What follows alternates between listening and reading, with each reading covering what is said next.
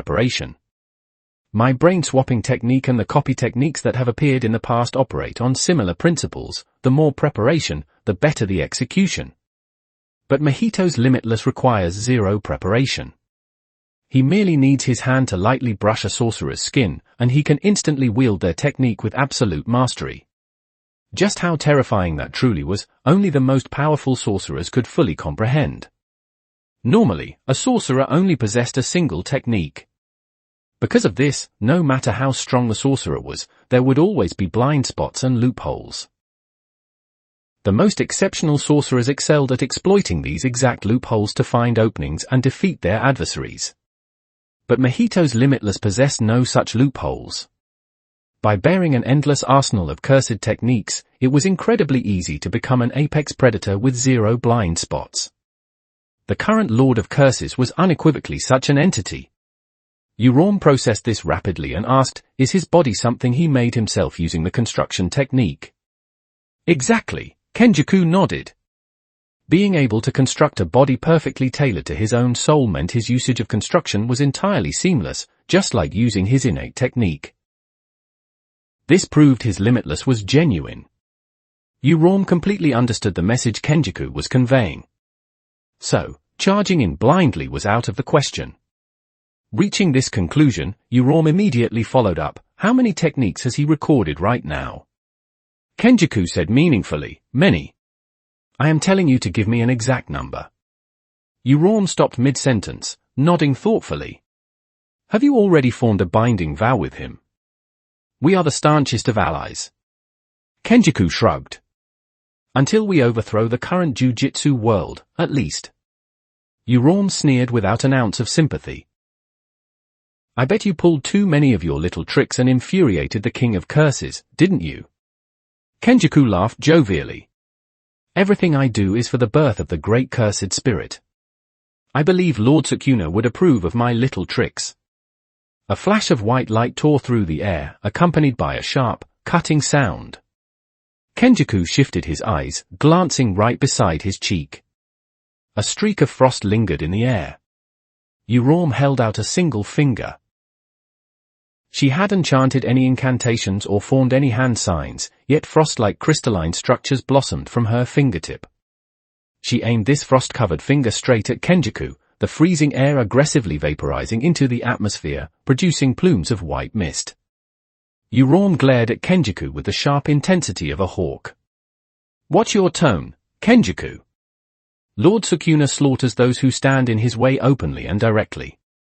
These little tricks are tools for gutter trash like you. Do not dare use your dark, pathetic shadows to climb up to Lord Sukuna's divinity. If there is a next time, my finger will be pointed at your brain. Asterisk fanatics really are a massive pain in the ass. Asterisk Kenjaku raised his hands in surrender, his smile completely unchanged. Right now, he genuinely wished he could pull a revival of ancient sorcerers on himself. These ancient relics were completely out of touch with the modern era.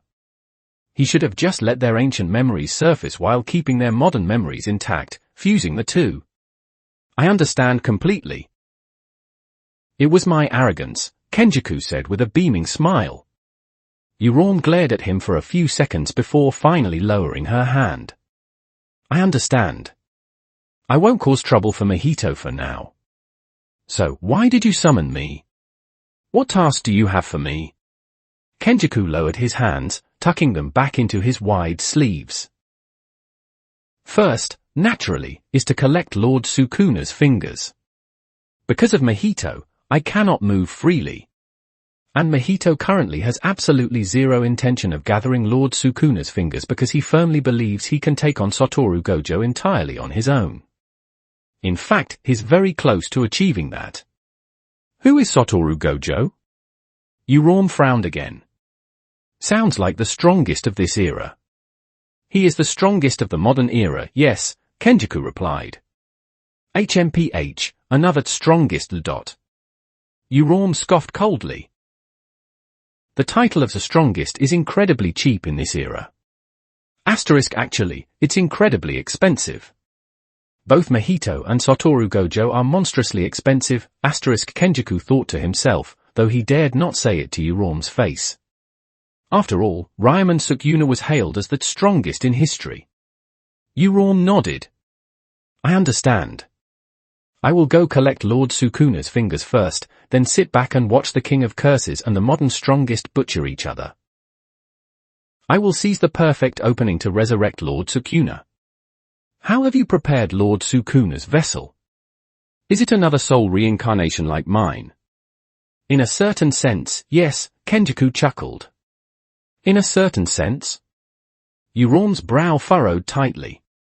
Kenjaku, if you weren't vital to the plan, I would slaughter you right now. You truly are too dangerous.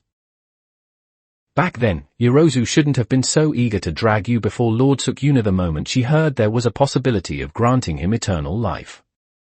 She failed in her duties. Don't be like that. Look at yourself, didn't you get a perfect resurrection? Kenjaku held up his fingers, making a tiny bitty gesture.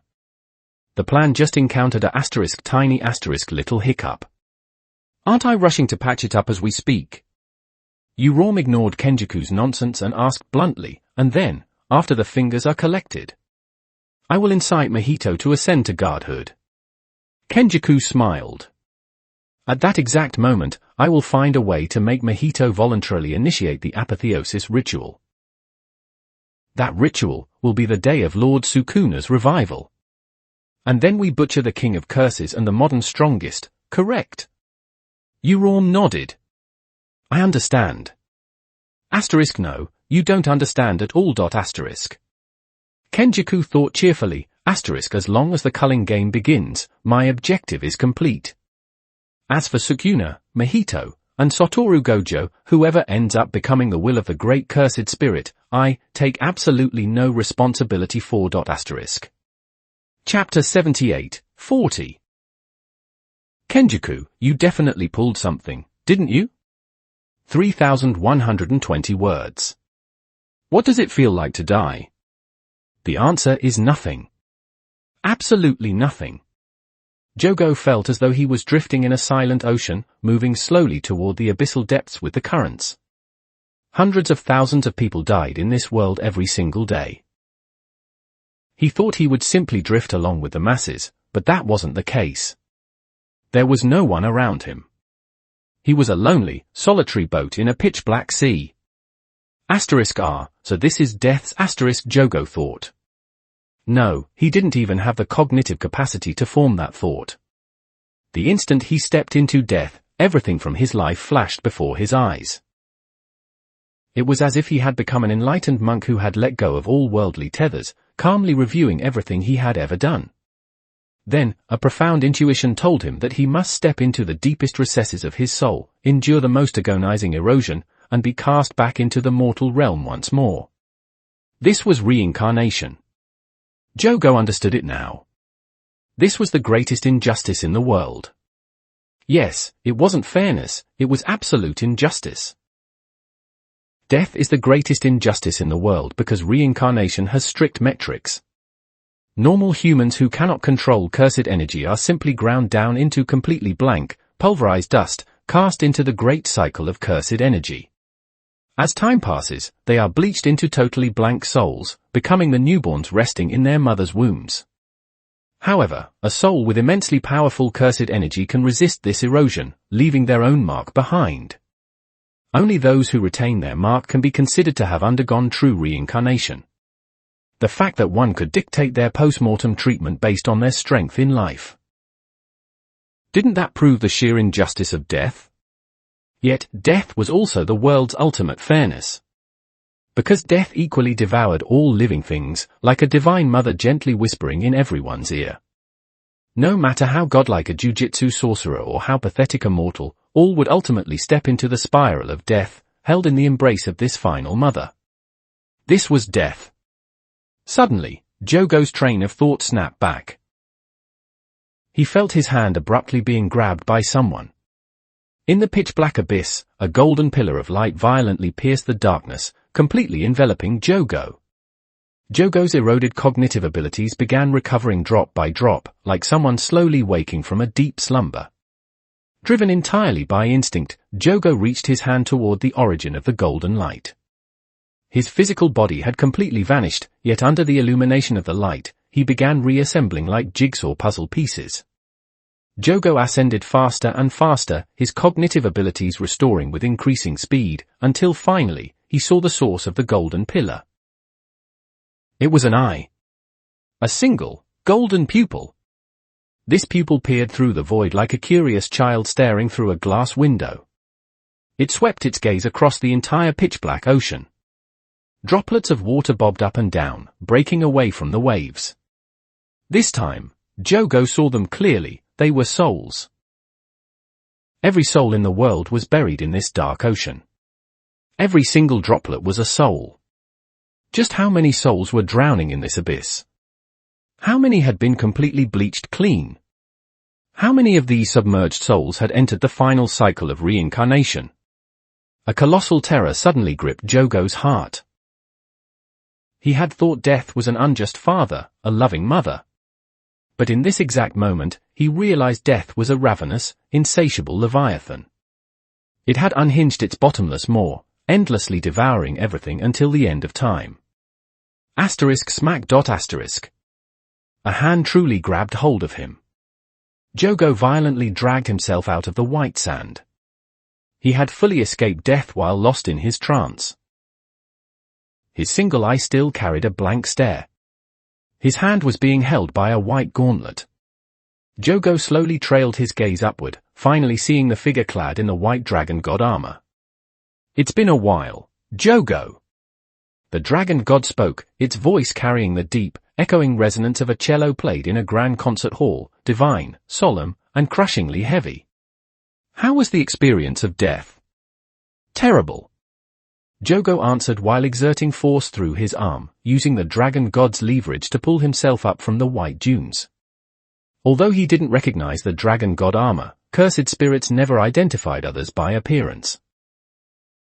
To a cursed spirit, cursed energy residuals were far more important. The instant he touched the dragon god's gauntlet, Jogo instantly knew exactly who was standing before him, completely dropping his guard. Jogo looked back. There was no dark ocean. There was no golden pillar of light. There was only an endless desert composed entirely of white sand. Countless grains of white sand blanketed the world. At the edge of the horizon, where the white desert met the sky, a line was drawn, where the sea met the sky. He looked down, feeling a completely new sensation from the sand beneath his feet. So that's how it is, Jogo mused thoughtfully. The death that looked like a leviathan to me, is it just some meaningless, natural landscape in your eyes? This white sand must be the final remnants of bleached souls as you perceive them. You pulled me out from these remnants and granted me new life. So this is resurrection. The dragon god expressed mild surprise. Jogo, your comprehension seems to have skyrocketed. I suppose this is an epiphany brought about by death. Jogo sighed emotionally. In the face of death, all knowledge and power feel so utterly meaningless. The state I experience while drifting in death elevated my mind, allowing me to more accurately describe the truths of the world. There truly is a distinct boundary between those who have died and those who have not. I crossed that boundary and entered a new realm. You've grown stronger, Jogo, the dragon god praised. I only hope I can catch up to your heels, Jogo said with shame. I apologize. In the decisive battle against Satoru Gojo, I held you back. Gojo is the undisputed strongest of the modern era. To truly fight him, one cannot have a single flaw. The fusion soul knight that Kenjaku and I designed was able to secure a slight advantage, and it was sufficient as a probe. It was my fault for changing the plan mid-battle, trying to kill him right then and there. That's why you couldn't keep up. It wasn't your fault. The dragon god consoled him. Jogo, there's no point comparing yourself to a generational anomaly like Gojo. All you need to do is stand behind me and block the attacks I neglect when my focus is entirely on him. That is enough. Jogo felt incredibly frustrated, but he knew Mahito was right. Prior to this, Jogo couldn't even fathom that someone could be as absurdly strong as Satoru Gojo. Although he had lost nearly all consciousness during the fight, because that was the only way he could act as Mahito's soul armor and tank Infinite Void, since he was perfectly synchronized with Mahito, he fully understood exactly how terrifying Gojo was. During that fight, right up until Mahito forcibly unequipped him, he had been an active combatant. He understood perfectly well why Mahito had to discard him during such a high-stakes clash. He was dead weight. Jogo made up his mind.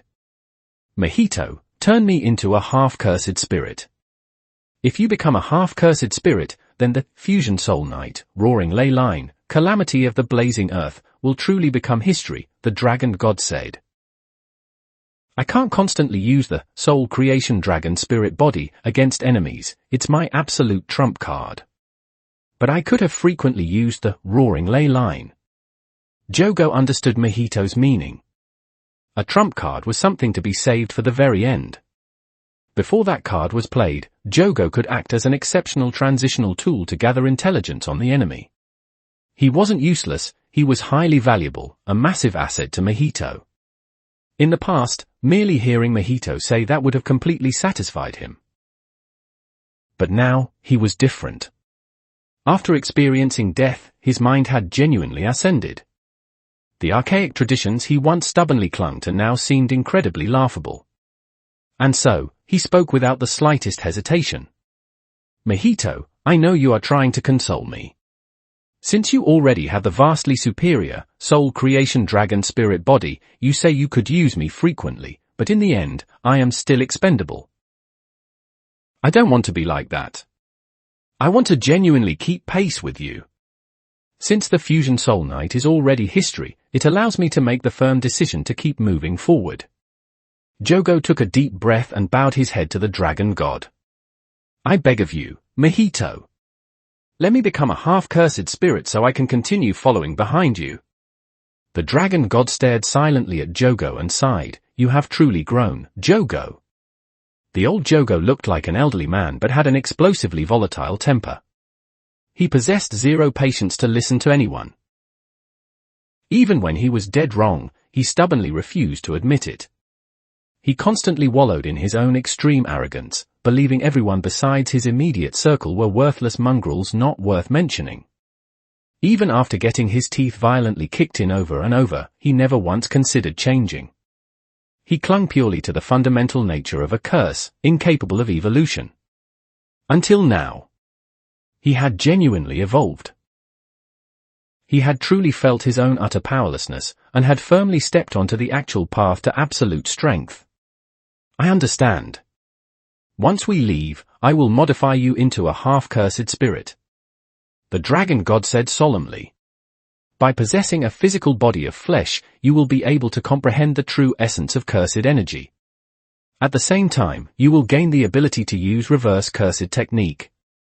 Under the neutralization of positive energy, you will genuinely break free from the absolute limitations of being a curse, and step onto the path of the strongest. Yes. I will absolutely follow close behind you, Mahito. Jogo said joyfully. Pausing for a moment, Jogo curiously watched the Dragon God staring down at the sand beneath its feet, and asked, Mahito, are you going to resurrect anyone else? Did something happen to the team that assaulted Tokyo High? Didn't you say Tengen had zero combat ability? Did Kenjaku lie? Recalling Kenjaku returning as a pathetic severed head, the Dragon God let out a mocking laugh. That bastard calculated 1,000 variables but missed the final result. He barely managed to escape as a head. But the others are completely fine. During this operation, you were the only casualty. Then what are you doing right now? I am not resurrecting anyone from our inner circle, the Dragon God said cryptically. I'm doing things I never dared to imagine before, but can achieve now. I swear to you, not even Gojo could possibly comprehend just how astronomically his combination of the 6 eyes and limitless has empowered me. It is horrifying. Even I find my current strength terrifying. Jogo looked completely bewildered. Who? Jogo, you should understand what it feels like to be struck by infinite void, right? The Dragon God asked. Jogo's face drastically changed. He sighed heavily. Only by personally experiencing infinite void can one realize exactly how horrifying Satoru Gojo is. I felt like I could see absolutely everything. Whether it was the dust floating in the air, the internal structure of that dust, or the microscopic structures within that structure, it was all crystal clear. But I couldn't move an inch. The ferocity of those thoughts had completely jammed every single motor function in my body. I became a human puppet whose only purpose was to think about dust. The dragon god nodded. Exactly. Infinite void is the ultimate expansion of the limitless technique. Limitless is the absolute domination of space. Whether it is shrinking or expanding space, limitless achieves it effortlessly. The structural data you saw inside the dust operates on the same principle. Limitless forced every single piece of universal data, without emitting a single drop, into your brain. You were reduced to a vegetative state, forced to process meaningless structural data. For any sapient life form to function, it must naturally filter out a massive amount of the world's sensory information. For example, humans easily use basic logic to calculate $1 times 5 equals $5. They rarely calculate it as $1 plus 1 plus 1 plus 1 plus 1 equals $5 because it wastes too much cognitive processing power. In a way, the efficiency of the brain's abstract thought is vastly superior to processing the raw reality of the world. But the limitless technique perfectly presents the raw, unfiltered reality of the universe. Just as Jogo had described, when he saw a mote of dust floating in the air, the exact instant he perceived it, his mind was forced deeper into the atomic structure of the dust, and then deeper into the subatomic structure of that atomic structure, diving infinitely downward without ever reaching an end. $1 plus 1 equals $2. But $1 can be infinitely divided into 50 cents plus 50 cents. And $0.5 can be divided into 20 cents plus 30 cents. And $0.2 can be divided into 10 cents plus 10 cents. 0.1 can be further divided into 0.05 plus 0.05. And so, dividing infinitely, this is the true essence of the limitless. Why is it nearly impossible to control the limitless without the 6 eyes? This is the exact reason. The 6 eyes grants a Jujutsu sorcerer the ability to manipulate cursed energy with absolute, microscopic precision. Only with that can the limitless be reined in, otherwise, a normal sorcerer attempting to use it would literally drive themselves insane. Infinite void forcefully funnels this endless density of information directly into the target. Forced to process such an apocalyptic sheer volume of data, how could any sentient life form in this world possibly withstand it? This is what cemented Infinite Void's reputation as truly invincible. Everyone knows of Infinite Void, and everyone knows they could never survive it. It is nothing short of a nuclear deterrent against all intelligent life. The dragon god spoke with supreme arrogance. But a god is different. Jogo looked bewildered. A god? Wearing the dragon god armor, I have barely brushed the edges of a god's domain. The dragon god spoke, suppressing his mounting excitement. A god's information processing capacity is fundamentally different from a human's. A god is not merely a biological life form of matter, a god has set foot into the true essence of the world. A god's processing power is the processing power of the world itself. The infinite division of information caused by the limitless is an overwhelming dimensional strike against any sentient life, but to a god? It is the perfect remedy. Because a god strictly requires the limitless to satisfy its own perception of the world. In the original timeline, Kenjaku once stated his goal to force the hyper-evolution and assimilation of all humanity in Japan with Tengen, who had ascended to a higher state of being, to birth a great cursed spirit. The focal point wasn't the great spirits itself, but rather Tengen, who had ascended to a higher state of being. That higher state meant becoming a god. Tengen herself had explained why she refused to ascend to godhood. She stated that if she truly evolved into a higher existence, even she wouldn't know what she might do. A single error in judgment from her, the administrator of Japan's foundational barriers, could instantaneously slaughter every human in the country. A god possesses the capacity to process Japan's Great Barrier in its entirety. This was something Tengen, as a human, could never achieve. Even after Kenjaku absorbed her in the original timeline, she still lacked the processing power to maintain the barrier single-handedly. But a fully ascended Tengen, a god, could. This implied that the baseline ability of a god was near infinite information processing. In other words, the limitless. It wasn't until Mahito truly obtained the Six Eyes and the Limitless that he could confirm this theory. Both the Six Eyes and the Limitless were inevitably fragments discarded by Tengen. They were the genuine fruits of a demigod status.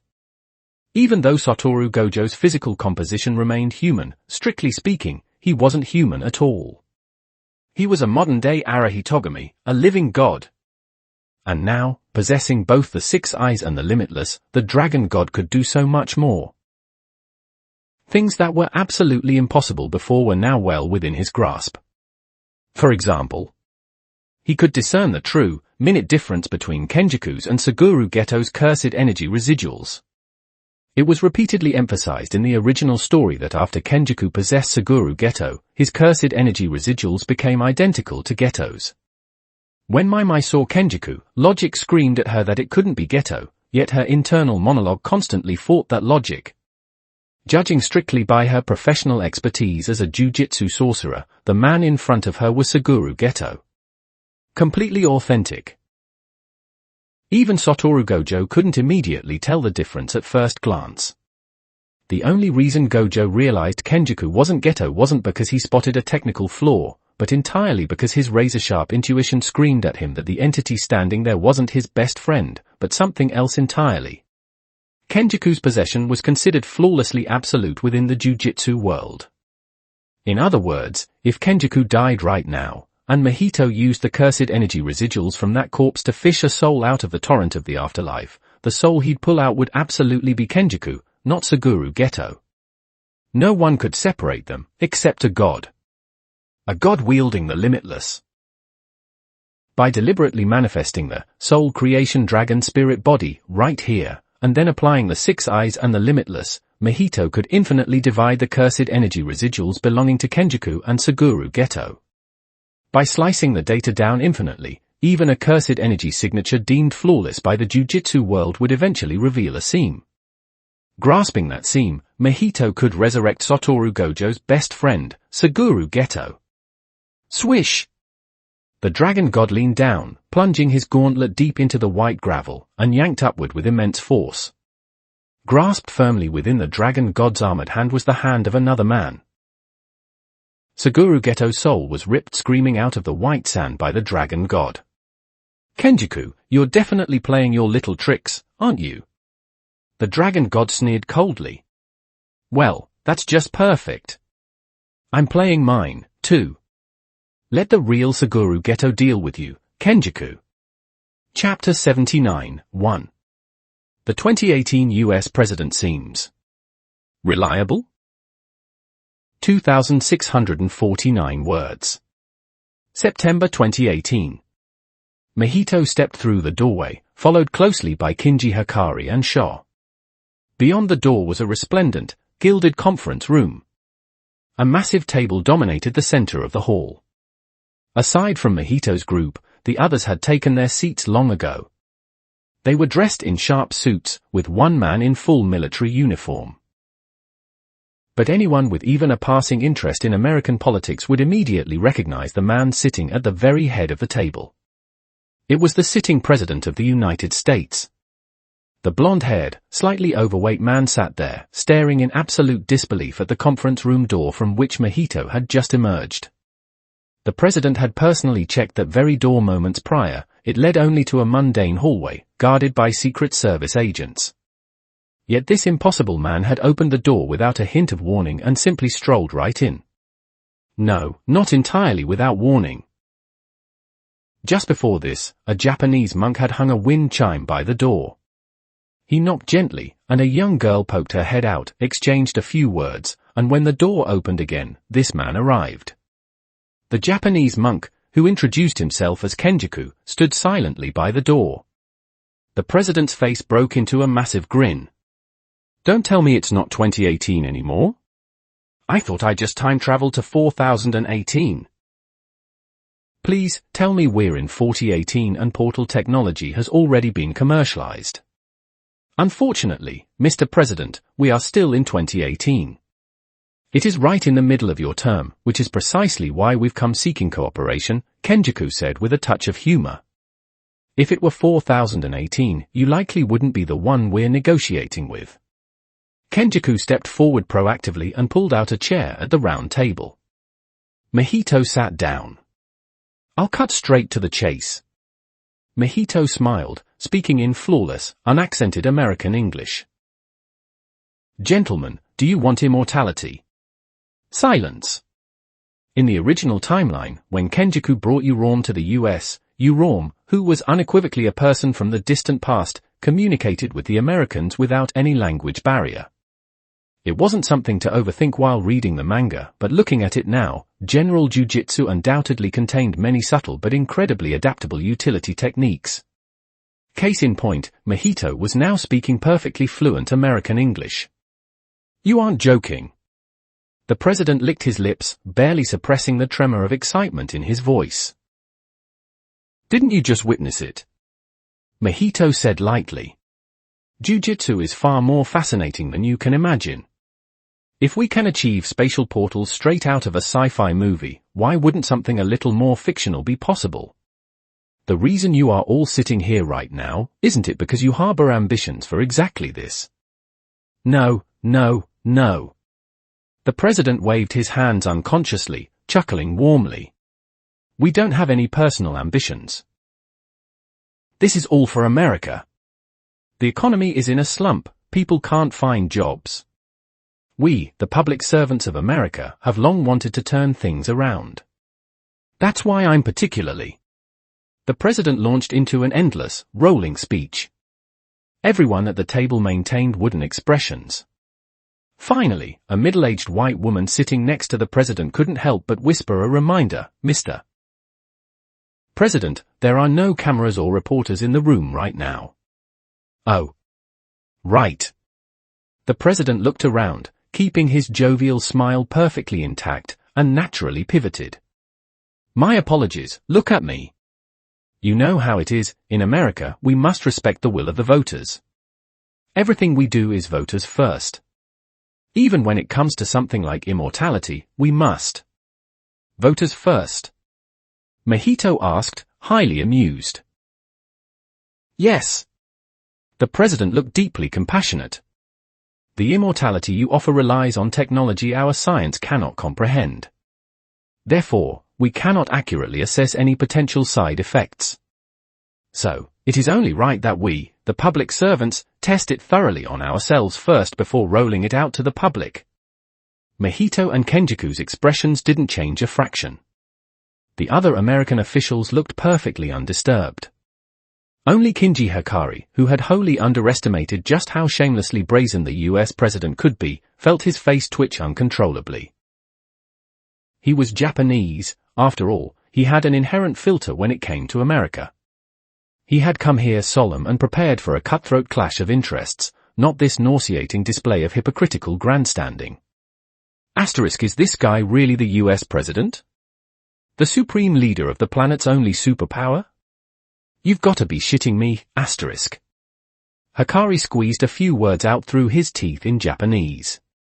I finally understand why Jogo was so profoundly prejudiced against humans. Ironically, it was the cursed spirit, Sho, who whispered comforting words to him. Just look at yourself. Humanity still has hope. Asterisk, look at myself, asterisk. A gambling addict, an underground fight club boss, a former jujutsu fugitive, and someone who knew Kirara Hoshi was biologically male yet still chose to be their boyfriend. Hikari couldn't even bring himself to say it, asterisk, if all of humanity was like me, we'd be even more doomed, asterisk. Mahito applauded loudly. As expected of the president. Truly a man of the people. You have my utmost admiration. Hikari stared at Mahito in absolute disbelief. He wanted to speak but ultimately swallowed his words. Hikari suddenly, deeply realized that his diplomatic skills were utterly trash. This ability to casually spit utter nonsense to humans and ghosts alike, he could practice for a lifetime and never reach this level.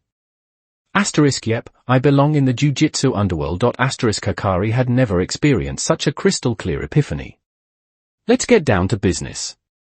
Mahito rested his elbows on the round table, steepled his fingers, and rested them over his nose, the classic commander's pose. Mr. President, how much do you know about cursed energy? In the original timeline, Kenjaku's negotiations with the US took place in February 2018.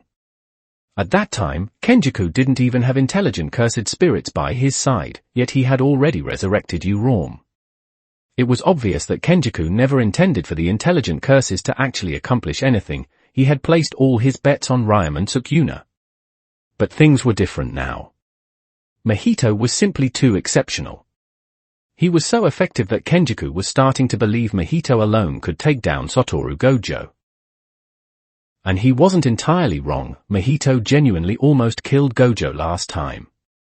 Even now, Satoru Gojo practically had no viable way to deal with Mahito. Kenjaku's judgment was as terrifyingly accurate as ever. What wasn't accurate was his constant scheming. He had pulled so many little tricks that Mahito was now radiating genuine murderous intent toward him, forcing Kenjaku to reconsider unleashing Sukuna once again. The person who answered the question wasn't the president, but the man seated next to him. It was a tall, thin, elderly white man. His hair was completely white but impeccably groomed. He spoke up proactively. Negative human emotions, such as stress, are converted into an energy called cursed energy. Japanese citizens constantly leak trace amounts of this energy in their daily lives. When this cursed energy accumulates, it births cursed spirits, what you call monsters or ghosts. Those who can control cursed energy are termed Jujutsu sorcerers, which we can simply understand as superhuman individuals. This phenomenon is fundamentally exclusive to the Japanese population, though there are rare exceptions. As for examples, the proof is sitting right in front of us. The president stroked his chin. Superhumans, huh? Am I correct to assume each superhuman can only use one specific ability? Mahito nodded. Correct. Innately, every Jujutsu sorcerer can only wield a single cursed technique. In your terms, Mr. President, each superhuman only gets one power. There are, of course, exceptionally gifted individuals who find workarounds to use multiple abilities, but they are statistical anomalies and shouldn't be factored into the general rule. Pausing for a moment, Mahito smiled. But I must emphasize, aside from the sorcerers who possess an innate technique, the vast majority of Jujutsu sorcerers do not possess one. That might be a bit difficult to grasp, so think of it like magic. If we equate Jujutsu sorcerers to wizards, some have high aptitude and can cast their own unique, signature spells that no one else can learn or use. But most wizards are weak and can only cast basic, generic spells available to everyone. The president nodded in appreciation. Ah, that makes perfect sense. Can you tell me what distinguishes a sorcerer with a special ability from one without? Mahito tapped his temple. As they mature, the presence or absence of a special ability depends entirely on whether an innate technique develops within their brain. Of course, you could always use a more scientific method to gather the statistics. Such as demographics, Mahito replied. The larger the population, the higher the raw number of Jujutsu sorcerers born. Consequently, the absolute number of sorcerers possessing an innate technique also increases. It's a very simple concept, isn't it?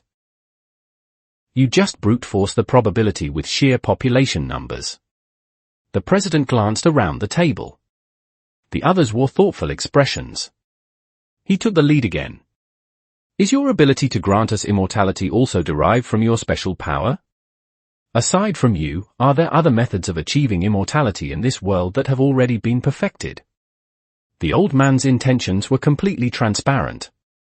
He wanted to acquire a method of immortality that was fully under his own control, rather than relying on the so-called stability of an unpredictable stranger.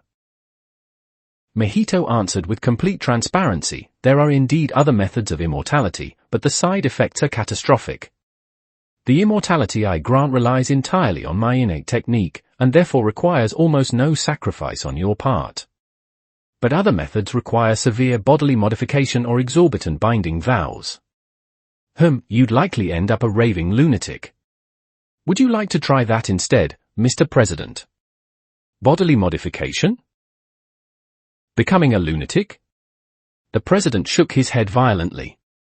No, I was merely asking. What do the rest of you think? The President asked his cabinet. The elderly white man who had explained cursed energy earlier spoke without a second's hesitation. This is a negotiation over resources. If we miss this opportunity, we will fall behind the rest of the world. The man in the military uniform didn't hesitate either. If we have individuals with superpowers, even if their physical baseline is normal, they would make exceptional assets. Not standard infantry. It would be best to consolidate them into highly specialized tactical units. Whether for decapitation strikes or extreme risk search and rescue, they would be unparalleled. The middle-aged white woman nodded in agreement. Or field agents. Frankly, espionage suits them better than the military. After all, a superhuman looks identical to a normal civilian right up until they activate their power. They can bypass any security checkpoint and execute devastating surprise attacks. With a squad of agents like that in our hands, bribery, extortion, and assassination become trivially easy. A black official chimed in. What about R&D? Although the abilities themselves operate as black boxes, much like this gentleman's unique power to grant immortality, an infinite variety of other abilities will inevitably manifest. If we can isolate and reverse engineer the mechanics behind them, our global hegemony will be permanent. Another white male official stated bluntly, hell, even if we just threw them on a railroad construction crew, they'd be 100 times more efficient than our current labor force. In the original manga, a similar scene played out, but the core ideology was vastly different. The American High Command originally viewed Jujutsu sorcerers solely as a specialized resource. The Secretary of Energy claimed that capturing Satoru Gojo alone could power the entire United States for a year, with zero emissions, the ultimate clean energy. Yes, literally using Satoru Gojo as a national battery pack. That was the exact premise in the original manga. But now, because Mahito had openly put immortality on the table, their perspectives shifted organically. They immediately saw the broader applications. Rather than just burning them as fuel, if they could cultivate as many ability users as possible, they could harvest infinite possibilities. They had immortality now, as the sheer volume of Jujutsu sorcerers grew over the centuries, the possibilities would be limitless. But listening to this, Kinji Hikari felt a chilling dread creep up his spine. They were discussing Jujutsu sorcerers the way butchers discuss how to portion a pig. These people were solely focused on maximizing the utility of the sorcerers. As for the human rights or autonomy of the sorcerers themselves, they acted as if it wasn't even a factor. No, they genuinely didn't care. This was the superpower that gripped the world through authority and violence. In their hearts, they didn't possess a single shred of concern for the human rights of foreign citizens, or even the livelihood of America's own lower class. Their grand discourse revolved entirely around cementing American hegemony and enriching themselves. Nothing more. The president was more thrilled than anyone. After all, this was happening during his administration. He felt he was on the verge of cementing a legacy on par with the founding fathers. But he still retained a sliver of rational caution. He glanced at the expressions of the men sitting across the table. Well, there wasn't much to see. Mahito and Kenjaku maintained their polite, unreadable smiles, looking entirely unbothered by the officials enthusiastically brainstorming 100 different ways to exploit Jujutsu sorcerers. The two standing behind Mahito, however, were a different story. The cursed spirit girl remained completely expressionless, silently watching the farce unfold. Hikari's face, however, looked like a demonic mask. He was trying his hardest to suppress his fury, causing his features to contort violently. The president jolted and roared at his cabinet. What do you think you're doing? Are you asking me to personally order the kidnapping of Japanese citizens? Hikari's expression immediately softened. *R, at least the president of a superpower still has a conscience. Then the president continued roaring, what about the Japanese-American demographic and the domestic press? I have to answer to the voters. If it leaks that I personally authorized the kidnapping of foreign superhumans, my re-election is dead in the water. Hikari went completely numb. The military man spread his hands. Without a direct, actionable order, I will not move my assets. You know how it is. We in the military require precise directives. The black official said coolly, securing Japanese superhumans as test subjects for domestic research is a matter of national security.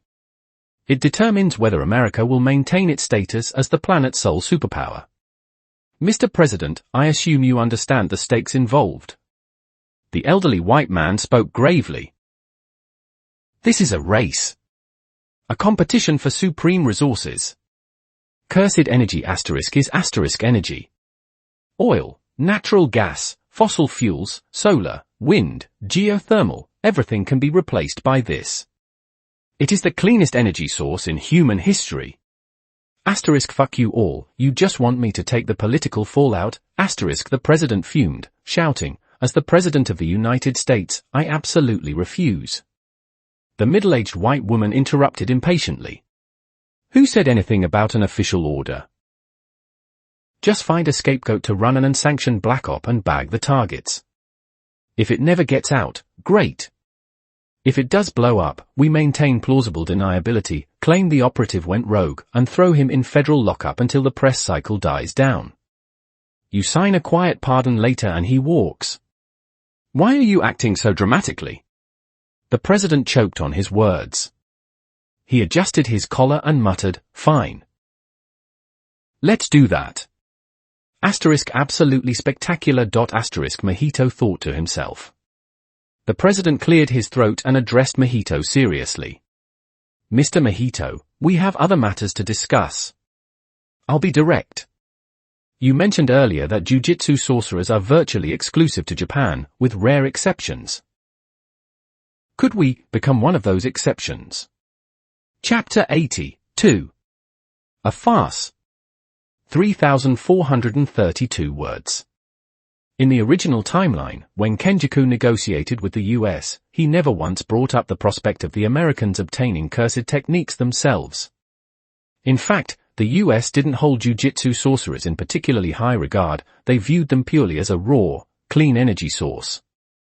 In their minds, they just needed to harvest the negative emotions to generate endless cursed energy, treating it like a convenient, pristine holy water gifted by the heavens. Ultimately, in the original story, the cursed techniques were just a byproduct to the Americans. What they explicitly wanted was the cursed energy itself, they didn't care about the rest. But the situation now was entirely different. The sheer versatility of the abilities showed them infinite possibilities, especially immortality. They began to display the ravenous greed befitting a superpower. Rather than letting these reality-bending powers remain in the hands of unpredictable foreigners, they wanted to monopolize the abilities themselves. With immortality, they could project their violent hegemony with absolute impunity. Through eyes capable of piercing the soul, Mahito easily saw the naked greed and arrogant entitlement radiating from the men sitting across from him. Mahito didn't answer immediately. Instead, he turned to Kenjaku. Did you anticipate this as well? Kenjaku answered instantly, without a second of hesitation, no. My contact was this gentleman, the Deputy Secretary of Energy and Environment, Mr. Silas Vile. Our discussions were strictly limited to the extraction of cursed energy as a novel, clean power source. At most, I mentioned your unique abilities. We did not discuss anything beyond that. Mahito stared at Kenjaku. The ancient sorcerer's soul didn't waver in the slightest. Kenjaku wasn't lying. Ever since he realized Mahito was harboring genuine murderous intent toward him, he had truly ceased all of his side schemes, save for matters concerning New Rome.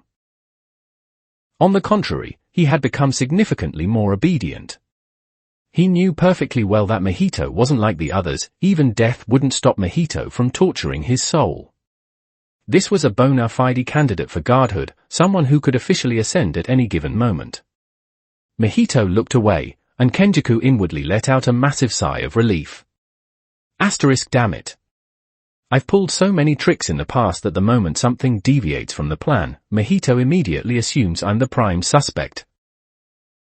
It's exhausting living on a knife's edge. If I knew Mahito was going to evolve this rapidly, I would have just played it straight and nurtured him from the start. For once, Kenjaku felt a rare pang of genuine regret. The president chuckled warmly. Now, Mr. Mahito, there's no need to be so tense. We were merely exploring the hypothetical. I understand that the cursed energy phenomenon is unique to Japan and exceedingly difficult to replicate elsewhere. But since you've made the trip all the way here, indulging in a little academic brainstorming can't hurt, right? No, Mr. President, you misunderstand. I have no intention of deliberately hiding anything, nor have I ever considered monopolizing the Jujutsu phenomenon, Mahito replied, his tone heavy with implication. It is precisely for the sake of you and your nation that I strongly advise you, stay as far away from cursed energy as possible. Silas Vile, the Deputy Secretary of Energy, leaned in, eyes gleaming. Does that mean, given the right conditions, the United States could also produce Jujutsu sorcerers just like Japan? Kinji Hikari finally lost his patience. Switching to fluent American English, he spoke with heavy, earnest urgency. The cycle of cursed energy is not a blessing. Didn't Mahito just explain this? It is incredibly dangerous. Even if you insist on going to Japan to abduct and research sorcerers, that is 100 times safer than letting cursed energy cycle through your own soil. Mahito isn't lying to you. This is a curse, not a gift. Vile frowned, looking coldly at Hikari. And you are? My diplomat, Mr. Kinji Hikari, Mahito smiled. While his manner of speaking is highly colloquial and he lacks a certain formal decorum, he is one of the people I trust the most. He accompanies me on all my external affairs, and all external communications meant for me must be vetted and approved by him first. You can consider him my vice president. Hikari felt a faint stir of emotion. Even though he was their faction's most visible link to the established Jujutsu society, Mahito had never hidden a single thing from him. Even now, when he broke protocol and interrupted the negotiations rudely, Mahito unhesitatingly backed him up. How could he not be moved? Vile spoke with icy detachment. If he is your excellency's vice president, he shouldn't be making such wildly naive statements. I'll ask one exceedingly simple question. If a massive paradigm shift occurs within the Japanese Jujutsu society, and they demand global recognition of their sovereignty, and are willing to utilize their supernatural violence to enforce it, can the United States withstand that sheer impact? Hikari fell silent. Never mind the entire Jujutsu society, if he alone decided to declare war on the world, he could single-handedly sweep across America. In truth, any special-grade sorcerer in the Jujutsu world could accomplish that. Yuki Tsukumo could sink entire continents. Yuta Okotsu's boundless copied techniques could slaughter the American populace in a myriad of ways. And Satoru Gojo? He could take a casual bath at the epicenter of a nuclear detonation. In a twisted way, the archaic, corrupt Jujutsu society genuinely maintained world peace. Despite how utterly terrible the establishment was, its role as a cage was necessary. Keeping the sorcerers in check and preventing them from running wild was its greatest contribution. And so far, it had upheld that foundational duty exceptionally well. Vile adopted a patronizing, educational tone. I do not know why Japan has remained so quiet despite possessing these Jujutsu sorcerers. But I do know that the second Japan fully unifies its sorcerers, the entire geopolitical map of the world will violently shatter. Hikari remained silent. Vile dismissed the naive diplomat and nodded respectfully at Mahito. Mr. Mahito, we are fully prepared to accept whatever drawbacks come with cultivating Jujutsu sorcerers on American soil. Please, tell us the method. You aren't even going to ask what the drawbacks are. Japan is still a developed nation, Vile stated proudly. And there are vast disparities even among developed nations. If Japan has managed to contain and conceal this phenomenon until now, I assure you, the United States can do it as well, and do it infinitely better. Ultimately, Japan is a nation of barely 100 million people. The United States has 327 million. More than triple Japan's population. As Your Excellency noted earlier, if Japan can brute force the probability through population size, America can do it vastly better. Japan's 100 million population birthed the four disaster curses: Earth, forest, ocean, and humanity. I genuinely want to see what kind of horrific abomination America's 300 million people will spawn. Mahito couldn't suppress the smirk tugging at his lips. He applauded loudly. Excellent! What ambition! Every American in the room unconsciously straightened their posture, exuding the pride of the world's sole superpower. The reason Japan can reliably produce Jujutsu sorcerers is quite simple. For 1,000 years, Japan has been enveloped by a colossal, invisible barrier. You can think of it as an alternative atmosphere. This barrier is strictly localized to the Japanese archipelago. All the cursed energy leaked by the human population is trapped within this atmosphere, creating a closed-loop cycle. After centuries of marinating in this localized cursed energy cycle, even ordinary humans eventually give birth to sorcerers. Mahito spoke slowly, deliberately. If you want to spawn Jujutsu sorcerers on American soil, the method is simple. Find a transcendent barrier master and erect an identical, continent-spanning barrier over the United States. Within a century, you will naturally birth Native American Jujutsu sorcerers, and the numbers will be self-sustaining. The president cried out in dismay. A century? I only have a 4-year term. Even if I win re-election, that's only 8 years. Especially with Sleepy Joe gaining momentum lately, I'm not even guaranteed my current seat.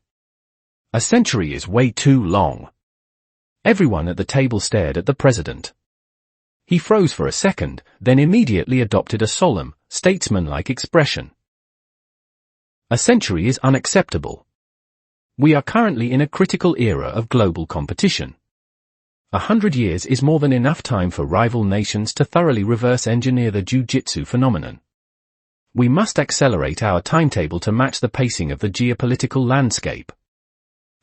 Just phrase it differently and suddenly it sounds incredibly righteous and majestic. Is this the power of a superpower's president? Hakari's mouth twitched, but he remained silent. There is a faster way, Mahito smiled. Please, Mr. Mahito, share it with us. The president maintained his solemn facade. The foundation remains the same, the American Great Barrier must be erected. That is non-negotiable. I just explained that the core mechanic is the cursed energy cycle. The barrier ensures the energy doesn't leak out. So, how do we accelerate the cycle? Simple. Bring Jujutsu sorcerers from other countries into your own. Mahito's expression remained perfectly serene. Force them to fight as brutally and frequently as possible. During the heat of intense, life-or-death combat, a sorcerer vents hundreds, thousands of times more cursed energy than a civilian.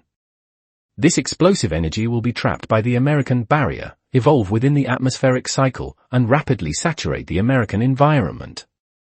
The catch is whether you can actually secure that many Jujutsu sorcerers. Aside from Japan, I don't believe any other nation on Earth has a sufficient density of them. Oh, and by the way, Jujutsu sorcerers are incredibly lethal. If you plan on kidnapping them, expect a massive amount of bloodshed. The president rubbed his temples. So it comes back to kidnapping, then. He didn't even acknowledge that bloodshed part. To him, that wasn't a factor worth considering. The military official, however, was focused on exactly that. How resistant are Jujutsu sorcerers to gunfire? Or, if you'll excuse my bluntness, how bullet-resistant are you? Mahito understood instantly. The general was trying to gauge the combat baseline of Jujutsu sorcerers, using Mahito as the metric. He was assessing Mahito with the cold, analytical gaze of a tactician, trying to figure out what Mahito was truly capable of. Ordinary Jujutsu sorcerers have zero resistance to bullets. While cursed energy reinforcement drastically enhances their physical parameters and dynamic vision, if a bullet connects, they will die. Mahito's expression didn't waver, his polite smile remained fixed. As for someone at my level, would you like to test it yourself? The general narrowed his eyes. Myself? Did you bring a firearm?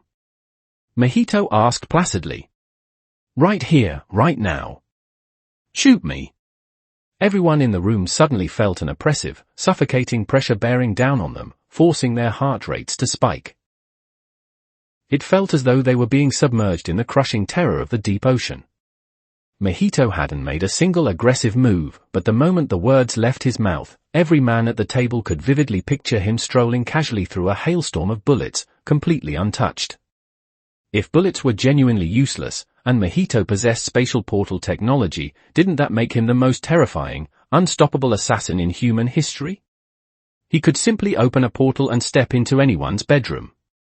No matter how lethal the traps or how elite the bodyguards, nothing would even slow him down. Asterisk just asking two casual questions managed to poke a terrifying, apocalyptic monster. Asterisk. The general let out a dry, cold laugh. How incredibly domineering of you, Mr. Mahito.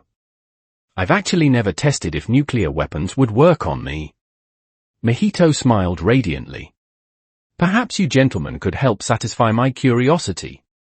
The general's face instantly paled. The president hastily interjected, shattering the violently tense atmosphere. Ha ha ha. Mr. Mahito, you have a wonderful sense of humor. What's all this talk about nuclear weapons? Since we dropped them in 1945 for, deterrent purposes, America hasn't used a nuke in actual combat since.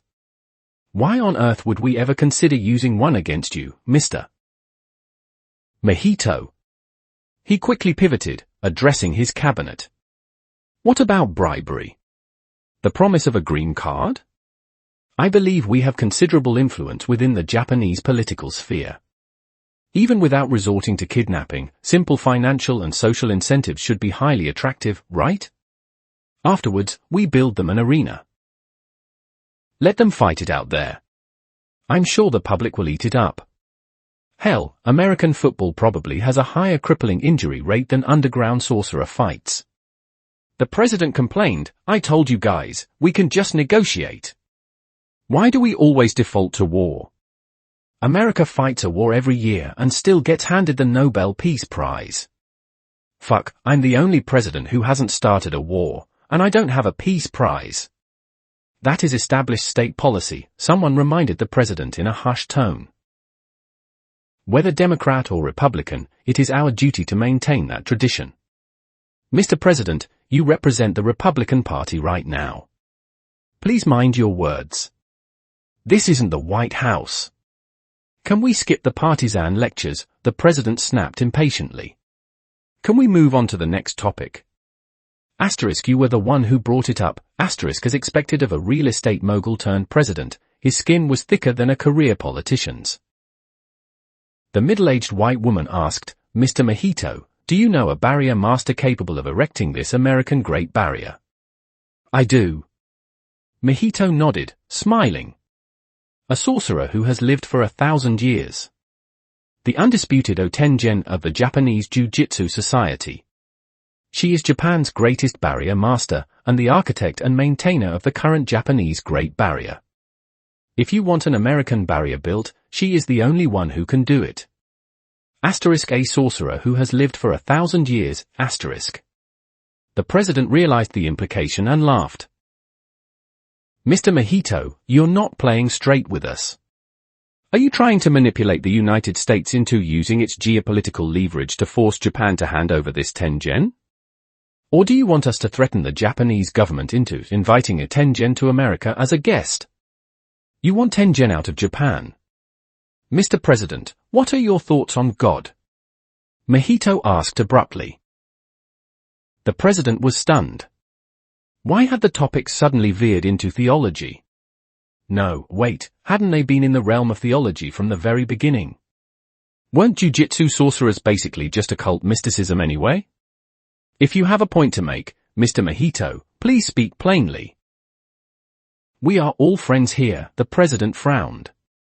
Tengen will ascend to become a god by the end of this year. Mojito spoke with heavy implication. You might scoff at Japanese deities and dismiss them as false idols, but a god is a god, a genuine administrator of the world's physical laws. Once that happens, even if you want to threaten her, you won't be able to. Once this Tengen becomes a god, she won't care about Japan anymore. Why wouldn't she be susceptible to our threats? The general demanded. Because once she ascends, she could obliterate every American military base stationed in Japan with a thought. The Japanese Great Barrier would trivially withstand America's entire nuclear arsenal. And if you displease her, she could summon apocalyptic tidal waves and drown every inch of America's coastlines. Mojito smiled pleasantly. Of course, I realize this sounds extremely hyperbolic, and you are free to disbelieve me, Mr. President. But since I'm warning you in advance, when America's landmass violently shrinks, please don't blame me for not giving you a heads up. Fuck. He's backing us into a corner and forcing us to make a choice, The president and his cabinet exchanged tense, uncertain glances. Perhaps, there's an alternative option. Vile asked hesitantly. A sorcerer who has lived for 1,000 years? Just hearing the title makes me want to stay the hell away, There is. Mojito immediately sat up straight, offering himself up. I am also a barrier master. While I am nowhere near the level of the millennium-old Tengen, I consider myself top tier. I could design an American Great Barrier and guarantee its stable operation. And what is your experience in this field? Absolutely none. Mojito admitted cheerfully. After all, aside from Tengen, no sorcerer in history has ever attempted to construct a nation-spanning barrier. If you want me to do it, I might be a little rough around the edges on my first try. Fuck, you want to use our nation's grand immortality project as your personal guinea pig. The middle-aged white woman immediately declared, I will draft an official inquiry to Japan tomorrow morning. Truly, to think a genuine immortal who has lived for 1,000 years exists. She is a treasure of humanity. We absolutely cannot let her languish in a backward place like Japan. She must be brought to America immediately so we can provide her with the most meticulous protection. Got them. Mojito smiled. Additionally, the middle-aged white woman gestured to the military general. Mr. Mojito, allow me to introduce the commander of the Joint Special Operations Command, JSOC, Army Lieutenant General Gary K. Johnson. He commands the most unyielding, elite special forces in this nation, and they are currently securing this facility. Would you be willing to give us a practical demonstration of a Jujutsu sorcerer's capabilities? The general didn't back down. He nodded sharply. That is exactly what I had in mind. Do you need a moment to prepare, Mr. Mojito? Mojito laughed. Aiming straight for me, are we?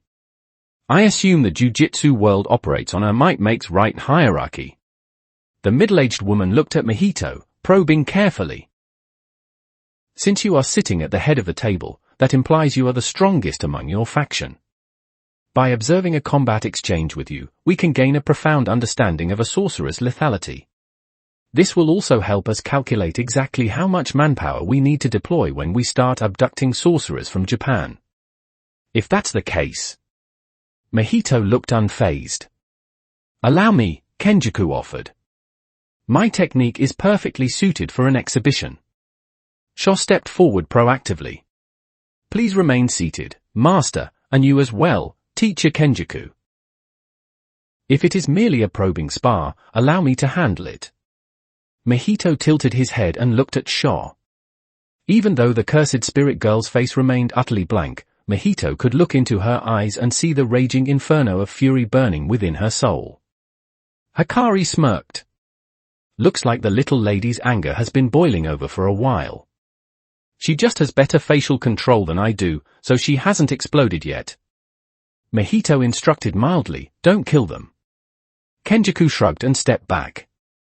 Your will. The cursed spirit girl bowed her head.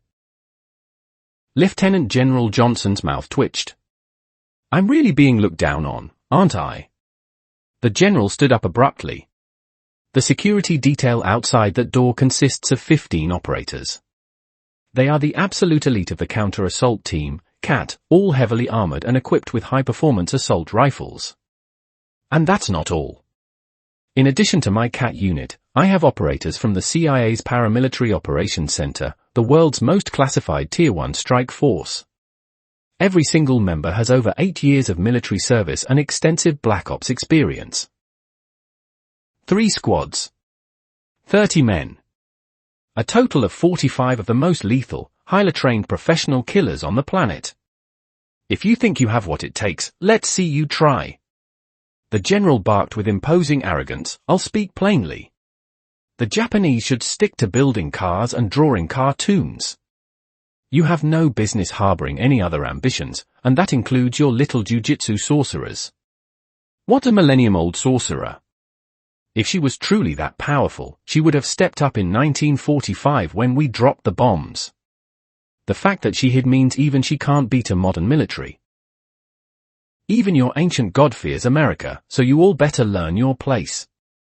General, let's dial back the stereotypes. The president yelled frantically, desperately trying to cut him off as he watched the expressions of Mahito's group. It's fine. Mahito rested his chin on the back of his hand and smiled warmly. Speaking one's mind so bluntly is just a sign of honesty. I don't mind at all. He paused for a second, then added casually, Sure. As long as they don't die, do whatever you want. Yep, he's definitely pissed, Shaw straightened her spine and answered with a crystal clear voice, Yes, Master. Chapter 81, 3. The Possibility of an Earth. 3,311 words. It took 15 seconds to finish the fight. After Shaw slashed everyone into the ICU, Mahito engaged in a high-level discussion with the American higher-ups before finally returning to the secret base. Kinji Hikari let out a heartfelt sigh. That was fucking spectacular, and fucking exhausting. Mahito asked, amused, You barely said a word. You just stood behind me and listened to our conversation. What are you so tired from? I don't know why I'm tired, I just feel exhausted. So tired I don't want to do anything. Kinji Hikari was someone who thrived on feverish excitement. Yet at this moment, he looked like a defeated stray dog, waiting to die in a dark city alley. I actually had a hunch that the higher-ups of this world were all fucking inhuman, but I never expected them to be *inhuman. I've truly gained a new understanding of the world. Never trust the absolute bottom line of humanity. The more power someone holds, the easier they fall. You haven't even seen the true darkness of these American rulers. Wait until you learn about Epstein Island. You'll only be more disillusioned, Mahito said lightly. From now on, you are my external spokesperson. You'd better get used to this. Hikari sat blankly in his chair, his face pale, his entire weight slumped against the backrest like a pile of slime. When he first became Mahito's spokesperson, he still harbored a sense of pride. After all, the Jujutsu world refused to acknowledge him, while Mahito gave him boundless validation. He couldn't help but place his hopes on Mahito. Although Mahito was a cursed spirit, he didn't blindly act upon the cursed nature of his origins. Quite the opposite, he possessed considerable capacity and personal charisma, and would absolutely never do anything to challenge the moral baseline of humanity. If even Mahito, born of a curse, could be like this, Hikari imagined that the true leaders of human society, even if they fell far short of Mahito, would at least have a minimum standard. At the very least, they should fully consider the survival and livelihood of their own citizens when making moves. Wasn't that the most basic requirement of being a nation's leader? But it wasn't like that at all. When those bastards discussed profit disputes, not for a single second did they consider the sentiments of their citizens. No, they did consider it. They considered how to better cover up the truth, how to more easily deceive the public, and how to better swallow all the profits. Right now, Hikari heavily envied his past self, the naive Hikari who had just been appointed as the external contact by Mahito. Mahito added fuel to the fire. This is the position you wanted, you know. You were the one who said you wanted to monitor all my external communications. It's too late to regret it now. Hikari couldn't hold back. I never said I wanted to monitor all your external communications. You just didn't say it out loud, Mahito gloated. Dare you say you didn't have that thought when you first started working under me? Look, I've given you the opportunity, so quit whining. You chose this path, so you better work hard for me, Kinji. Hikari sat there, numb. Yo, Mahito is back, a young voice suddenly called out. A young man pushed the door open. He sported a samurai topknot, wore a plain kimono, and walked barefoot in wooden clogs. He wore 2 swords at his waist, not one on each side, but both on the same side, a wakizashi and an uchigatana. He was a beardless, pretty boy with piercing eyes, but a raging fire burned within them. He looked exactly like a vagabond youth who had walked straight out of the Heian period. Have you gotten used to returning to your youth, Ashiya-sensei? Mahito greeted him with a smile. Ashiya Sadatsuna sighed in admiration. As expected of the combination of the 6 eyes and idol transfiguration. I don't feel any discomfort at all, and my mindset is perfectly fine. After a month of recovery training, I can confidently say I'm back to my prime. Now, even if I face Yuki Tsukumo again, I can get revenge. Mahito asked. I can at least lose more gracefully, Ashiya Sadatsuna finished. Mahito's mouth twitched. Ashiya Sadatsuna spoke with grave earnestness. Mahito, although you have now far surpassed the so-called special grade Jujutsu sorcerers and truly sit at the same round table as Ryomen Sukuna and Satoru Gojo, the power of a special grade is still undeniable. Yuki Tsukumo might not match your level of defense, but in terms of offensive capabilities, she remains unmatched under the heavens. It is no exaggeration to say that if she wanted to, she could flip the table with a self-destruct attack at any time, and no one could stop her. Black Flash was terrifying enough, scaling attack power exponentially, but it was still far inferior to the maximum output of Star Rage. In the entirety of the original work, Yuki Tsukumo's offensive capability was the absolute ceiling. Even Satoru Gojo and Ryomen Sukuna, universally recognized as the pinnacles of Jujutsu sorcerers, fell far short of her in that regard. When Gojo and Sukuna fought so fiercely in the original story, upon closer inspection, they only destroyed a few streets and a city. The destructive radius of the meteor summoned by Jogo's maximum was wider than the damage caused by those two fighting. But Yuki Tsukumo was on another level. The narrator explicitly stated that if she self-destructed without holding back, she could directly compress the earth into a 2-centimeter glass marble. Yuki Tsukumo's destructive power was in a tier of its own. This was the absolute weight of her raw stats. You simply had to accept it. For a direct combat sorcerer like Ashiya Sadatsuna, he just couldn't beat Yuki Tsukumo. No matter what, he couldn't win. The stat gap was too overwhelming. It could even be said that while Ashiya Sadatsuna's chances were incredibly slim, there was a theoretical future where he might defeat Ryomen Sukuna. But against Yuki Tsukumo? Impossible. Impossible meant impossible. Kenjaku looked behind Ashiya Sadatsuna. Where is Ms. Fushiguro? Why didn't she come over? Ashiya Sadatsuna, who had been in a good mood a moment ago, instantly darkened. She's recently become obsessed with Kamen Rider Zo Star. She said she feels the inspiration. Goddammit, does she think I haven't watched Kamen Rider? What tier of rider is Zo? Does she really think she can use her construction cursed technique to create a Ziku driver? If she can do that, you might as well believe I can chop down Ryomen Sukuna today. This is your fault, Mahito. Ashiya Sadatsuna scolded angrily. It's all because you said that since the original Kamen Rider could be replicated, the others definitely could be too. Now Tsumaki is completely engrossed in it. She doesn't even care about the Great Barrier anymore. Mahito was unashamed and laughed. Isn't this great? When Ryuman Sukuna finally steps into the arena, Ms. Tsumaki will be able to use her own fists to knock some sense into the head of the legendary strongest in history. Currently, Mahito no longer expected Tsumaki Fushiguro to truly humanize Kirigiri. With his hollow technique, soul creation dragon spirit body, combined with his construction technique and the precise cursed energy manipulation of the six eyes, his construction had long surpassed Tsumaki's. He could humanize Kirigiri himself, all he needed was a flash of inspiration. Therefore, Tsumaki Fushiguro's main task now was to improve her own strength to deal with the future Ryuman Sukuna. It better be, Ashiya Sadatsuna grunted. Kenjaku comforted him, since 1,000 years ago, Yorozu has held a massive obsession with Sukuna. Although that obsession has been diluted by the modern Tsumaki's memories due to idol transfiguration, it still lingers. The reason Ms. Fushiguro is working so hard now is that she genuinely sees the possibility of defeating Sukuna. Her obsessive dedication to this is understandable. Ashiya Sadatsuna sighed, as long as it doesn't delay our real business. Pausing for a moment, Ashiya asked, how did things go in America? Hikari sneered.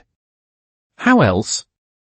The moment those people heard about immortality, their eyes went entirely red.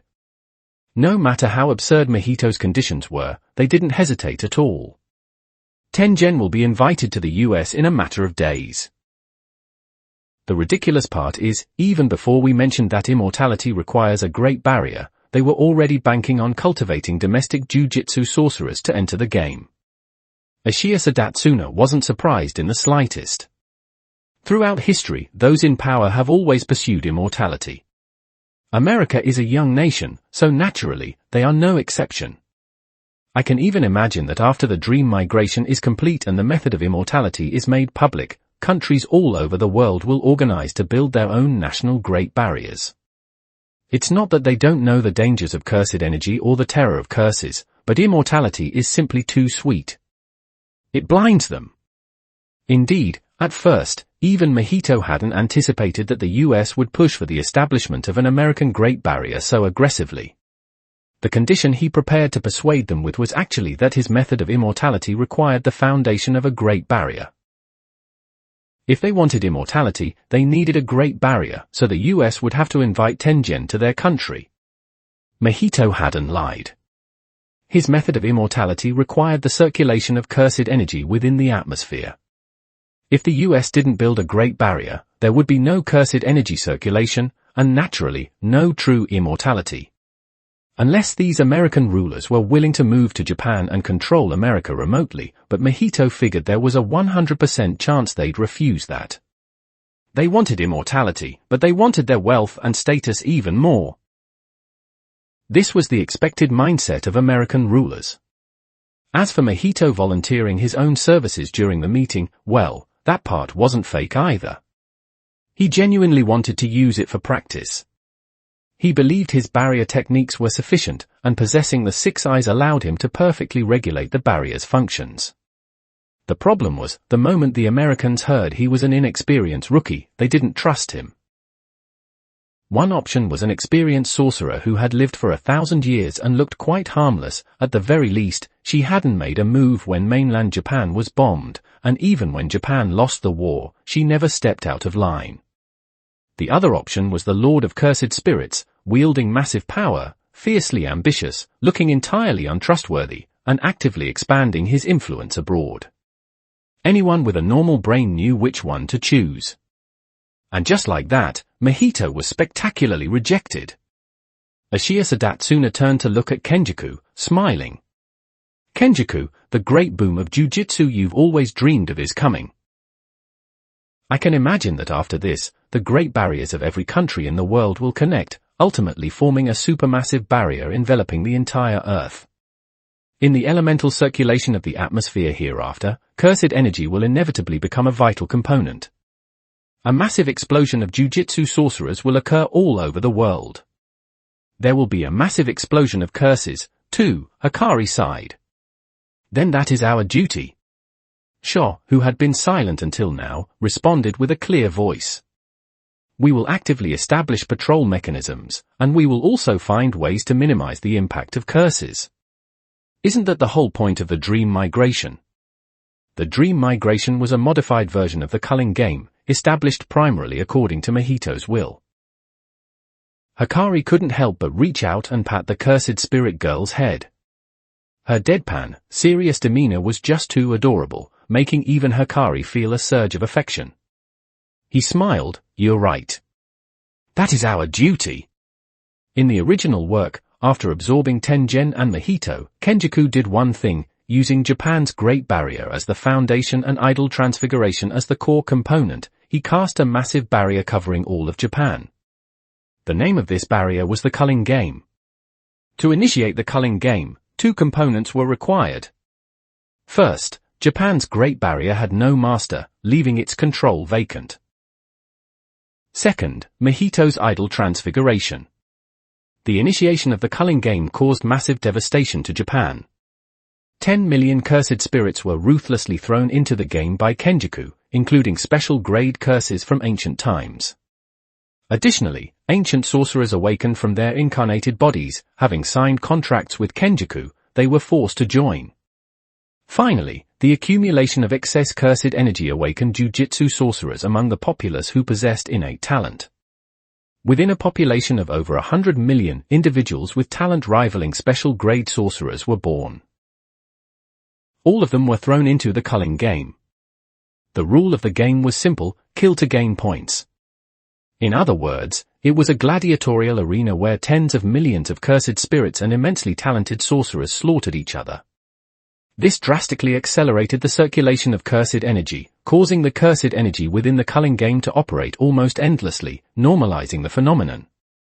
In fact, the very rules of the culling game were designed to ensure the barrier would never break. But Mahito, possessing the six eyes, pushed the culling game even further. In the original work, Kenjaku once used a dream to safely extract innocent people from the culling game to a secure location.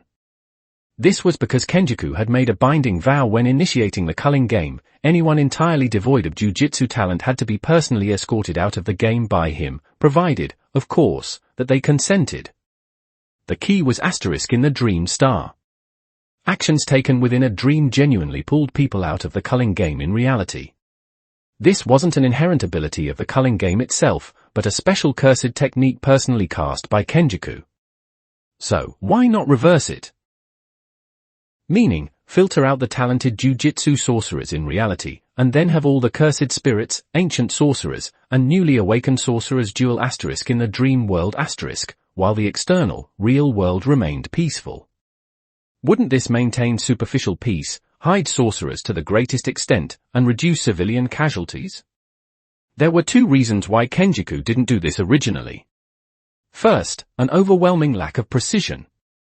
Conducting rescues within a dream was a profoundly exquisite fusion of jujitsu and cursed techniques. Only Kenjaku knew how to execute it. Not even Tengen could do it. But even after absorbing Tengen, Kenjaku could only achieve what was shown in the original work. He couldn't go a step deeper. Second, it was unnecessary. Indeed, for the original Kenjaku, maintaining the balance of the jujitsu world was an entirely unnecessary consideration. Rather than wasting time and effort trying to reduce civilian casualties, maximizing the efficiency of the culling game was the priority. As for how many people died in the process or how many innocents were caught in the crossfire, it wasn't something Kenjaku needed to think about. But now, all of these problems had been solved. Mahito now possessed the six eyes. He could control the dream traversal cursed technique with absolute precision. As long as he cooperated seamlessly with Kenjaku, Kenjaku could easily design the culling game to take place within a dream. He could even force Japan's Great Barrier to execute a thorough filtration, pulling anything carrying cursed energy down into it. Of course, this still wouldn't work on powerful jujitsu sorcerers. But through other methods, they could still lure powerful sorcerers into the game. Leaving everything else aside, simply broadcasting his abilities and promising reincarnation and immortality would likely prompt many sorcerers to enter of their own volition. Even Satoru Gojo would be forced to do so. After all, he couldn't just sit back and watch Mahito use this dream barrier to ascend to godhood. As the strongest human and their de facto guardian, stopping Mahito's apotheosis was a matter of righteous duty. Even knowing it played right into Mahito's hands, he would enter the game. As for the disagreement regarding ordinary people, Kenjaku wouldn't dare oppose Mahito on this front. Besides, it wasn't a hassle anyway, so Kenjaku had no reason to refuse. As the saying goes, Mahito was here to rule, not to destroy. Minimizing the sacrifice of innocence was a better way to pacify the masses. Currently, Mahito's hands were still clean. This spotless reputation easily garnered approval and allowed him to effortlessly seize the moral high ground. Since he could do it, why wouldn't he? Why insist on flaunting cruelty, inciting public outrage, and sparking rebellions everywhere, killing until heads rolled but still failing to stop the unrest? What was the point of Mahito ruling the world then? Just to kill for fun? That was way too low class. Kenjaku didn't care, but Mahito did, so Kenjaku had no choice but to yield. This was Mahito's apotheosis ritual, the dream migration. A massive gust of wind descended as a gigantic crow landed. Hainkid hopped off the giant crow, flashing a wide smile. "Master, big sis." And Kenjaku-sensei, Ashia-sensei. The Great Barrier for the dream migration is almost fully set up. Now, all we need is for Tengen to leave the Star Tombs, and we can initiate the dream migration. Of course, Yuta Okotsu might be a bit of a nuisance as the current administrator, but as long as it isn't Tengen, I don't think he can stop us from overwriting the barrier with the dream migration, right? Be careful when you ask for credit, an impatient voice spoke from atop the giant crow. It was a young man. He wore a white sleeveless vest with wide, uniform-like sleeves underneath, and dark purple, wide-legged pants tied at the waist. He had black, spiky hair tied into two high pigtails, a black cursed mark across his nasal bridge, and dark purple makeup around his eyes. This was Choso, the eldest brother of the Cursed Womb, death paintings, brought here personally by Kenjaku. He had been resurrected a month ago. In the original work, his resurrection relied on the cursed object directly possessing a host. After Mahito took him and his two brothers away, Mahito randomly grabbed 3 innocent passers-by off the street and shoved the cursed objects down their throats. Choso, Iso, and Kechizu were all resurrected through that method. But this time was different. Mahito personally adjusted the souls of the 3 brothers and manually crafted bodies perfectly tailored to their souls using the construction technique. Their birth was clean and pristine, without a trace of defilement. Perhaps precisely because of this, Choso and the others easily accepted a future working under Mahito. Over the past month, aside from contacting the US, no one had been idle. Everyone was preparing for Mahito's final apotheosis ritual. Ashia Sadatsuna restored his youth, Tsumiki Fushiguro hurried to catch up on Kamen Rider *, accompanied by Toji Fushiguro. Kenjaku went to America to establish connections, and Kinji Hikari worked hard by Mahito's side to improve his strength. Additionally, all the cursed spirits, including Jogo, traveled across Japan to set up the barrier nodes. The newly arrived survivors of the Cursed Womb, death paintings, Choso, Iso, and Kechizu, took over Kenjaku's task of maintaining contact with the curse user community while he was in America. And now, finally, it was time to close the net.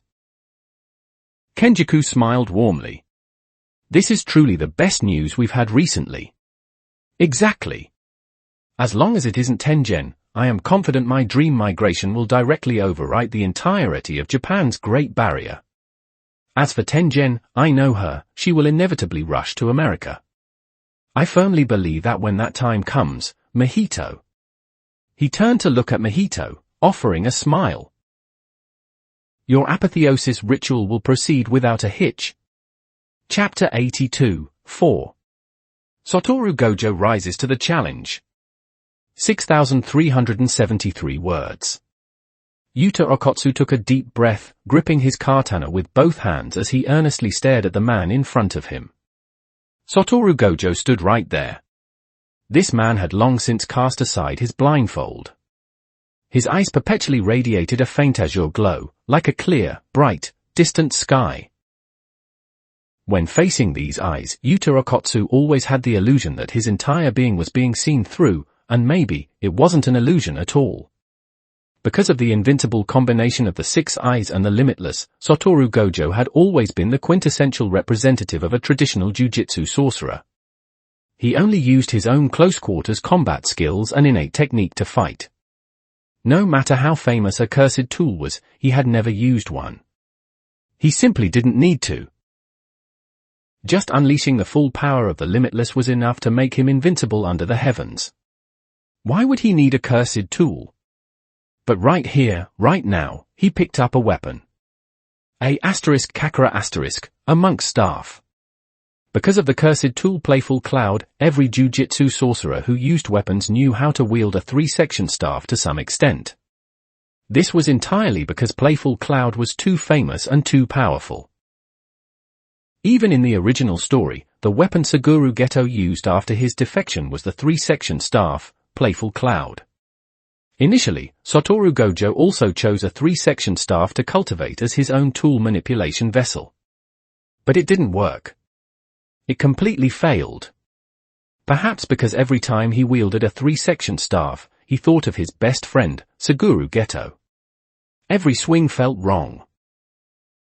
When it came to nurturing a spirit within a tool, genuine affection was more important than anything else. Even if Gojo could technically wield a 3-section staff flawlessly, the underlying premise of disliking it meant he could never cultivate a spirit within it. So, he regretfully had to give it up. Later, he tried polearms, greatswords, and even a massive sledgehammer. But none of them worked. Gojo just couldn't bring himself to like them.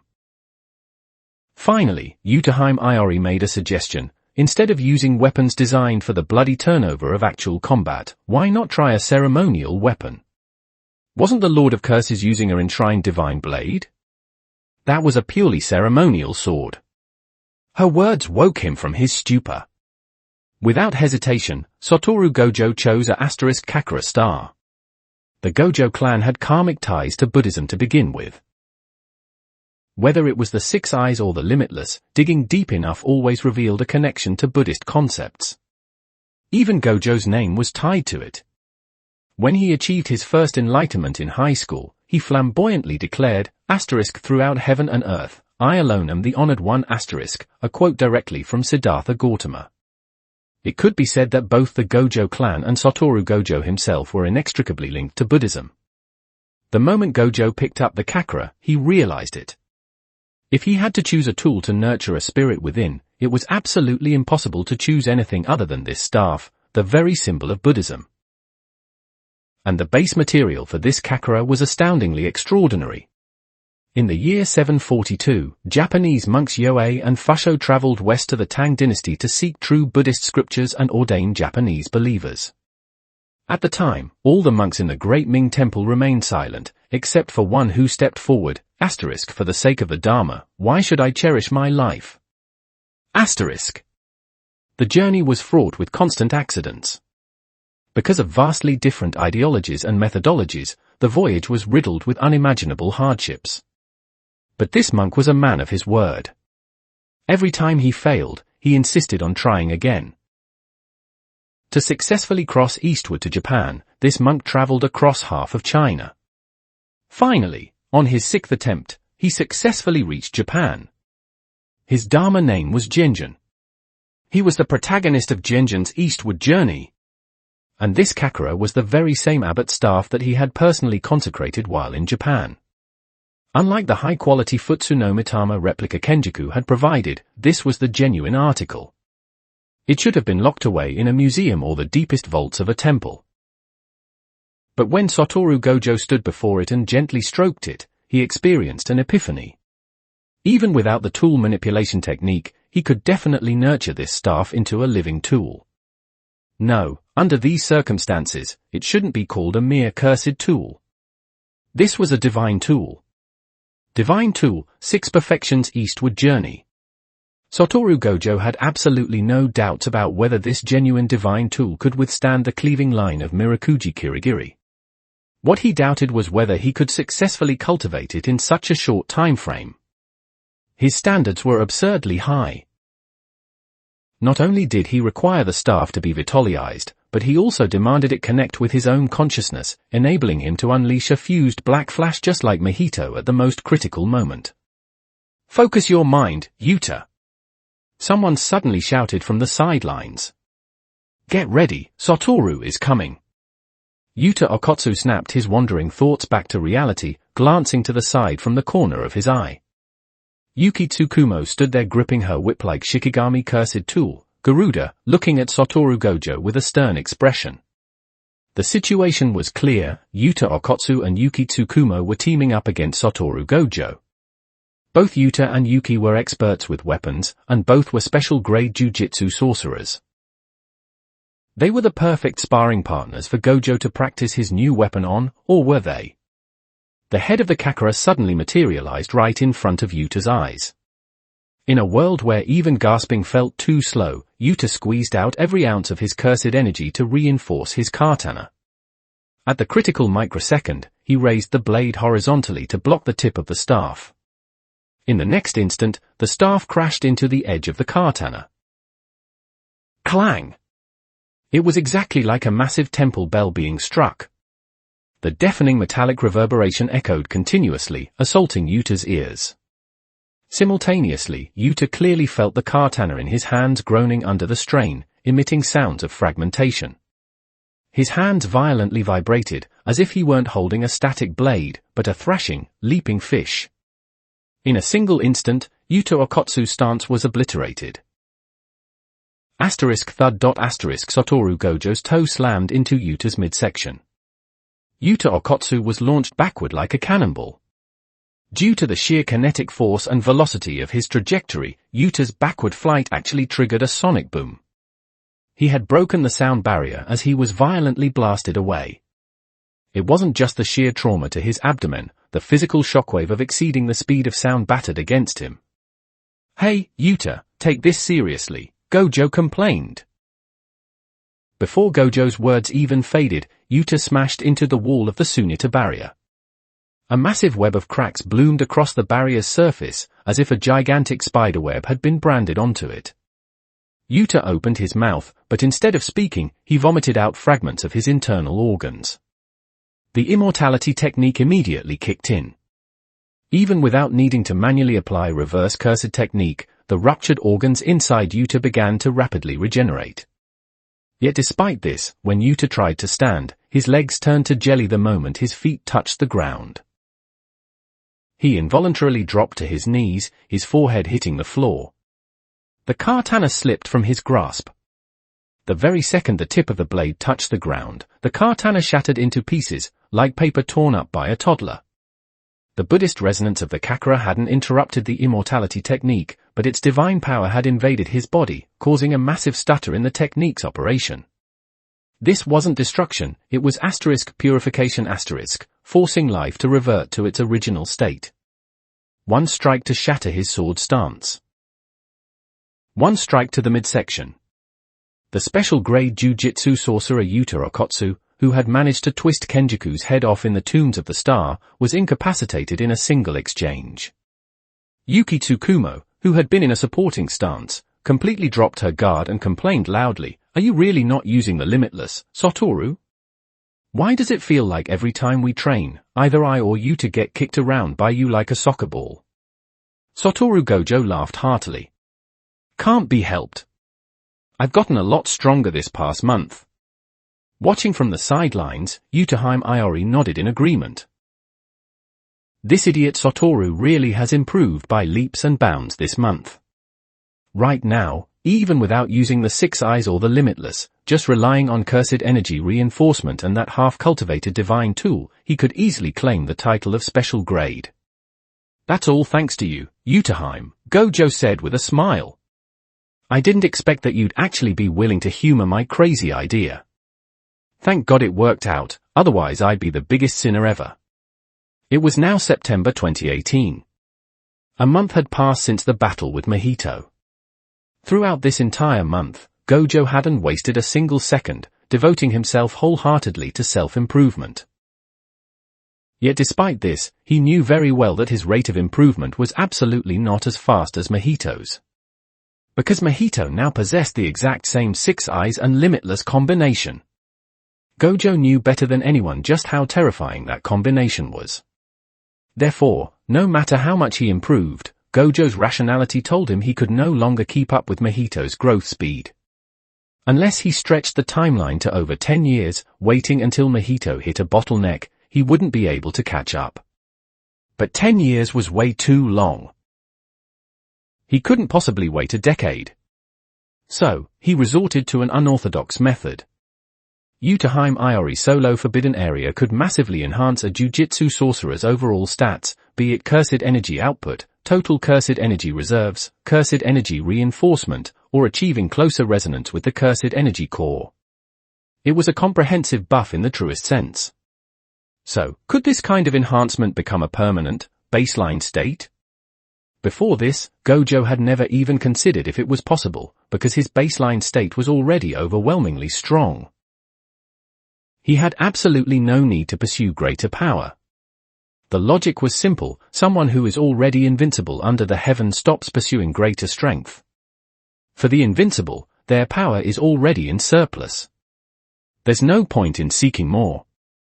The Satoru Gojo of the past was much like Jotaro Kujo during his Egypt trip. As long as he had enough power to handle the situation, there was no need to push further.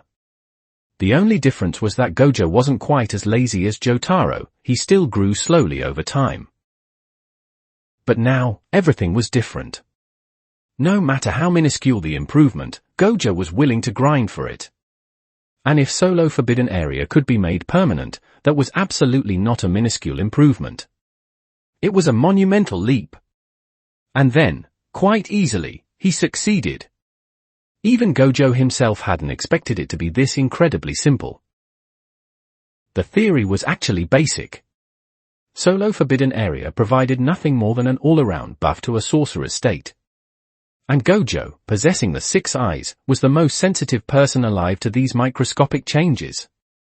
Through the 6 eyes, Gojo could deeply and meticulously record every single nuance and detail of the enhancement effect on his body.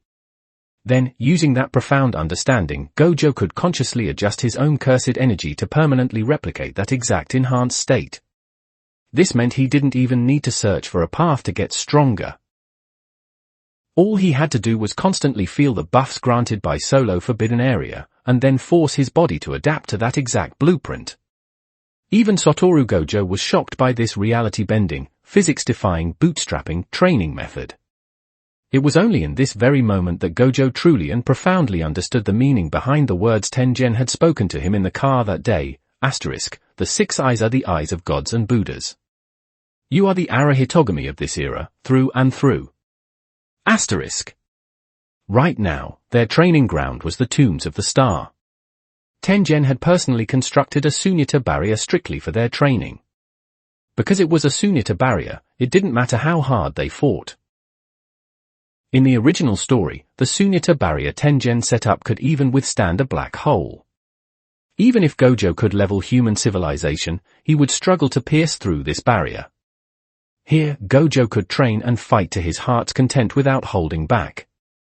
3 people accompanied Gojo in his training: Yuta Okotsu, Yuki Tsukumo, and Utaheim Iori. Yuta and Yuki were self-explanatory, they were sparring partners. Yuki was primarily there to test Gojo's new variations of hollow techniques. Her star rage was the perfect metric for his defensive limits. Meanwhile, Yuta, who couldn't die no matter how hard he was hit thanks to copying the Immortality technique, was used as a punching bag to test Gojo's absolute offensive output.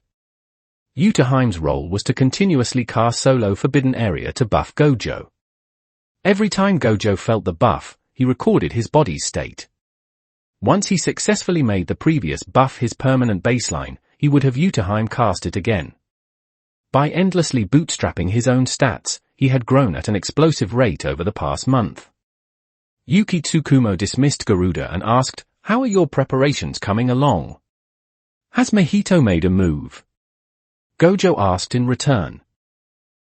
"It's precisely because Mahito has been too quiet this past month that I'm feeling uneasy," Yuki sighed.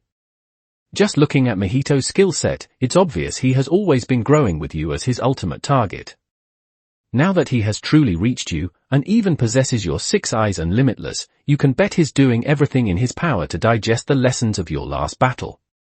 The next time he appears, he will undoubtedly descend with the force of a thunderbolt to settle the score with you once and for all. Gojo understood Yuki's concern. Mahito was growing every single second, and his growth rate was terrifying. Especially now that Mahito had Gojo's 6 eyes, he would only draw closer and closer to the absolute maximum value of the world. Not even Gojo himself could imagine what kind of chemical reaction would occur between the 6 eyes and idol transfiguration. Yet, even though Mahito now possessed the qualifications to fight Gojo head-on, he still hadn't stepped into the light. He remained hidden in the shadows, glaring at the Jujutsu world like a stalking tiger. What exactly was his next move? Everyone couldn't help but harbor this question in their hearts. Suddenly, a voice interjected into Gojo and Yuki's conversation. The Lord of Cursed Spirits' next move will inevitably be an assault on the tombs of the star. A corner of the Sunita barrier shattered. Tengen slowly stepped through the fracture and landed on the ground. Gojo greeted Tengen with a wave. Yo, is it time to eat? Yutaheim couldn't take it anymore. Satoru. Show some respect to Master Tengen. Look, your Master Tengen doesn't even mind, Gojo laughed.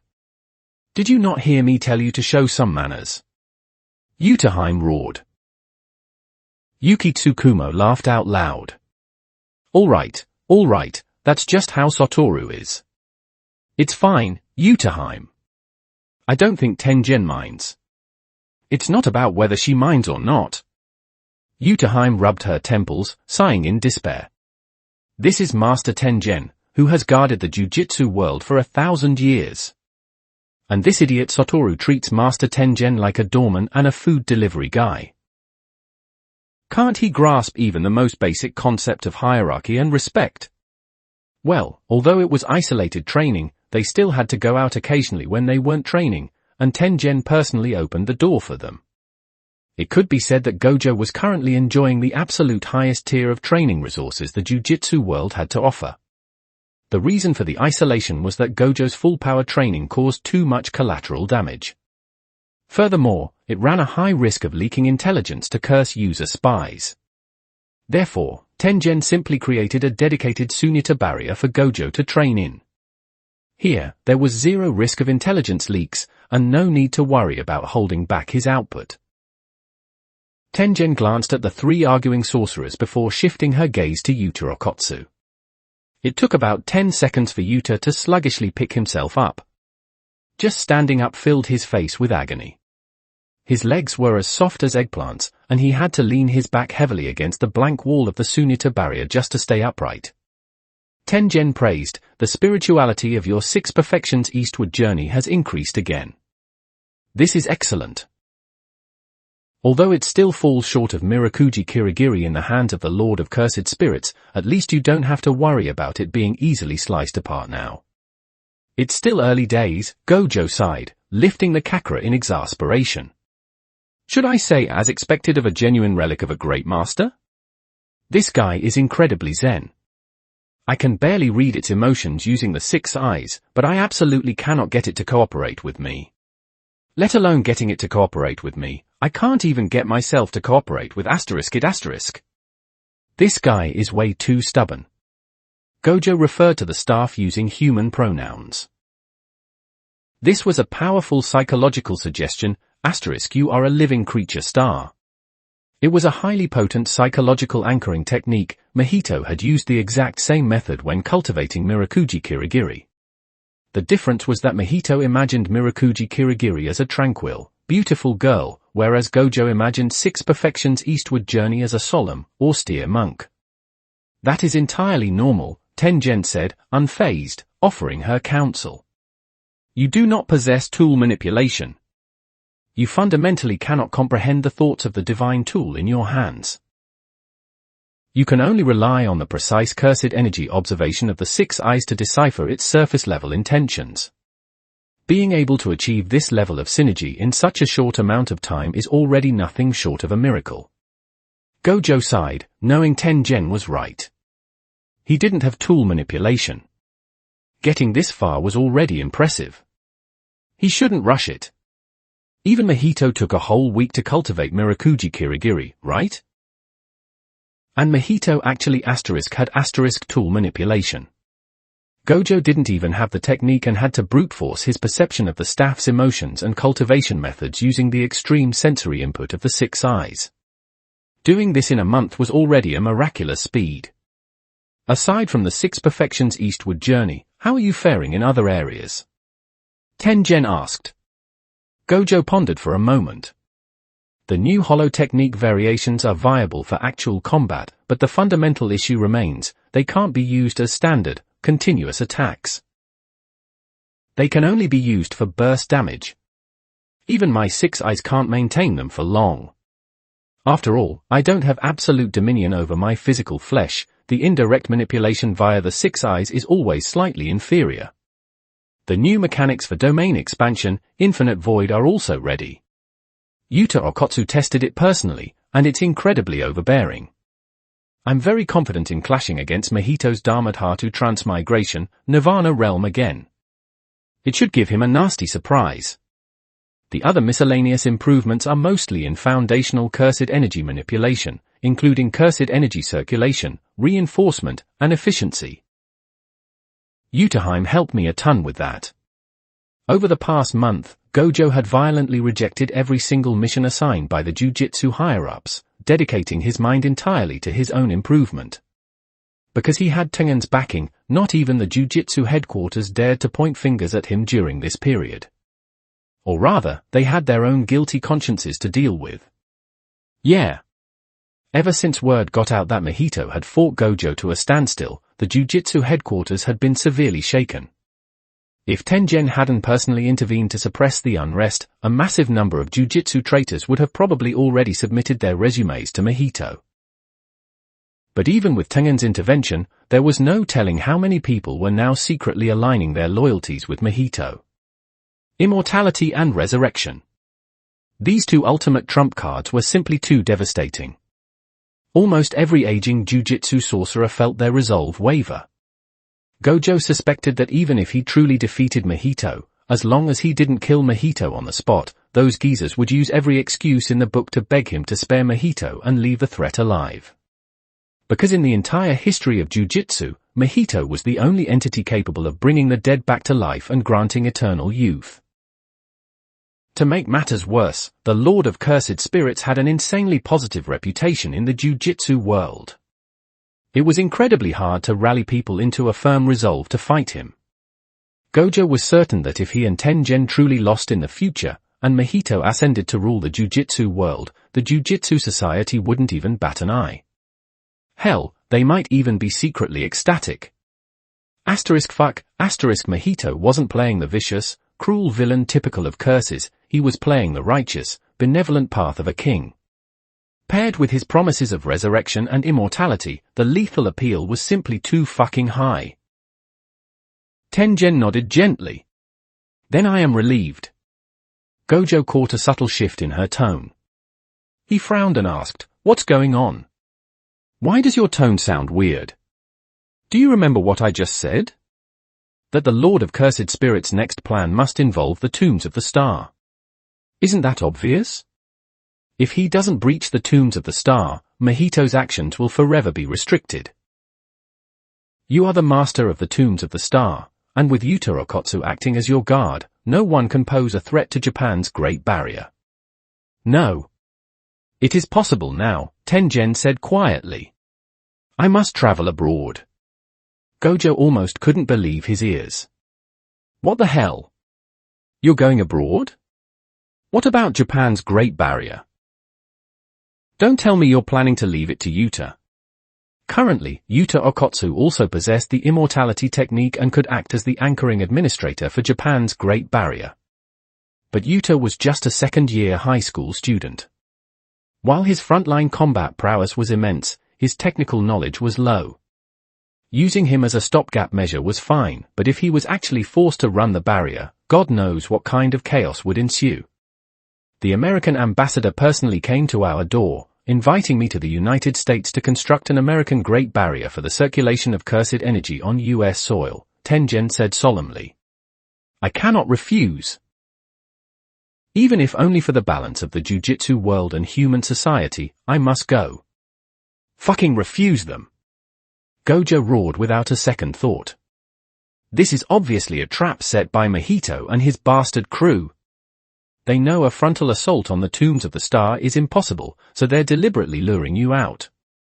If you actually go to America, it'll be child's play for them to either concentrate their forces to attack the tombs of the star while you're gone, or ambush you on US soil. If UI were here, I could cover both sides. But UI bolted with his sister. I can't split myself in two to guard the tombs of the star and escort you in America at the same time. Don't fuck with me. Refuse them. UI's teleportation could cross international borders. If UI were still around, Gojo might actually be able to bounce back and forth. But ever since Mai betrayed Mahito for the sake of the Jujutsu world, she realized she absolutely could not afford to show her face to Mahito at this stage. So she decisively and cleanly went into hiding. Because UI had global teleportation capabilities, unless Mai stepped out herself, absolutely no one was going to find her.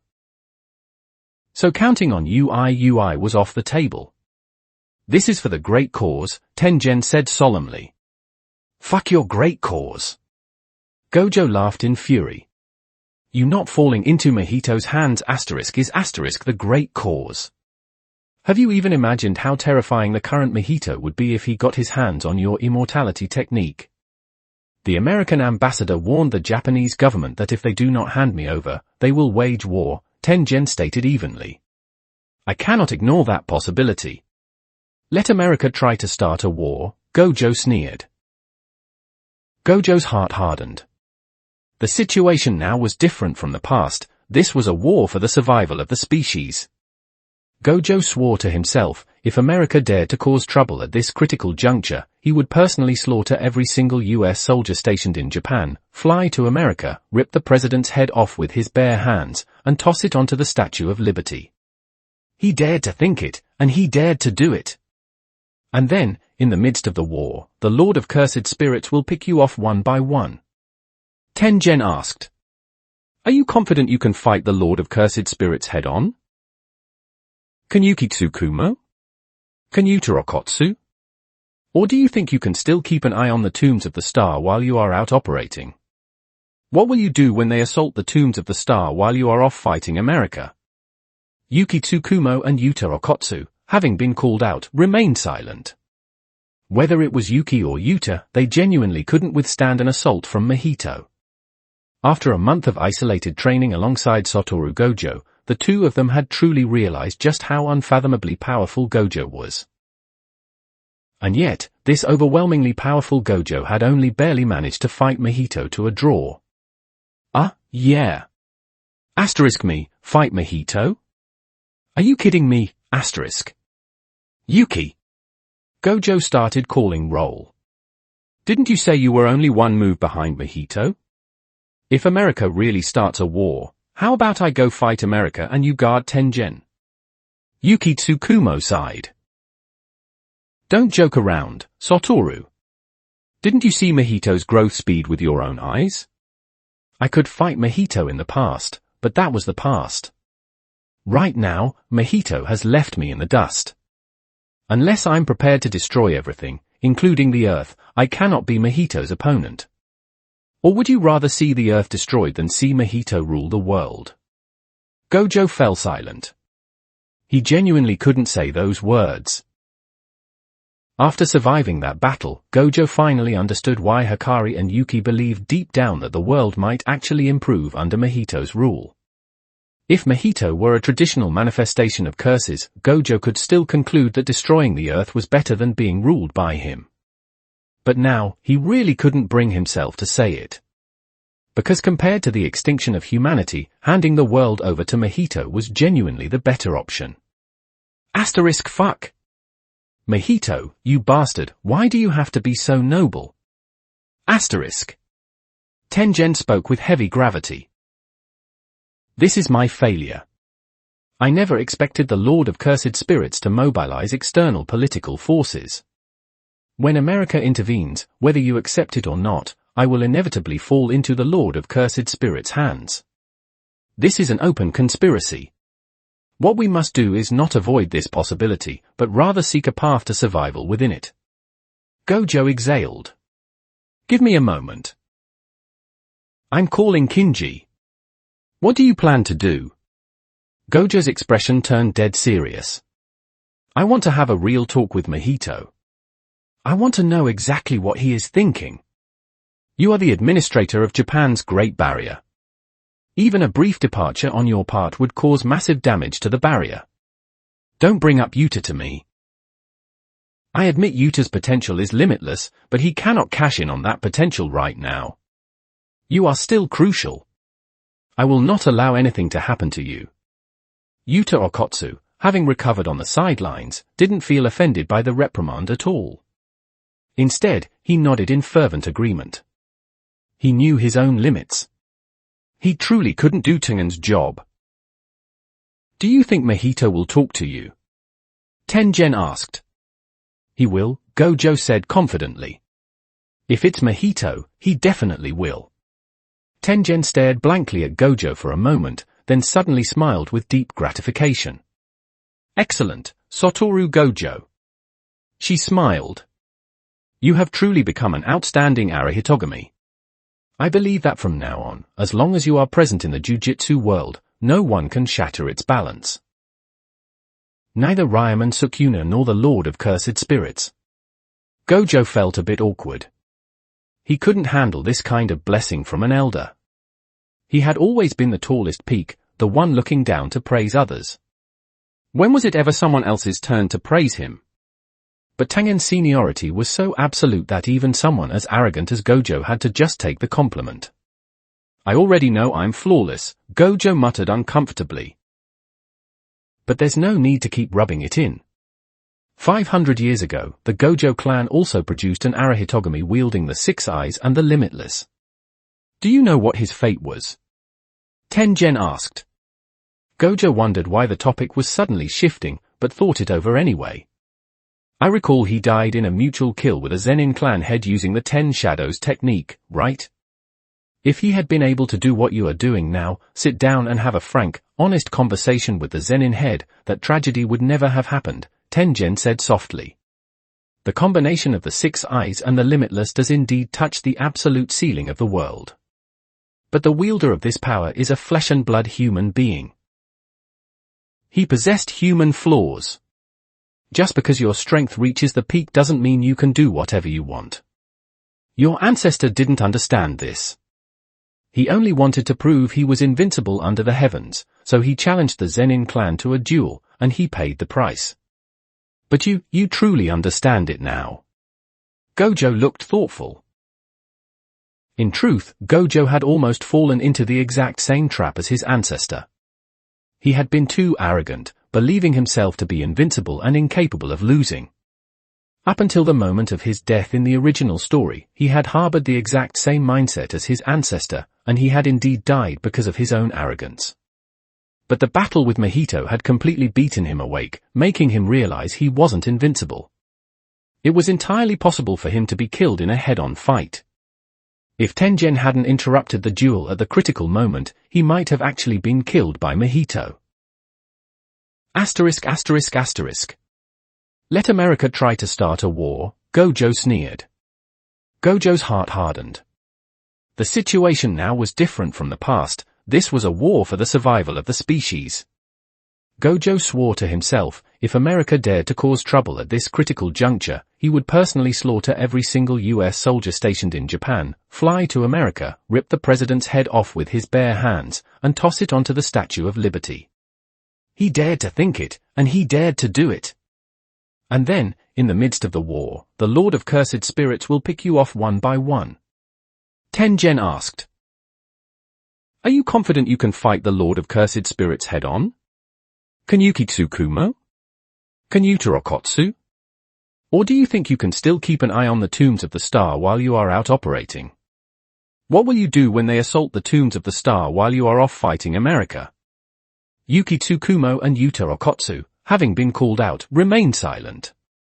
Whether it was Yuki or Yuta, they genuinely couldn't withstand an assault from Mahito.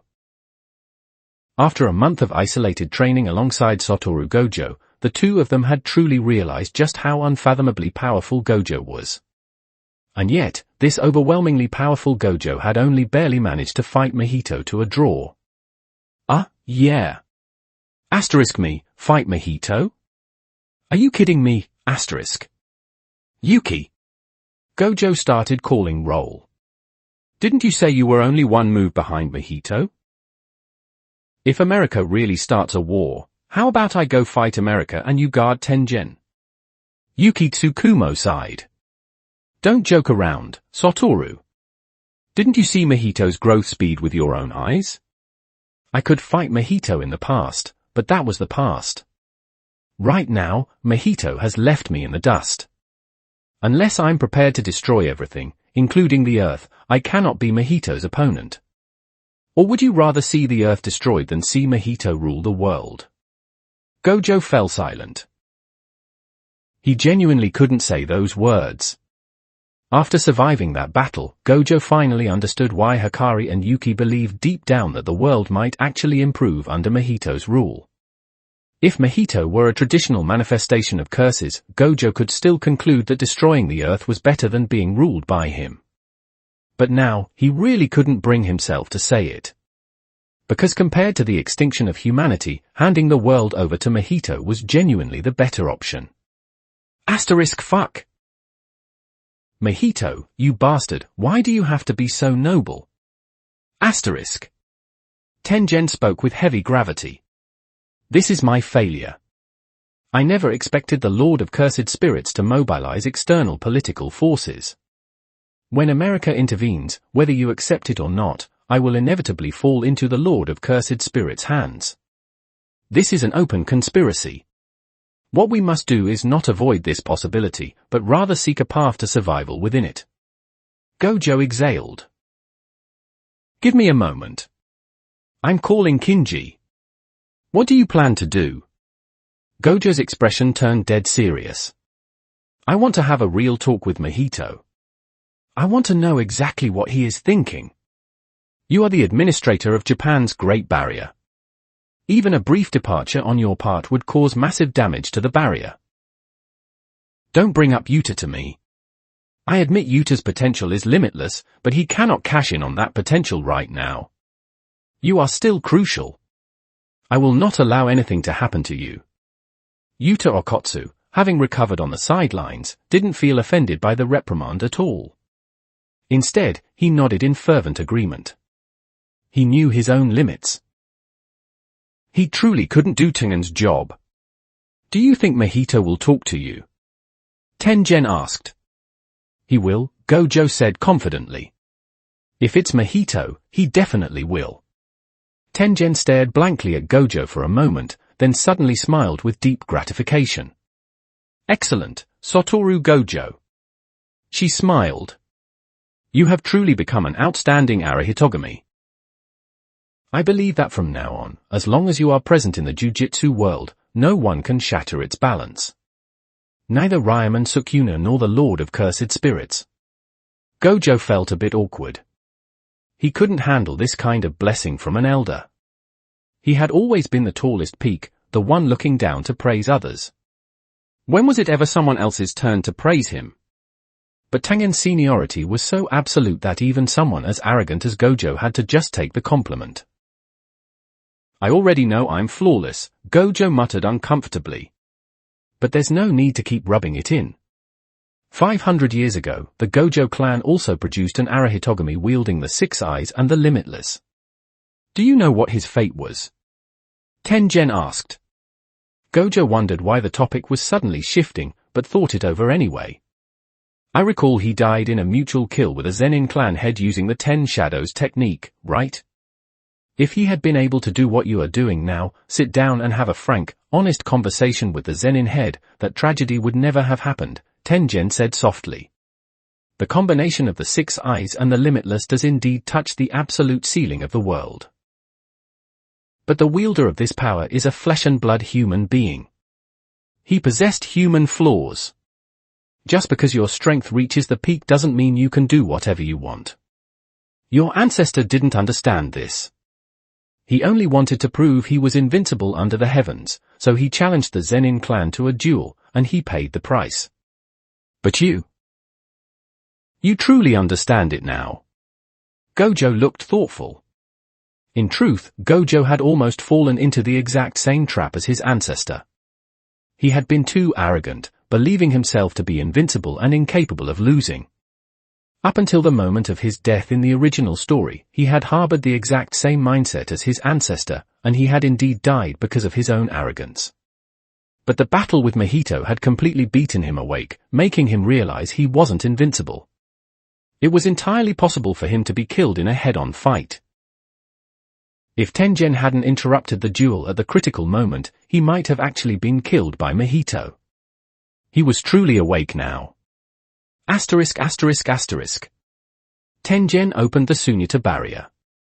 Even though I know full well that your conversation with the Lord of Cursed Spirits is meaningless, I am still willing to stall for a moment to allow it to happen.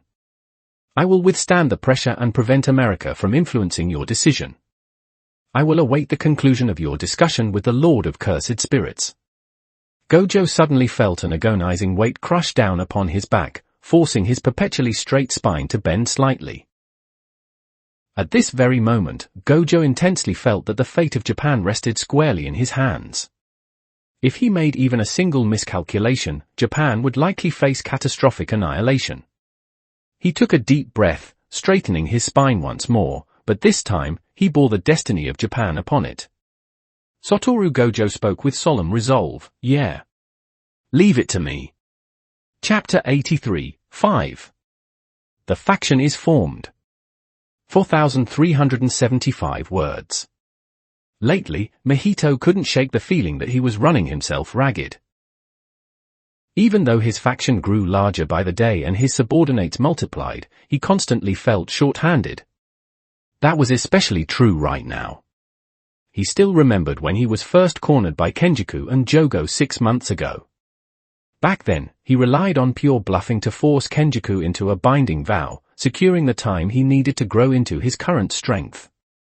In those days, he couldn't go anywhere without at least one intelligence-type curse by his side, usually Jogo or Hanami. He didn't care what Kenjaku was up to, mostly because he couldn't control Kenjaku anyway. Since then, Kinji Hikari, Sadatsuna Rishia, the 5 second-generation intelligence-type cursed spirits, Tsumiki Fushiguro, Toji Fushiguro, and the late additions, Choso, Iso, and Kechizu, had all joined him. His faction had truly risen to power. To put it bluntly, with their current forces, even a head-on clash with the entire Jujutsu world would only leave them slightly disadvantaged. And that slight disadvantage was entirely due to Yuta Okkotsu and Yuki Tsukumo. Even though Mahito's faction was incredibly formidable, and even though Mahito himself could now trade his life for Satoru Gojo's, absolutely no one could match Yuta Okkotsu and Yuki Tsukumo. Special-grade Jujutsu sorcerers were truly broken, game-breaking existences. It wasn't that Mahito's side lacked fighters of that caliber.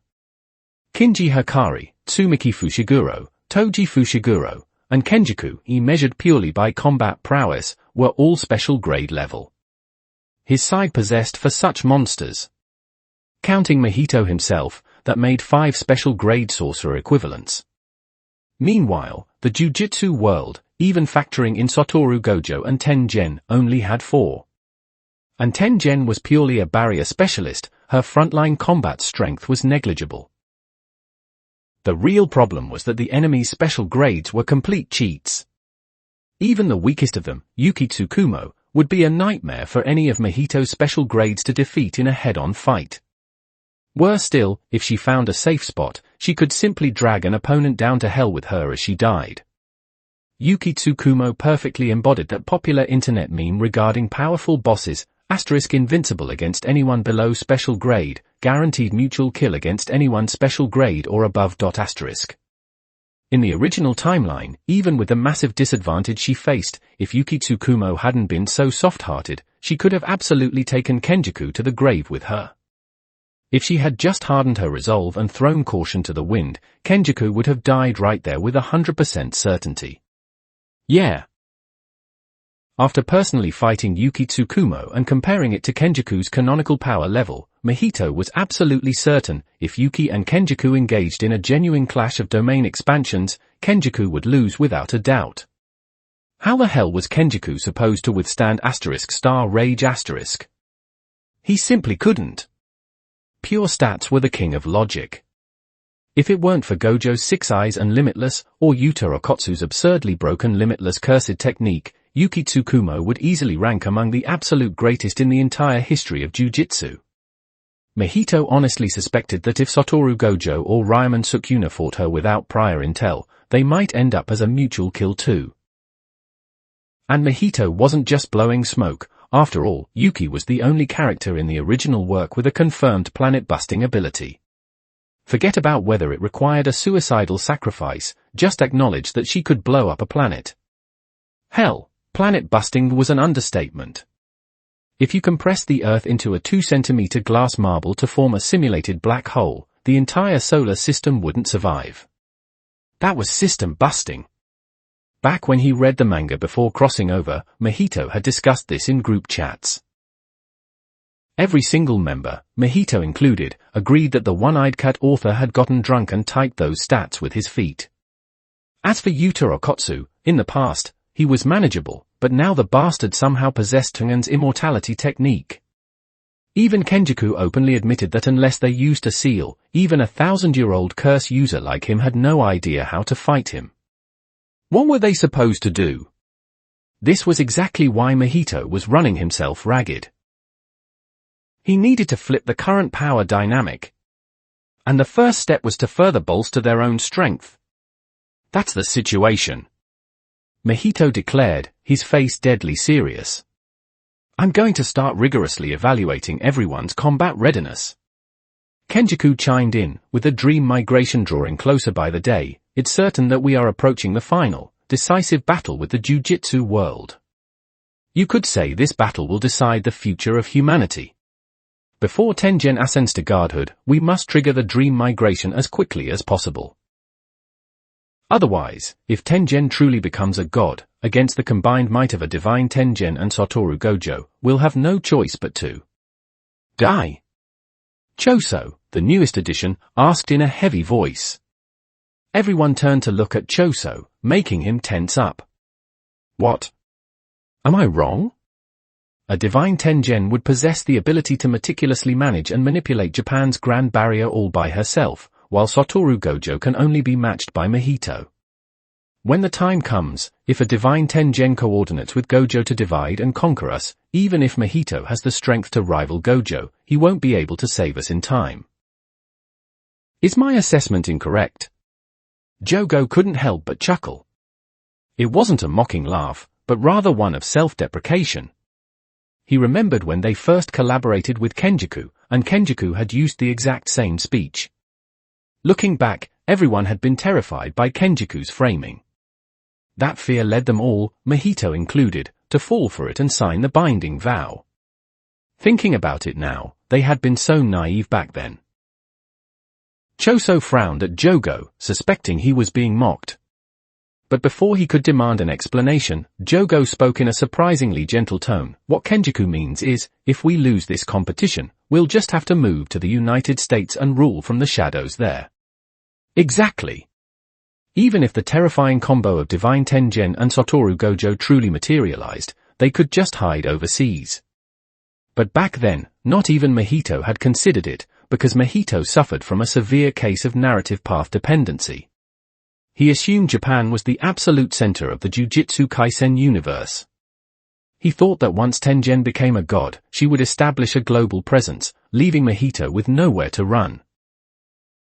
But after personally taking a trip to the US, Mahito suddenly realized that even if Tengen achieved true godhood, her influence wouldn't reach overseas. In the mundane world, Tengen was pure background lore. She mattered in Japan, but internationally? She had zero geopolitical leverage. Just look at what that US Army Lieutenant General had said. The United States didn't give a damn about some 1,000-year-old Jujutsu sorcerer. If they had to wage war, they would wage war. Choso blinked, utterly bewildered. Who? Yep, Choso was making the exact same mistake Mahito had made back then. Kinji Hikari spoke up, looking deeply uncomfortable. I used to harbor some romanticized fantasies about America, but ever since I negotiated with the US president, the thought of being stuck there for 1,000 or 10,000 years, it gives me full-body goosebumps. Sigh, I used to think Japan was a rotten mess, but now I realize it's actually great here. Anyway, I refuse to go to the US unless we go all in and lose. Hikari spoke with the overflowing emotion of a man saying, if my startup fails, I'll be forced to cry while serving as the president of the greatest superpower on Earth, leaving Choso utterly speechless. Hanami looked at Jogo and sighed, to think that after dying once, Jogo is actually capable of gently comforting someone. Jogo, you have truly grown. Dagon hopped twice in confusion and let out a few incomprehensible squeaks. Stop talking to me like I'm a child needing comfort. Jogo grumbled in annoyance. I still have a fiery temper? And you, Dagon, knock it off. Be quiet. Hanami just chuckled, completely ignoring Jogo's warning. Ever since his first death, Jogo had indeed grown, both in strength and in how he carried himself. Now, he truly possessed power nearing that of a special-grade Jujutsu sorcerer. Well, nearing it. He still couldn't sit at the same table as a true special grade, but against one with weak defensive capabilities, he could at least attempt a mutual kill. Mahito was very satisfied with Jogo's current personality. He surveyed the figures seated around him: Kenjaku, Jogo, Hanami, Dagon, Kinji Hikari, Sadatsu Narashia, Tsumiki Fushiguro, Sho, Hankid, Yaoi Suzu, Yukiori, Yukiren, Toji Fushiguro, Choso, Iso, and Kechizu. Before he even realized it, his faction had swollen to this magnificent scale. Before we rigorously test everyone's strength, let's have a progress report. Kinji, you're up first, Mahito directed. Nothing major, except I've been getting anonymous phone calls recently. Pretty sure it's the higher-ups from Jujutsu headquarters, Hikari said, his voice low. The caller claims he can smooth things over for us, asking only that we reserve a seat of power for him in the future. Whoever it is, reject him. Sadatsu Narashia's voice had reverted from its elderly rasp to a youthful tone, though it still carried a profound sense of world weariness. He spoke dismissively. If we fail, it goes without saying. But if we succeed, I don't care who he is. If he refuses to obey us, just have Sho call the police on him. Iso and Kechizu weren't as strong as their eldest brother, and they rarely spoke during meetings. Yet, right now, both wore expressions of utter disbelief. The simple-minded Kechizu managed to hold it in, but Iso couldn't contain himself. Slipping into a slightly effeminate tone, he asked incredulously, "Call the police." "Are you serious?" Sho turned to look at Iso. In the original timeline, Iso was a towering, muscular man deeply ashamed of the grotesque face formed of blood on his back. He would do anything to prevent others from seeing it. But now, thanks to Mahito's idol transfiguration, he had been normalized. Though still a massive bruiser, he could proudly bear his back to the world. Sho replied flatly, "The police will excel at their sworn duties. Since an anonymous call of this nature constitutes attempted bribery, once we file a report, the police are obligated to use their authority to track down the owner of the anonymous number. After that, they will execute an arrest." Iso's mouth twitched. "I thought the police were useless. If the police fail, it signifies a systemic failure in the judiciary." Sho maintained her stoic response. "Simply continue to escalate the report. If we escalate it to the very top and it remains unresolved, then it becomes our job." Iso's casual demeanor instantly evaporated. He felt a razor-sharp aura envelope the entire room. It was as if everyone could hear the distinct ring of a blade being drawn from its scabbard, yet listening closely, it was just a phantom breeze rustling his hair. Big Sis's swordplay has leveled up again, Heinkeed praised. I am unworthy of the compliment, Sho said with total sincerity. I owe it all to Fushiguro-kun for accepting my challenges. Sparring with him has been immensely beneficial. I don't care, just have the 50 million ready, Toji Fushiguro chuckled darkly. Sho's face twisted in agony, prompting a wave of good-natured laughter from the rest of the room. Yeah, that 50 million was a debt. Every time they sparred, Sho owed Toji 50 million yen. In the past month alone, she had challenged him 3 times, racking up a debt of 150 million yen. Since she still didn't have an official job, she had been forced in desperation to start contacting the talent scouts who used to hand her business cards. If it weren't for the fact that Mahito was in the most critical phase of his ascension to godhood, and that the dream migration still required Sho's barrier expertise, Miss Sho might have actually debuted as an idol by now. Choso glanced at his younger brothers and said, "This is the best way. If we arbitrarily unleash violence on a whim, it might feel satisfying, but it will only turn the world against us. Playing by the rules leaves room to maneuver. It seems restrictive, but it practically reduces the hostility others harbor toward us. Take right now, for example, aren't we already receiving defectors? I suspect there will be more and more in the future." Mahito heard the unspoken subtext from his newest subordinate. Choso wanted to maintain this current status quo. It was a stark contrast to the original work. There, not only Choso, but his 2 brothers as well, had incarnated into grotesque, mutated bodies.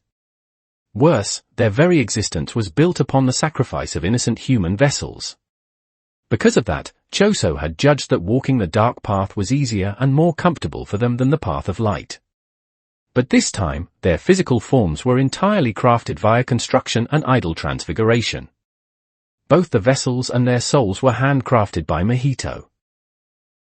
Naturally, his 2 brothers weren't grotesque monsters. Their hands were entirely clean.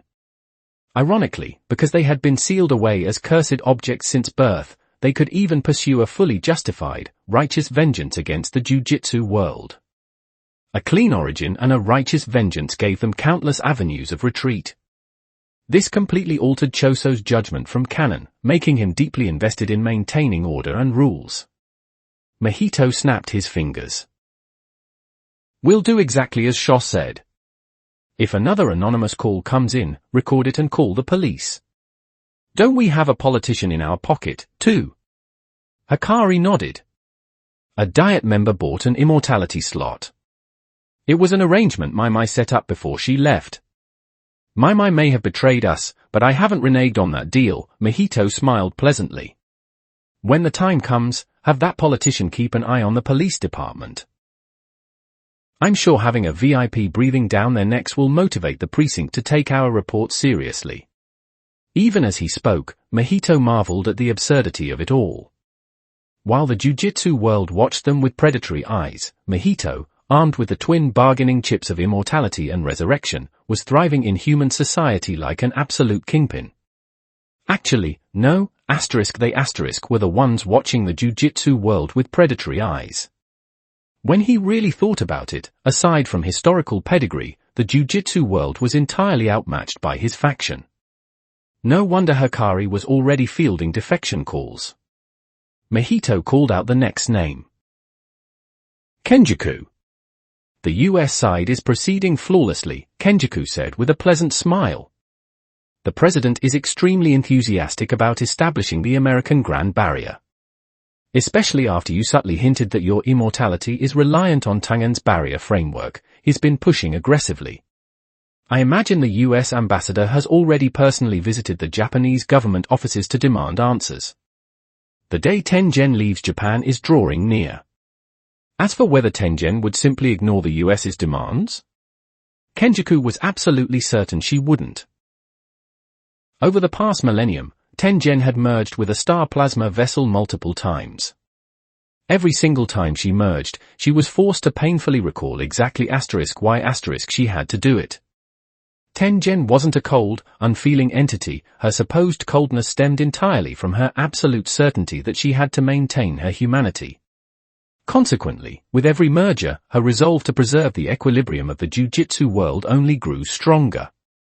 After 1,000 years, this doctrine was carved into her very bones. So, when faced with massive external pressure, Tengen would inevitably take action. Even if it meant gambling her own life, she would forge ahead. This was exactly why, in the original story, even though Tengen knew Kenjaku had prepared a flawless trap for her, she still refused to abandon the Tombs of the Star. Fleeing temporarily to avoid his vanguard would have been the optimal strategic choice, but she outright refused. She preferred forcing the protagonist's squad to act as her bodyguards over abandoning her post. Because she had to fulfill her duty. She had to maintain the Tombs of the Star. The same logic applied now. With Yuta Okotsu acting as a viable substitute, and facing naked geopolitical coercion from the United States, Kenjaku calculated that Tengen's ingrained complexes would flare up. She would rather put herself in lethal danger than allow the Jujutsu world's balance to shatter. She would definitely travel to the United States. Excellent. This ensures we can safely trigger the dream migration. Mahito nodded with a smile, moving to the third report. Jogo, detail the preparations for the dream migration. Jogo straightened his back. The 10 barrier nodes across Japan are fully prepped for coverage. Hanami personally led the squad. It's impossible for the sorcerers to have detected us, and we encountered zero resistance. It went so smoothly I'm actually getting paranoid. In the original story, the culling game comprised 10 major colonies, though the narrative only focused on 4. These 10 nodes were established centuries ago by Tengen herself. They were the most stable and efficient locations for casting grand-scale barrier techniques. Mahito had no intention of altering them. Kenjaku was the grandmaster in this field, and Kenjaku desired the initiation of the culling game more than anyone. He absolutely wouldn't sabotage this step. Of course, since this was the long-term dream migration and not the single-use culling game from canon, Mahito still decided to concentrate their focus on the 4 major colonies shown in the manga, funneling the energy of the 10 nodes into those 4. This drastically reduced the required maintenance, giving Mahito more time to hone his own power. As for why it went so smoothly, even Gojo's 6 eyes would struggle to detect Hanami's covert movements. The Jujutsu headquarters monitors didn't stand a chance. With Hanami running point, perfect execution was the only logical outcome. Tsumiki? Mahito asked. Tsumiki Fushiguro wore a dark expression. The attempt to replicate the ZO driver using construction failed. I'm still trying to isolate the structural flaw. You actually want to build a Kamen Rider belt. Mahito internally facepalmed. Ever since Tsumiki broadened her horizons, she had become increasingly unhinged. Sometimes, even Mahito found her ideas insanely far-fetched. But he had to admit, this exact mindset was why Tsumiki had experienced the most explosive growth in combat power. She was now fiercely determined to fight Ryam and Sukuna head-on. Tsumiki cast a sidelong glance at Kenjaku and said flatly, I refuse to believe Lord Sukuna would miss out on a grand festival like this. I will be waiting for his arrival in Tokyo Colony No. 1. I'm confident I can give him a sufficiently grand surprise, to repay him for the kindness he showed me in the ancient era. Kenjaku merely shrugged, his pleasant smile unwavering. He didn't even attempt to argue. Yeah, everyone present knew Kenjaku was pulling strings in the shadows, but no one knew exactly what he was doing. And ultimately, his clandestine schemes didn't matter. He was executing his assigned tasks flawlessly, and whatever strings he was pulling hadn't violated their binding vow. That meant his little tricks posed absolutely zero threat to Mahito prior to the total overthrow of the Jujutsu world. It was exactly like Mahito's binding vow with Kokichi Muta in the original timeline. Even though Mahito knew perfectly well that healing Muta would immediately result in a death match, he still healed him. Because a vow is a vow. Excellent, Mahito praised. Then Sukuna's opening battle is yours to handle. Toji, you know your job, right? Toji roughly scratched his spiky hair and nodded. Yeah, I got it. I'll keep an eye on Tsumaki. If she gets in over her head, there is absolutely no need for father to intervene. I am more than capable alone, Tsumaki stated proudly. Toji just shrugged. Sure. Mahito smiled. You give me the most peace of mind. Yes. Sho sat at perfect attention, her voice crystal clear. Aside from the 4 major colonies, the minor barrier networks across Japan have been fully inspected with the assistance of Hankid and Yaoi Suzu. Yukiori and Yukiren have already surpassed me in raw barrier knowledge and execution. They have completely fortified the foundations. The 10 major colonies were heavily guarded, which was why the powerhouse trio of Jogo, Hanami, and Dagon was dispatched.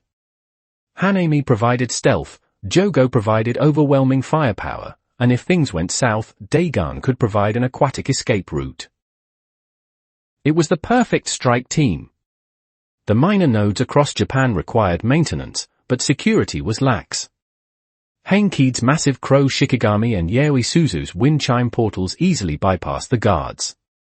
While Yukiori and Yukiren were terrible at swordsmanship and got scolded by Sadatsu Narashia daily, their barrier techniques had advanced at a terrifying pace.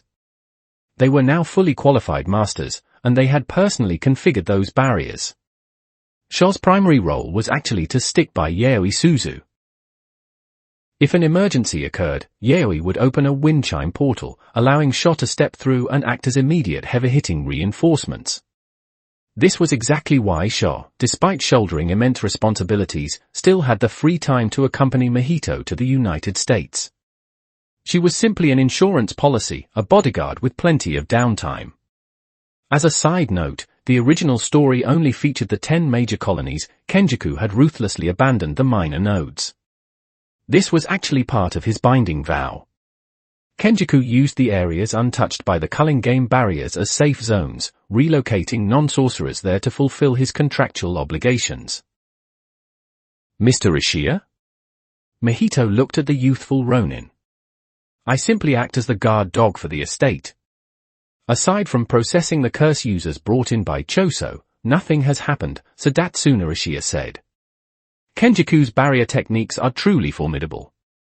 Even now, not a single sorcerer has managed to breach the perimeter. It's perfectly safe here. Ishia's duty was simultaneously the most boring and the most crucial. It was boring because when nothing happened, there was literally nothing to do. It was crucial because, if something did happen, he was the absolute final line of defense, and highly likely to die in the process. This suited Ishia's personality perfectly. Defending the home base required a level of patience and stoicism that only he possessed. Sure, Kenjaku could technically do it, but trusting Kenjaku with the main base was out of the question. And finally, Choso? Mahito asked. Choso tensed slightly. Sitting perfectly upright, he spoke slowly. The curse users we contacted have all been assembled. I've disciplined the unruly ones. Naturally, there were no casualties. If they're going to die, they will die after the dream migration begins. I know where to draw the line. Furthermore, I had Iso and Kechizu scour the rest of Japan for imaginary vengeful spirits. Unfortunately, we haven't located any new ones. Do we have every curse user in Japan under our banner? Mahito asked. All of them, Choso sneered. The ones who refused the invitation had their limbs broken and were dumped in the holding wing. Mr. Ishia is keeping watch over them. And the international ones. I sent the invitations under Suguru Geto's name. Choso's tone turned complex. Even though the invitations reek of suspicious circumstances, the majority of the foreign sorcerers promised to attend. However, I can't guarantee those promises hold weight. The reason they were willing to come despite the obvious trap was simple. Even if it was a lie, they were desperate to verify the truth. Suguru Geto's sheer charisma in life was undeniable. Even a fraction of them showing up is fantastic. Mahito was highly pleased. this was always the most grueling logistical task. In the past, Kenjaku handled the networking. Unfortunately, Kenjaku is now tied up with the US negotiations. Your arrival perfectly filled that gap. Pausing for a moment, Mahito offered a comforting word. Don't worry about the imaginary vengeful spirits. Before this, Kenjaku already guided Jogo and the others through the major spawn points. It's completely understandable that you haven't found any new ones. Your work has been exemplary. I am very satisfied. You can relax. Choso let out a long exhale. It is my honor.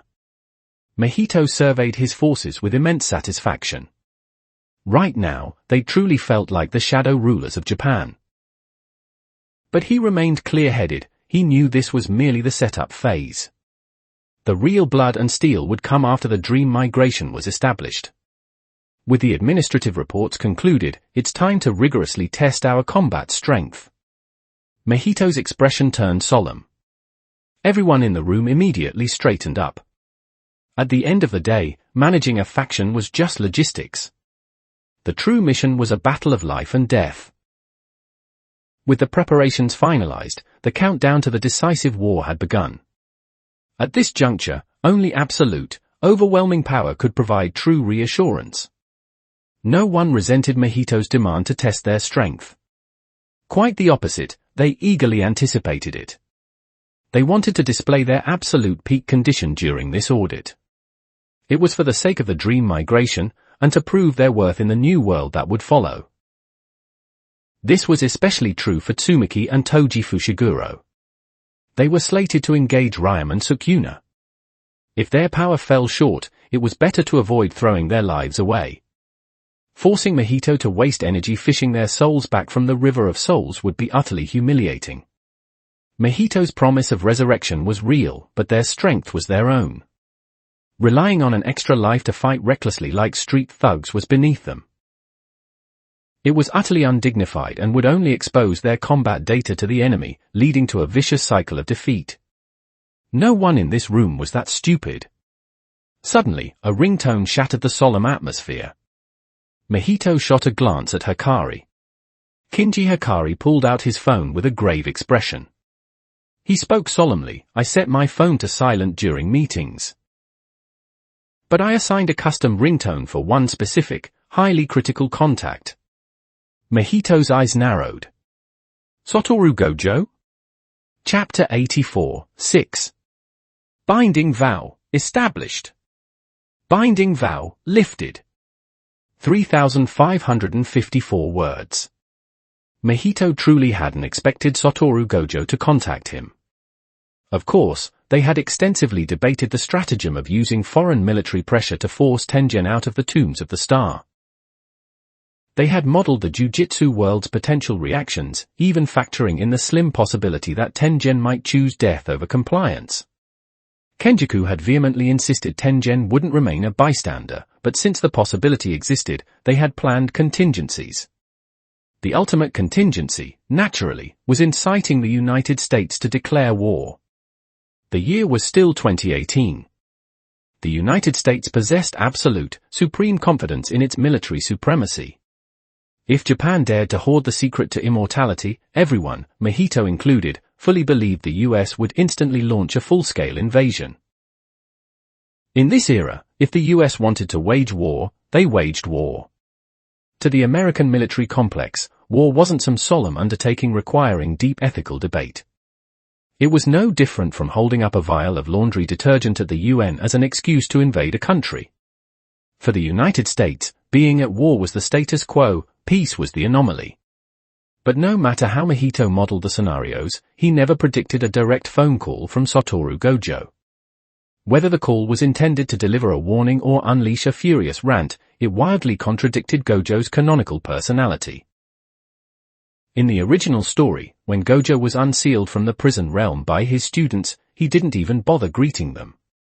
He teleported straight to Kenjaku and Ryomen Sukuna, fully intending to eradicate the threats immediately. But when he arrived and saw Sukuna inhabiting Megumi Fushiguro's body, his urgency vanished. At that exact moment, Sukuna only had 19 fingers. If Gojo had attacked instantly, his victory was a statistical certainty.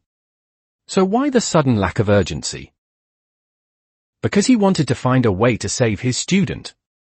He wanted a flawless, perfect victory with zero sacrifices. It proved just how unimaginably arrogant Satoru Gojo was. Even when facing the literal strongest sorcerer in history, the thought of losing never crossed his mind. He still demanded a flawless rescue operation, absolutely convinced that, because he was Satoru Gojo, he could deliver a perfect ending. A man like Gojo didn't negotiate when faced with obstacles. It went against everything he stood for up until his death. To use internet parlance, making this phone call meant his character was acting entirely OOC. Mahito realized this wasn't a case of a missing information caused by the manga's limited panel time. This was a genuine, systemic butterfly effect.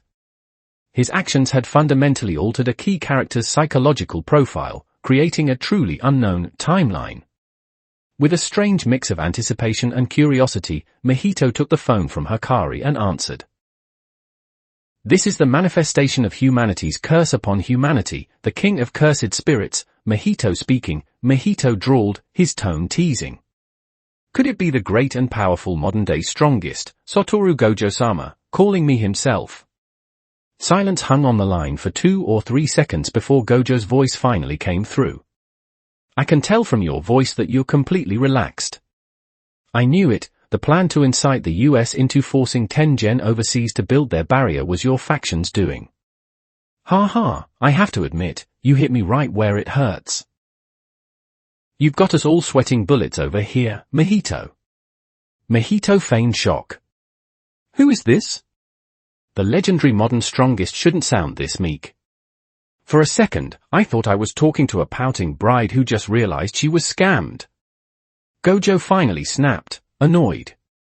Cut the crap and talk to me normally.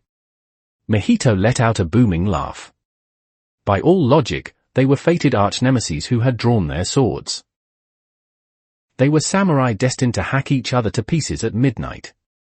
Yet, conversing now, there wasn't a shred of hostility. Even while discussing world-ending conspiracies, they sounded like old friends bumping into each other on a deserted road, filled with nostalgia, surprise, and an unspoken, profound mutual understanding. It made sense. During their catastrophic battle to the death, amid the chaotic clash of raw cursed energy, both Mahito and Gojo had perfectly outlined the contours of each other's souls. From that foundation, they had climbed together to the absolute, freezing summit of the world's power hierarchy.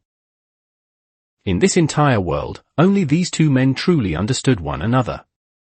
And only these two men could casually converse while fully intending to murder each other. Everyone else had been left in the dust. Perhaps only a resurrected Ryomen Sukuna possessed the qualifications to stand beside them. On the other end, Gojo's tone shifted, becoming grave.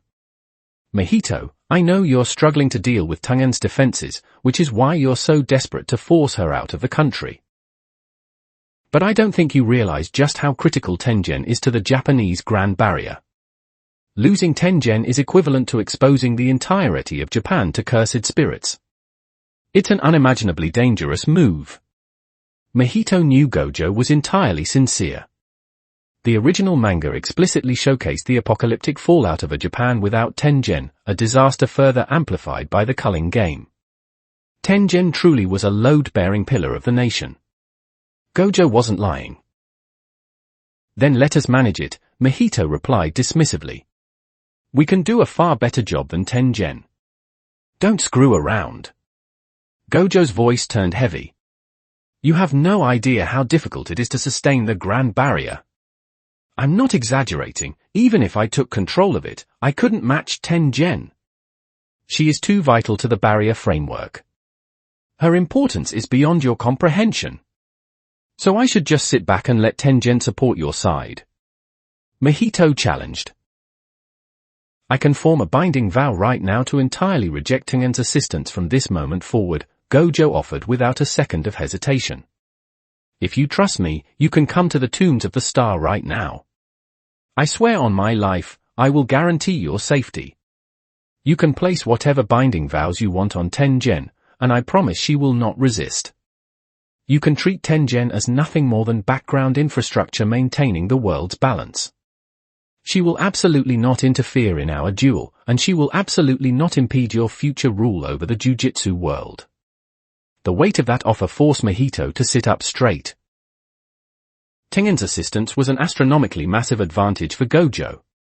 It wasn't just about her controlling the barrier, it was the accumulated knowledge and insight of a sorcerer who had lived over a millennium. A sorcerer's ceiling was determined by the development of their cursed technique, and technique development required extreme imagination. Tengen's boundless experience provided a monumental boost to technique refinement. By offering this, Gojo was practically backing himself into a corner. It was a concession so massive it bordered on a silent surrender. Mahito glanced around the room. Every one of his subordinates wore subtle expressions of intense excitement. As top-tier sorcerers, they all fully comprehended exactly how heavily Gojo was stacking the deck against himself. If my guess is right, your strength has grown exponentially over the past month under Tengen's direct tutelage, all to prepare for me, Mahito probed. Gojo didn't miss a beat. I am willing to use an erasure vow to permanently seal away every shred of insight I've gained from Tengen over this past month. Mahito couldn't hold back anymore. Are you insane? Are you intentionally trying to hand me your severed head? The current Mahito wielded the fusion of the Six Eyes and the Limitless. Just the Six Eyes and Limitless alone birthed the invincible Satoru Gojo. But a Six Eyes perfectly integrated with other techniques was something the world had never seen. Mahito now possessed the literal conceptual apex of cursed techniques. With a single thought, he could execute any technique with zero friction, perfectly calibrated by the Six Eyes. In just 1 month, Mahito's combat specs had multiplied by at least 3. And that wasn't 3 times the strength of a grade 1 or 3 times a special grade, it was 3 times the absolute mathematical ceiling of the world's power system. The current Mahito, going all out, was undisputedly the strongest being in existence. Only Gojo could even step onto the same battlefield, and Gojo would definitively be fighting a losing battle. During their last clash, Gojo had already deduced that Mahito's raw physical specs eclipsed a 20-finger Sukuna. Gojo absolutely knew how terrifying Mahito had become. If Gojo fought him using his power level from a month ago, Mahito would tear his head clean off. It wasn't hyperbole, and Mahito knew that Gojo, who had lived with the Six Eyes for 28 years, understood this terror far better than anyone. Why? Because Tengen is just that important, Mahito, Gojo sighed heavily. Let's be completely honest. Our battle will only dictate the political trajectory of humanity. For normal people living their mundane lives, untouchable gods like us don't actually exist. Whether I win or you win, for the average citizen, it's just a matter of changing social policies. But Tengen is entirely different.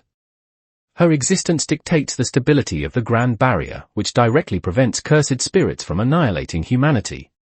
Anyone who genuinely intends to rule the Jujutsu world would never touch Tengen. And Tengen herself has never played favorites, she couldn't care less who sits on the throne. All she cares about is the equilibrium of the Jujutsu world. She cares about stopping the massacre of civilians. She cares about the greater good of the nation. The survival of humanity.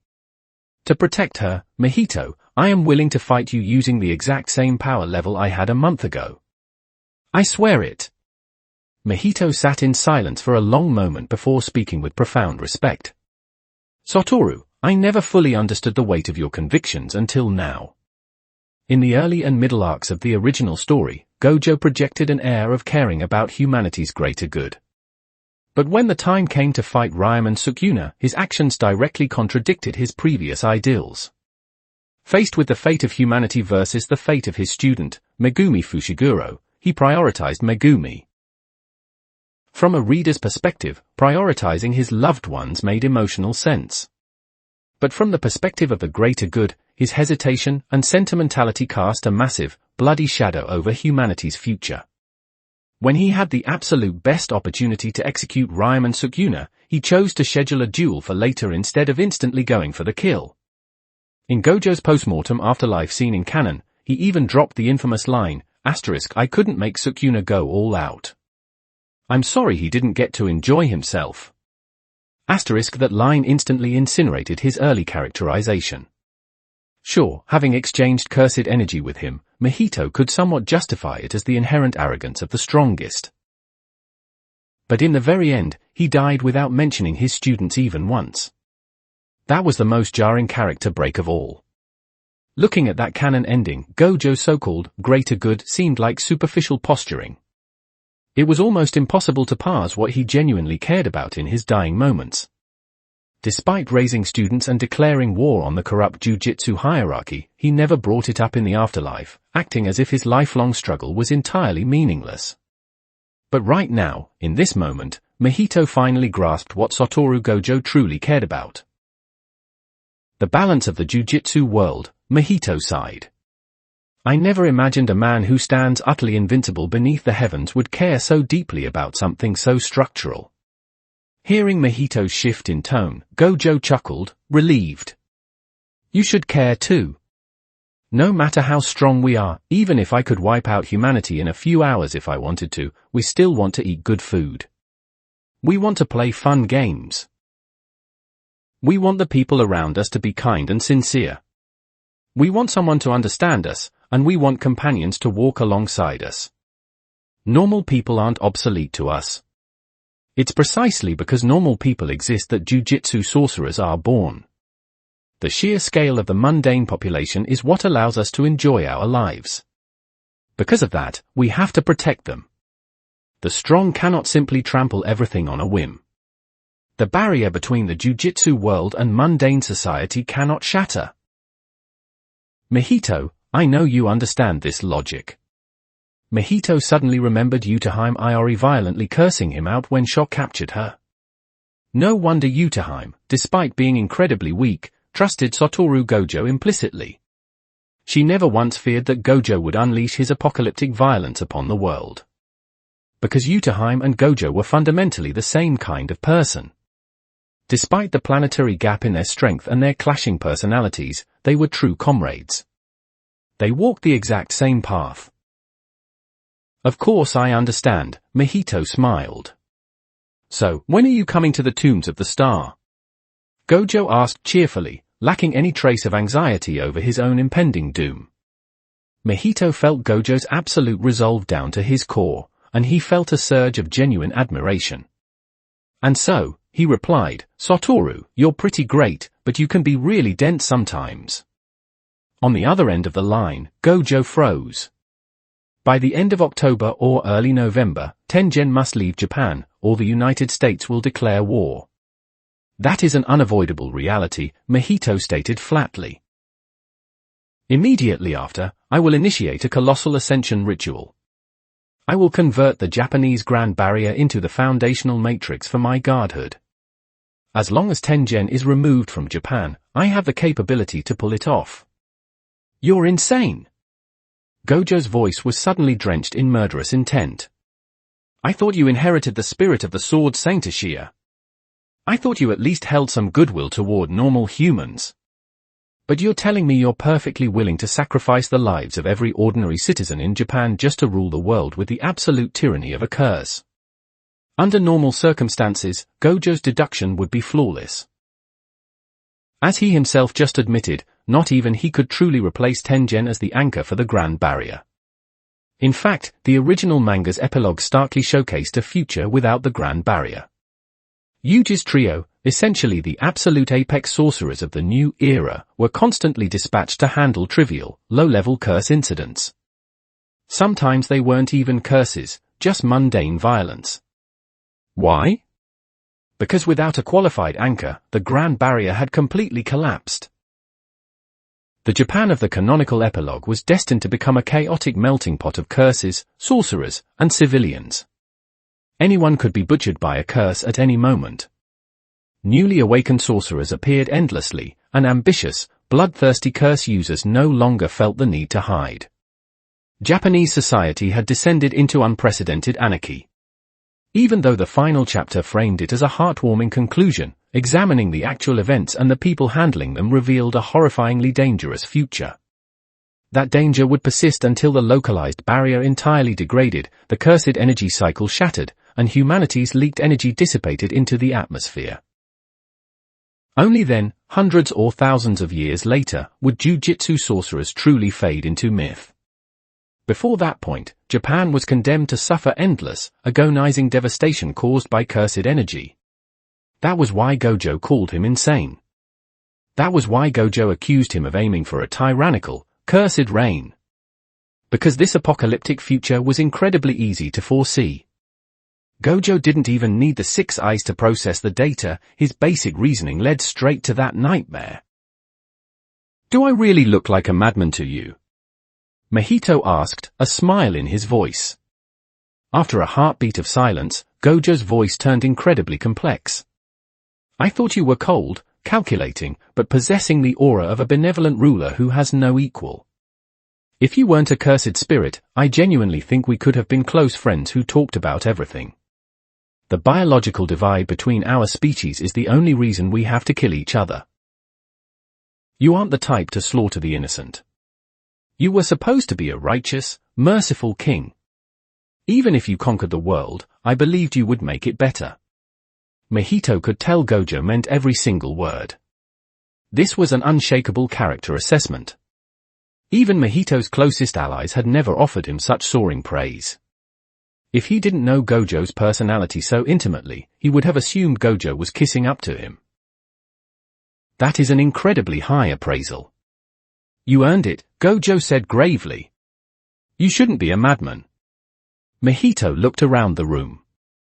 Every single person was staring at him with eyes full of absolute, unwavering trust. Mahito felt a sudden, heavy pressure settle on his shoulders. The pressure of responsibility. Satoru Gojo carried the future of Japan on his back. Wasn't Mahito currently carrying the absolute trust of everyone in this room? Jogo, Hanami, Dagon, and the Death Painting Trio all wanted to walk proudly under the sun in a new world. Kinji Hikari wanted to purge the rot from the system. Sadatsuna Ishida wanted a world where swordsmanship was never looked down upon again. Tsumaki Fushiguro wanted closure with Ryuman Sukuna. Toji Fushiguro never said it out loud, but Mahito could see his quiet anticipation for a new reality. He clearly never wanted to deal with the Zenin clan's filth ever again. The 5 second-generation curses all wanted to find their place in the world. Even the maniac Kenjaku was eagerly anticipating a glorious golden age of Jujutsu. Something shifted in Mahito's heart, and he made his decision. "Let us form a binding vow, Satoru," Mahito spoke with grave solemnity.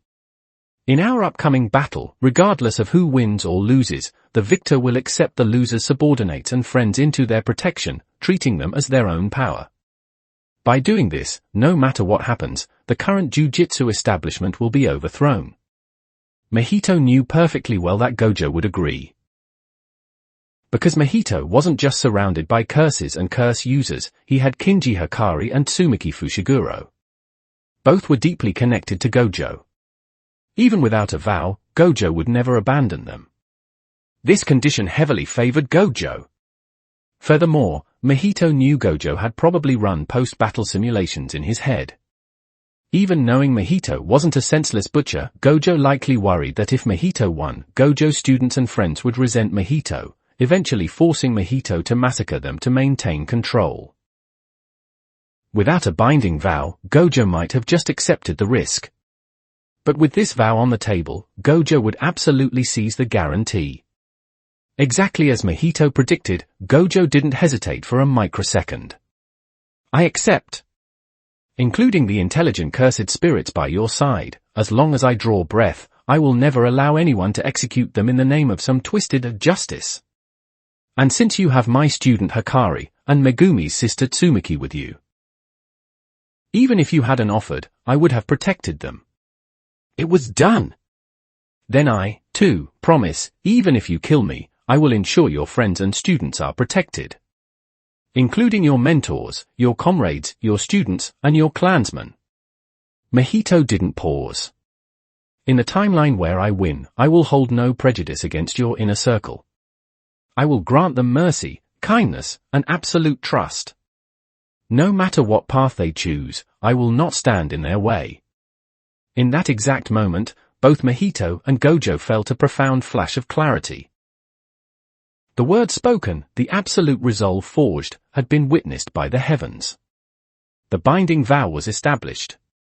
Simultaneously, across the room, Kenjaku's face contorted in utter horror. Gojo could clearly be heard letting out a long sigh of relief over the phone. He laughed softly. With this, you can put your mind at ease, right? So, care to tell me why you're acting like a madman? Ah, and now I don't have to worry about triggering any restrictive vows either, Mahito replied, a wide grin spreading across his face. I suppose I can finally tell you why I'm doing this. Actually, if you calm down and think about it, you can figure it out yourself. What? Do you really think I'm insane? This was the second time Mahito asked the question. But while the first time was solemn and probing, this time it was laced with amusement, like a friend teasing another over a prank. Gojo frowned deeply. I already answered that. Obviously, you're not. So, what are you still doubting? Mahito asked softly. Why do you refuse to believe that I can flawlessly manage the Japanese Grand Barrier without Tengen? Gojo's mind raced at light speed. Suddenly, horrifying realization dawned on him. You have a barrier grandmaster on your side who rivals Tengen. Someone who can guarantee the Grand Barrier remains perfectly stable. Who is it? Kenjaku's face was utterly black. He didn't say a single word. The overthrow of the Jujutsu world is practically a reality now, Mahito said, his voice laced with a lethal, joyful edge. You personally helped me lift the binding vow chaining me. Prepare yourself, Satoru. Because of you, I have severed my final restraint. My ascension ritual will burn hotter and reach further than you can possibly imagine. Satoru, your binding vow has allowed the sleeping dragon to take flight. Chapter 85, 7. Secret Meeting. 4,410 words. It's Kenjaku. Tengen said thoughtfully. No wonder I haven't been able to locate the Lord of Cursed Spirits' headquarters. We were absolutely certain they were operating on Japanese soil, yet I couldn't track them down no matter what.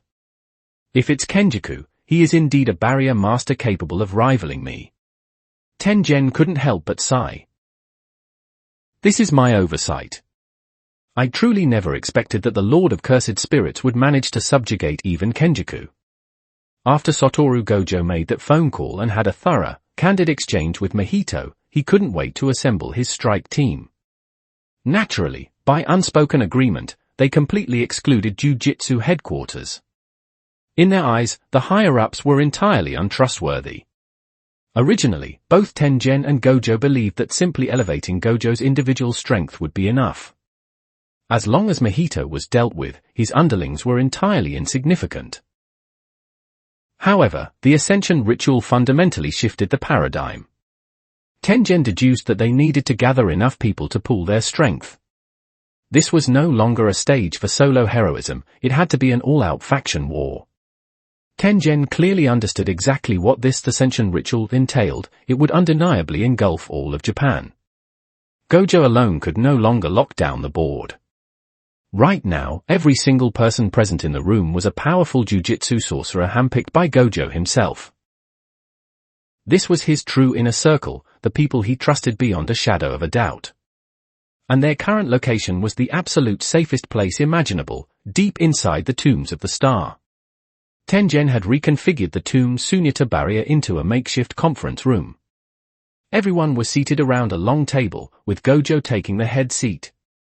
The roster included Special Grade Jujutsu Sorcerers, Yuki Tsukumo, Yuta Okotsu. Grade 1 Jujutsu Sorcerers, Masamichi Yaga, Aoi Todo, Kento Nanami. Semi-Grade 1 Jujutsu Sorcerer, Yutaheim Iori. School Doctor, Shoko Yeri. Students, Rice Shower, Megumi Fushiguro, Moki Zenin, Yuji Itadori. And finally, the principal of Kyoto Jujutsu High and the leader of the conservative faction, Yoshinobu Gakugunji. Then, amidst the solemn and somber atmosphere of the meeting, Yutahime Iori was the first to snap. She shot up from her chair, pointed a trembling finger at Yoshinobu Gakugunji, and roared, "Hold on a second, Master Tengen. Can someone please explain why this old fossil is sitting at our table? Who can guarantee he isn't a spy for the Lord of Cursed Spirits? Who is vouching for him?" Gakugunji, looking so ancient he could barely pry his eyes open, shot a sideways glance at Yutahime. In any other setting, if she had dared to scream at him like this, he would have disciplined her immediately. But this was an exclusive meeting of Gojo's inner circle. The mere fact that he was allowed a seat was astonishing enough. He resolved to keep his mouth shut. Masamichi Yaga raised a hand. "It was me. I nominated Gakugunji to attend." In the original timeline, Yaga surprisingly placed his trust in this conservative leader. Before his death, Yaga entrusted Gakugunji with the secret to stably producing cursed corpses endowed with souls. At the time, Yaga knew his death was inevitable. He didn't want his research to become lost technology, nor did he want it abused. He ultimately gambled everything on Gakugunji. And Gakugunji didn't betray that trust. He kept the technique hidden right up until Gojo was unsealed. Only after Gojo broke free and ruthlessly slaughtered the higher-ups did Gakugunji reveal that he possessed the knowledge. Now, once again, Yaga was placing his faith in Yoshinobu Gakugunji. "I approved it," Gojo nodded, his expression remarkably neutral. "I also believe Principal Gakugunji is trustworthy. Just look at his wrinkles and his bald head." Yutahime shouted. "Are you seriously telling me he hasn't been tempted by the promise of immortality? You really trust the head of the conservatives this much? I swear on my life, the second this meeting ends, this geezer is going to leak everything we discuss straight to Jujutsu headquarters." Gakugunji finally lost his patience. "Watch your tone, Yutahime," he growled deeply. "It is precisely because I lead the conservative faction that I would never collude with curses. I am the one who despises cursed spirits the most, and the faction I lead shares that sentiment. If we're talking about suspicion, that little girl who had her gender personally swapped by the Lord of Cursed Spirits is far more suspicious than I am."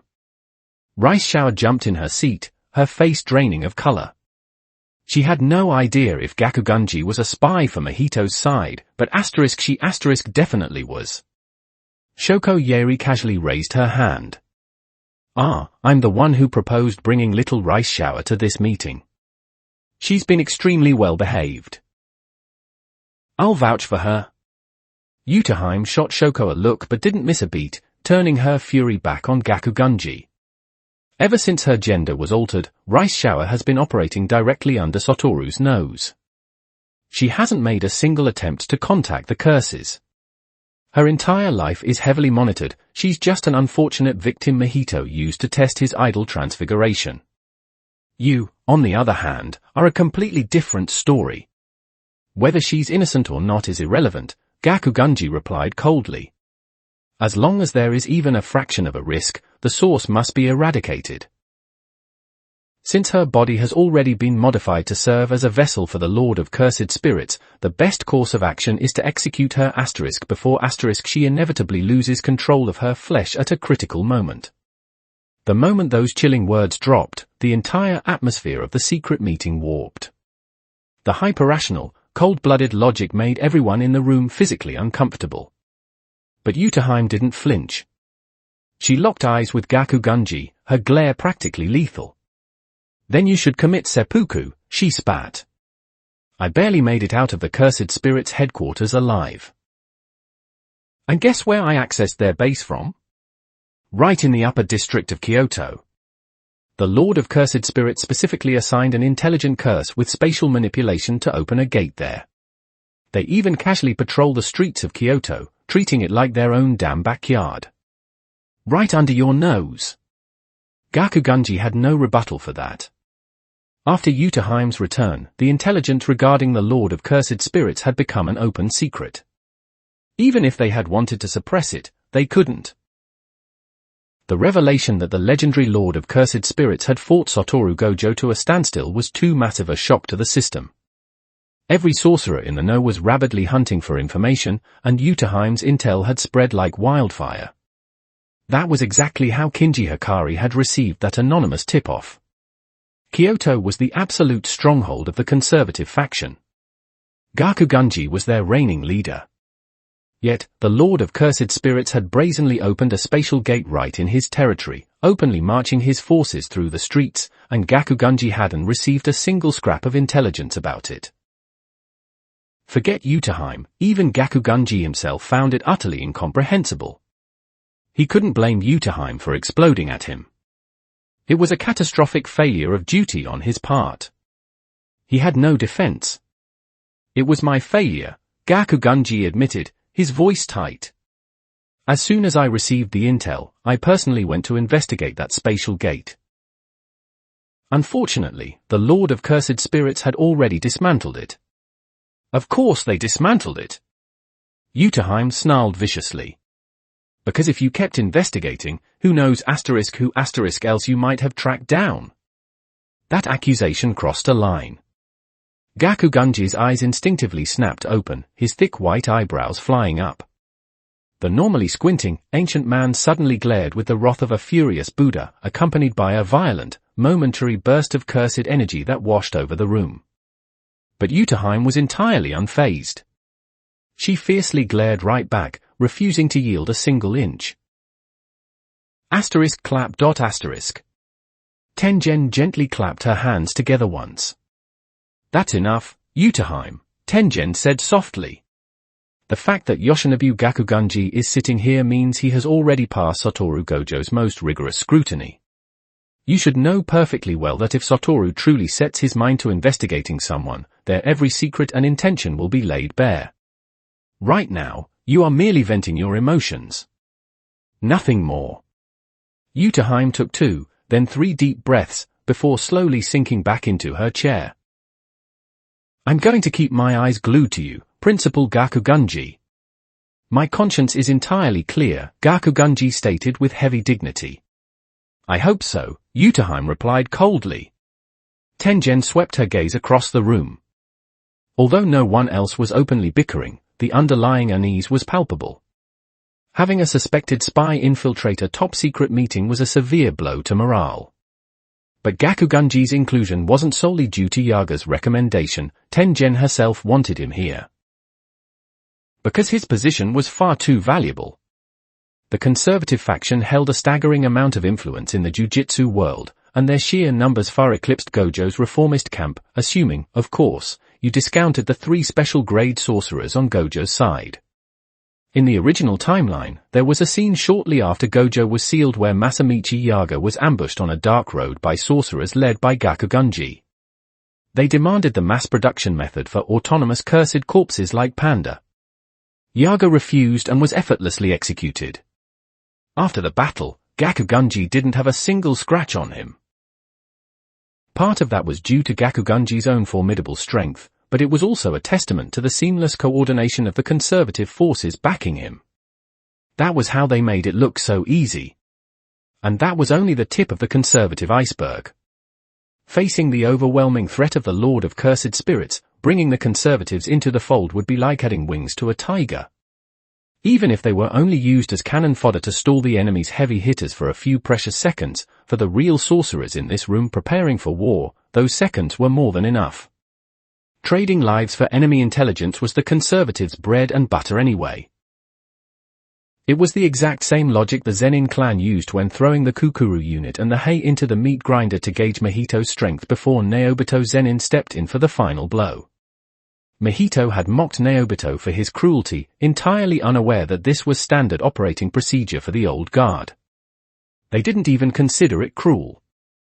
Tengen had prioritized rational utility over emotional comfort in backing Yaga's nomination. She assumed the others would understand. Moreover, Gojo had already thoroughly vetted Gakuganji, which should have guaranteed everyone's approval. Yet, she hadn't expected this level of pushback.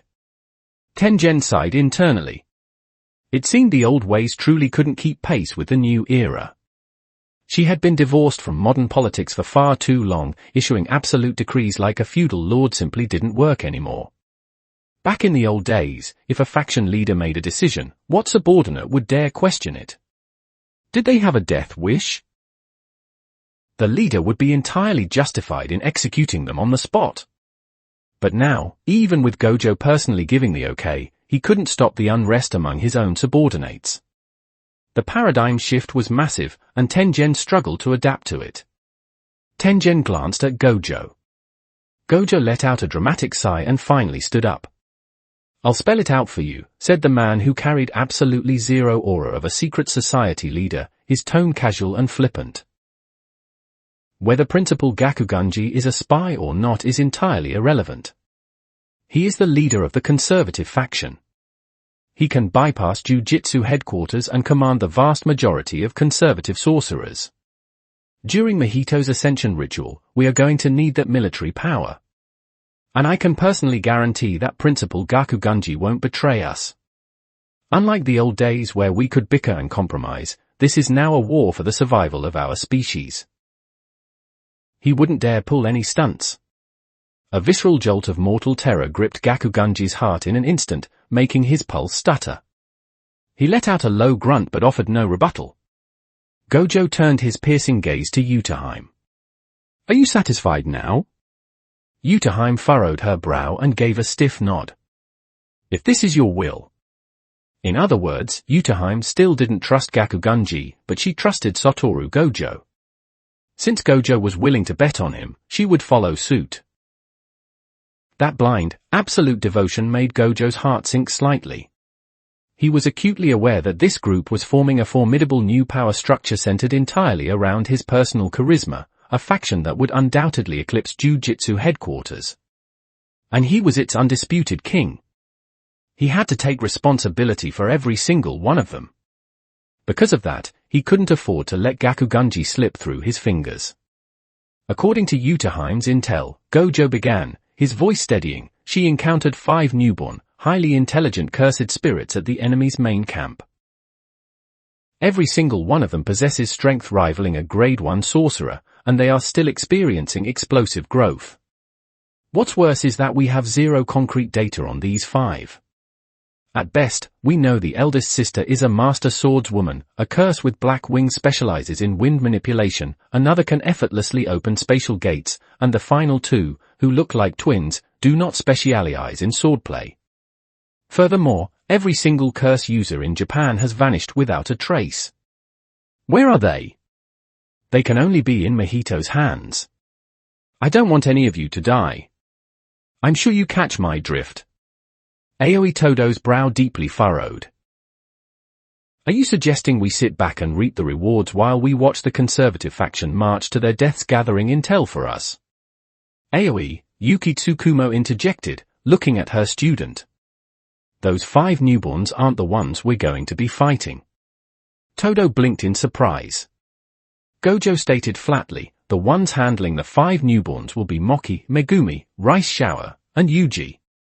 The 4 students called out immediately straightened their postures. Now it was Todo's turn to look utterly incredulous. Are you screwing with me? Moki Zenin shot Todo a lethal glare. You don't think we can handle it? Itadori is decent. Fushiguro is barely passable in my eyes. Rice Shower might be a coward, but she's got Unga Bunga brute strength and a toxic cursed technique, so she's fine. But you? You are miles out of your depth, Todo sneered. Or perhaps you'd like to test your face against my fist again. Unlike the original timeline, where the Kyoto Goodwill event was brutally interrupted by Mahito's forces and allied curse users, nearly resulting in Hanami's death, this timeline's event had gone remarkably smoothly. While Todo had still forged his brotherhood with Yuji, he remained arrogant and dismissive toward everyone else. Moki clenched her fists tightly. But before she could snap back, Tengen's serene voice cut through the tension. I am the one who requested Moki Zenin's presence here. I have a method to permanently sever the connection between the Zenin twins, allowing Moki to awaken as a new generation's heavenly tyrant. The room fell dead silent. Everyone was stunned, even Gojo. You can pull something like that off?" Gojo asked, genuinely impressed. Tengen gave Gojo a dismissive side-eye. "How do you think those 6 eyes of yours came to be?" The 6 eyes were the manifestation of the divine aspect Tengen had discarded. If Tengen could discard a divine trait and mandate its reincarnation exclusively within the Gojo bloodline, then completely unraveling the mechanics of heavenly restriction was child's play. She simply hadn't had a reason to do it before. Now that it was necessary, she could alter it at will. In the original story, Moki only awakened as a true heavenly tyrant at the cost of her twin sister Mai's life. But with Tengen stepping in, no sacrifices were needed. Severing the mystical, intertwined fate of twins was far simpler than casting away a piece of godhood. Tengen, who had died an incredibly anticlimactic death in the original timeline, was finally showcasing her true, terrifying capabilities. Whether it was occult knowledge, barrier techniques, or jujutsu manipulation, aside from frontline brawling, she was virtually omnipotent. This was exactly why Kenjaku had prioritized assassinating her above all else. Aside from the culling game and his ancient rivalry, Tengen herself was a massive, existential threat. As long as she drew breath, Kenjaku's hands would forever be tied. Gojo paused, then shot her a massive thumbs up, loudly praising her, as expected of Master Tengen, guardian of the Jujutsu world for 1,000 years. "You're incredible." Gojo understood the sheer, overwhelming lethality of a heavenly tyrant better than anyone. If their side could instantly manufacture one, even if she was a budget version, compared to Toji Fushiguro, it would be a colossal tactical advantage. It was no exaggeration to say it was the equivalent of recruiting a genuine special grade sorcerer. Tengen ignored Gojo's clowning and turned back to Todo. "Does this put your mind at ease?" Todo nodded thoughtfully. "No wonder we need the conservative cannon fodder. Yeah, with this, we should have enough firepower." Gakuganji desperately wanted to scream that his faction was not cannon fodder.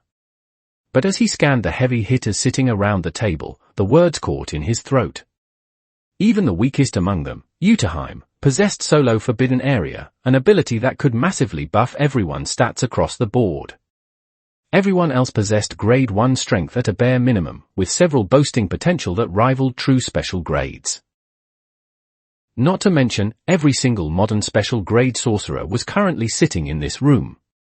Compared to them, the conservative forces really were just a mob of cannon fodder. Besides, like I said earlier, Mahito has a massive army of curse users at his beck and call. Gojo grinned. "I doubt you want to waste your energy swatting away small fry, right, Todo?" "I suppose it can't be helped," Todo sighed, looking like a melancholic poet. This insolent brat, Gakuganji's brow twitched violently. "Since we are in agreement, let's return to the main issue," Tengen said, her tone dead serious. "Kenjaku is a sorcerer from my era, and one of the exceedingly few who has obtained a method for true immortality. I won't list out his atrocities here. Since he is currently serving under the Lord of Cursed Spirits, I doubt he's having a pleasant time anyway. I will only point out one critical fact: when it comes to barrier techniques, he is my absolute equal." The gravity of that statement sent shockwaves through the room. Even Gojo looked taken aback. "Wait, so you're saying, if you leave the Tombs of the Star, he'll definitely be able to hijack the core Japanese barriers? Even with Yuta Okotsu guarding them?" Yuki Tsukumo demanded. "But Kenjaku doesn't have an immortality technique, right?" Yuta Okotsu looked incredibly awkward, wanting to shrink into his chair. In the past, he couldn't. But if he has the assistance of the 6 eyes, which rival Satoru Gojo's, I imagine seizing control of the Japanese barriers would be child's play for him, Tengen stated frankly. As for an immortality technique, idle transfiguration serves as an infinitely superior substitute. Gojo hadn't bothered to hide the fact that Mahito had acquired the 6 eyes. He couldn't hide it even if he wanted to. When the final battle broke out, Mahito would inevitably reveal them. If Gojo didn't mentally prepare his allies now, the shock could trigger a catastrophic collapse in morale on the battlefield. It was better to rip the band-aid off now. The mechanics behind idol transfiguration had also been declassified. During their duel, Mahito had openly broadcasted his technique's rules. "I can mobilize every barrier sorcerer in Japan," Gakugunji stated with mechanical precision. "They will comply. Even if you gathered every single barrier sorcerer in the country, excluding myself, to assist Yuta Okotsu, it would be useless." Tengen utterly rejected the idea. Barrier techniques are universal jujutsu.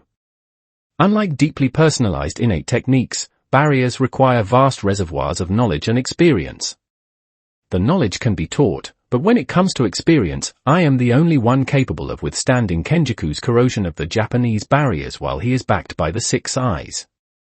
Gakugunji opened his mouth, desperately wanting to berate Gojo for ever agreeing to a scheduled deathmatch with the Lord of Cursed Spirits.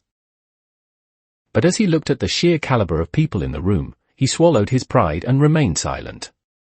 Gojo didn't try to deflect the blame. He spoke with rare sincerity. "This is on me. I never imagined the Lord of Cursed Spirits possessed the ability to completely replicate a technique just by coming into contact with a sorcerer. The activation conditions for his version of Limitless are even more lenient than Yuta's. Such a thing has never been recorded in the entire history of Jujutsu. It was my catastrophic miscalculation that led us to this point." It was incredibly rare for Gojo to admit fault, but the scale of this disaster left him no choice. No one understood the apocalyptic synergy of the Six Eyes and the Limitless better than Gojo himself. The fact that Mahito had acquired both meant that moving forward, they weren't just fighting the Lord of Cursed Spirits, they were fighting a Satoru Gojo version of the Lord of Cursed Spirits.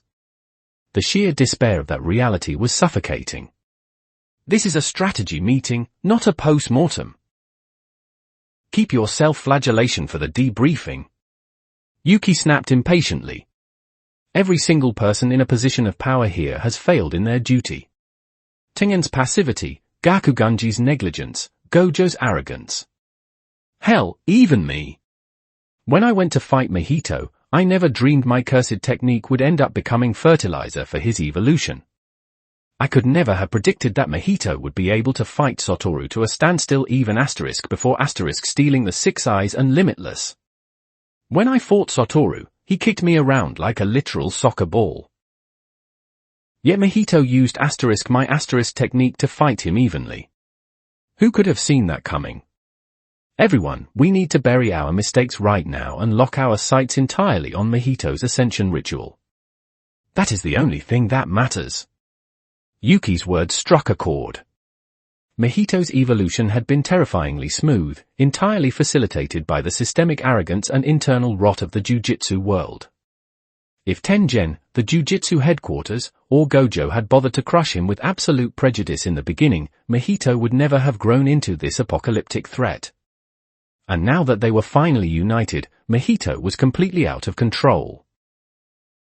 Mahito, the Lord of Cursed Spirits, had officially leaped over the Dragon's Gate. Gojo glanced at Tengen. Tengen took a step back, silently returning control of the meeting to him. Gojo had never felt such a crushing sense of responsibility. Before this, he had always been the undisputed strongest under the heavens. Even if he made a mistake, he could just punch his way out of it. He had never feared a challenge, they were nothing more than light warm-ups to cure his boredom. Until right now. One wrong step, and everything ends. Gojo understood this reality down to his marrow. "I'll be blunt," Gojo said, his tone dead serious. "Everyone sitting at this table is someone I, Satoru Gojo, personally recognize. Every single one of you possesses the power to drastically alter the battlefield during Mahito's ascension. You have my absolute, unconditional trust. In the coming war against Mahito, we only have each other to rely on. As for Jujutsu headquarters, as of this exact second, they no longer exist to me." The underlying threat was crystal clear: if the higher-ups dared to get in his way, he would execute them as enemies without a second thought. Nanami, who had been brooding in silence this entire time, finally couldn't hold back. He stood up. "Are you certain about this?" Do you honestly believe Jujutsu headquarters can still be trusted? Gojo asked coldly. Nanami froze, then slowly sank back into his chair. The enemy is the Lord of Cursed Spirits, wielding the dual powers of immortality and resurrection. And despite being born a curse, he doesn't act like one in the slightest, Gojo said evenly. He actively seeks out cooperation with human society. He's willing to share the secret to immortality. And while he hasn't explicitly advertised his resurrection ability, I guarantee that if the conditions are right, he'd offer that up as a bargaining chip too. Honestly, if he weren't a cursed spirit, the second he rallied his forces, even Tengen would be forced to bow to him. Tengen remained silent, confirming that Gojo wasn't exaggerating in the slightest. Even though he hasn't shed his identity as a cursed spirit, plenty of people in Jujutsu headquarters have already defected to his side, Gojo continued icily. I have zero doubt that if we fail, the higher-ups will immediately crown Mahito as their new king. The Jujutsu world will instantly be absorbed into his empire, the global paradigm of human society will be violently rewritten, and this planet will welcome its new master. This wasn't hyperbole. It was a terrifyingly logical conclusion. The Lord of Cursed Spirits wasn't a mindless butcher. On the contrary, he meticulously maintained a persona of absolute benevolence and virtue. Aside from his cursed biology, he had almost no political vulnerabilities. And whatever stigma his biology carried was easily washed away by his pristine reputation, and his incredibly massive, lethal fists. Gojo wasn't fearmongering. Everyone in the room knew it was the truth. We cannot fail, Gojo declared with absolute finality. I am ordering every single one of you to maximize your strength starting from this exact second. I am ordering you to push forward with special grade as your baseline target. I expect every single one of you to distract and neutralize at least a portion of Mahito's vanguard. Do not drag me down. Gojo's voice boomed. From this moment on, whoever dares to stand in our way, I will execute them. I don't care if they are a politician, a prime minister, or a high-ranking executive in Jujutsu headquarters. We have exactly one objective. Gojo swept his gaze across the room, etching the faces of his allies into his mind. With crushing, solemn gravity, he punctuated every single word. Save humanity. Chapter 86, 8. Power Escalation. 4,189 words. 3 hours later, the meeting adjourned. Nanami, Yaga, and the students, stay behind, Gojo commanded. Everyone else is dismissed. Although Gojo had only explicitly named 7 people, Tengen and Yuki Tsukuma remained seated as well. The others filed out of the secret chamber through a barrier gate Tengen opened. Once the room cleared out, Gojo instantly collapsed back into his chair, his heavy, oppressive aura evaporating into a dramatic slouch. He let out a long, exaggerated exhale. I'm exhausted. Who knew running a meeting could be so draining? I swear I remember my old meetings being a breeze. That's because you literally never cared about the agenda before, Yuki teased, casually crossing her arms and resting her chin on the back of her hands. Feeling the pressure now? How does playing savior suit you, Satoru? Don't even mention it, the stress is literally crushing me, Gojo laughed brightly.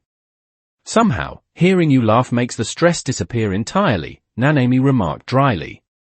And? Why did you hold us back? Kento Nanami was a tall, imposing man, though not overly muscular. Dressed sharply in a tailored suit and sporting his signature peculiar goggles, he stood at the absolute pinnacle of Grade 1 sorcerers. His innate technique was the perfect catalyst for landing black flashes, and he was, in fact, the current record holder for consecutive black flash strikes. He specialized in toppling enemies far above his weight class, as his technique allowed him to inflict catastrophic damage in a single, precise strike.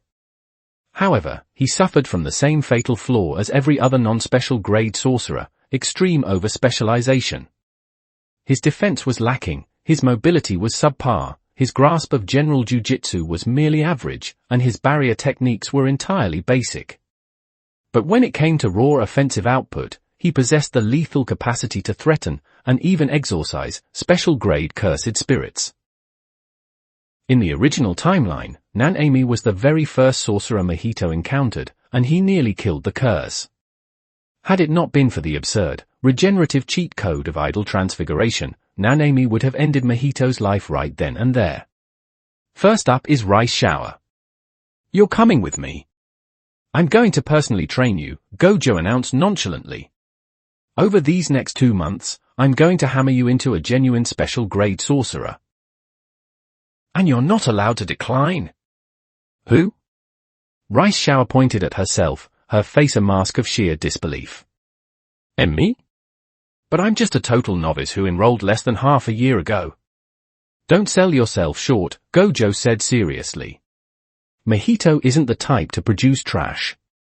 Even if you were just a joke experiment to him, the jujutsu talent he installed in you is terrifyingly rare. Whether it's cursed energy flow, raw capacity, your cursed energy core, or manipulation. Your sheer talent for cursed energy is second only to Yuta's. Yuta managed to climb from grade 4 to special grade in 6 months, even after losing Rika. You can do the same. But I'm literally a spy. Why are you trusting me so much, Satoru-sensei?" Rice Shower cried internally, forcing herself to nod. But that was just the kind of person Satoru Gojo was. He genuinely had no intention of keeping his guard up against Rice Shower. Hell, in the original timeline, he never once suspected Yuji Itadori, even though the boy was the vessel for Ryomen Sukuna, the deadliest curse in history. Now, Rice Shower's latent potential was simply too valuable. Gojo had absolutely no reason to sideline her. If the skill ceilings for Toge Inumaki, Panda, and Nobara Kujisaki hadn't been so hard-capped, Gojo would have dragged them into the secret meeting too. Rice Shower had truly, undeniably, stumbled her way directly into Satoru Gojo's most guarded inner circle. "As for Moki, you're going with Tengen. She will sever the twin bond between you and Mai," Gojo said, shifting his focus to Moki. "With that, our side will gain our own heavenly tyrant. At the very least, Toji Fushiguro won't be able to easily blitz our squishy casters anymore." Aside from Gojo himself, no one in the room could confidently claim they could survive a 24/7 assassination attempt from a heavenly tyrant.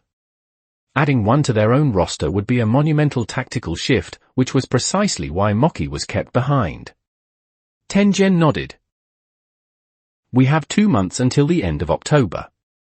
That's more than enough time for me to sever the bond and for Moki to acclimatize to the physical specs of a heavenly tyrant.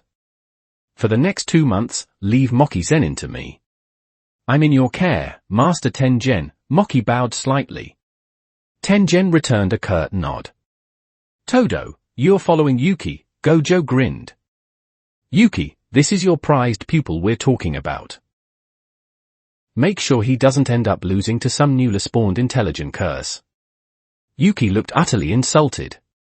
"Do you honestly think a student I handpicked would be some kind of mediocrity?" Aoi Todo was a hulking, heavily muscled behemoth of a man. With a vicious scar tearing down his face and a perpetually aggressive scowl, his sheer physical presence radiated danger. He kept his long hair neatly tied back in a topknot shaped like a spider lily. Among the students at Kyoto Jujutsu High, he was the undisputed apex predator. Yet, he was never satisfied with his current plateau. In the original timeline, he was brimming with enough confidence to challenge Yuta Okotsu directly. Though officially ranked as a grade 1 sorcerer, his combat parameters were outrageously overtuned. During the final showdown in the original timeline, he was one of the exceedingly few sorcerers capable of going toe-to-toe in a brutal melee brawl against Ryomen Sukuna. The spatial displacement technique Mahito currently utilized within his limitless array was, in fact, Todo's innate technique, Boogie Woogie. Author's note. Anti-piracy warning. Please join the original QQ release group, 1-04-022-8906. If you are already in the WeChat group, no need to add. Updates and 200+ dimensional fanfictions are all inside. Todo's expression perfectly mirrored his mentor's arrogant confidence. I'll personally crush the Lord of Cursed Spirits' armored vanguard, Jogo. Love the ambition. Gojo clapped. Then, his tone took a razor-sharp pivot. But the way you are right now, you'd fail miserably. You can't even use domain expansion. Against Jogo, you'd be reduced to a pile of ash in seconds. I can use simple domain. Jogo's domain expansion, Coffin of the Iron Mountain, continuously infinitely scales in temperature. I was only inside it for less than 15 minutes, and the ambient heat had already spiked past 6,000 degrees, the surface temperature of the sun. If my calculations are correct, Coffin of the Iron Mountain's maximum output reaches the core temperature of a nuclear fusion reaction. That's 150 million degrees. Gojo smiled thinly. AoE Todo. Can your simple domain tank that? Todo was struck speechless. Pride is a good thing. Pride pushes the strong forward, infinitely. A true warrior needs pride, Gojo said, his voice dropping to a freezing chill. But recognizing your own limits is also the mark of the strong. AoE Todo, as you are right now, you are not even remotely a match for Jogo. Go train with your master. Before you start running your mouth, boost your actual stats. A brat who can't even pop a domain expansion shouldn't be embarrassing himself here. Todo's eyes practically bulged out of his skull as if he'd been physically punched, glaring venomously at Gojo. Yuki Tsukumo watched her seething student and let out a booming laugh. Not bad, Satoru. You certainly know how to light a fire under my boy. We're all arrogant monsters here. Obviously, cheap provocation works wonders on us, Gojo replied breezily. The finish line is right in front of him. I believe Todo can cross it. What do you say, Aoi-chan? I'll prove it, Todo practically growled. Not for you, but for my own path. I will manifest my domain expansion within these 2 months. I heard you couldn't even use a domain during your second year of high school. Perfect. That's my starting line. I'm going to surpass you. It was true, Gojo hadn't mastered domain expansion during his second year. That was because the Satoru Gojo of that era hadn't yet experienced the agonizing crucible of true defeat.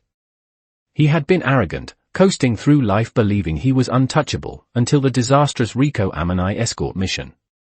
Only after that brutal reality check did he violently push his limits, mastering a 24/7 automated 6 eyes and limitless array within a year, followed closely by his domain expansion. Yuta Okotsu was another prime example. When he transferred to Tokyo High, he had no idea what a domain was. But after surviving the night parade of 100 demons, he pushed himself relentlessly, successfully manifesting a fully realized domain expansion by his second year, one he deployed against Ryomen Sukuna in the original timeline's climax. Todo, who had only ever looked down from the peak while constantly challenging himself against formidable foes, felt a burning, unprecedented humiliation ignite an inferno in his gut. He was going to forge his own domain expansion. I look forward to it, Gojo smiled. Yaga internally sighed. Gojo had truly changed. Before this, Gojo had never resorted to psychological manipulation or tactical provocation.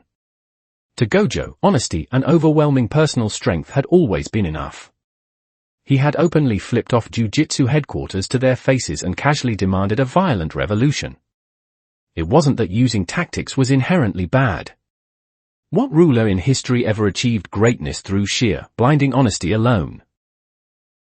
Even the wisest emperors played the game of political balancing.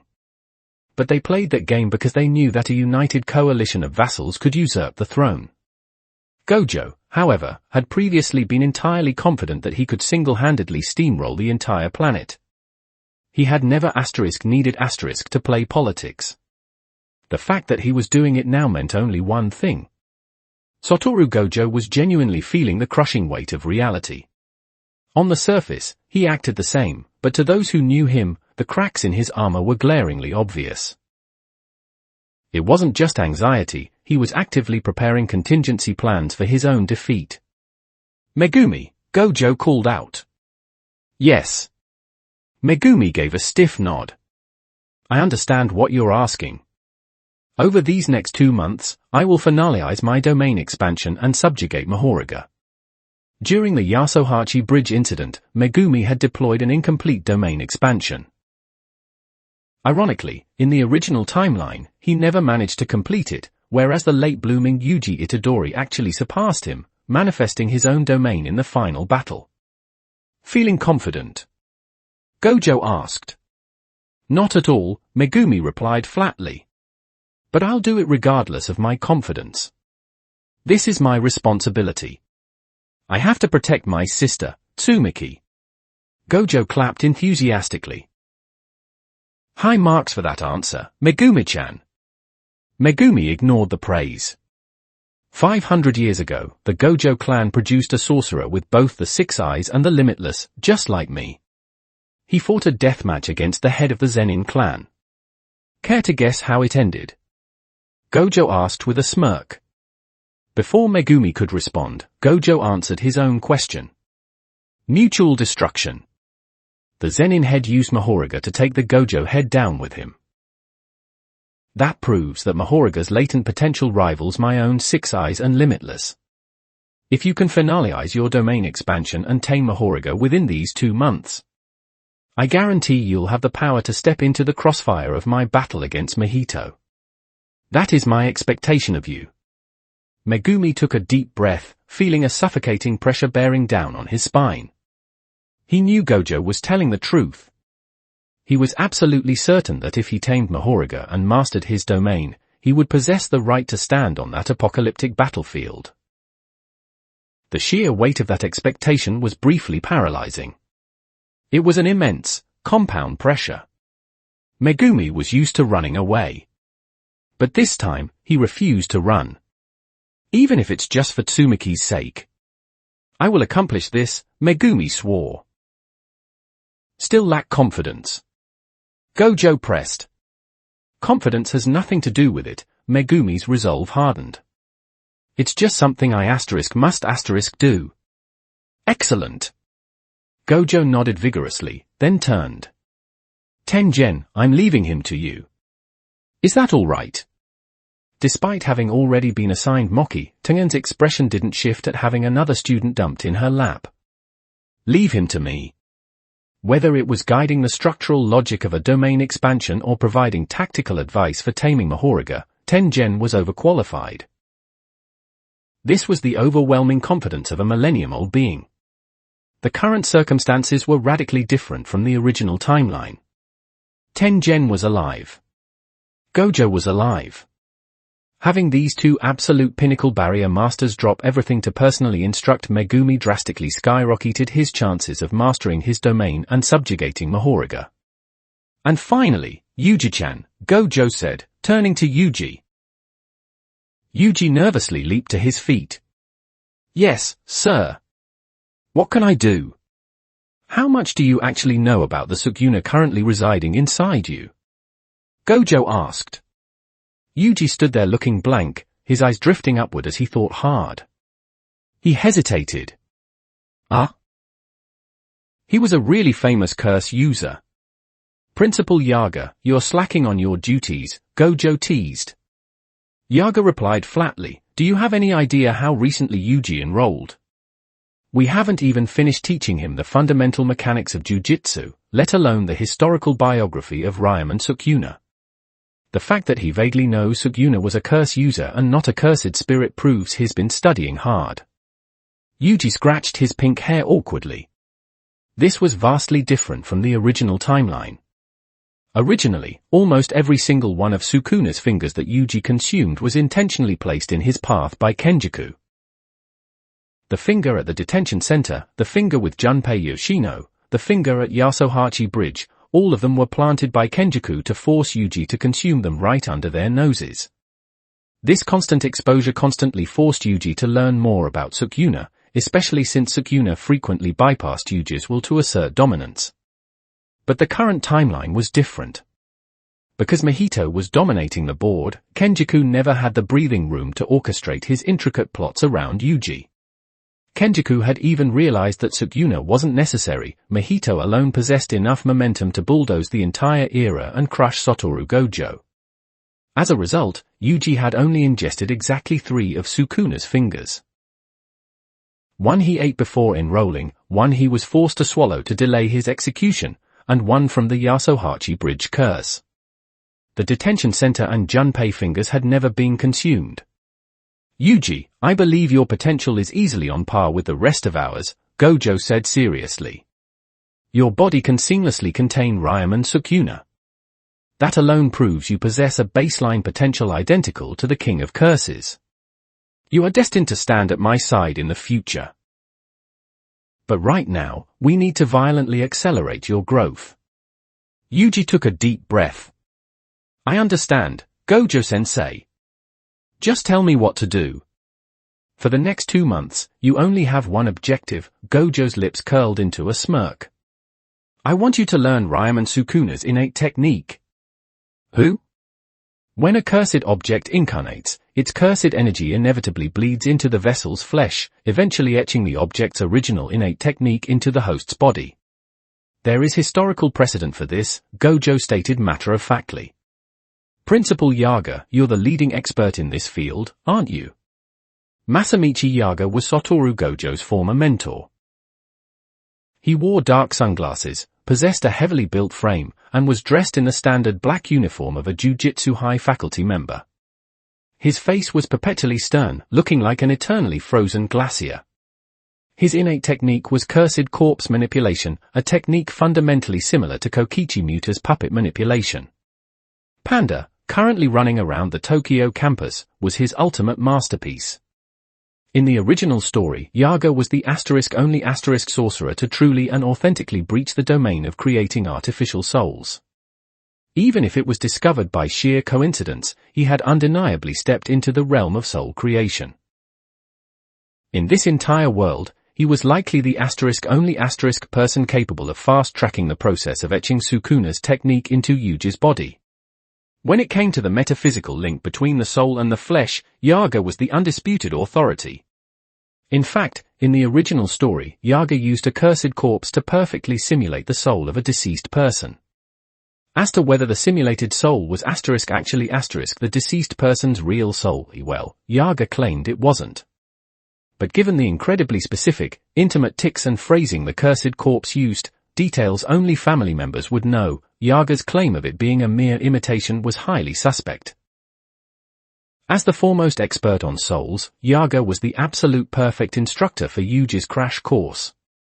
In the original timeline, Yaga was executed by Jujutsu headquarters shortly after Gojo was sealed. But here, he was alive and well, and the higher-ups wouldn't dare breathe in his direction. This Gojo was completely unhinged compared to his original self. The original Gojo tolerated the higher-ups buzzing around him like flies. This Gojo would slaughter them the second they stepped out of line. When a loaded gun is pressed firmly to the higher-ups' foreheads, they tend to act as docile as rabbits. However, there was a glaring issue. It's too soon, Yaga said frankly. It's not that I don't want to help Yuji, but his physical body hasn't sufficiently acclimated to Ryomen Sukuna's soul. In my estimation, Yuji needs a baseline of at least 10 fingers soaking in his system before we can safely guide the technique etching process. Right now, he only has 3. He is severely under the threshold. Yaga's assessment was pinpoint accurate. In the original timeline, Yuji didn't begin manifesting Sukuna's slashing techniques until after he had ingested over 10 fingers, and even then, he only fully unlocked the technique during the final arc. Before that, Yuji was essentially a completely blank slate sorcerer who fought purely with his fists, functionally identical to the Zenin clan's Kukuru unit. Yuji is a special case, Gojo insisted, refusing to back down. After my brawl with Mahito, I felt my 6 eyes undergo a distinct evolution. I can clearly perceive the bizarre, intrinsic connection between Yuji Itadori and Ryomen Sukuna. I strongly suspect Yuji's body was synthetically engineered from the ground up. Only a bespoke vessel could perfectly contain the soul and overwhelming malice of the King of Curses. Yaga frowned. Synthetically engineered? Since when can vessels for cursed objects be purpose-built? Yaga's confusion wasn't due to ignorance, it was because this was entirely unprecedented. Out of all the cursed objects in history, not a single one required a purpose-built vessel, except for Ryomen Sukuna's fingers. In the realm of cursed objects, Sukuna's fingers were completely and utterly anomalous. Look at the cursed womb, death paintings. In the original timeline, Mahito and Kenjaku grabbed random civilians off the street and shoved the objects down their throats. The cursed object autonomously rewrote the host's biology, overlaid its own consciousness, and completely overwrote the original human's identity. That was how normal cursed object incarnation worked. But Sukuna's fingers were uniquely lethal. Because Sukuna was the undisputed king of curses, the sheer toxicity of his cursed energy was unmatched. No human physiology could survive the violent biological rewrite. Thus, Sukuna's fingers were the only cursed objects incapable of standard incarnation. Until Yuji Itadori was born. Gojo pointed squarely at Yuji, speaking with absolute certainty. Yuji Itadori, you definitely share a bloodline connection with the Ryomen Sukuna from 1,000 years ago. Who? Yuji practically fell backward. Gojo wasn't lying, he had literally just figured this out. It was likely a side effect of overly synchronizing with the *6 Perfection's eastward journey star. His 6 eyes had leveled up, allowing him to perceive specific esoteric connections. To put it in scientific terms, his old 6 eyes could perceive matter at an atomic level. His new 6 eyes could perceive the fundamental forces holding those atoms together. One was a matter of precision, the other was a matter of intrinsic connection. His new 6 eyes could literally see the threads of fate. While this didn't provide a direct buff to his raw damage output, it was the exact prerequisite required to read the emotional states of the *6 Perfection's eastward journey star. And right now, those eyes were perfectly tracing the genetic tether between Yuji Itadori and Ryomen Sukuna's fingers. Unlike the original timeline, where Sukuna instantly recognized the connection the moment Yuji swallowed his first finger, and only bothered to mention it to Urom right before the final battle, no one else, not Gojo, not Tengen, knew about it except Kenjaku. But now, thanks to his evolved 6 eyes, Gojo had violently cracked the secret wide open. Tengen looked thoughtful. I see. That perfectly explains why a viable vessel for Ryomen Sukuna's fingers, something that has never existed in history, suddenly appeared in this era. This must be Kenjaku's handiwork. Kenjaku was likely plotting a way to deal with Satoru Gojo long before Mahito even spawned, and Sukuna was his ultimate trump card. Yuji pointed at himself, utterly bewildered. Me. Tengen turned to Yaga. Satoru Gojo's theory holds water. Even with only 3 fingers, if a direct genetic link exists, Yuji Itadori is undeniably capable of wielding Sukuna's slashing technique. And perhaps it goes even deeper than that. Yuji might be capable of inheriting everything entirely. You're all being far too naive. A raspy, violently malicious voice suddenly cut off Tengen. An eye and a mouth grotesquely split open on the side of Yuji's face. The mouth twisted into a vicious sneer. Whether the brat inherits my cleave and dismantle depends entirely on my permission. Did you fools honestly think I was like those pathetic, inanimate cursed objects? Did you think you could just manipulate me however you please? Ryomen Sukuna had finally graced them with his presence.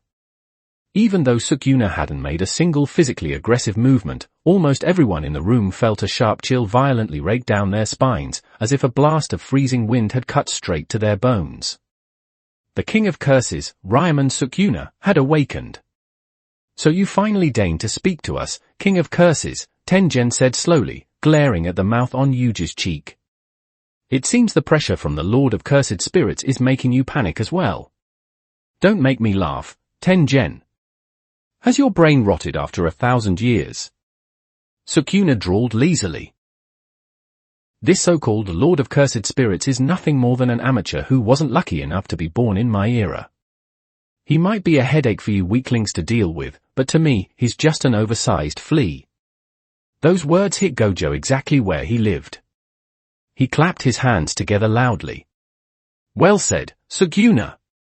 That is exactly what I've been saying. Sukuna sounded genuinely baffled. Are you too stupid to realize I was mocking you? Oh, I heard it clearly, Gojo replied with a maddening, slow drawl. Which is why I said it resonated with me. Because historically speaking, I'm the one who usually gets to say that line to you star. Now doesn't that just resonate perfectly? Sukuna completely froze for a split second, and then a volcanic rage erupted from him. Satoru Gojo, you smack, Yuji ruthlessly slapped his own cheek, violently silencing Sukuna's string of profanities and shoving him back into the depths of his soul. By the time Yuji lowered his hand, Sukuna had completely vanished from his face. Yuki Tsukumo couldn't help but shoot up from her chair, staring at the side of Yuji's face in sheer disbelief. I see. So this is Sukuna's vessel. Absolutely incredible. That is the universally acknowledged king of curses, the strongest sorcerer in history, Ryomen Sukuna, and he was literally just forced into submission by his vessel's raw physical dominance. How on earth is this scientifically possible? Hey! The strongest Jujutsu sorcerer in history is standing right here. Who the hell is Sukuna? Gojo bellowed indignantly. Yuji awkwardly shifted his weight. Even if you ask me, I don't really know either. If this were an academic seminar, I'd happily debate the mechanics of it with you, Gojo shrugged dismissively. But let's put the academic anomalies on the back burner for now. Gojo turned his gaze back to Masamichi Yaga. And there you have it. Yaga, are you confident you can forcefully extract Sukuna's slashing technique for Yuji within 2 months? Now having personally witnessed the bizarre, overriding connection between them, Yaga nodded grimly. Very well. Yuji, you will follow me. I will find a way to make you master Sukuna's technique.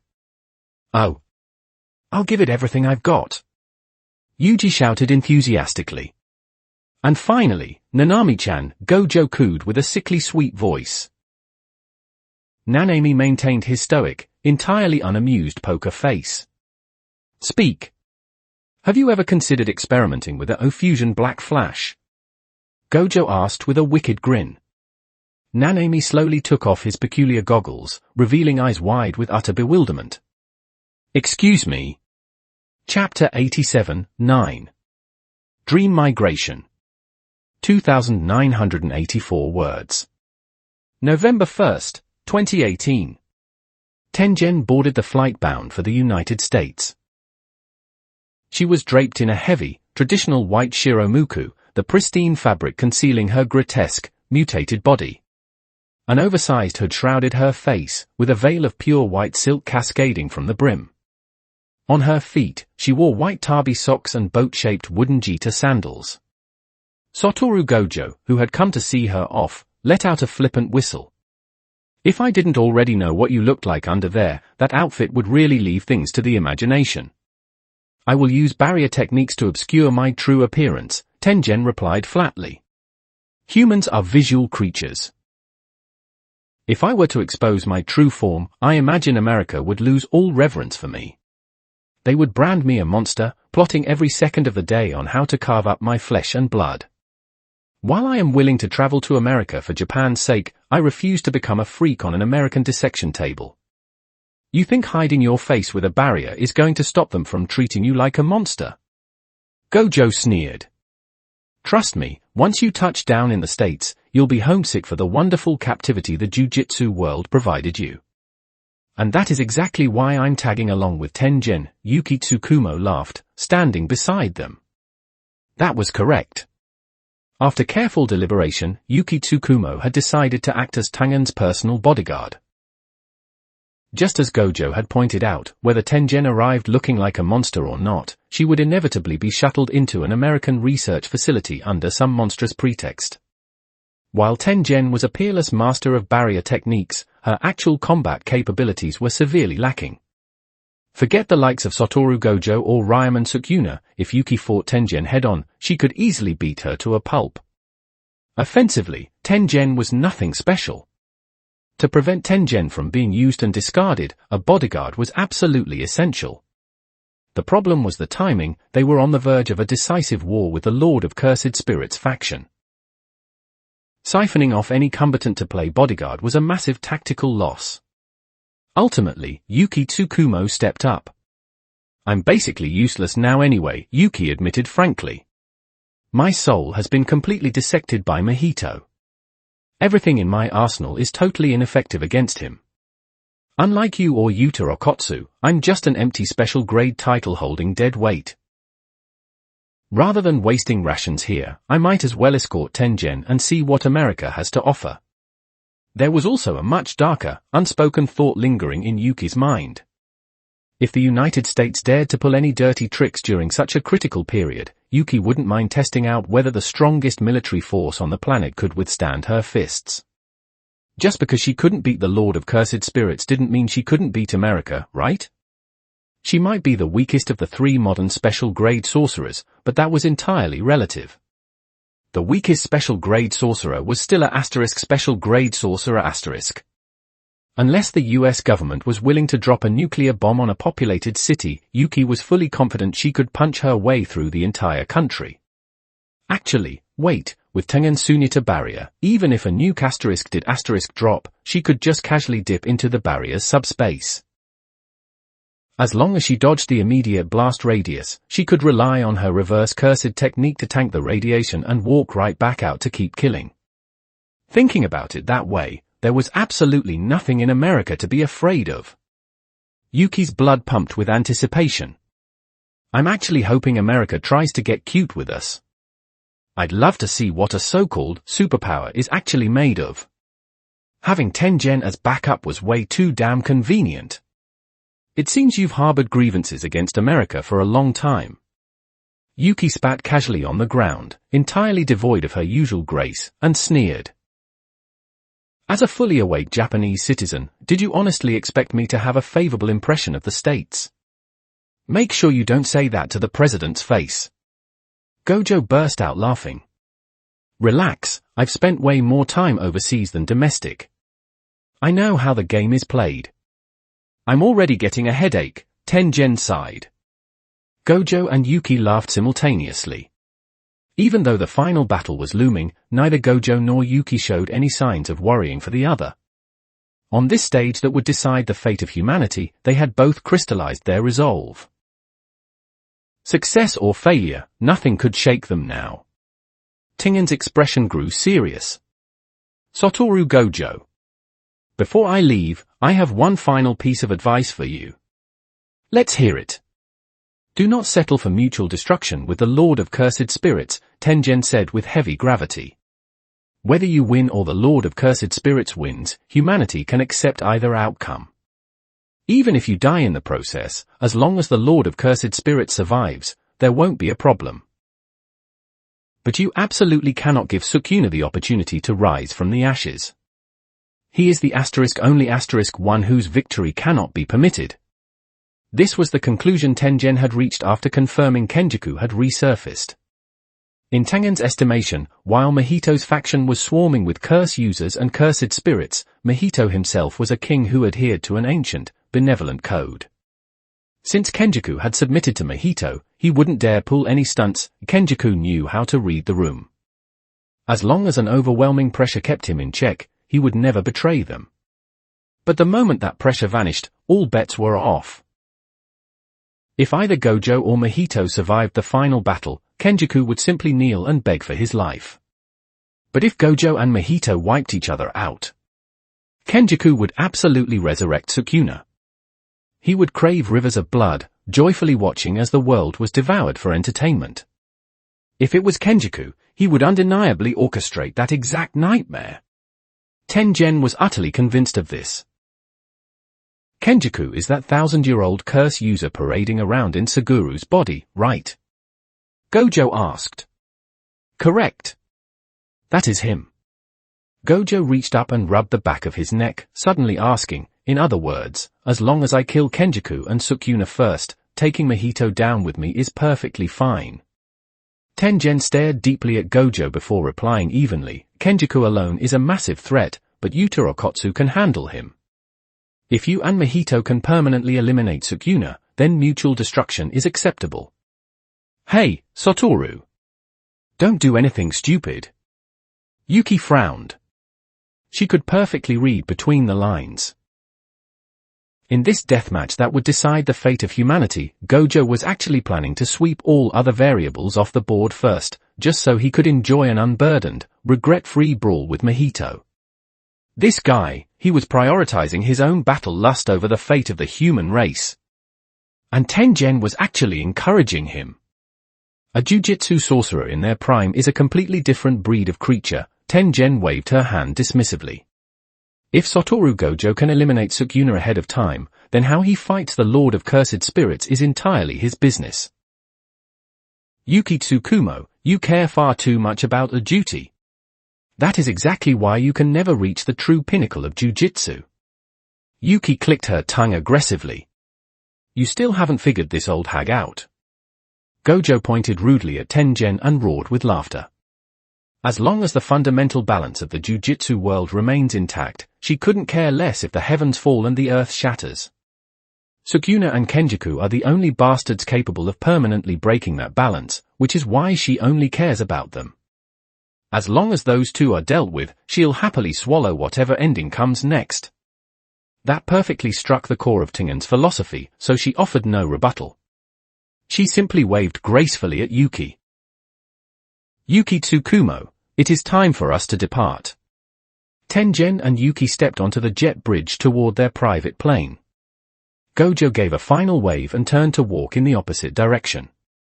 And then, in that exact moment, across the entirety of Japan, a voice suddenly echoed within the minds of anyone possessing even a shred of Jujutsu talent. Hey, hey! This is the Lord of Cursed Spirits, Mahito. Hey, hey! And this is the 1,000-year-old curse user, Kenjaku. Gojo's expression instantly warped. Starting right now, November 1st, 2018, simply by going to sleep, you will automatically become a player in a game personally designed by Kenjaku and myself. Mahito's voice chirped happily like a lark. It was mostly my doing, actually. Reprogramming the Japanese barrier was exhausting. Kenjaku complained loudly.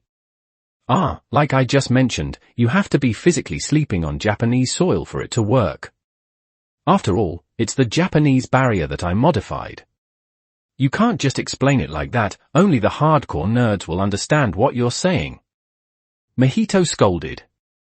Well, only the capable ones have a shot at winning anyway. Kenjaku chuckled.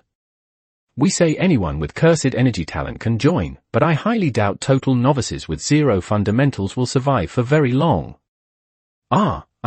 I completely agree, but you can't just say that out loud. That's terrible PR for game devs. Mahito retorted. Give the casuals a lifeline, otherwise they're going to dox us and send death threats to our families. Mahito and Kenjaku simultaneously burst into uproarious laughter, as if that was the funniest joke in the world. The veins on Gojo's forehead bulged dangerously. Those two bastards! Tengen hasn't even boarded the plane yet. Gojo immediately spun around. He knew that if Mahito and Kenjaku were brazenly using the Japanese barrier to broadcast, it meant the entire national barrier system had already been compromised. Just as Tengen had predicted, the moment she stepped away from the tombs of the star, Mahito's faction immediately hijacked the system. Yuta Okotsu and the allied barrier sorcerers had failed completely to stall them. Forget stalling, they hadn't even triggered an early warning. The gap in barrier expertise was so astronomical that Yuta Okotsu likely hadn't even realized what was happening yet. Gojo had calculated he could still act while Tengen was boarding. But when he turned back around, the jet bridge was completely empty. Tengen and Yuki Tsukumo had vanished right out from under his nose. Gojo violently clicked his tongue. Before we get into the rules, I'm sure what everyone cares about most, aside from the winner's prize, is their own personal safety, right? Kenjaku asked. I know this game might sound suspicious and make you hesitate. Mahito's tone dropped from its previous flippancy into something more serious. But don't worry. As long as a sorcerer doesn't get too greedy, participating in this game theoretically won't cause any permanent harm to your real body. Because every single aspect of this game takes place entirely within your dreams. Kenjiku declared proudly. Whether you get injured, maimed, or dismembered in the game, it won't affect your physical body in reality, well, aside from the phantom pain and mental trauma, of course. But please pay attention, death is the exception, Mahito stated grimly. Although it happens in a dream, dying in the dream means your soul dies. If you die in the game, you die in real life. Unless you buy a respawn with points. Kenjiku laughed uproariously. That's right. Even death can be conquered as long as you have enough points. Spoiler alert, this is one of Mahito's special abilities. Even if you die, as long as you die within the dream migration, Mahito can record your cursed energy residuals. Whether it's your allies buying you back, or you purchasing an auto-revive beforehand, points can bring you back from the dead. It was exactly like a video game. Gojo ground his teeth. If they could even conquer death itself, this dream barrier would become an absolute lawless paradise. Curse users who had been suppressed by Gojo's very existence, and conservative sorcerers who had been forced to hide their cruelty, were going to absolutely love this. Oh, you forgot to mention the cursed energy part, Professor Kenjiku. Mahito added cheerfully.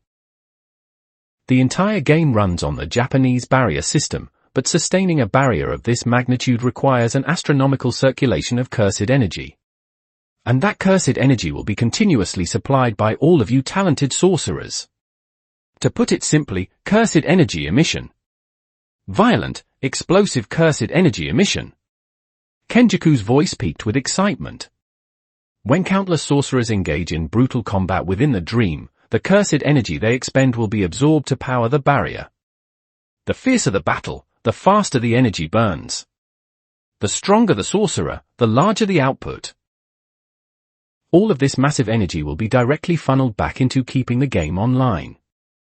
Theoretically, as long as we have enough players fighting hard enough every single day, this barrier will exist for eternity.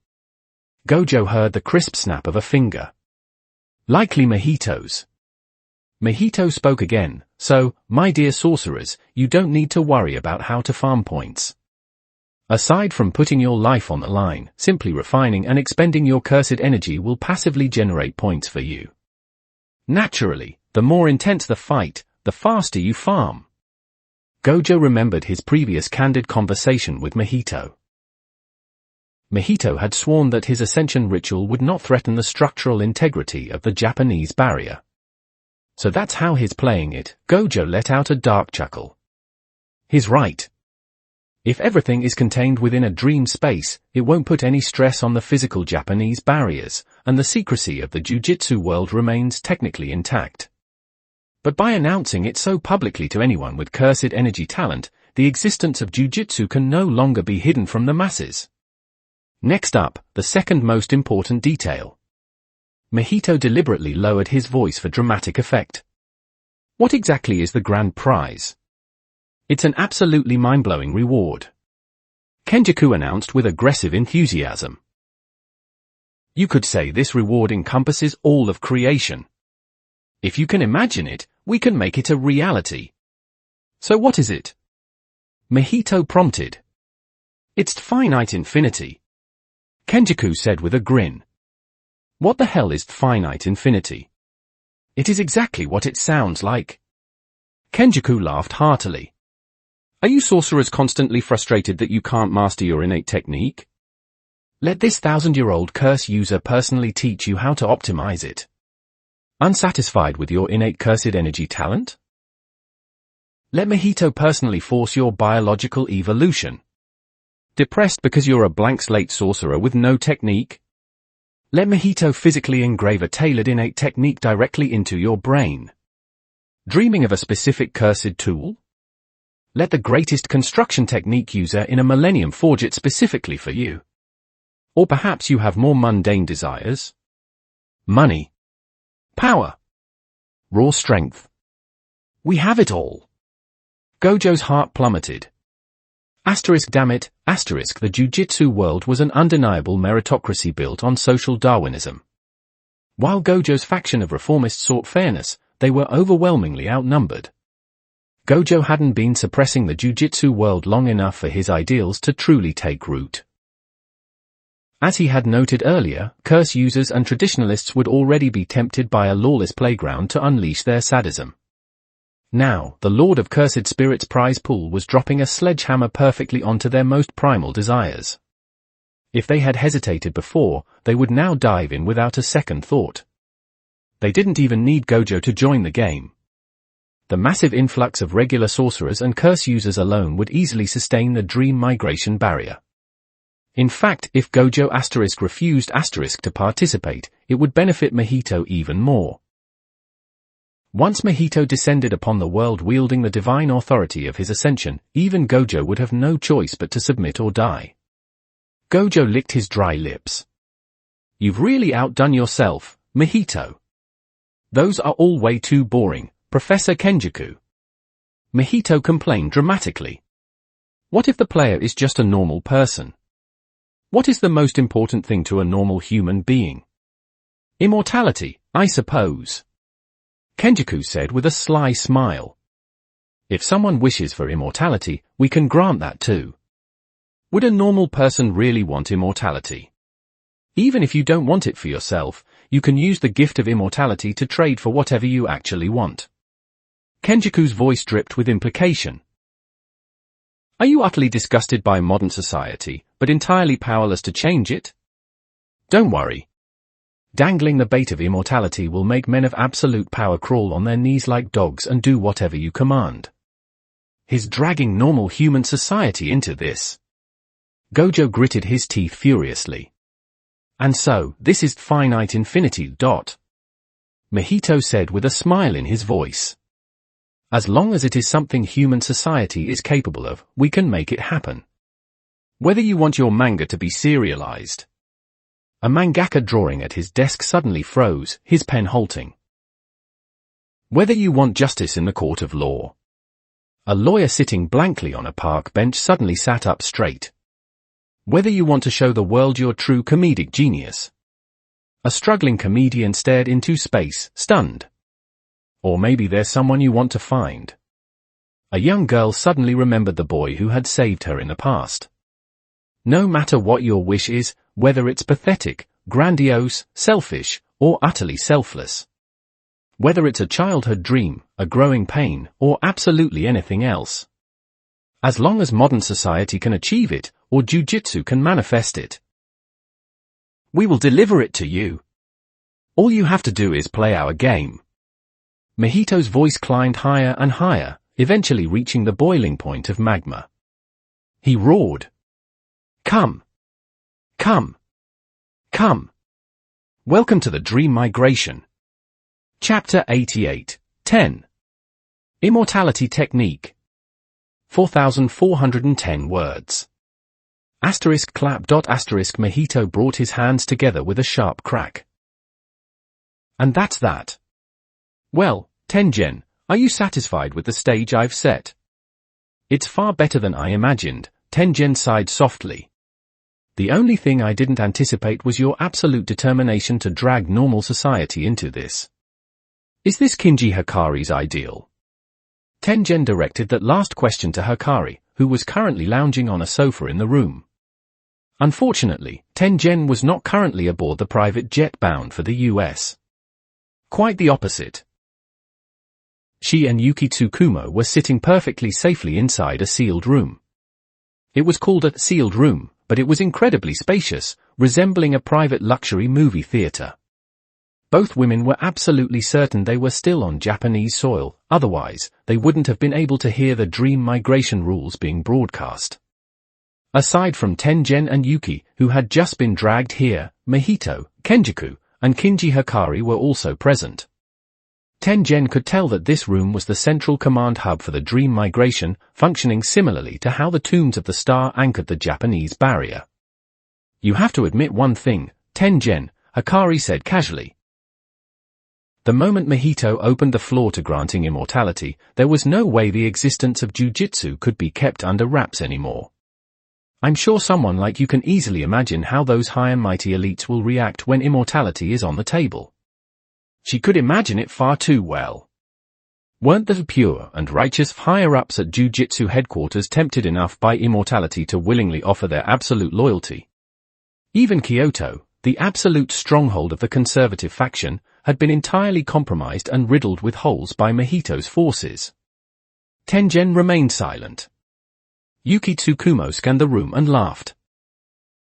You guys sure have some massive balls. Aren't you afraid I'll just self-destruct right here and completely obliterate your command hub? She didn't bother threatening to kill anyone in the room. She herself was a resurrected being. She knew perfectly well that death held zero meaning for the Lord of Cursed Spirits faction. Rather than their lives, this painstakingly constructed ascension ritual was their true vulnerability. You won't, Mahito smiled. Why not? Because you are also anticipating an earth-shattering paradigm shift. Mahito's smile didn't waver, but his pitch elevated, sounding like a priest reciting scripture. A storm capable of sweeping across the globe is rising, with me at its epicenter. In this world-altering tempest, everyone will scream and claw to join the fray, as if the entire world has descended into madness. Those were the exact words Yuki had spoken to the Lord of Cursed Spirits within the void of death. Now fully resurrected with her memories of that death space intact, hearing those words parroted back made her flush with intense embarrassment. I merely said I was looking forward to you whipping up a storm that would shake the heavens and earth. I never said all that other stuff, she argued defensively. I took some artistic liberties. That's way too much artistic liberty. Yuki complained loudly. Tengen sighed again. Since arriving in this room, she had already sighed twice. She had a sinking premonition that the frequency of her sighs would only increase as time went on, ending with her completely bound and served up as a sacrificial pawn for Mahito's ascension ritual. The logic was simple. The fact that Mahito had brazenly kidnapped them and brought them into this space meant he had absolutely zero fear of any counterattacks they might attempt. Setting Tengen's own combat abilities aside, with Kenjaku present, absolutely no barrier techniques would work. And Yuki's innate technique had been completely copied by Mahito. The current Mahito possessed the 6 eyes. His optimized application of Star Rage was undoubtedly far superior to Yuki's original mastery. Tengen felt the acute, helpless sensation of being meat on a chopping block. How exactly did you manage to teleport us out from right under Satoru Gojo's nose? Yuki asked, genuinely puzzled. I thought I was being cautious enough. You were extremely cautious, and Gojo's 6 eyes are incredibly problematic, Mahito smiled. Unfortunately, a Mahito wielding the 6 eyes is vastly more terrifying than you could possibly imagine. It's actually quite simple to understand. Boogie Woogie's spatial displacement is already incredibly elusive. At his peak, even Ryomen Sukuna admitted that 50 spatial swaps a second forced him to rely on prediction. A Mahito with the 6 eyes is vastly more terrifying than 50 swaps a second. There was another critical factor. Yuki claimed she hadn't let her guard down, but in reality, she absolutely had. Mahito's thought imprint wasn't brainwashing, but it fundamentally solidified Yuki's cognitive state. Because of it, the moment Yuki came into contact with Mahito's cursed energy, she subconsciously hesitated instead of reflexively counterattacking. Despite spending the last few months working diligently in Tokyo, the visceral, sadistic hatred Yuki initially harbored upon learning of the intelligent cursed spirits had vanished. Back then, she was a staunch advocate for the complete eradication of curses. But since her resurrection, no matter how many excuses she made, she couldn't deny that she had strayed completely from her original convictions. She had even entertained the thought that the world might not be so bad under Mahito's rule. Silently permanently locking that specific thought into place, that was the power of the thought imprint. Because it wasn't brainwashing, they could scan her 1,000,000 times and never detect an anomaly. It was her own genuine thought. Mahito had simply anchored it so it would never waver. I truly didn't expect you to place such high value on me, Tengen noted, sounding perplexed. The only things I possess that are of any value are my status as the master of the Tombs of the Star, and my immortality technique. But I've already transferred control of the tombs to Yuta Okotsu, and my immortality technique is completely worthless to a faction that already possesses infinite resurrection. I don't understand why you insisted on capturing me. This had been Gojo's assessment as well. To Mahito's faction, Tengen was an eyesore, but not a strictly necessary kill. Once Tengen vacated the Tombs of the Star, she was effectively offline for the rest of the war. She could just sit back and watch the clouds roll by. Whether Gojo won or Mahito won, the outcome didn't strictly matter to her survival. Under normal circumstances, you'd be absolutely right, Kenjaku rubbed his chin, chuckling. But our candidate for godhood harbors entirely different ambitions. Ambitions so breathtaking that even my heart races just hearing them. Tengen frowned. I'm listening. Did Yutaheim not tell you? Mahito asked, tilting his head. I never forced any binding vows on her. She should have relayed my entire situation to you. Even with all that data, have you still not realized? Yutaheim told us everything.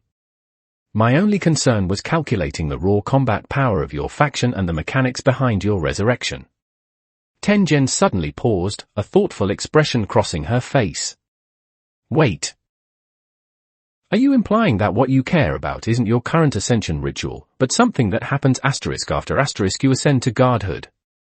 Yutaheim really had reported everything she observed during her captivity. But everyone, from Gojo to Tengen, had solely hyper-focused on the 5 newborn intelligent cursed spirits and the resurrection of Toji Fushiguro. While she had briefly mentioned other details, no one had deemed them critical. One of those details was that Mahito had discovered the existence of other worlds. You need my immortality technique to explore alternate worlds. Tengen said, utterly incredulous. Your ascension ritual is literally happening right now, yet your mind is completely preoccupied with other universes. Are you that confident you can crush Satoru Gojo? The moment Dream Migration went live, my ascension became an inevitable fact. Mahito glanced at Tengen, his tone flat. You people don't understand the true operational mechanics of Dream Migration, nor the endgame it presents. You simply assumed I launched this game to harvest cursed energy and prepare to break the world's power ceiling.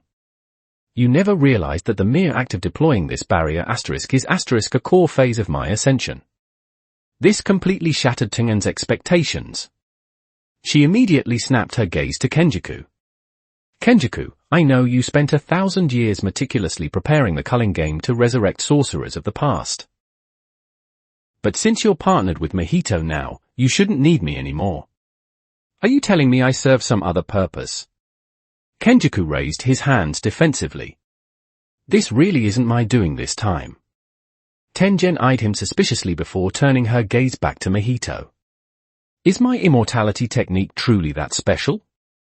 Enough to make even you desire it? How much do you actually understand about your own immortality technique? Mahito countered. I have been intertwined with it for 1,000 years. I consider myself intimately familiar with it. Tengen stared hard at Mahito. But it seems you view it differently.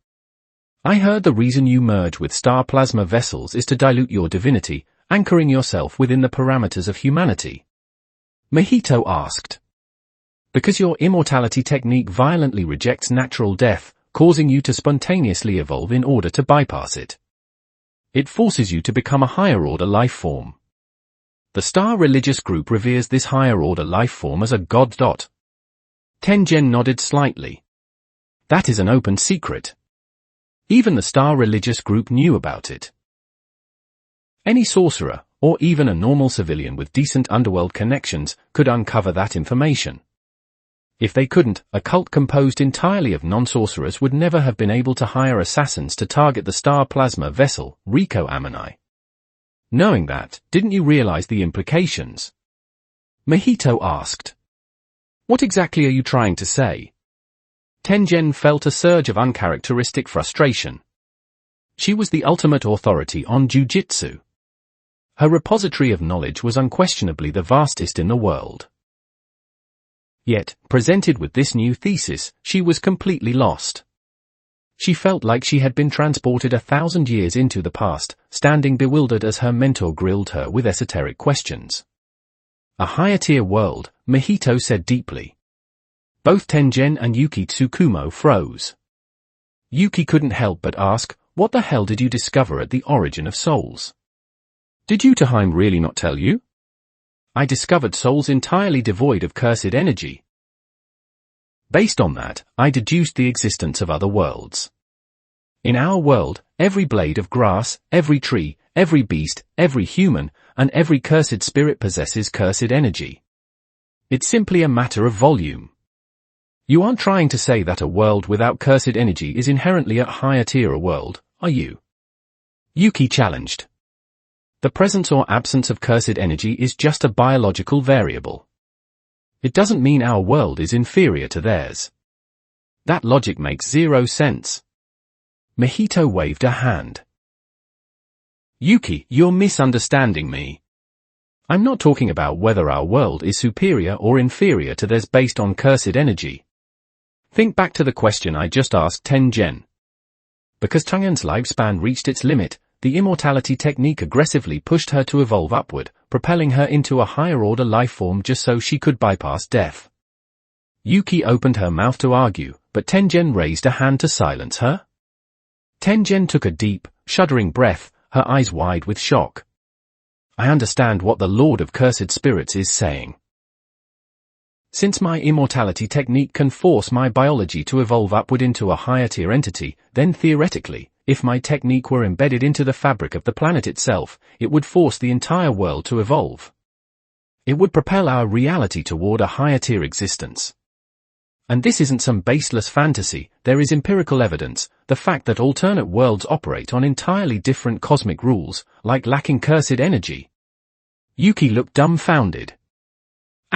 Crap. I completely lost the plot, Mahito chuckled. As expected of Tengen. He paused, his expression turning solemn. "Tengen, I'll be blunt. The potential of your immortality technique is far greater than you realize.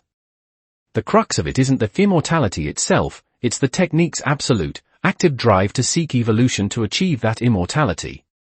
Even Mahoraga requires being struck by an attack before it begins adapting and evolving. But your immortality evolves passively and continuously. I can confidently say that if you hadn't artificially halted your evolution 1,000 years ago, even I cannot fathom what kind of cosmic entity you would be right now. Merely calling you a god is a gross insult to the potential of your technique." Tengen looked at Mahito, her voice heavy. "Are you absolutely certain you want to take this step?"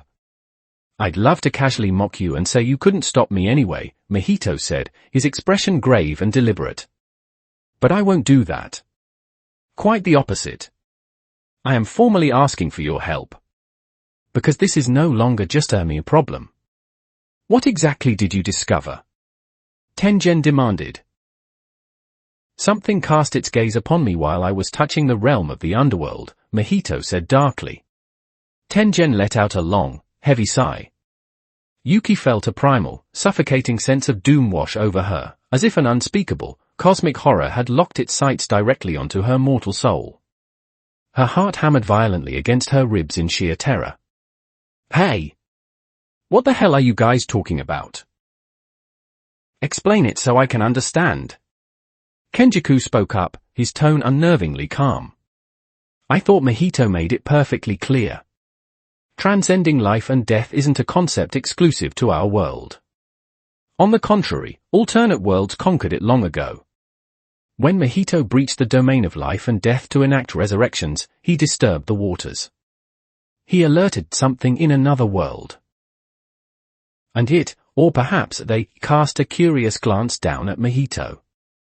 Yuki felt a paralyzing spike of ice shoot up her spine, piercing straight into her skull. She took a ragged breath. You were spotted." "I don't know," Mahito said quietly. Yuki clutched her forehead and mirrored Tengen, letting out an exhausted sigh. She stopped talking. Tengen muttered blankly to herself, "I should have known." The cosmos is vast. If I could achieve such things, logic dictates that entities in other worlds could as well. I chose to abandon my evolution, but those entities did not. They evolved infinitely, growing so colossal they transcended life and death entirely, while I sat here fretting over whether becoming a god would threaten human civilization. I was so arrogant. I stagnated for 1,000 years. Snap. Mojito lightly snapped his fingers. Exactly. Tengen, I need your immortality technique, Mojito declared. I don't know if it's too late, but at the very least, those entities haven't tracked me through the origin of souls into our reality yet. Perhaps there's an unspoken multiversal rule, or perhaps they assumed that since I could reach that realm, I was a peer of equal standing, and so they hesitated, choosing to observe for now. Or, to be more optimistic, they simply can't cross over. They can only observe, but not interfere. We have to seize this window. Our world must violently accelerate its evolutionary speed to keep pace. And in this grand destiny called world evolution, your existence, Tengen, is absolutely indispensable. This wasn't fearmongering. To be discovered is to be destroyed. If cosmic entities like those lacked equals to enforce mutually assured destruction, they would inevitably launch probing attacks out of sheer curiosity. Even if it was merely a probe to them, for the current Earth, it would be an apocalyptic extinction event.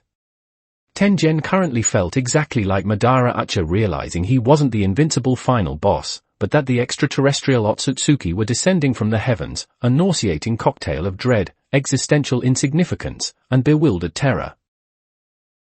With everything laid bare, Tengen had no grounds to refuse. But before she conceded, she had one lingering question. You could have just forcefully copied my technique without explaining a single thing to me.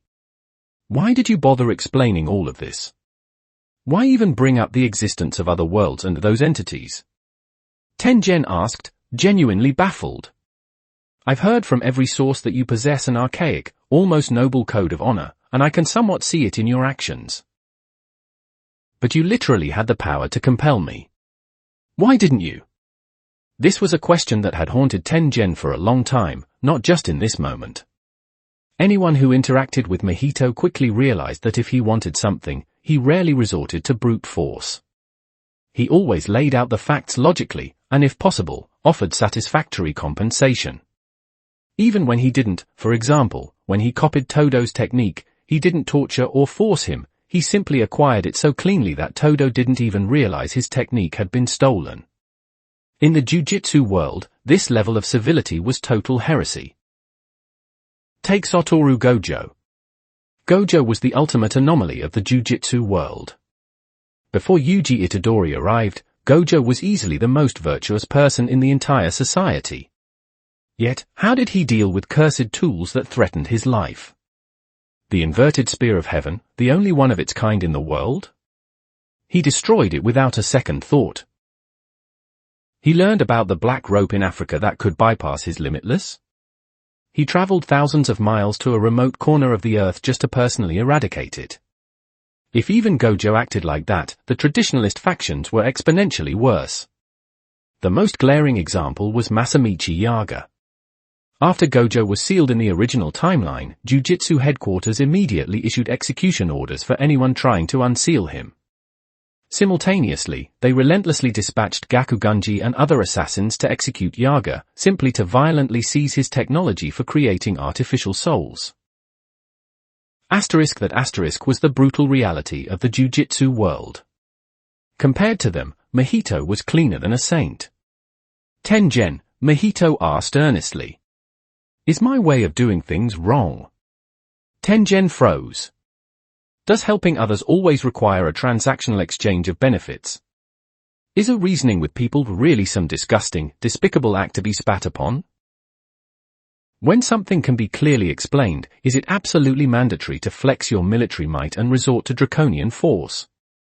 Or rather, is this world truly incapable of tolerating even a sliver of honor and light? Mojito asked. I am currently standing at the absolute apex of this world, Mojito said evenly.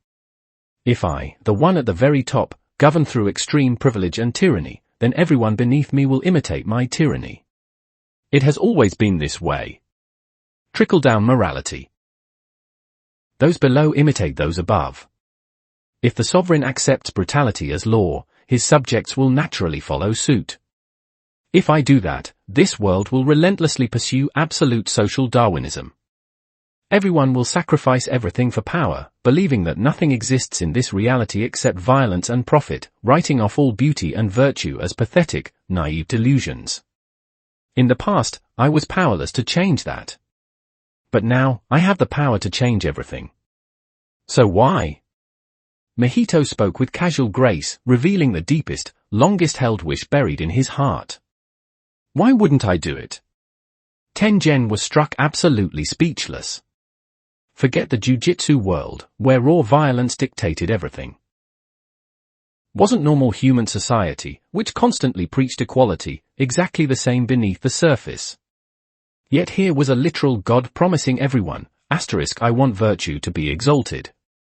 I want true fairness to exist. I want a world where logic and morality dictate nobility, not bloodlines, and raw firepower. At this exact moment, Tengen finally understood exactly how Kinji Hikari, Yuki Tsukumo, and Satoru Gojo felt. During their death matches with Mahito, every single one of them must have sensed the contours of this breathtaking beauty within his soul. It subconsciously compelled them to believe he could truly shatter the current era, to believe he would never corrupt his original intentions, and to believe he would genuinely unleash a majestic storm that would cleanse the earth. If a normal person vows to change society, they are mocked and spat upon. If a social elite vows to change society, they are pitted for their naivety. Every single figure in history who successfully altered society either climbed to the summit on a mountain of corpses, or was ruthlessly purged in the aftermath. There were zero exceptions. But those were just humans. Right now, the one promising a better world wasn't a human. It was a god. Kinji Hikari burst into hysterical laughter. Mahito! That speech scores absolute top marks in my book. I swear to God, I will follow you straight into hell. Don't talk nonsense, Mahito chuckled. I'm heading up to heaven to kick God's ass. You can keep hell to yourself. First things first, you need to quit gambling. Hikari was laughing so hard he doubled over. Then let's see if this utopia you're building is actually worth quitting gambling for. Tengen let out a quiet, yielding sigh. What do you need me to do? Construct a planetary-scale master barrier, Mahito said, his face hardening. And leave enough expansion slots for future growth. Because when humanity inevitably reaches the other planets in the solar system, the Moon, Mars, and the infinite sea of stars beyond, that barrier needs to extend to those planets as well. Mahito stood up and spread his arms wide, as if trying to embrace the entire planet. I will embed the immortality technique into every single planet. Do you remember the theory behind the birth of cursed spirits? The more advanced the civilization, the denser the population, the exponentially stronger the cursed spirits born from them. Right now, the Earth has 8 billion people.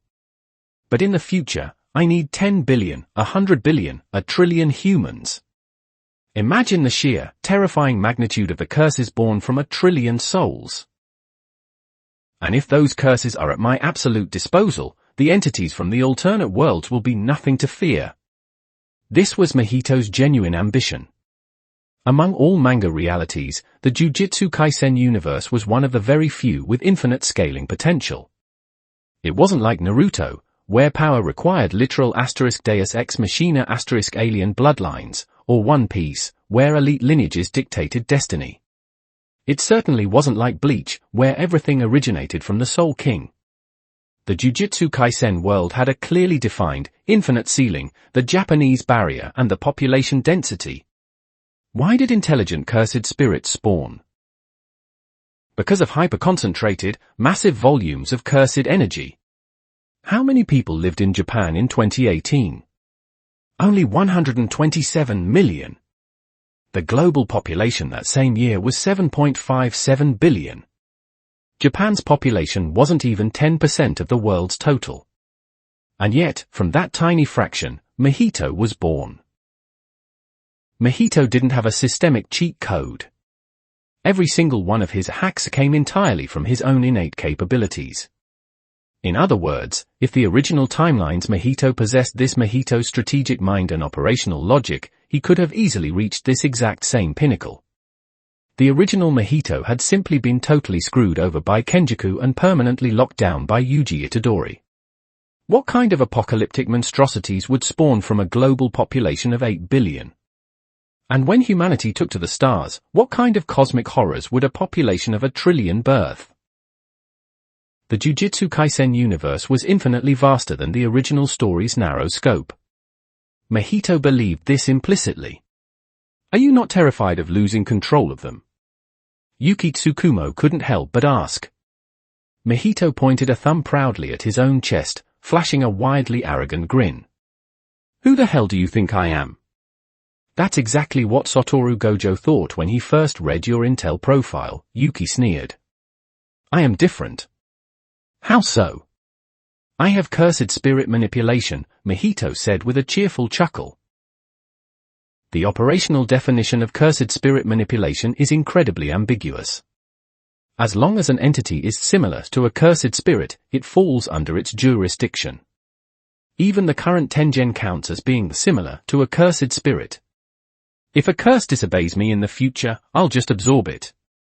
Absorption doesn't count as complete death, even the immortality technique can't resist the mechanic of cursed spirit manipulation. If that fails, don't I have your suicidal black hole, Star Rage? Worst case scenario, I'll grab the bastard with spatial displacement, teleport to the far edges of the universe, and pop a black hole to wipe it out of existence. If those *2 methods fail, I have a third. I'll trap it in my domain expansion, Dharmadhatu transmigration, Nirvana realm, and fundamentally rewrite its soul with idle transfiguration. And finally, once I ascend to godhood, I am absolutely certain I will be able to control the directional flow of the River of Souls. I'll just banish the bastard into an alternate universe. I might not be able to kill you, but you think I can't deport you? A quadruple-layered failsafe, the mechanical subjugation of cursed spirit manipulation, the physics-breaking obliteration of a black hole, the spiritual rewrite of idle transfiguration, and finally, multiversal banishment. Asterisk, are you scared yet? Asterisk. Yuki Tsukumo stared blankly at him, completely numb. Tengen let out a long breath.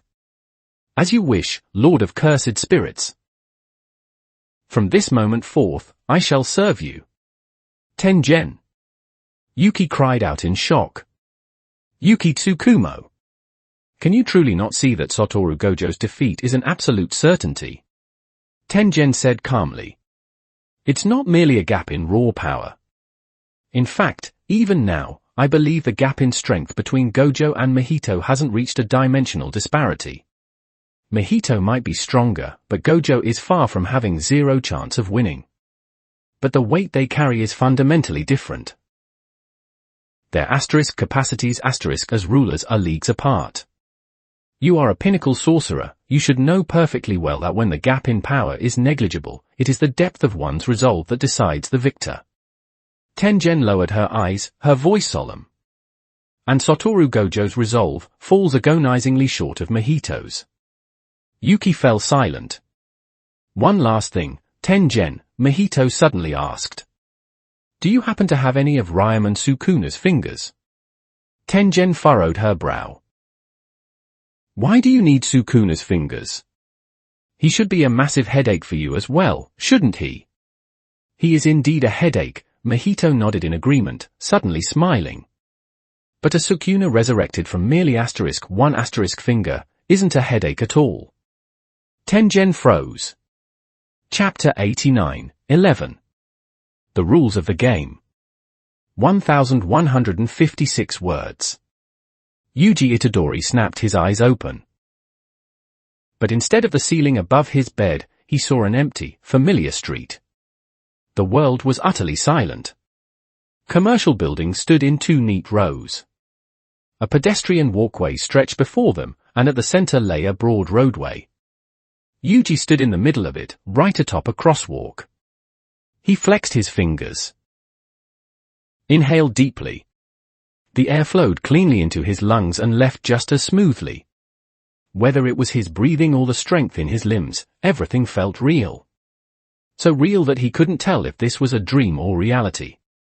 If anything, it felt less like a dream, and more like he'd been physically transported. "You've got to be kidding me," Yuji muttered. "I actually reached dream migration in my sleep? What kind of mechanics is this?" Though he was clearly talking to himself, a sweet, almost cheerful AI voice responded. "This is a dream barrier constructed upon Japan's Great Barrier. Designed by a 1,000-year curse user, executed by Mahito, who possesses both the Six Eyes and Idol Transfiguration. Within this dream barrier, injuries will only leave phantom pain upon returning to reality. Death is the sole exception.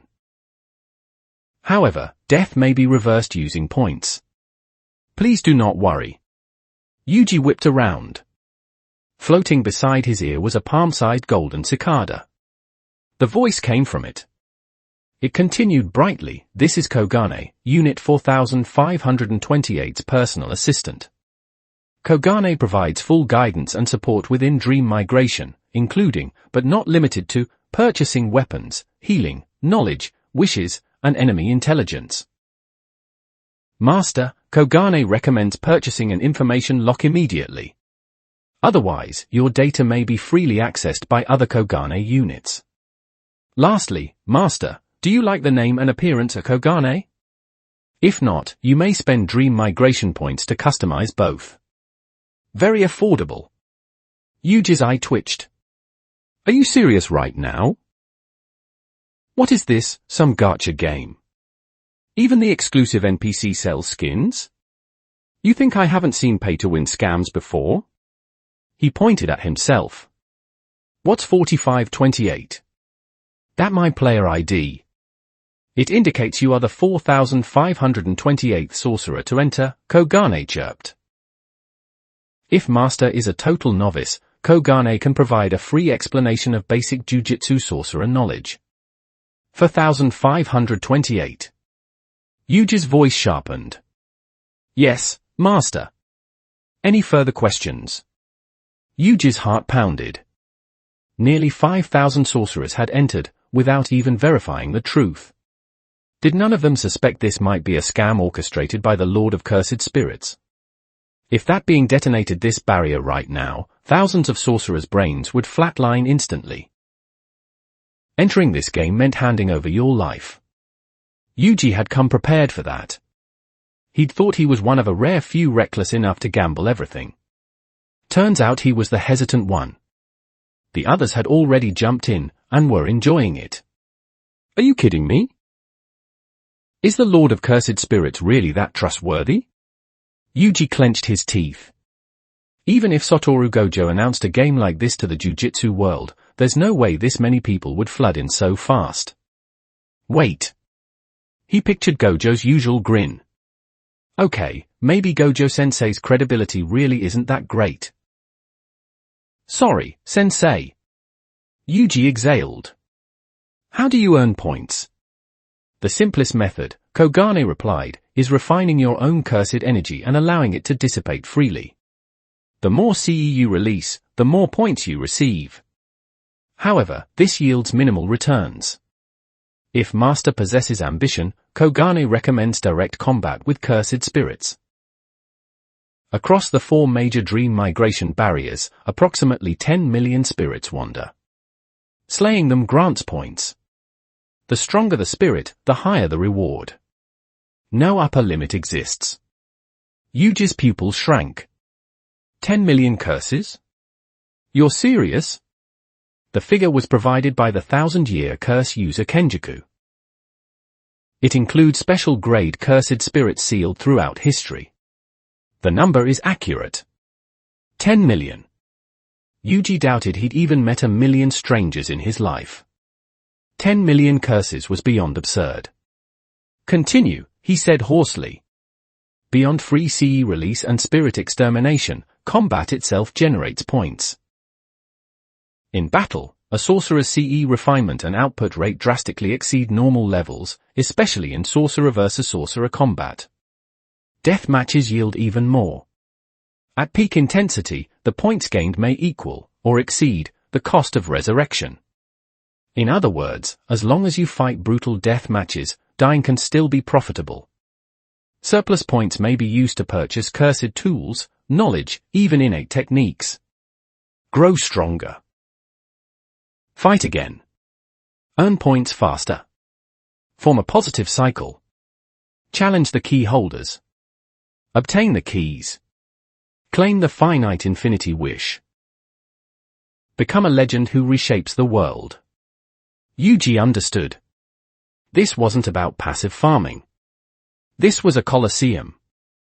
The more you kill, the stronger you become. The closer you move toward the ultimate wish. Everyone inside was a gladiator.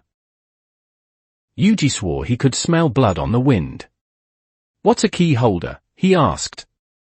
Kogane explained the 4 major barriers: Tokyo No. 1 Colony, Tokyo No. 2 Colony, Sendai Colony, and Sakurajima Colony. The key holders were Tsumiki Fushiguro, Jogo, Hanami, and Dagon. Defeat 1 to obtain a key. On December 24, 2018, all key holders would meet Mahito. Defeat Mahito to obtain the true finite infinity wish. Yuji grasped the stages instantly. Phase 1, Chaos. Kill, grow, consume. Phase 2, Hunt the key holders. Phase 3, a final clash. He exhaled. A month-long event. Guess I'd better go all out. Incorrect, Kogane replied sweetly. Dream migration will continue indefinitely. Mahito can resurrect via accumulated cursed energy. Even if he loses, he returns immediately. The barrier remains open. Points persist. Purchases remain accessible. Until the next competition cycle begins. Eternally. Yuji froze. So from the moment this began, the King of Curses was destined for godhood. Humanity could only delay the inevitable. That kind of future was suffocating. Then again, if the alternative is living under Gojo-sensei's management forever. Yuji relaxed. Fine. Let's get some points first. What can I buy? A tablet-like interface projected from Kogane's eyes. Yuji scrolled. Then saw it. Location of Ryoman Sukuna's fingers, 200 points. Sukuna's fingers are here. The panel abruptly vanished. A shrill siren erupted. Master! Incoming presence detected. A tidal wave of cursed energy surged closer. A figure leapt from a rooftop. Boom! The ground cratered. From the dust emerged a hulking man. Jiro Awasaka, he said calmly. A bear-like build. Shaved head. Eyes wide as a bull's. Came looking for Sukuna's finger. Didn't expect to hit the jackpot. The King of Curses vessel. You're worth killing. Kogane dissolved like smoke. First battle initiated. Kogane cannot interfere. Best of luck. Yuji assumed his stance. Tokyo Jujutsu High. First year. Yuji Itadori. Awasaka spread his arms like a predator. Grade 1 sorcerer. Jiro Awasaka. Yuji formed a hand sign. Then let's see how much I've grown. Technique release. Slashing technique, cleave. Awasaka's pupils contracted. Author's note, Yuji refers to Sukuna's technique as a slashing technique. The detailed explanation will come later. I have read the Shinjuku Showdown arc, don't worry. Chapter 90, 12. You're pretty strong. 551 words. Even Yuji couldn't believe how smoothly he'd grasped Sukuna's slashing technique. Masamichi Yaga truly was a master of body and soul. After learning of Yuji's connection to Sukuna, Yaga subjected him to brutal physical conditioning using numerous cursed corpses. His words were blunt. Even an idiot can learn this method. The principle was simple.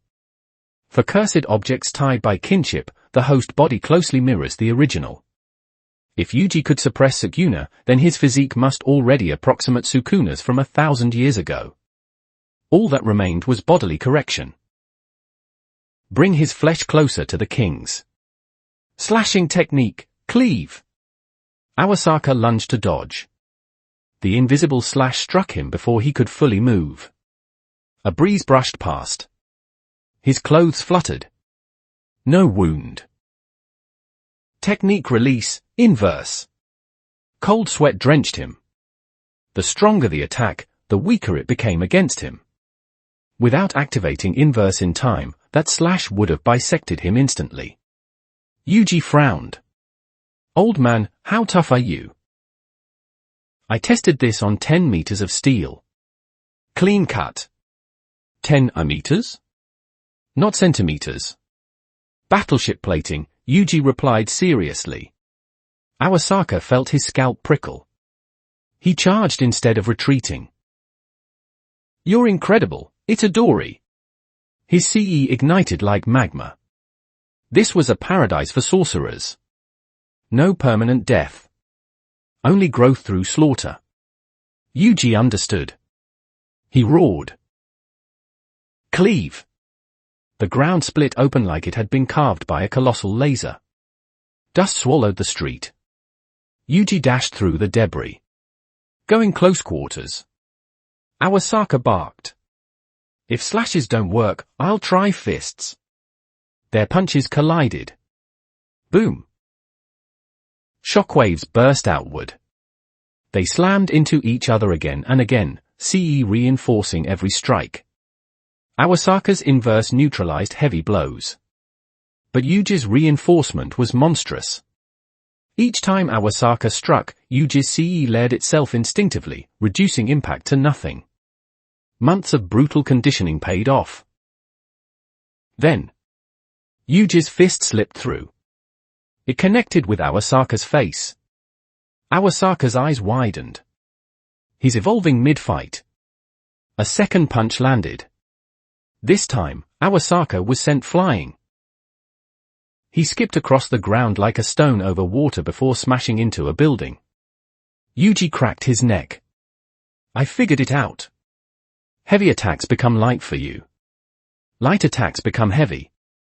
Awasaka rose from the rubble, face caved in but grinning. Technique disclosure. Inverse. The stronger the attack, the weaker it becomes against me. The lighter the attack, the heavier it hits. Used properly, it's invincible. Yuji remembered Gojo's words. The King of Curses defense. So this was it. They both entered technique disclosure. Awasaka heightened his senses to their peak. Yuji inhaled. My technique is the slashing technique. Long-range invisible slashes. Direction and position cannot be predicted. Trajectory invisible. Unless you have the 6 eyes. Or land a black flash. Awasaka spat. They clashed again. Yuji formed a sign but didn't release. A feint? Awasaka maintained inverse. Yuji stepped in. And gently placed a hand against Awasaka's body. Heavy. That touch carried dense CE. Awasaka smirked. He'd tank it. Yuji opened his mouth. Slashing technique, dismantle. Not cleave. In the next instant, Awasaka split cleanly in half, from forehead to abdomen. This form requires technique disclosure, Yuji said quietly. It adjusts to the difference in strength and toughness between us. A guaranteed lethal slash. The one that cut 10 meters of steel. Wasn't cleave. It was this. Awasaka's body fell apart. Yuji smiled faintly. You were pretty strong, Awasaka. Chapter 91:13. Steps to Godhood. 2,617 words. Yuji Itadori snapped his eyes open. The ceiling filled his vision. He had returned from the dream migration. He lay there in a daze, paralyzed on the bed, savoring the aftertaste of his battle with the old man, Awasaka. This wasn't Yuji's first time fighting with everything on the line. In fact, during the Curse of the Yasuhachi Bridge incident, he, Megumi Fushiguro, and Nobara Kujisaki had been attacked by a curse wound that evolved into a special grade after consuming one of Ryomen Sukuna's fingers. In that battle, the risk of death had shadowed their every move.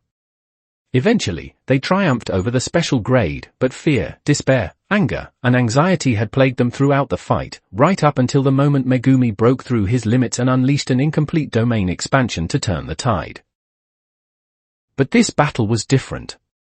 When his cursed energy collided with Awasaka's, their fighting spirits ignited simultaneously. They were locked in a duel of life and death, yet their emotions were in perfect sync.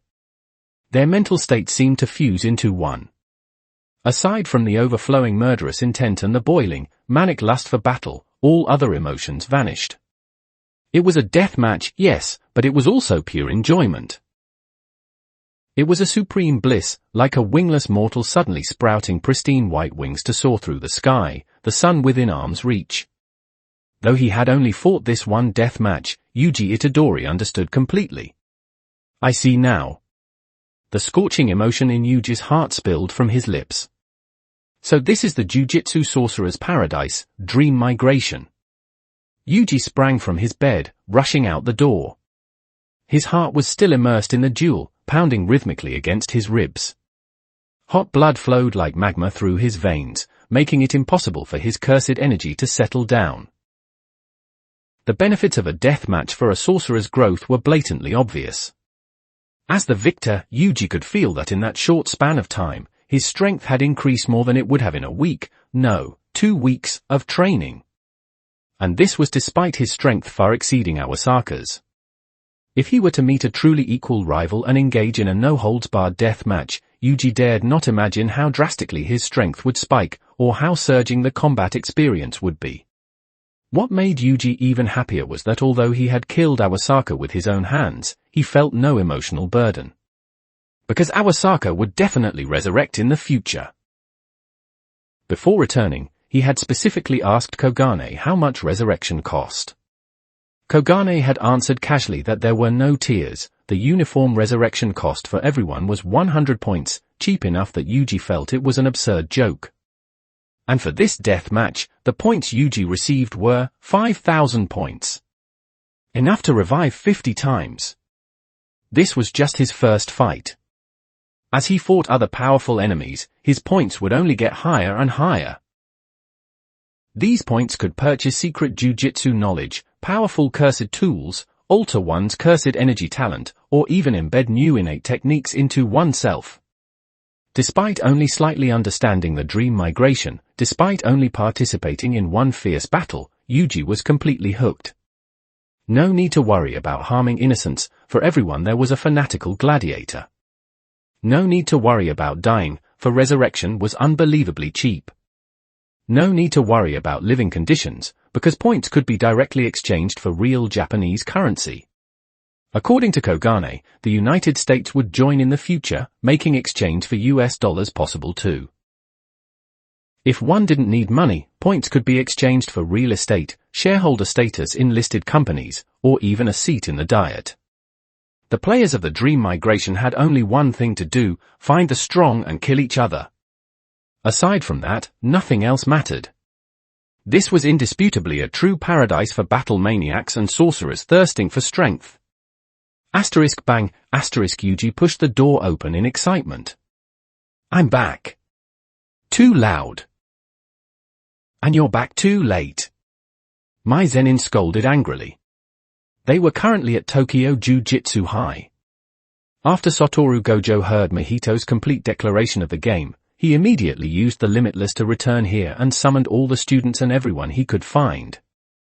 Principal, Masamichi Yaga. Faculty, Atsuya Kusakabe, Shoko Yeri. Students, Yuta Okotsu, Panda, Toji Inumaki, Moki Zenin, Rice Shower, Megumi Fushiguro, Yuji Itadori, Nobara Kujisaki. And finally, the initiator, Satoru Gojo. Everyone from Tokyo High was now gathered in this conference room. As for the other staff, they had been dismissed, including the cleaning crew. All trivial matters were now handled by Yaga's cursed corpses. From this moment on, Tokyo High was officially a military fortress. Presumably, Kyoto High was doing the same. Gojo anticipated this situation would last until Mahito was defeated, or until Gojo died and Mahito ascended to godhood. "Don't be so impatient, Moki-chan," Gojo laughed. "I know it's frustrating that you can't enter the dream migration, but you shouldn't take it out on your juniors." A vein popped on Moki Zenin's forehead. If this were the old Moki, who still possessed a meager amount of cursed energy, she would have been judged by the dream migration as someone with jujutsu potential and sucked into the barrier in her sleep. But the current Moki was a bona fide zero cursed energy human. She had prepared fully to welcome the Lord of Cursed Spirits Ascension ritual, even fantasizing about using her heavenly tyrant abilities to deliver a fatal assassination blow, avenging the destruction of the Zenin clan. But now, she was told she couldn't even enter the battlefield. What utter lack of mercy! The conflict and irritation in Moki's heart could fill a book on melancholy. Shoko Yeri undermined Gojo, smiling, "Don't talk about Moki. Aren't you the same?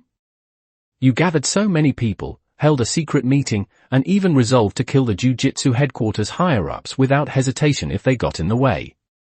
In the end, when this ascension ritual came out, you were dumbfounded too, weren't you?" Gojo mocked himself. "I really didn't expect the so-called ascension ritual to take this form. I thought Mahito's ritual would be solemn and grave, like a fated tournament ring. The fated ring is indeed set up, but it's in the form of a battle royal. This really exceeded all our expectations. We got played." In everyone's imagination, the ascension ritual should have been as grand as a national carnival. Tengen, in particular, was certain the ritual would affect all of Japan because Tengen knew exactly what kind of terrifying Great Barrier Kenjaku's culling game was designed to be. That was why Gojo hadn't hesitated to call the secret meeting. Unfortunately, Tengen was wrong, absurdly wrong. If it were the original timeline, Tengen's judgment would have been accurate. Preparing in advance would indeed have required Gojo to mobilize everyone he trusted. But who could have guessed that the finalized culling game would transform into the dream migration?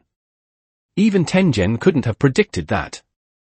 Yuji looked around and quickly found a seat. Masamichi Yaga nodded. "Good. Since Yuji has finally arrived, let's begin the summary of this dream migration session." Gojo asked curiously, "Why are you back so late?" Yuji let out a "F-ha" and grinned. "I got into a fight with an old guy. It took some time." Panda, sitting next to Yuji, wondered, "Isn't your cleave technique a one-hit kill? If you sent a dismantle at an opponent, is there actually someone who can tank it?" Panda was Yaga's masterpiece, a cursed corpse with a soul. Due to his relationship with Yaga, he had sparred with Yuji frequently during the 2-month special training period. Panda knew exactly how terrifying the cleave technique was. If Yuji didn't hold back during sparring, Panda was 100% certain he would be sliced in two in a single encounter. Possessing such a terrifying technique, Yuji himself was a combat genius, with athletic abilities that were inhuman. Even by the strict judgment of Jujutsu headquarters, Yuji was a top-tier Grade 1 sorcerer, perhaps even a Grade 1 capable of handling special grade curses. It was no exaggeration to say that as long as Yuji grew normally, he would become another special grade sorcerer. How could such a terrifying person be tied down by a random passerby? Yuji frowned in thought. The old man was strong. Oh, he said he was a Grade 1 curse user named Jiro Awasaka. Grade 1 curse user, the students exclaimed in unison. Yuji scratched his head, confused. Didn't Gojo-sensei say I already have the strength of a Grade 1 sorcerer? Is fighting a Grade 1 curse user of the same level really that unbelievable?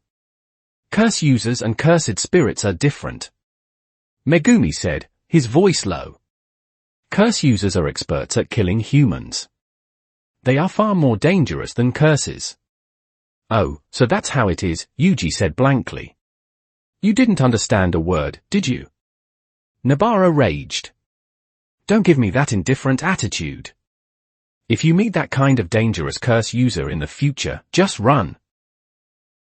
With your physical specs, even a grade 1 curse user won't be able to catch you. As for fighting, wait until we group up. We'll help you get revenge. Yuji frowned. But only by fighting strong enemies can I get points.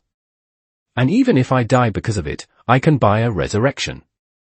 Atsuya Kusakabe spoke coldly. That is exactly what the Lord of Cursed Spirits expects. He wants every player who enters the dream migration to be resurrected by his hand at least once. Kusakabe was a middle-aged man. He had a square, righteous face that looked dependable, but his expression was as dispirited as an overworked salaryman. Dressed in a black suit with a long katana placed beside his seat, he possessed no innate technique but had reached grade 1 solely through new shadow-style swordsmanship. He was the only modern grade 1 sorcerer without an innate technique. Yuji's eyes went blank. What does that mean? Gojo spoke slowly. The cycle of cursed energy evaporating within the Great Barrier of Japan is an existence that can be called the heavens. Generally speaking, when we sorcerers make a binding vow, we are swearing it to the heavens. The atmospheric circulation of cursed energy intertwines with our own. When this act is established, those under the binding vow can clearly perceive its existence. The reason vows enhance our abilities is that, within this entanglement with the heavens, the cursed energy that would normally only cycle through the atmosphere temporarily merges into our own cursed energy. This cursed energy bestowed by the heavens is a universal component capable of fulfilling any of our intentions. Of course, vows between individuals are more complex. If you fail to fulfill the vow, the heavenly cursed energy restriction will strip away your abilities in other ways. This is because the heavens incorporate the cursed energy cycle between individuals into an even more complex system. This is also why only Jujutsu sorcerers can possess binding vows. Ordinary people cannot perceive the existence of cursed energy at all. Whether it's the cycle in the atmosphere or the cursed energy they emit themselves, ordinary people can't sense it, so naturally, they cannot make vows. Binding vows are a power exclusive to Jujutsu sorcerers.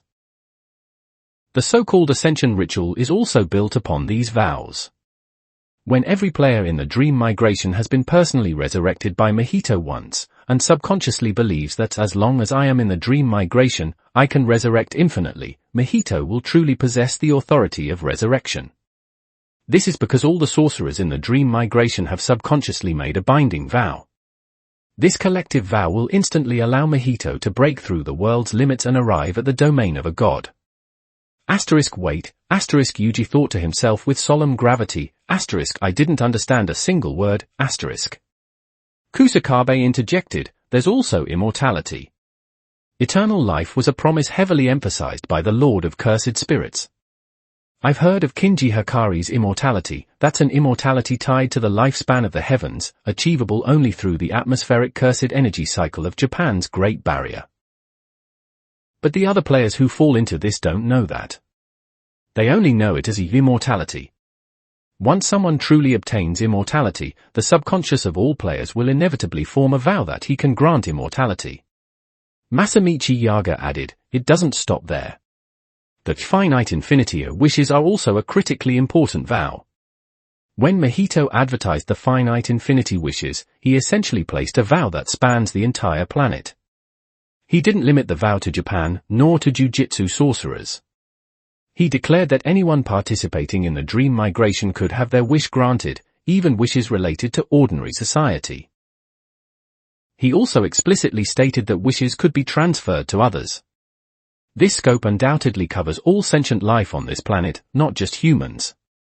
Which meant that even if it was a cursed spirit's wish, he would accept it. No, even if a talking parrot made a wish, he would fulfill it. Shoko leaned back in her chair, her expression serious. This must be a step-by-step approach. First, the authority of resurrection. Next, the authority of immortality. Finally, pointing the sword at finite infinity wishes. He intends to compare himself to God, to become a genuine, omniscient, an omnipotent deity. I can imagine it. Once he claims victory, he will make a wish to himself, I wish to become God. Then, the massive binding vow spanning the entire planet will begin to turn. He fulfills the vow, and the world will help him complete the remaining results. The principle was unexpectedly simple, wasn't it? It was just like in the original timeline when Kento Nanami placed a vow on himself. If he was still working past clock-out time, he would enter a vow called overtime. This vow would significantly boost Nanami's cursed energy output for a short period. The principle of the Dream Migration's vow was essentially the same. The difference was, if Kento Nanami's vow was on the scale of using natural gas to boil water, whether natural gas is worth mentioning, then the Lord of Cursed Spirits' vow was on the scale of a star named the Sun: nuclear fusion, gravitational pressure, radiation pressure, burning for 10 billion years, and with enough fuel to burn for another 5.5 billion years, eventually forming a supernova. The scales of the two were worlds apart. The conference room was as quiet as a desolate valley, even the occasional breeze seemed lonely. Even gods had strengths and weaknesses. Tengen had once said that even if she truly ascended to godhood, she would definitely not be a match for Satoru Gojo or Ryomen Sukuna. In ancient times, Ryomen Sukuna had even slain the Yamato no Orochi, 8-headed serpent. To display his achievements, he even placed the serpent's corpse within his own innate domain. But Mahito's level was different. Resurrection, immortality, the omnipotence of finite infinity. If Mahito relied on the Dream Migration to become a true deity, he would surely transcend time and become the strongest god king. By then, creating a planet with a true ecosystem wouldn't be impossible, would it? At that point, Mahito would undoubtedly become a small-scale creator god. Anything humanity can imagine, I can realize. This was definitely not an empty boast. The entire conference room remained silent for about 2 or 3 seconds. Suddenly, a clap rang out. Gojo slapped his hands together. All right, that's enough doom and gloom. Let's start the real meeting. First, who can tell me the rules of this dream migration? Chapter 92, 14. I'd win. 3,579 words. Megumi Fushiguro spoke up. A grade for curse is 1 point. Grade 3 is 100 points. Grade 2 is 5,000 points. Grade 1 is 100,000 points. A special grade curse is 20 million points. Megumi had the best mental arithmetic skills in the room. He continued his deduction. It's not just killing curses. I actively sought out a grade 3 curse. I chose a frontal assault and, aside from domain expansion, I used everything I've learned as much as possible. In the end, the points I obtained weren't a simple 100, but an unexpected 1,515 points. The surplus points likely correspond to the cursed energy I expended. Although Jujutsu headquarters hasn't officially recognized it, I consider my rank to have reached grade 1 sorcerer. In other words, as long as a grade 1 sorcerer encounters a battle requiring full effort, even just in a standard engagement, they can obtain over 2,000 points. As for a death match, I'm not sure. At this point, Megumi looked at Yuji. Yuji blinked, realizing he was likely the only person in the room who had engaged in a deathmatch with a grade 1 curse user. So he spoke up innocently. After I finished fighting the old man, I got 5,000 points directly. Megumi frowned. A round number. For digits. The first number was 5. Yuji laughed foolishly. Nobara couldn't take it anymore. You muscle brain. Look at the points properly. This might be a crucial hint to peering into the nature of the dream migration. If we can grasp the exact numbers behind point acquisition, we can roughly gauge the dream migration's intensity. Maybe we could even physically break through into the dream migration. Who? Yuji looked dumbfounded. Nobara sighed. My mistake. I shouldn't have expected anything from you. What Nobara said was correct. Any barrier has its upper limit, even the supreme technique of Jujutsu sorcerers, domain expansion. It was explicitly stated in the texts that domain expansions have a difference in internal and external durability. If the offensive power is high enough, one can directly penetrate a domain expansion. As a user of the resonance technique, Nobara had a lot of say in this. In the original timeline, she had relied on a single finger of Sukuna to interfere with Ryman Sukuna's battle at a critical moment using resonance, shining brightly in the canon events. Yuta Okotsu comforted his junior, "It's okay." Originally, it was difficult to calculate the cursed energy a sorcerer expends during battle, let alone in a death match. Aside from Gojo-sensei who possesses the 6 eyes, I've never heard of anyone who can precisely calculate their own cursed energy volume. We sorcerers refine cursed energy while fighting, so how could we calculate it precisely? Yuta himself was very persuasive on this point. Before Ryman Sukuna emerged, his cursed energy volume was explicitly stated to be the highest in the Jujutsu world. Even Gojo was far inferior to him in terms of sheer volume. Every time he reinforced himself with cursed energy, it was like he was shouldering a mountain range, his volume was immeasurable. Megumi continued expressionlessly, "The function of points is obvious for the improvement of low-level sorcerers, but the improvement should be even more significant for Jujutsu novices. Because points are easy to obtain, some common Jujutsu knowledge can be easily acquired through points. This allows a complete novice to quickly possess combat power. Then, they will attempt to hunt curses, or even kill people. This was a normal development. Those who hold power will eventually be unable to resist venting it. Like a man with a hammer seeing everything as a nail, they want to smash something. The dream migration gave these power holders a place to vent their power infinitely. To some extent, this could even be considered a good thing. The premise was that the dream migration could guarantee that those who gained power would only vent it inside the dream migration, and not in reality. But obviously, that was difficult, unless if someone can obtain a finite infinity promise and add a binding vow to the dream migration's great barrier that forces power to be used only within the dream migration unless in an emergency, only then can we restrict the erupting new sorcerers from acting recklessly in reality. But I think that will be very hard.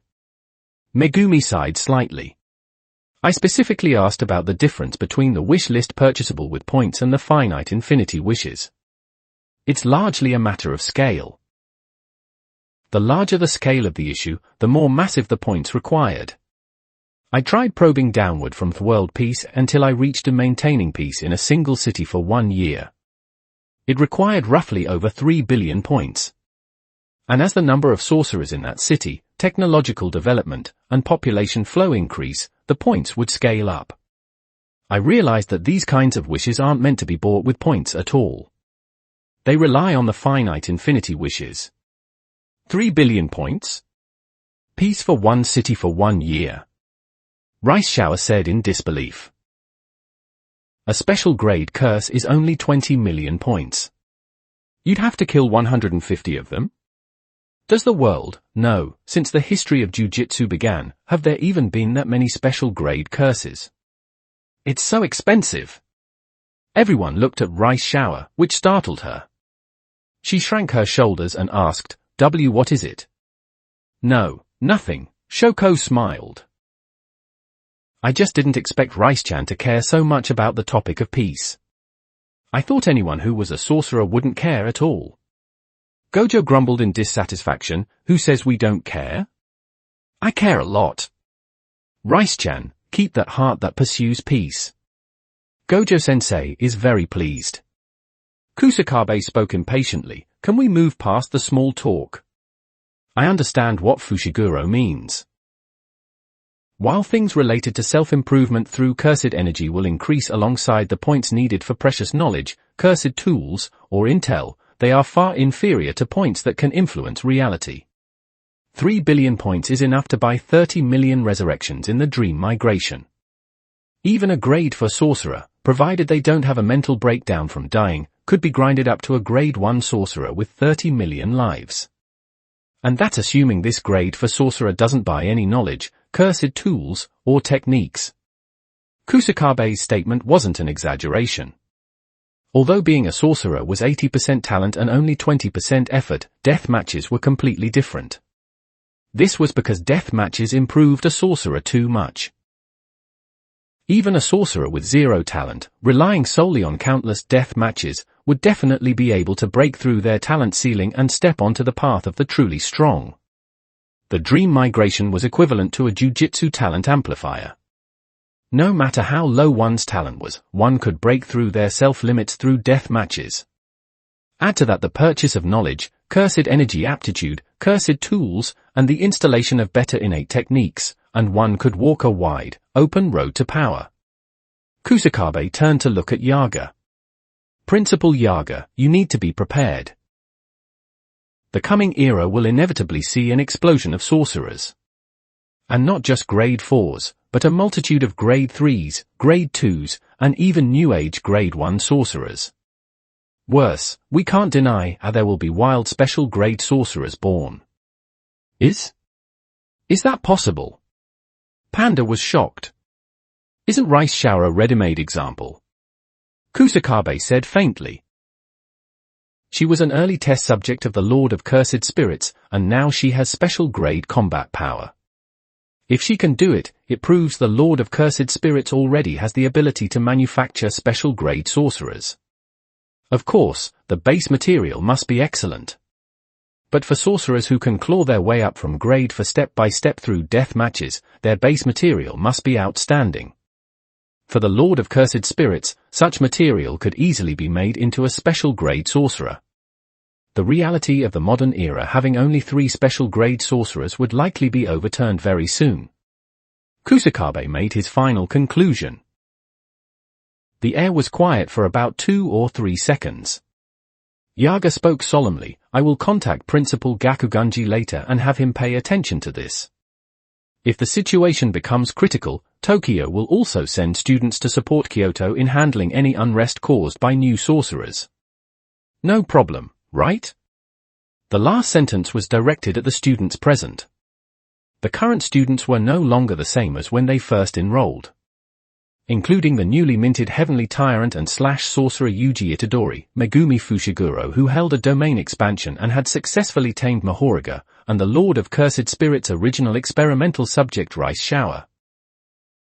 It was no exaggeration to say that this lineup, placed in an era before Satoru Gojo was born, could beat the entire Jujutsu world into submission.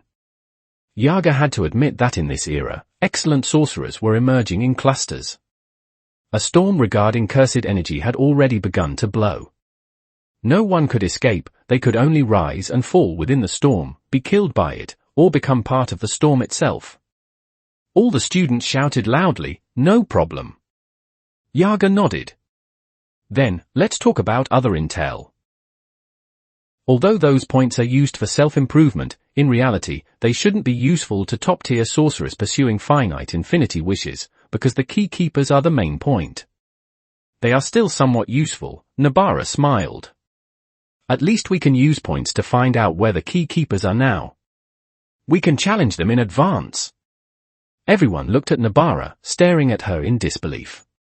Panda asked, stuttering, You didn't go challenge a key keeper, did you? Toge Inumaki also asked, trembling, Salmon. Nobara punched the air excitedly. Do you know who I saw? I saw Fushiguro's sister. She even specifically used Kamen Rider moves to fight me. Although I got insta-killed, she was still very gentle in telling me my weaknesses and taught me how to use points for post-battle healing. Sister Fushiguro is so cool. Asterisk you actually went. Asterisk. The names of the key keepers would be revealed by Kogane without needing points just by asking, Jogo, Hanami, Dagon, and Tsumiki Fushiguro. Megumi stood up, asking agitatedly, which barrier were you in? Kusakabe covered his forehead. That's not the point, is it? The point is that a student was reckless enough to challenge a key keeper straight away when the dream migration has barely opened? You should know that key keepers are inevitably top-tier powerhouses.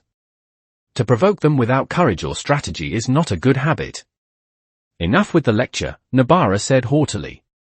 The more you fight strong sorcerers, the more points you get. The more points you get, the stronger you can become. Then repeat the process, eventually becoming stronger than ever before, becoming able to challenge any opponent. Isn't that the underlying rule of the dream migration? Since that's the case, with resurrection as my safety net, isn't it normal for me to go take a peek at the key keeper of the barrier? Kusakabe fumed. I just said that the Lord of Cursed Spirits expects you to think exactly like that. No, it's useless even if we insist on not resurrecting.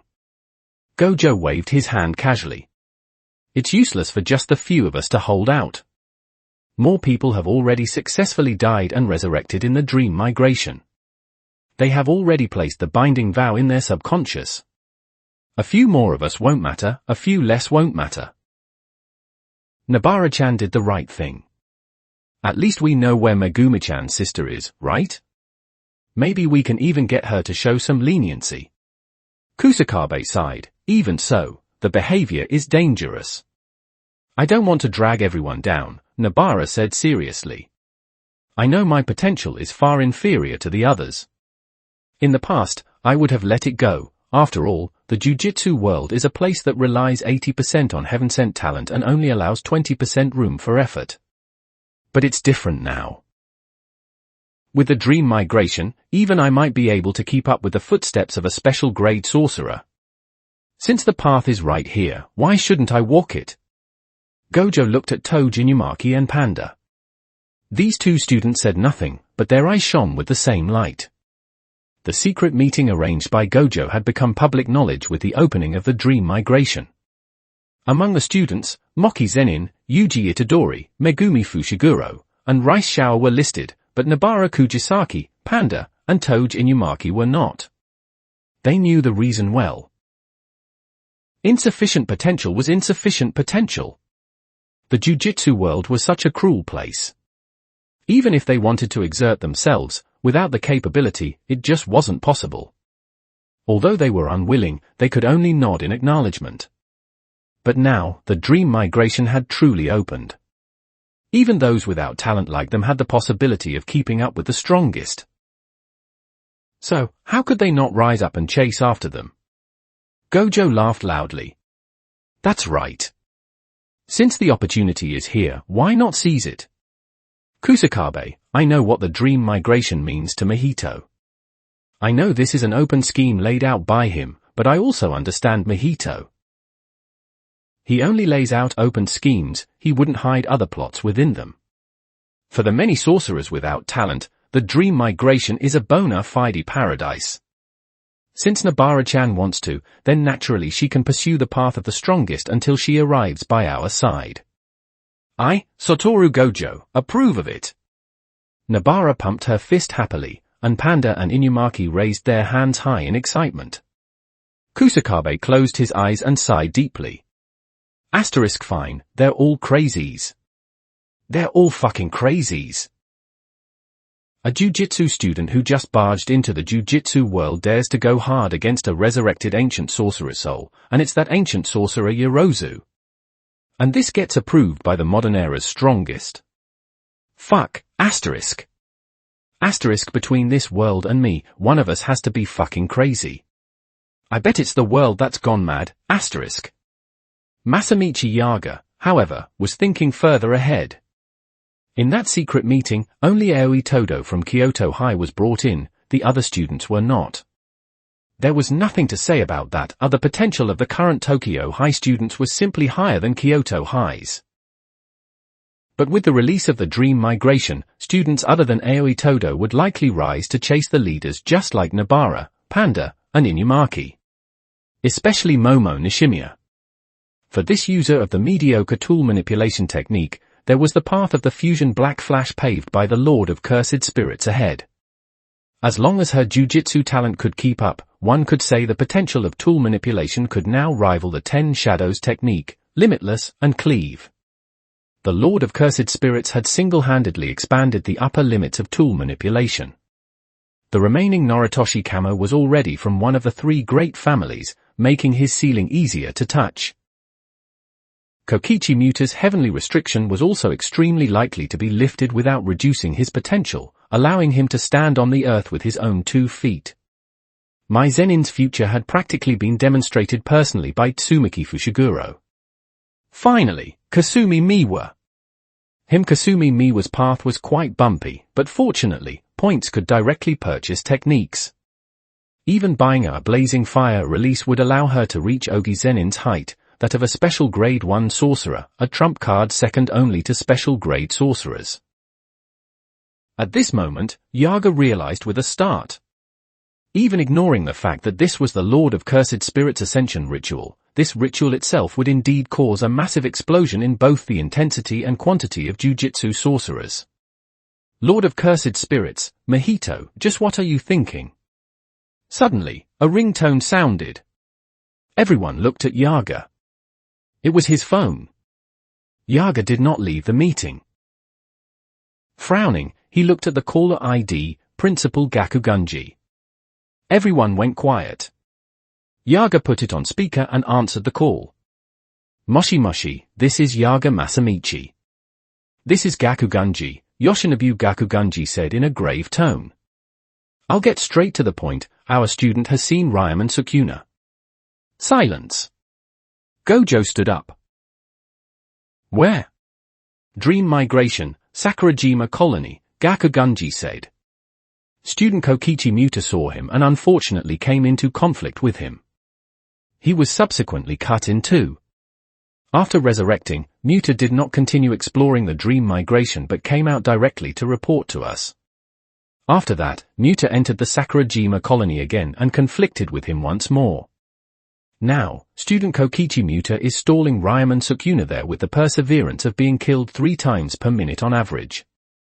Are you certain? Kusakabe asked, trembling. It's not just confirmed by the dream migration's point query as the person himself, but he also displayed the same appearance as 1,000 years ago, Gakugunji said. 2 faces, 4 arms, a giant mouth on his stomach. He was casting slashing techniques after chanting cleave and possessed that bottomless volume of cursed energy. But the fingers are still in my stomach. Yuji couldn't help but speak up. I swear no one has taken any fingers out of my stomach. The Lord of Cursed Spirits resurrected him, Gakugunji said coldly. He doesn't need the power of the fingers at all. We miscalculated. We thought that by killing Yuji Itadori, we could permanently deprive Ryaman Sukuna of a portion of his power. But we didn't expect something like the dream migration to exist. Someone must have requested Ryaman Sukuna's resurrection, and Mahito granted that person's wish. And now, even without the fingers, Ryaman Sukuna can retrieve his lost power. No. Yuji denied loudly. I just met an old guy inside the barrier. The old guy said he was looking for Sukuna's fingers. If fingers really weren't needed, why would someone be looking for them?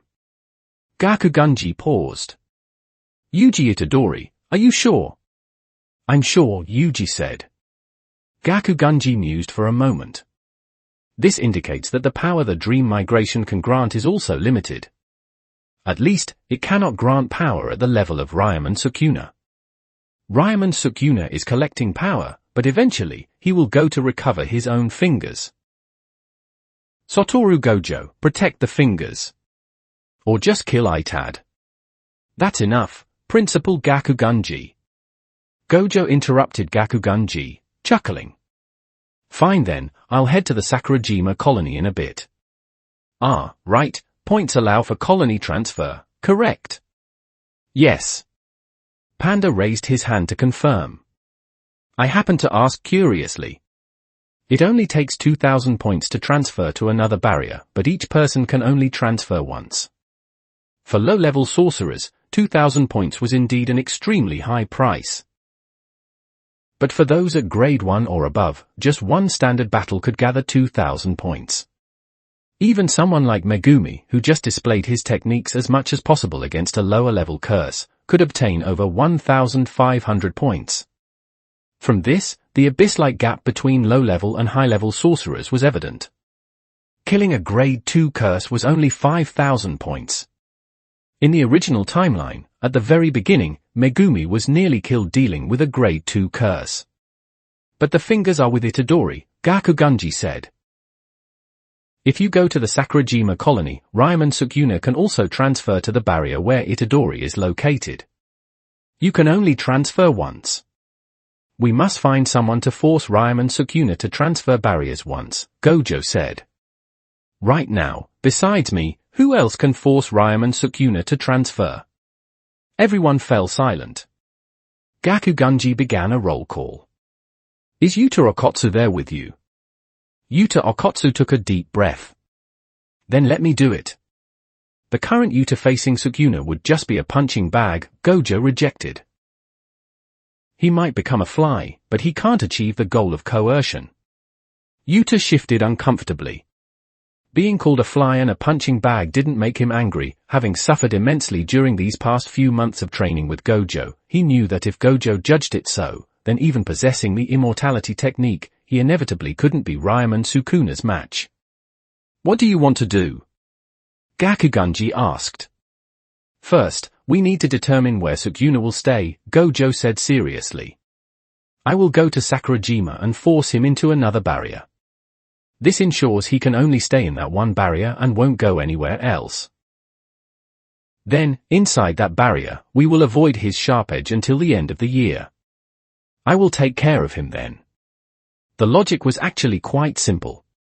Trap a tiger in one place, then everyone else just avoids that place. They would develop with all their might in other places, and when the time came for the meeting with the key keepers that Mahito promised, they would kill Sukuna with the most perfect preparation. But if they completely abandoned the barrier where Ryman Sukuna was, it meant allowing Ryman Sukuna to develop freely. You want to fight Ryman Sukuna at his full prime? Gakugunji asked suspiciously. Are you sure? That is the king of curses, recognized as the strongest sorcerer in history. If Sukuna retrieves all the power of his fingers, it might be a little troublesome. Satoru Gojo smiled and said. But even so, I'd win. Chapter 93, 15. Resurrecting Sukuna, a myriad deaths without hesitation. 3,401 words. Dream Migration, Sakurajima Colony. 15 minutes before Gojo's meeting. Ryman Sukuna abruptly snapped open his 4 eyes. His 4 pupils darted around, taking in the sight of an endless white desert. In the sky, a dragon-shaped special-grade cursed spirit circled a void. Directly before him stood the Lord of Cursed Spirits, clad in the dragon god armor, gazing quietly at Sukuna with dragon eyes. He spoke with an ancient voice, heavy and distant like an evening bell. How does it feel, Sukuna? It feels excellent. Sukuna was unexpectedly calm. He looked at the dragon god and smiled. I didn't expect you to actually dare to resurrect me. Was this at Kenjiku's request? No. Judging from the intel I've gathered, it isn't you being controlled by Kenjiku. On the contrary, Kenjiku is the one being controlled by you. This has nothing to do with Kenjiku, the dragon god said meaningfully. I need you to participate in my ascension ritual. For that purpose, I specifically brought you back to life. Treating me as fodder. No need to put it so crudely. Then, before the sentence was even finished. Sheeing, asterisk. Invisible slashes slammed into the dragon god's body. For distinct slash marks appeared on the white sand, as if a beast had suddenly gone mad and clawed at the ground.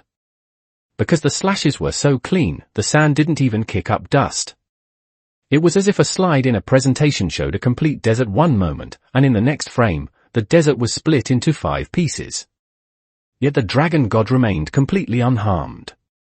He slowly stretched his body and drew the Mirakuji Kirigiri from his back. The blade made a crisp, melodious sound as it separated from the scabbard. He rested the Kirigiri steadily on his shoulder, like carrying a heavy spear, and gently brushed the spot where he had just been slashed, savoring the sudden malice. Cursed technique lapse, limitless. I figured we'd have to fight first, the dragon god said faintly. I thought we'd at least exchange a few words. With who? Sukuna smiled, looking at the dragon god with contempt. You? Ryman Sukuna stood up. He was now fully in his appearance from 1,000 years ago, 2 faces, 4 arms, and a towering physique. When he stood, he loomed like a false mountain. His faces weren't side by side, rather, one face was embedded into the side of the other. His form was less human and more curse. In the original timeline, when Kenjaku saw Tengen's true form evolving toward godhood, he lamented, "Your current appearance is simply like." What Kenjaku left unsaid referred to Ryaman Sukuna of 1,000 years ago. A malformed birth, malformed power, and malformed authority. This authority did not refer to political power in human society, but authority over the heavens. Any excellent jujutsu instructor would solemnly warn their apprentices that binding vows are an extremely unstable power. Even the masters of vows in history could be inadvertently killed by their own pacts. The best way to use a binding vow is to never use one at all. Kenjaku went a step further. He once taught Mahito, the best way to utilize a binding vow is to treat others with sincerity. As long as you genuinely intend to fulfill the vow without any tricks, the vow becomes simply an amplification technique. This was why, in the original timeline, Mahito chose to heal Kokichi Muta even knowing that Muta would inevitably declare war the moment he was healed. No matter what happens after the vow is fulfilled, once a vow is made, it must be completed. That is the best way to handle them. But there is a third way to treat binding vows, the heaven spoon-feeding you power. That is true authority. Ryaman Sukuna was the only one who treated vows this way. In the original timeline, everyone else treated vows with extreme caution. The most severe case was Kasumi Miwa, who used to vow to never swing a sword again for the rest of her life just to increase the power of a single slash in the next instant. That was the highest level of self-imposed binding vow. And Sukuna? Whenever he met a strong enemy, he would use binding vows casually. The heavens practically chased after Sukuna to eat up his vows. Ryaman Sukuna was the heavens' veritable favorite child. A sorcerer in the original timeline once lamented about Sukuna, solely as a jujutsu sorcerer, Ryaman Sukuna is perfect. Indeed, this is the fundamental tone of Ryaman Sukuna throughout Jujutsu Kaisen star. A flawless jujutsu sorcerer, the king of curses for a millennium, the bona fide strongest in history, Ryaman Sukuna. Lord of cursed spirits, since you resurrected me, I'll give you a chance. Sukuna stretched his 2 pairs of arms wantonly. His muscular physique was more perfect than a statue. The mouth on his stomach cracked open into a grin as he moved. He said, "Land a hit on me once, and I'll tentatively listen to your orders." Mahito thought his self-control was quite good. In fact, he had long prepared to fight the resurrected Sukuna. For this, he brought the Mirakuji Kirigiri, activated the Dharmadhatu transmigration, Nirvana realm, and even pre-equipped his strongest hollow technique, Soul Creation Dragon Body. One could say he was ready for the final boss battle. He thought his heart was as still as water, unmoved by external factors. Until this moment. The dragon god took a deep breath, returning to a state of tranquility. Positive energy and negative energy filled his body, circulating in a dual cycle like the ocean accepting all rivers. A mental state that previously required meditation was now accessible with a mere thought. He took the kirigiri off his shoulder, rested it gently on the white sand, and relaxed his entire body. Sukuna smiled, opening his forearms and letting out a deep, resonant roar, "Come, cursed spirit." It won't take long. Indeed. The dragon god nodded. It won't take long. In the next instant, both vanished from their spots. Technique release, teleportation. A curtain appeared out of thin air, and the dragon god unveiled it, appearing at Sukuna's flank. The kirigiri sliced through the air soundlessly, but Sukuna dodged sideways with astonishing leg strength. Sukuna knew the sharpness of the kirigiri from Yuji Itadori's mental domain. No matter how tough the entity, if etched by the kirigiri's cleaving line, they would be cut in two. Although Sukuna had 4 arms, his reach was far inferior to the long sword, so he had to dodge. Sukuna twisted the corner of his mouth and shouted lightly, "Dismantle!" An invisible slash smashed precisely into the blade of the Kirigiri. This was exactly how Gojo countered the blade back then. Since he couldn't face it head-on, he used lateral strikes to knock the slash's trajectory off course. By dodging the blade's range indirectly, Sukuna mirrored Gojo's tactic. Sukuna had participated in Gojo's secret meeting the entire time, via Yuji. He knew all the intel on the Lord of Cursed Spirits. Naturally, he knew how to counter this troublesome god-slaying sword. He thought this would parry the Kirigiri, but in the next instant, the blade appeared right before his eyes. His long-range slash had no effect. Technique release, limitless. Technique release, tool manipulation. At this moment, the Dragon God's cursed energy and the Kirigiri's cursed energy merged, becoming indistinguishable. With the 6 eyes, tool manipulation could sense everything about the sword. Even if the current Kirigiri couldn't keep up with the Dragon God's speed, the Dragon God possessing the 6 eyes could maximize the weapon's potential without damaging it. The limitless technique covered the Kirigiri within the fusion of cursed energy, just as Gojo's clothes were covered when he activated Limitless, or how Yuki Tsukumo's cursed tool Shikigami became a target for Star Rage. The current Kirigiri had no weaknesses. Technique release, Star Rage. A density comparable to Halley's Comet was added to the Dragon God and the Kirigiri. When the sword swung down, it was as if a behemoth weighing 300 billion tons was sweeping through. The 6 eyes allowed Star Rage to achieve a density beyond imagination. Even when fighting Gojo, the Dragon God couldn't truly push Star Rage to this level, but the current Dragon God did it with ease. The entire White Desert trembled. The gravity generated by the immense mass absorbed everything endlessly like a black hole. Sukuna kicked off the ground violently. The soft desert floor let out a massive shriek. Sukuna stomped again, but this time his foot didn't land on the ground. Mid-air double jump. Asterisk bang, asterisk 2 consecutive jumps finally allowed Sukuna to avoid the direct hit, but the massive pressure wave still blasted toward him. Before it could reach him, however, invisible slashes tore the wind pressure apart. One after another, seemingly endless slash trajectories cut through all the wind pressure. It was a slashing technique, yet right now it resembled a legendary blade storm, cutting apart even the pressure of the air itself. Beautiful reaction, someone whispered in Sukuna's ear. Sukuna's pupils trembled in shock. The blade of the Kirigiri had arrived at his throat without him noticing. Technique release, Boogie Woogie. The precision granted to Boogie Woogie by the 6 eyes exceeded imagination.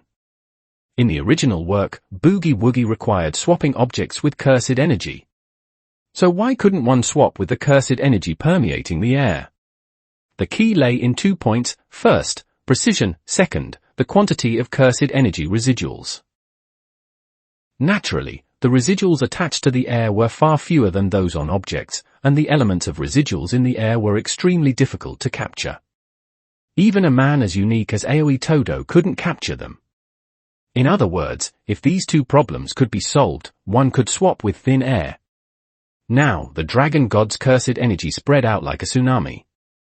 The concentration of his cursed energy residuals was enough to distort the air, even more terrifying than the residuals Yuta Okotsu emitted when he first stepped into the Tokyo High classroom, which terrified Panda, Inumaki, and Moki. Back then, Yuta was leaking energy unconsciously. The Dragon God was expanding it intentionally. This massive cursed energy saturated the air, far exceeding the energy normally attached to objects. As for the issue of precision, the precision of the 6 eyes was unparalleled under heaven. With these 2 problems solved, the consequence was this. Sukuna thought he had dodged. He had indeed perfectly avoided the Kirigiri's direct hit and the storm caused by Star Rage. But all his efforts were rendered meaningless when the Dragon God spoke softly, and Boogie Woogie swapped Sukuna right back under the blade of the Kirigiri. The current Dragon God didn't need to prepare his vocal cords specially. As long as he opened his mouth gently, any sound could trigger Boogie Woogie. The combination of 6 eyes and Boogie Woogie easily surpassed the limit Aoi Todo displayed in the finale. This time, it was a true instant kill. A kill strike delivered by a blade carrying 300 billion tons, equal to Halley's Comet. Sukuna immediately tried to use a binding vow. As long as he used a vow, he could continue to tank it. But before that, the dragon god's eyes locked onto him. That was Technique Release, Divine Authority. A technique from Ronta Zenin. Activation only required aiming one's eyes at the target. Since Mahito obtained this technique, it had worked at least once against every strong enemy he faced, Yuki Tsukumo, Satoru Gojo, and now, finally, Ryomen Sukuna. Activating a binding vow requires one's cursed energy to interact with the heaven's cursed energy. The most basic vow requires setting conditions in advance, like Nanami's overtime, which needs strict time limits and heartfelt acknowledgement. Next is setting temporary conditions, like Miwa secretly resolving to trade a lifetime of sword-swinging to surpass herself. This requires intense mental acknowledgement and harsh, irreversible conditions. Finally, there is Ryomen Sukuna. With just a slight fluctuation of cursed energy, the heavens impatiently complete the vow for him. In the entire original series, only Sukuna could do this. But no matter how slight the fluctuation, it still required cursed energy to flow. And now, the divine authority under the six eyes froze even that microscopic flow. In this time that felt like an eternity yet lasted less than an instant, Sukuna's cursed energy stagnated. Binding vow failed. Teleportation, cleaving line, limitless, tool manipulation, star rage, boogie woogie, divine authority. The dragon god's sword finally swung down. Asterisk boom, asterisk. Although the longsword swung with the grace of a swan, the sound it produced was not the sharp whistle of a blade cutting air, but the roar of a massive meteorite flying through the sky. It was the roar that drove dinosaurs to extinction in ancient times, bringing the end of the world. Today, it rang out solely for Ryomen Sukuna. Sukuna was first pulverized by the heavy pressure, turning into powder. Then, the heat generated by the movement of such massive mass burned the powder completely. The cleaving line had been etched onto Sukuna's body, but in the end, the Kirigiri didn't even need to use the cutting line. The attached star rage had easily and completely destroyed Sukuna before the cut could happen. This wasn't a cut, because a cut requires contacting the target. The blade of the Kirigiri never truly sliced down, the mass of star rage killed Sukuna before that could happen. So, this was half a cut. After half a cut, Ryomen Sukuna, dead. Even the dragon god himself was a bit stunned. This was the finale version, the genuine sealing of the series.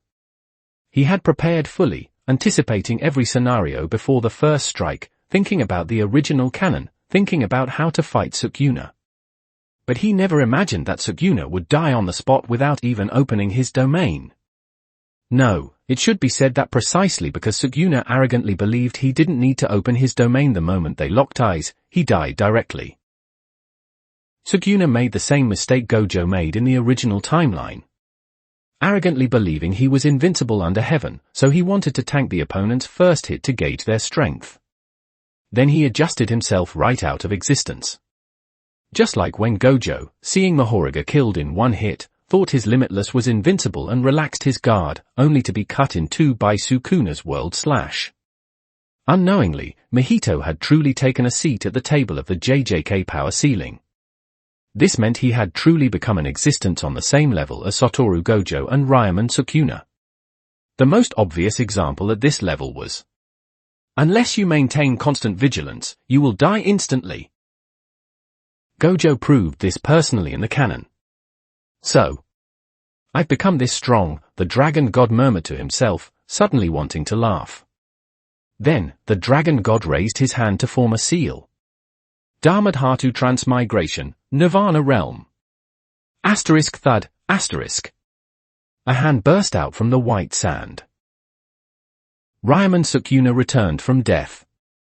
He froze for 2 or 3 seconds, then suddenly exploded in fury, Mahito. It's not over yet, Sukuna. The dragon god let out a laugh like divine thunder, the echo spreading across the entire world. Before I completely analyze your soul, you will be resurrected by me countless times, and killed by me countless times.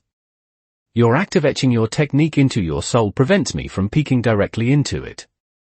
That was originally foresight, but now it will be the source of your suffering. I will cut you into 1,000 pieces. Lord of cursed spirits. Sukuna roared while forming a hand seal. Witness this. My domain expansion. Malevolent Shrine. The dragon god swung his sword for the third time. Asterisk boom, asterisk. The advantage of Malevolent Shrine lies in its barrierless nature. While anyone can enter or leave, the domain expands up to a radius of 200 meters. Because it has no barrier shell, it cannot be broken unless Sukuna stops it himself, or if the domain is established within another barrier, like Tengen's Sunyata barrier, and a barrier master of Tengen's level collapses the entire outer barrier to indirectly collapse the barrierless domain. Otherwise, no one can strip away Malevolent Shrine. These two conditions are nearly impossible. But in the original timeline, there existed another way to destroy Malevolent Shrine. Inflict damage heavy enough on the caster, Ryaman Sukuna, to force him to release the domain. In the canon battle between Gojo and Sukuna, this was the method used. The dragon god cast *inverse * on himself and utilized * falling blossom emotion *, then rushed into Malevolent Shrine without hesitation. Malevolent Shrine slashes are divided into two types, *dismantle and *cleave star. These two slashes indiscriminately attack everything within the domain's range. *dismantle is used on inanimate objects, and those without cursed energy, while *cleave is used on entities with cursed energy, destroying everything within range without blind spots. Against this terrifying domain, the dragon god was prepared. Limitless would fail against the domain's sure hit effect because it relies on infinite spatial separation. *inverse is the opposite. Although this technique has various limitations and is far less useful than Limitless in normal situations, when it comes to defending against direct attacks, even in a domain expansion, as long as the attack doesn't hit the technique's upper limit cap, it remains effective.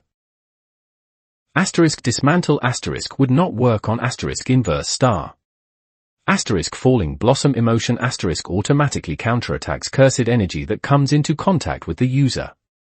While *cleave is terrifying, it has the defect of needing contact to function. In the original timeline, Gojo used falling blossom emotion to counter Sukuna's domain. *cleave could not work on Gojo when falling blossom emotion was active, and naturally, it wouldn't work on the dragon god now. In the canon, Gojo was covered in wounds despite using falling blossom emotion against Malevolent Shrine. This was because Gojo specialized the countermeasure against *cleave which could kill him in one hit, while choosing to tank *dismantle with simple cursed energy reinforcement, just like he tanked Jogo's coffin of the Iron Mountain years ago. The current dragon god went a step further. He used *inverse to cover the weakness of simple cursed energy reinforcement against *dismantle and falling blossom emotion to specifically defend against *cleave which adjusts to cursed energy levels for the kill. The dragon god stepped into Malevolent Shrine unharmed. Just as Mahito prepared the Fusion Soul Knight to deal with Gojo's Infinite Void, he had long prepared the combo of *inverse and falling blossom emotion to face Malevolent Shrine. When it came to hard counters, the Transmigrator was a professional. Teleportation, Cleaving Line, Star Rage, Boogie Woogie, Divine Authority, once more. Sukuna's expression was a mix of shock and rage. On the dragon god's second swing, the Kirigiri finally truly cut into Sukuna, slicing half of his body entirely away.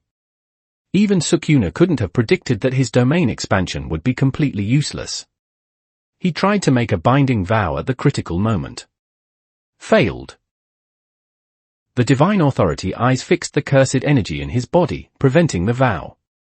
Malevolent Shrine lasted less than 0.002 seconds before vanishing. Ryaman Sukuna, dead for the second time. The dragon god suddenly reached out and grabbed something. From the distant underworld, Sukuna let out a howl of agony. The dragon god smiled. Finally touched it, your soul. Then, the dragon god formed the seal for the third time, Dharmadhatu transmigration, Nirvana realm. It's not over, Sukyuna, the dragon god said.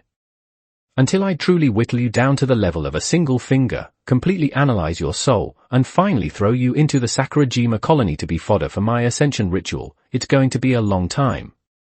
Asterisk thud, asterisk. Sukuna's hand reached out of the white sand for the third time. Sukuna crawled out of the sand, sounding like a malicious ghost. You dare tear my soul apart, humiliate me so. I will tear you to pieces. I will make you regret being born into this world. Holding full power, no, Ryaman Sukuna, with a portion of his soul shaved off leaving only the power of 19 fingers, roared with the same venomous misery as the one-finger Sukuna in the canon when stomped by Gojo. Come. The dragon god extended his hand and curled his fingers. I'm looking forward to it.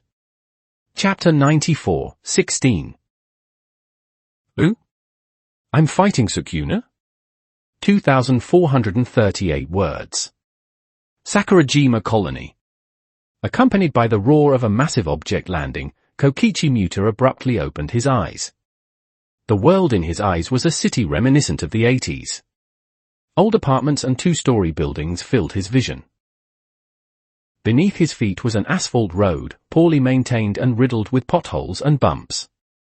The shops lining the street had a distinct sense of the era, cramped together one after another, large signs hanging above them, rusted from weathering the elements. The most conspicuous thing was a giant construct lying across the asphalt road, crushing the low houses on either side. Additionally, over 100 puppets were distributed evenly across the streets, covering the entire world with Muta as the center. The familiar giant construct and puppets made Muta's eyes widen. Ultimate Mechamaru and Ultimate Mechamaru, Mode Absolute. I didn't expect them to actually follow me into the dream migration. My prediction was correct. As long as cursed energy circulation is maintained during sleep, items from reality can be brought into the dream migration. This deduction wasn't complex for Muta. If one thought about it carefully, if only living beings with Jujutsu potential could enter the dream migration, cursed spirits would be fine, but would humans appear in the barrier naked? Furthermore, for techniques like tool manipulation, puppet manipulation, crow manipulation, and others that rely on external mediums to manifest power, wouldn't they have zero combat ability at the start, forced to rebuild their constructs from scratch inside the game? That would be too unreasonable.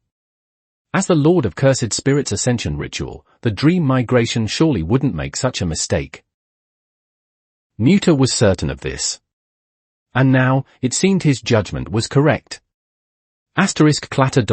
Muta raised his hand. He was still in his disabled state. The entire nutrient tank and bathtub bed had been brought into the dream migration. This was likely because these life support facilities had been completely saturated with his cursed energy, to the point that they were dragged in along with him. Muta thought further. Since these life support devices could be brought in, if someone held a gun, a rocket launcher, an autocannon, or even a tank, a fighter jet, or an aircraft carrier, could they bring those in? Of course, the larger the object, the lower the efficiency of cursed energy saturation. There probably wasn't a sorcerer bored enough to do that. But theoretically, it was possible. Is this a bug? Muta pondered seriously. Precisely because he was a puppet user, he thought of these things. Powerful sorcerers who could achieve the same effects as modern artillery with their own innate techniques probably wouldn't consider this. Suddenly, his gaze sharpened as he looked to the side. A Shikigami resembling a golden cicada appeared beside him. The Shikigami spoke in a cheerful, sweet AI voice. Because puppets are part of a puppet user's strength, no matter how powerful the puppet, as long as it is connected to the user's cursed energy, it can be brought into the dream migration. This is permitted by the rules. The Shikigami flew harmlessly up, down, left, and right. This is no. 4511's exclusive Kogane. Kogane can provide the master with all guidance and support in the dream migration, including but not limited to purchasing weapons, healing, knowledge, wishes, and querying enemy intel. Barrier Shikigami, her. Muta looked thoughtful. Number 4511. What does this number represent? It represents that Master is the 4511th sorcerer to step in here, Kogane said. HMPH, plenty of people unafraid of death. Muta suddenly realized, no, the earlier ones must be mostly curse users. After the Lord of Cursed Spirits appeared, curse users practically vanished. They must have been thrown into this game the moment the dream migration opened. These curse users account for at least a few hundred people, maybe more. The rest should be amateurs with Jujutsu potential who don't know about the Jujutsu world. These amateurs are probably just bold. After all, in a nation of over 100 million, 4,000 is a reasonable number. Muta didn't act immediately but continued to ponder the intel of the dream migration. Suddenly, Kogane emitted a beeping sound. Master has received a new message. Master has received a new message. You even have a function to send and receive messages from others. Muta said with interest. It seems you're more useful than I imagined. Kogane is very capable. Kogane is very capable. Kogane flew up and down happily. Does Master want to view the message? Open it. Kogane flew in front of Muta and projected a screen from its watery eyes. On the screen, Mahito appeared. He waved at Muta, his face full of smiles. This is Mahito. Long time no see, Kokichi Muta-san. Ah, no need to say hello, this is a recording. According to the agreement, our binding vow automatically terminates after I open the dream migration. You've worked hard this past half year. The intel from Kyoto was very useful to me, especially tracking Principal Gakugunji to determine his location. It allowed us to make moves right under his nose. Until I fought Gojo, he didn't even realize his headquarters had turned into a sieve. Your contribution is undeniable. Muta felt extremely uncomfortable. No matter how he spun it, this was betrayal. Initially, he had harbored thoughts of obtaining forgiveness from Kyoto through betraying the cursed spirits after the vow was complete. But as Mahito's influence and power grew, that thought became harder to entertain. Even Muta himself hadn't expected that, right to the very end, he would continue as Mahito's spy. Now, even the binding vow was concluding. But this was fine. Muta sighed inwardly. Mahito, possessing infinite resurrection, could never be killed. Even if he failed, he could always make a comeback. From a fault tolerance perspective, no matter how the Jujutsu world struggled, the ultimate victor would inevitably be Mahito. His career as a spy wasn't meaningless. Mahito clapped his hands gently. His recording seemed to understand Muta's conflict, speaking cheerfully. Originally, I thought about healing you personally. But you see, if I did that, your betrayal would be known to the Kyoto side. You probably don't care about the teachers, but you cherish the camaraderie among the Kyoto students, right? If it were exposed like that, you wouldn't have the face to stay there anymore, even if the ultimate winner is me. Bullseye. Muta clicked his tongue. So, I changed the method, the recorded Mahito said with a grin. The dream migrations points are nearly omnipotent, including healing heavenly restrictions. Not just your type, where physical performance is traded for range and output of cursed energy, but even the heavenly tyrant's restriction can be healed. And the price is the same, fair to all, 200 million points. Muta's mouth twitched. 200 million? Even though he had just arrived and didn't know how points were earned or the speed of acquisition, he knew 200 million was a massive and difficult number. Then, the recorded Mahito said, now, since you can hear my words, it means Kogane has recorded your cursed energy residuals. I've also set it up so that once your residuals are recorded by Kogane, 200 million points will be provided to you immediately for free. You should understand what this means. Muta subconsciously clenched his fists. Of course he knew what it meant. At this moment, if he wished, he could truly break free from this broken body. He could measure the earth with his own 2 feet, unleash techniques with his own hands, and never again spend his remaining life lying in this life support device. This was his wish, and now, it was within reach. Amidst his excitement, Muta had a question. Since the Lord of Cursed Spirits thought even of the Kyoto side's suspicion, how would he reasonably give me these 200 million points? As if anticipating Muta's train of thought, Mahito smiled like a child. In a moment, the legendary Ryaman Sukuna will descend into this barrier, or perhaps fall right in front of your eyes. Among the ways to gain points, fighting a death match grants a massive amount. So, restore your mobility as quickly as possible. Then, have a good fight with Ryaman Sukuna, who only has the power of 1 finger. Use a decisive battle with Ryaman Sukuna to announce your rebirth, and conveniently cover up that 200 million point discrepancy. Muta's pupils contracted, and he couldn't help but scream, "I'm fighting Ryaman Sukuna." Finally, Mahito raised his index finger and pressed it gently against his lips. Make sure to unleash a cursed energy output worthy of a special grade sorcerer. Because the stronger the sorcerer, the higher the points gained in a death match. That makes the 200 million point gap seem more reasonable. In the recording, Mahito smiled as happily as a child who got his favorite model kit, innocent and pure. He concluded, "That's it. Please have a good fight with Ryaman Sukuna. Isn't Daddy Mahito super gentle? I considered everything for Muta-san." "Oh, of course, if you just heal yourself and don't fight Sukuna, that's fine too. But you'll have to come up with your own excuse for how you got that 200 million. Well then, *J any*. Mahito, you son of a bitch. Muta roared, shaking with rage. *zip. Kogane closed the recording. Then, Kogane emitted a ding dong jackpot sound, jumping up and down happily. Master! Your account has an extra 200 million points. Would you like to use them now? Use them.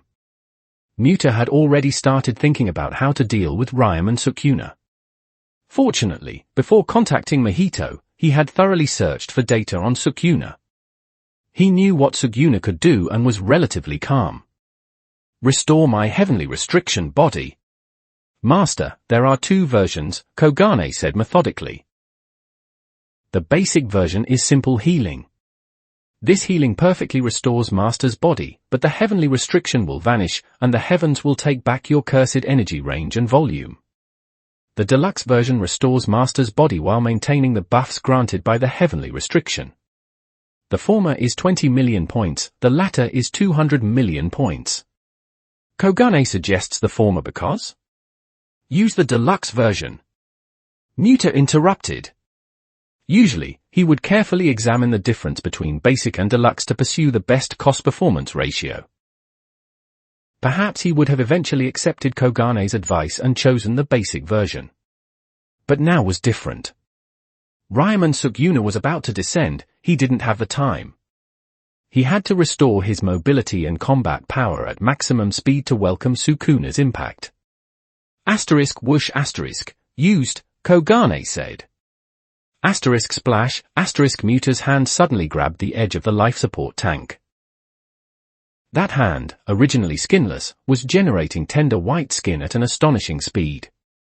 Muta felt almost no pain, only a slight itch. He slowly stood up. The feet that the heavens had taken away were regrowing. He reached up and unraveled the bandages on his face. The originally skinless face had fully regrown in less than 2 seconds. His face had no scars, it was as fair and clean as porcelain. Muta stood up abruptly, rising from the nutrient tank. He was naked.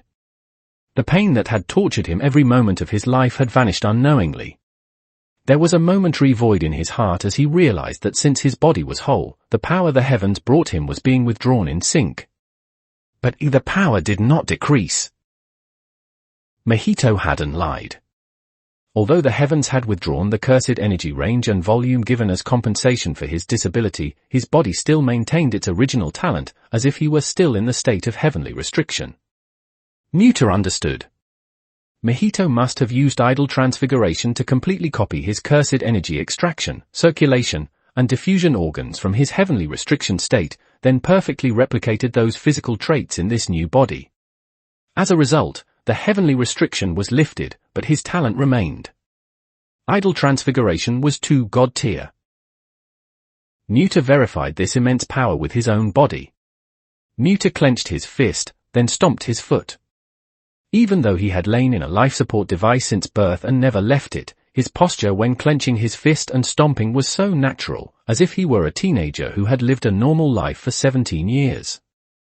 Mahito fulfilled his promise. From this moment on, Kokichi Muta was reborn.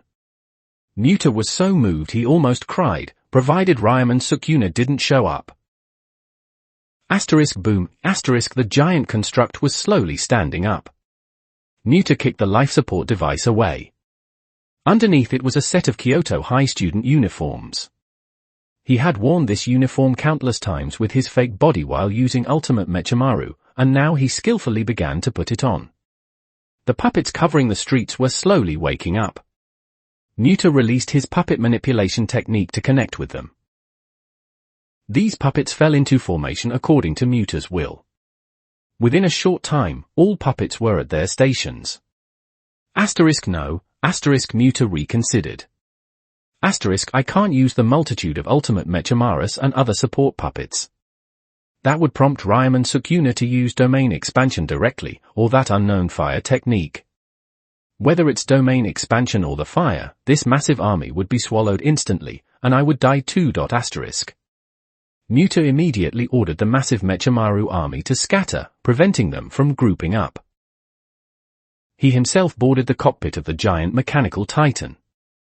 Muta knew clearly in his heart that in terms of true strength, he couldn't be Ryman Sukuna's match. The only way to defeat Sukuna was to exploit his arrogance and carelessness. So he couldn't use full power right from the start.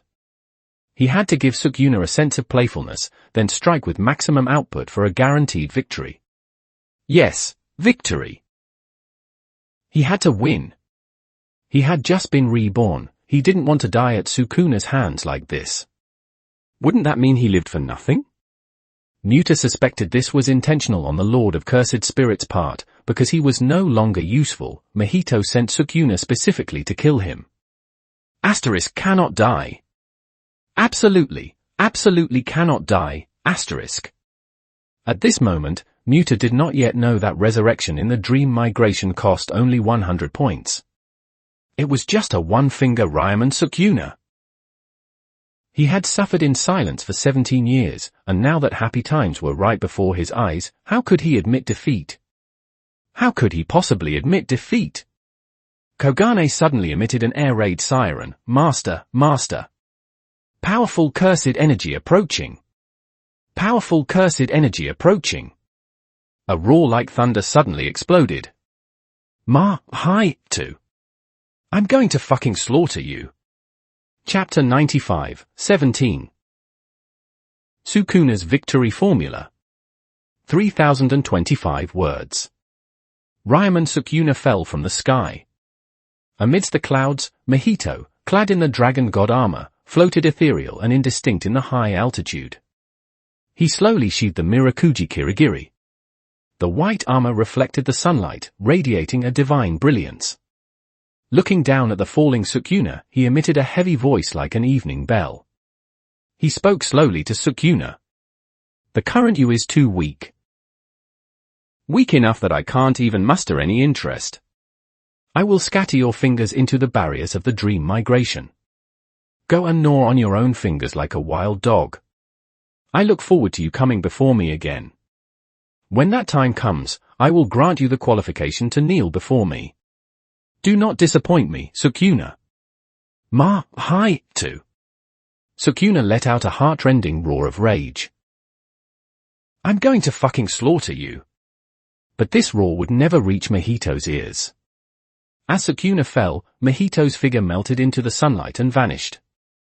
Sukuna felt the rage in his heart erupting like a volcano. Massive anger spewed from his entire being, making him tremble with fury. Even the cursed energy reinforcement covering his body flickered like a violently burning fireball. Since his birth, Ryomen Sukuna had never suffered such intense humiliation. Thinking back, the most recent humiliation came from Satoru Gojo. At that time, possessing only the power of one finger, his will surfaced from the vessel only to be thrashed by Gojo. He had sworn then to kill Satoru Gojo. That was a humiliation he hadn't felt in 1,000 years. Yet the humiliation Gojo gave him wasn't even 1% of what Mahito had just inflicted. Gojo was genuinely testing the strength of a one-finger Sukuna. But Mahito, that bastard, was devouring his power, treating him like an amusing toy, and insulting him wantonly. Just thinking of those heterochromatic eyes looking down from above made Sukuna's rage surge uncontrollably. Sukuna roared at the top of his lungs, his voice spreading across the entire Sakurajima colony. Everyone could hear this massive bellow, venomous as a 1,000-year-old demon crawling from the underworld into the living world. His cursed energy, carrying endless curses, spread in all directions. The wind announced the arrival of the king of curses like invisible blades. Finally, Sukuna crashed into an apartment building. Asterisk boom, asterisk. Sukuna smashed into the side of the apartment. The massive impact force nearly snapped the building in half at the waist. Lying inside the semi-crippled building caused by his fall, the rage in Sukuna's heart slowly dissipated. His calm mind began to review the battle with Mahito. Mahito, clad in the dragon god armor, possessed physical capabilities exceeding even Sukuna's prime. Furthermore, that god-slaying sword prevented Sukuna from daring to touch it with any of his forearms. Even mimicking Gojo's tactic of striking the flat of the blade to deviate the cutting line was impossible. Covered by Limitless, the Kirigiri had overcome even that weakness. The immense mass granted by Star Rage boosted the Dragon God's defense to an exaggerated degree. On top of that, the use of asterisk inverse asterisk made conventional attacks impossible to penetrate his defense. Sukuna had tried probing with asterisk dismantle asterisk more than once, but the Dragon God didn't even need to dodge. Even if Sukuna opened Malevolent Shrine, the Dragon God could kill him within 0.002 seconds. In terms of mobility, the Dragon God possessed Boogie Woogie and teleportation, speed Sukuna couldn't hope to match. Because the difference in mobility was so vast, the initiative to fight or flee lay entirely in the Dragon God's hands, leaving Sukuna with strength he couldn't use. The troubles didn't stop there. The Limitless technique granted the Dragon God near-invincible offense and defense, as well as supernatural mobility.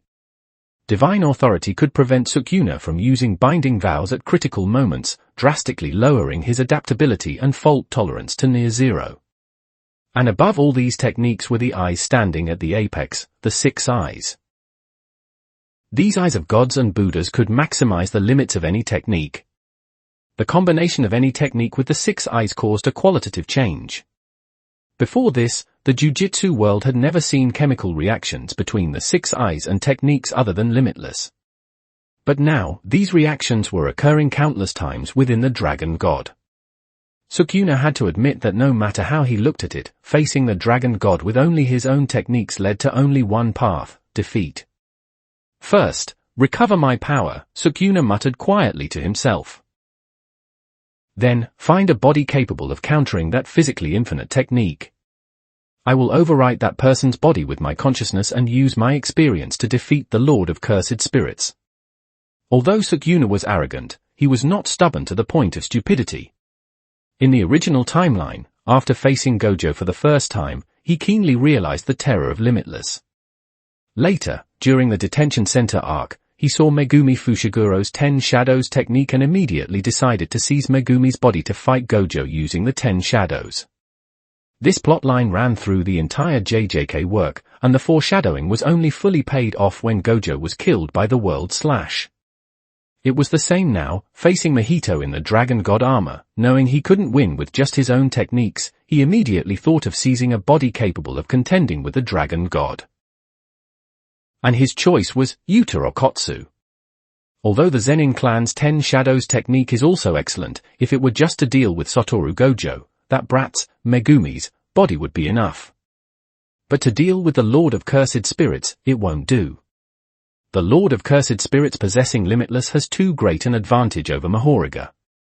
Unless the battle is dragged out to months or even years, only then might Mahoraga fully adapt to all the Lord of Cursed Spirits techniques. But that's too slow. Absolutely not. Unlike the original timeline, where Yuji Itadori didn't know the specifics of Yuta Okotsu, and by the time Yuji learned Yuta's technique was Okapi, Sukuna had already transferred himself to Megumi. After that, Kenjaku met up with Sukuna, and Sukuna missed all opportunities to learn about Yuta's technique.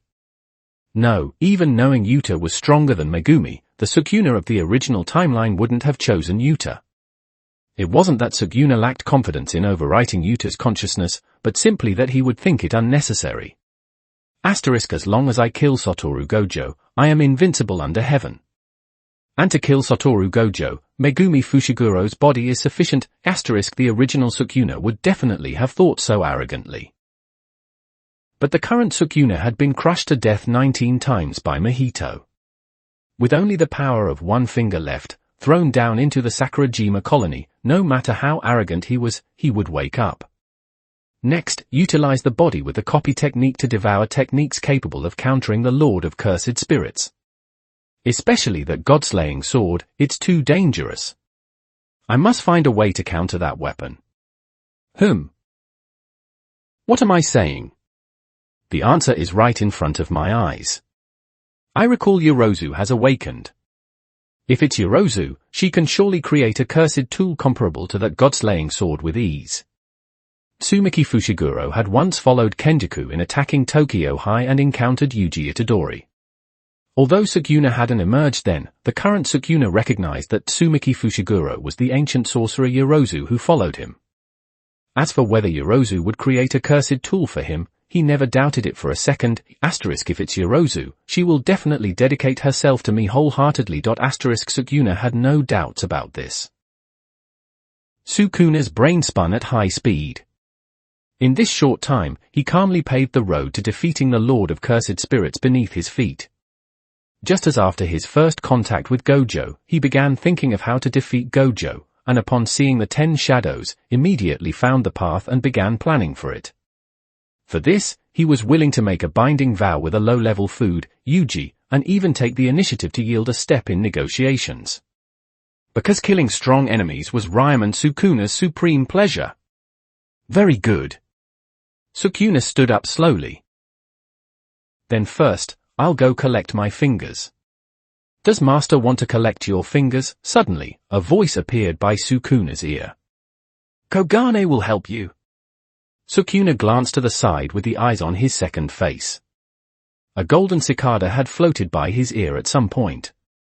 A barrier Shikigami. Sukuna looked thoughtful. It seems the Lord of Cursed Spirits really intends to keep this barrier running stably for the long term. This also means that even if he has selfish motives, the fairness within the barrier is guaranteed.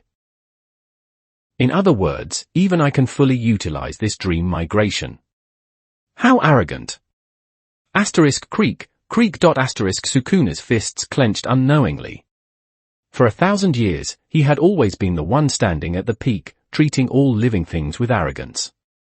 But in this era, 2 people appeared simultaneously treating him with such arrogance. One was Satoru Gojo, the other was Mahito.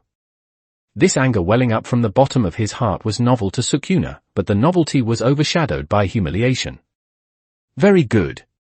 Sukuna revealed a twisted, ferocious smile. Then I will make good use of your barrier, Mahito. Satoru Gojo, and you? When I recover to my full prime, I will tear you both into 10,000 pieces. First, recover power. Next, find Yuta Okotsu and seize his body. Then, use Yuta's body to devour useful techniques. Finally, find Yorozu and order her to manufacture a cursed tool comparable to the Mirakuji Kirigiri. The rest is just killing. Kill Gojo first, then kill Mahito. Just as Sukuna made up his mind, he suddenly sensed something. Right in front of his window, a giant mechanical construct was rising slowly. It was a massive titan. Sukuna looked up slightly. the giant mechanical titan opened its mouth, leaking cursed energy like smoke. Its energy increased segment by segment, finally emitting a deep roar. The sound waves visibly distorted the atmosphere. Sukuna let out a bored sigh. Is this my first battle? According to the rules, Kogane cannot interfere in battles between Jujutsu sorcerers. Kogane emitted a sweet, cheerful AI voice, swaying slightly at Sukuna as if acting cute. Wishing Master victory. Kogane will appear again after Master finishes combat. Kogane vanished like smoke. Sukuna easily saw through this method of disappearance. Compared to the mechanical titan right in front of him, he was actually more interested in Kogane. I see. Not vanishing, but dissolving into the entire Great Barrier. This Shikigami is indeed ingenious. At least?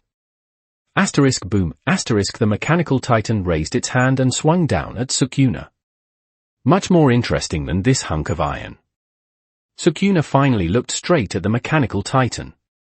Although the titan exceeded 50 meters, its movements were not sluggish. The fist it raised landed in front of the apartment in an instant. The wind pressure generated by its massive volume and mass shattered the glass before the fist even hit. Looking at this fist, Sukuna raised his hand slightly. He formed a seal, the corner of his mouth curling into a smile, and said casually, "Dismantle." The entire world seemed to stand still. In this frozen tableau, the fist swung by the titan slowly split into two halves. The severed cross-section didn't just cut the titan's fist, it continued to climb upwards along the direction of the punch, forearm, joint, upper arm, shoulder. How much difference was there between a cursed spirit holding Sukuna's finger and Sukuna himself wielding the finger's power? In the original timeline, there was a scene, during the detention center arc, a special grade cursed spirit holding Sukuna's finger expanded an innate domain, twisting the entire facility. The protagonist group could only choose to flee from the special grade. At that moment, Yuji Itadori was heavily injured, and Sukuna overwrote the consciousness of the injured Yuji. At that time, Sukuna possessed two fingers. Facing a special grade curse with the power of one finger, he didn't even use a technique. Merely relying on cursed energy reinforcement, he toyed with it easily in the palm of his hand. Afterward, when his interest peaked, he used Malevolent Shrine for a split second, slicing the special grade into fragments. This far exceeded a simple doubling of power levels. This was a difference between heaven and earth. And now, Kokichi Muta experienced this personally. The frozen scene began to flow again. Without the titan or its pilot realizing it, the mechanical arm had been severed into two sections. No sound of wind, no warning, not even a trajectory could be perceived. The mechanical titan's arm was simply partitioned. The bisected arm fell from mid-air. Its massive mass sliced through the air, creating violent wind pressure, finally crashing to the ground with a deafening roar. Inside the cockpit, Muta was drenched in cold sweat. He had personally tested the defense of the mechanical titan he was piloting. Even a grade 1 sorcerer would struggle to shake it. After all, it was a hunk of iron over 60 meters tall, weighing as much as a skyscraper over 100 meters high. Coupled with the cursed energy link allowing synchronized reinforcement, Muta was confident he could tank artillery fire. Whether in the original timeline or now, the reason Muta chose to enter the cockpit rather than hide in a secret location to operate the Titan lay here, compared to hiding somewhere and being killed without the ability to fight back once found. Being inside the cockpit of a mechanical Titan with superior defense and powerful combat capability was true safety.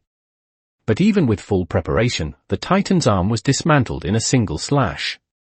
The gap in strength was desperate. Asterisk what to do? Run, asterisk. Just as he thought this, the smiling faces of the companions he yearned for drifted through his mind. Asterisk run. My. Asterisk. Asterisk I'm going to stand by my companion's side, fair and square. Asterisk. Muta roared in the cockpit. Massive cursed energy rose abruptly. Liquid-like cursed energy flowed slowly to the Titan's other hand. This time, the Titan didn't swing directly. Instead, it took a step back, aiming its palm at the motionless Sukuna. The light of cursed energy shone in the palm. Miracle Cannon! The blazing cursed energy nearly triggered a fierce storm. The cannon blast formed by high-concentration energy resembled the moon in the night sky. In the original timeline, Mechamaru had used this move. Kenjaku, watching from the sidelines, evaluated its power with interest. It reached the baseline output of a special-grade sorcerer.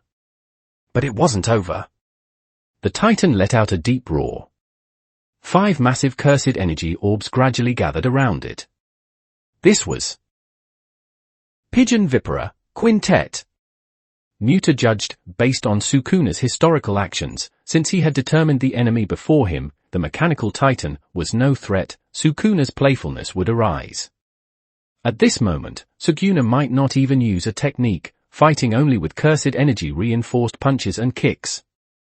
Amidst Muta's fanatical emotion, his rationality was functioning synchronously. So, take this opportunity, this one and only chance, explode all cursed energy in one breath. No probing, no retreat. Bet everything on the maximum power cursed energy output, inside the cockpit, Muta let out a silent scream. 17 years of grief, 17 years of loneliness, 17 years of longing. All in this one strike, Normally, I might have played with you for a bit, Sukuna said faintly. Unfortunately, right now I'm filled with rage and have zero interest. This big toy. I'm already bored of it. Technique release, dismantle. Snap. A light sound. In the history of the Jujutsu world, Ryoman Sukuna had never explained his abilities. To everyone, it seemed Sukuna possessed 2 techniques. One was the cutting technique, which was Yuji Itadori's publicly disclosed technique, /. The other was the fire technique. In fact, throughout the entire Jujutsu Kaisen work, Sukuna's technique wasn't truly revealed until the final battle, disclosed by the narrator. Yuji, possessing the same technique, didn't know the true name of the technique etched into his body until the end of the decisive battle. Even at the end, when Sukuna used the full incantation release, the activation word was a dismantled cleave, kai, not the true name of the technique. Therefore, the Jujutsu world always thought these were 2 different techniques. Having heard the rumor that Sukuna ate his own brother in the womb, they assumed the fire technique belonged to the brother, not him. The name of a technique is the sorcerer's imagination. Yuji imagined Sukuna's technique as merely slashing. The Jujutsu headquarters explanation deepened this impression, so he used // as the foundation and used slashes at this stage. Not just at this stage, even at the end of the original timeline, Yuji's imagination was scissors cutting. When Yuji used dismantle in the manga, phantom scissors and dotted cutting lines explicitly appeared. This was completely different from Sukuna, and due to the difference in imagination, the power was worlds apart. Now, Sukuna personally demonstrated the true /. Sukuna turned around. Behind him, the mechanical Titan that had been going full throttle stood motionless, as if charging up. But the miracle cannon in its palm and the pigeon vipera around it were slowly extinguishing. Then, the mechanical Titan suddenly tilted. Muta, sitting in the cockpit, let out a soft *TSK star. Still, no good, huh? In the next instant, the mechanical Titan's head abruptly split apart. The cross-section was mirror smooth. That was the location of the cockpit. Inside, the top of Muta's skull slowly slid off his head. Kokichi Muta, dead. Rumble, The mechanical Titan collapsed to the ground. Sukuna cracked his neck. All right, the entertainment is over, he said. Next, time to do real business. Kogane emerged from beside Sukuna's ear, beeping repeatedly. Master, there is a new message. Someone sent you a message, Kogane said. Do you want to open it? Who is it? The sender claims to be Iurorm. Sukuna froze for a moment. Iurorm? Who is that? Chapter 96, 18. Rise of the Amateur. 2,590 words. Fut ha ha ha ha ha. Ha ha ha ha. Mojito laughed uproariously. Muta sat on the white sand with a dark face, shifting his but uncomfortably. He had just emerged from the sand, realizing his inner monologue had been so dramatic, yet resurrection was effortless for his new boss. He didn't need to worry about the consequences of being killed by Sukuna at all. His current mental state was roughly like making various *Chinibio* poses alone in his room, pretending to grimly narrate the terror and despair of fate, fully immersed in his own mental world, when suddenly the door opened. His mother stood there holding a cup of water, staring at him blankly, then quietly closed the door. Although the person was alive, he was dead inside. Muta said sullenly, "Are you done laughing yet?" Mojito laughed until his stomach hurt. "I didn't expect you to actually dare to 1v1 Ryman Sukuna. I hinted in the recording that Sukuna possessed the power of one finger. Don't tell me you didn't know that if a curse eats just one finger of the special grade cursed object, Ryman Sukuna's finger, a special grade cursed spirit is born? You should have considered that." Muta gritted his teeth. "You threw Sukuna right in my face, forced me to restore my mobility and combat power at top speed, and hinted that I use the deluxe version of the 200 million point recovery. Wasn't that explicitly telling me to duel Sukuna? Where are your puppets?" Mojito asked curiously. "I remember our conversation about the binding vow half a year ago. You were sharp then, considering everything clearly. Why didn't you use your puppets to probe first instead of piloting your Unit 01 head-on? Even if you probed and then gathered the others to attack with you, you wouldn't have been insta-killed by Sukuna in 2 moves, right? Probe with a puppet army." Muta frowned. "Wouldn't that force Sukuna to use domain expansion or the fire technique? Legend has it Sukuna's domain covers a 200-meter radius. He landed right on my face. I didn't have time to run 200 meters away. Even considering he might not want to use domain expansion because the subsequent technique burnout would be uncomfortable, he could still use the fire technique. That's the terrifying large-scale explosive fire recorded in Jujutsu history as the flames of 10,000 deaths. I didn't dare gamble on that." Mojito paused. "Ah, is that so? You didn't know?" "Know what?" "Sukuna's fire isn't a separate technique, and its range isn't that big." "Ah, how many points do you have left?" "This intel is valuable. You need points to buy it." Fuck, Muta said impatiently, "Kogane won't appear here." "Kogane is here, you know." Suddenly, Kogane appeared. It flew over Muta and floated up and down around Mojito, as if bowing politely. "Lord Mojito, Kogane is at your service. Thanks for your hard work, Kogane. Can you show me Muta-san's account? Lord Mojito has worked hard too." Kogane rejected ruthlessly. "Cannot do that. Kogane is Master's exclusive Kogane. Kogane is very grateful to Lord Mojito for granting Kogane spirituality and the possibility of growing into a true life form, but Kogane cannot betray Master." Mojito clapped happily. He said to Muta, "See? Isn't Kogane much more trustworthy than humans?" Muta suspected Mojito was being sarcastic, because Muta was Mojito's spy. As a spy, Muta was beneficial to Mojito, so Mojito shouldn't mock him like this. Logically, it was impossible. But considering this was Mojito, the cursed spirit version of Satoru Gojo, Muta couldn't help but waver, feeling this was exactly something Mojito would do. Damn it. One Satoru Gojo is hard enough to deal with. Now that a cursed spirit version of Gojo has appeared, Muta felt his blood pressure would never go down.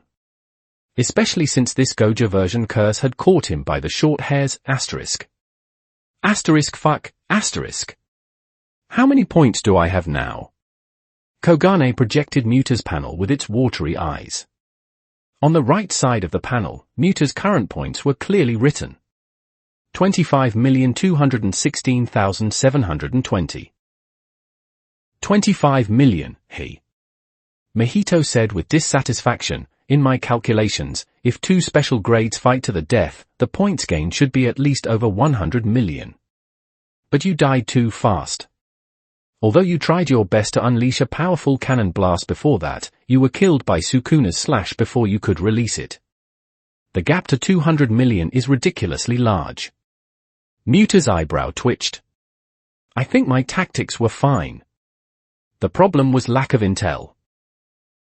If I had more complete intel, I could have scored higher before dying. By the way, how much is resurrection? 100, Mahito said with a grin. 100. Muta's voice was sharp as a sparrow's. Doesn't that mean as long as sorcerers engage in a death match, they're guaranteed a resurrection? Snap. Mahito snapped his fingers. That's right. Anyone, as long as they die in the dream migration, can pay 100 points to resurrect.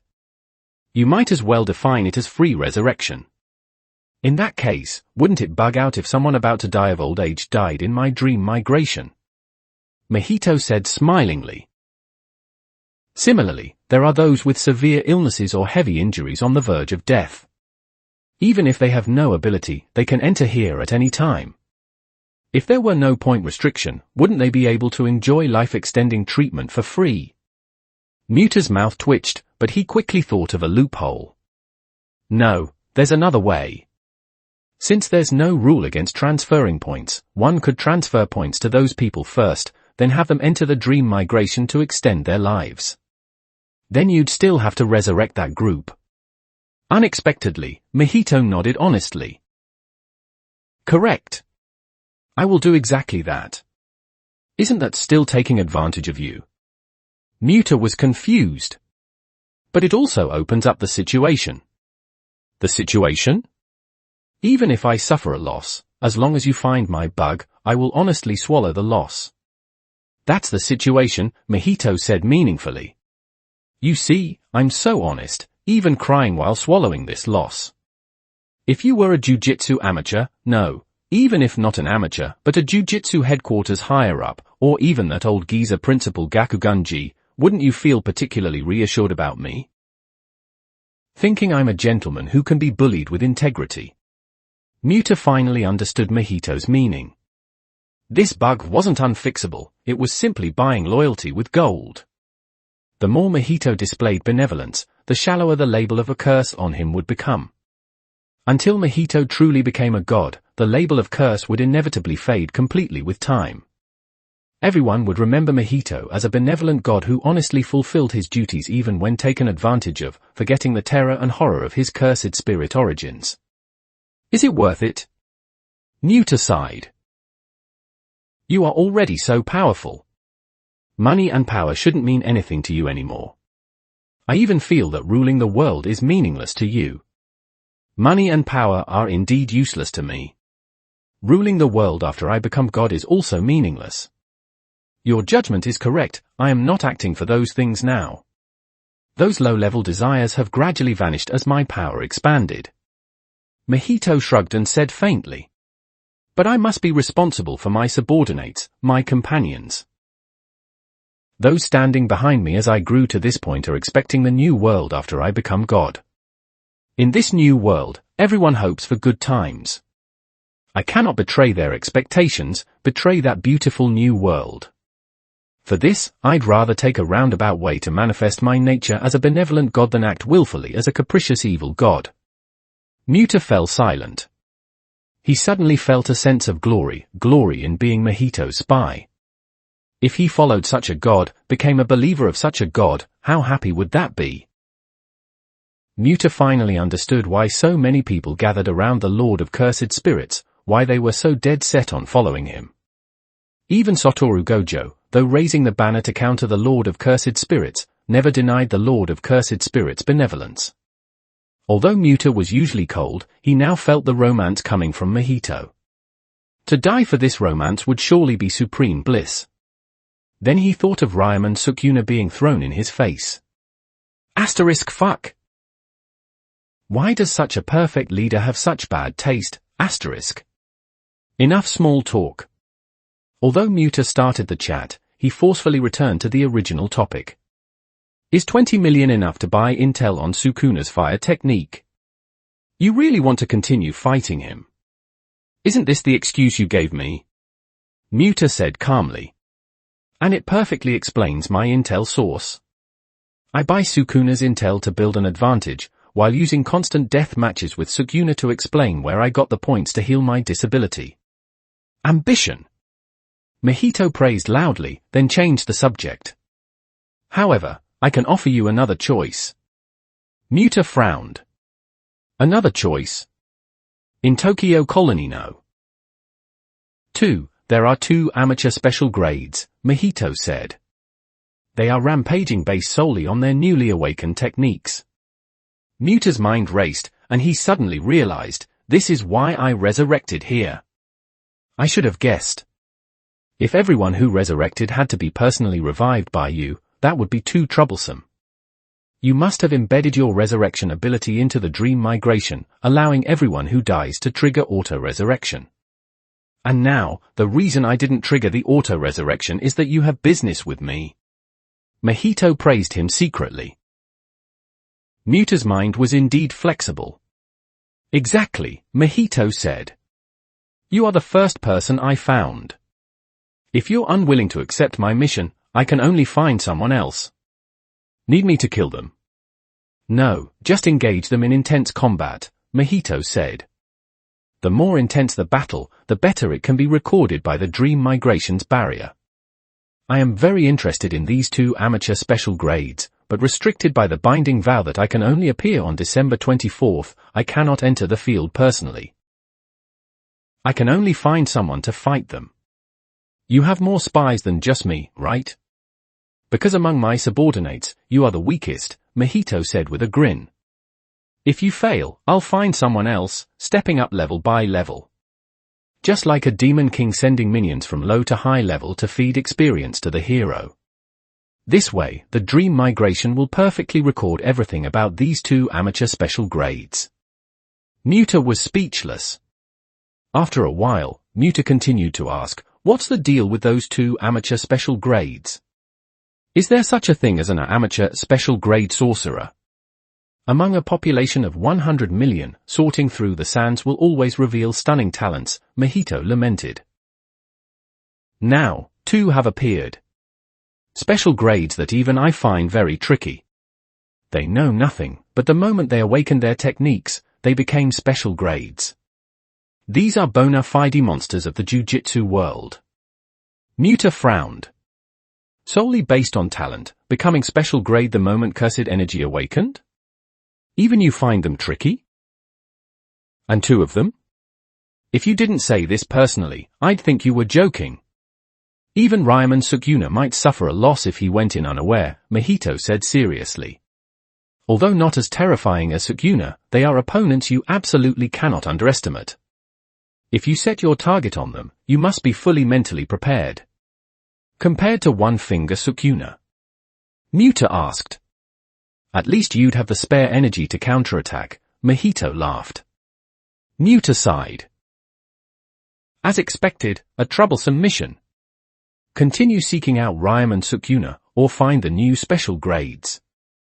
Anyone with a normal brain would know what to choose. Muta exhaled slowly, his face suddenly twisting into a ferocious expression. This 20 million. I want to buy Sukuna's intel. You're actually deciding to grind Sukuna. This is a dream migration where one cannot die, right? Muta said coldly. Since death has been stripped away, what I do is up to my own will. I just can't swallow the insult of Sukuna killing me so casually. Mahito wasn't surprised at all by Muta's decision. This was his personality in the original timeline. In the canon, Mahito and Kenjaku had invited Muta to truly join their team. Muta rejected them with fierce and insulting words. He clearly expressed the attitude, you must heal me, and after healing me, I will definitely kill you. Actually, in the canon, after Mahito healed Muta, Muta abruptly collapsed the floor under the life support device. At the time, Mahito thought Muta had fled and turned to leave, but Muta actively initiated combat. He deliberately wanted to fight Mahito in the original timeline. Perhaps it was guilt, or maybe he needed to prove he wasn't a traitor, so he had to fight them to wash away the suspicion. But regardless of the reason, his behavior of actively starting a war when he could have avoided it was extremely emotional. On the surface, Muta seemed cold, but in reality, when he got heated, he was a psychopath who didn't care about his life.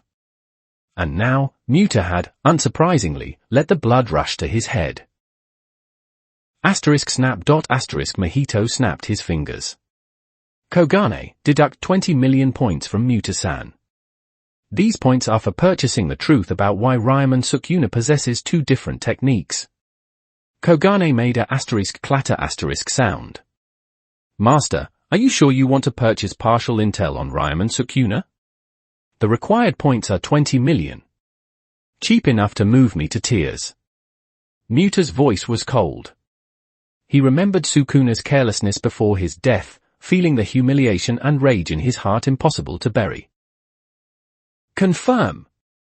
This was indeed a very cheap price. After all, Muta had merely contacted Sukuna and immediately had enough points to buy unknown intel on him. If everyone did this, keeping secrets in the dream migration would become increasingly difficult until everyone's intel was hollowed out.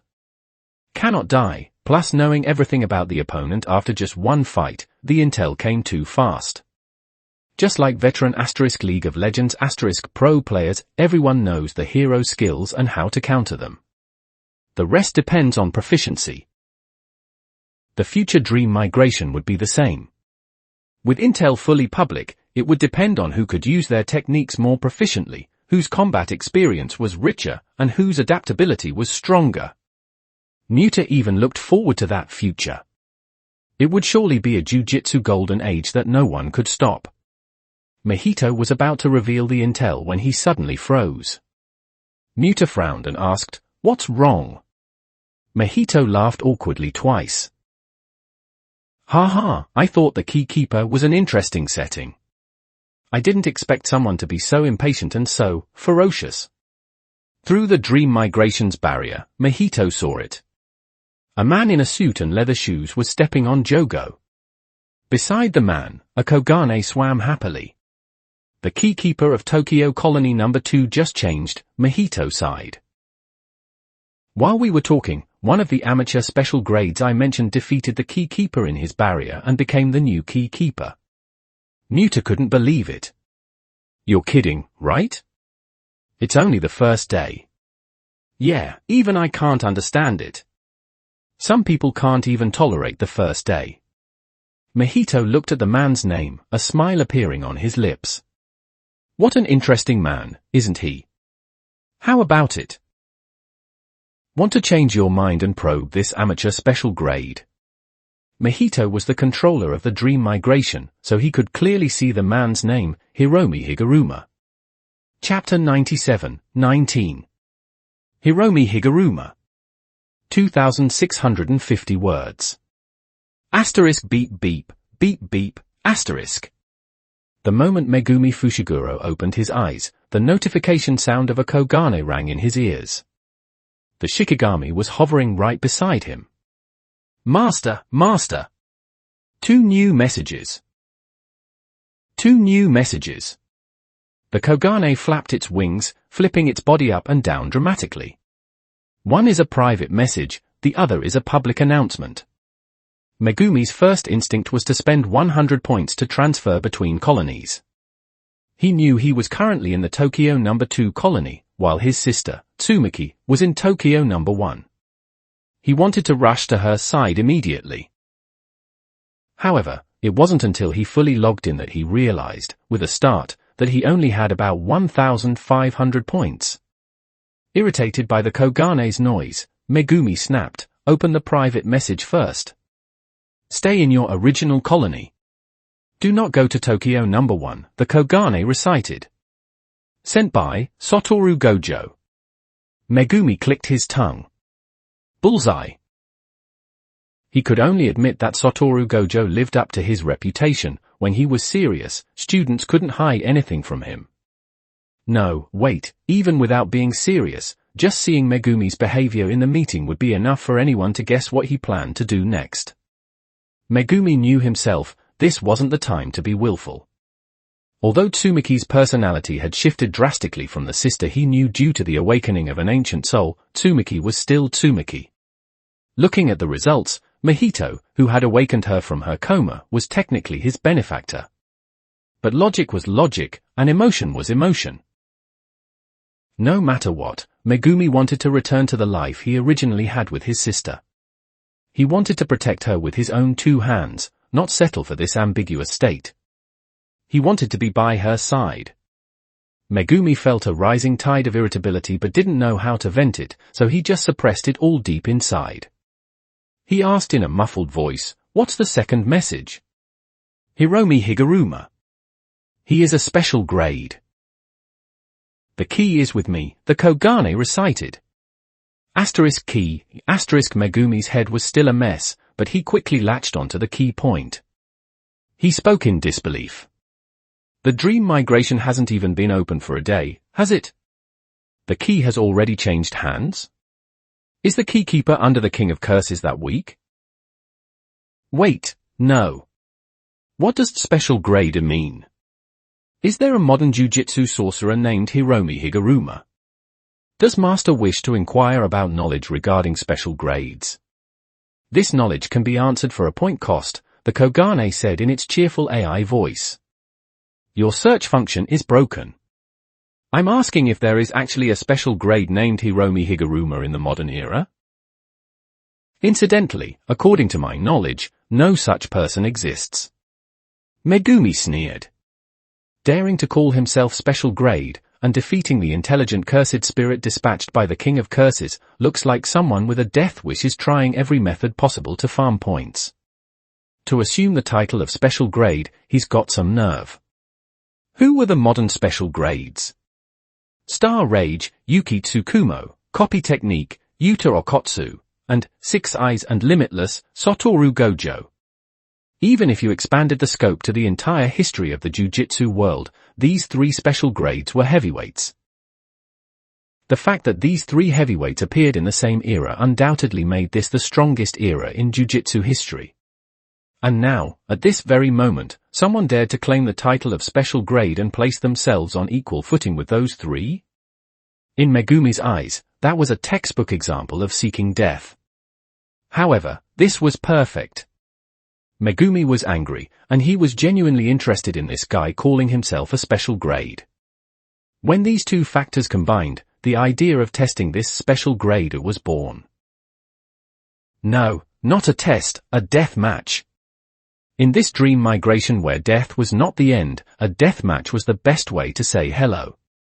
Since this self-proclaimed special grade dared to announce himself to the world, it meant he harbored the same mindset as Megumi. He was inviting challengers from all under heaven. Why? Megumi thought about it and landed on one conclusion. He needed a massive amount of points. The quantity required was so large that it forced him to broadcast his location to everyone. He hoped to gain points through ceaseless death matches to achieve his goal. A grade 1 sorcerer could earn about 2,000 points from a standard battle. If it was a death match, 5,000 and up. So, what about a special grade? In Megumi's estimation, at least 20 million. At minimum. Because he was very clear on the gap between grade 1 and special grade. If this self-proclaimed special grade's output efficiency reached the baseline of a special grade, he could earn 20 million in a single fight. Broadcasting his location would lead to a gauntlet of battles, and in a short time, his points could reach the hundreds of millions. Holding so many points, what did he want to do? Megumi suddenly remembered the wish list he had proposed during the meeting. To maintain peace in a city for 1 year requires approximately 3 billion points and up. Was his wish something massive like that?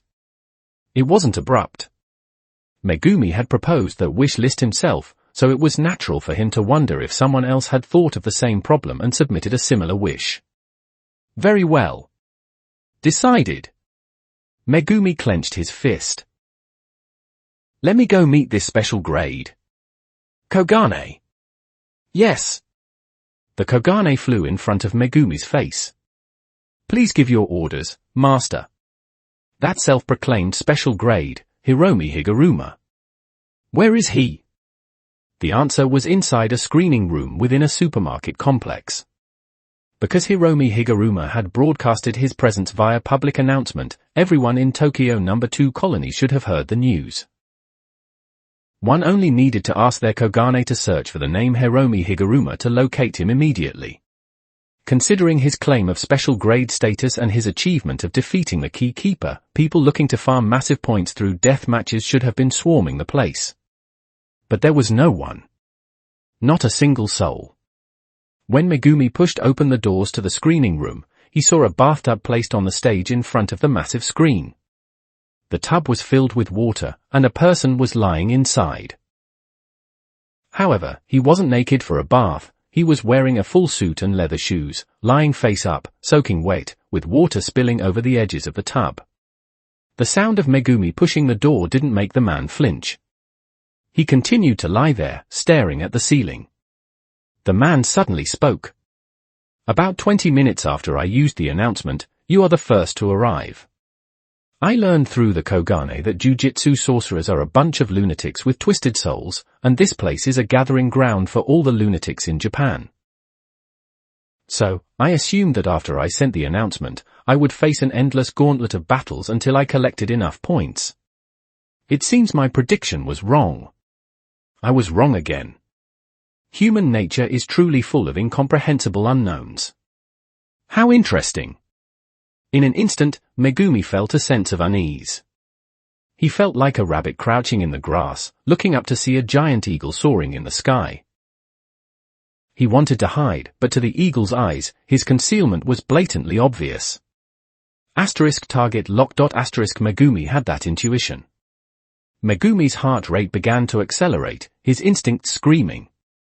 The man before him, this self-proclaimed special grade, hadn't even released his cursed energy restrictions to project outward. Yet, just by coming into contact with the unconscious cursed energy residuals he was emitting, Megumi felt as if a colossal organism was glaring at him. This man is strong. Megumi realized this with clarity. But his steps remained composed.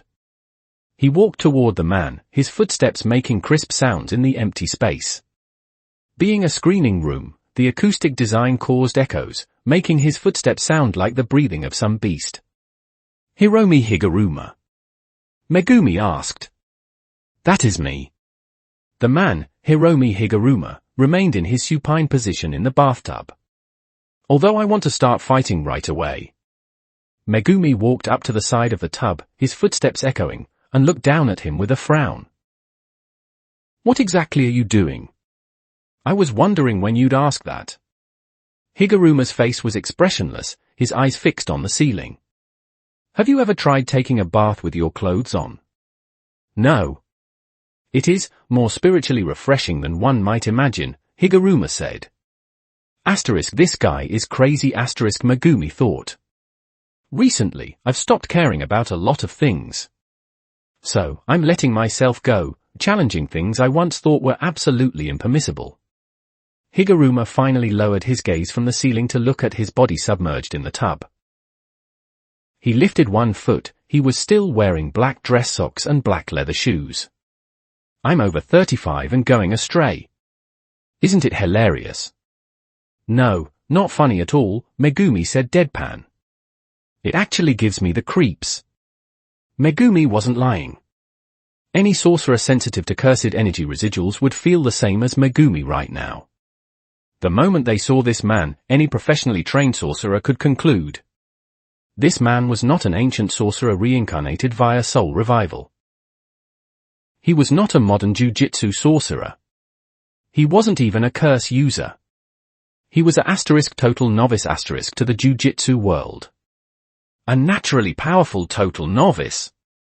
In the original timeline, Satoru Gojo once said that for a Jujutsu sorcerer's strength, talent accounts for 80%, while effort only takes up 20%.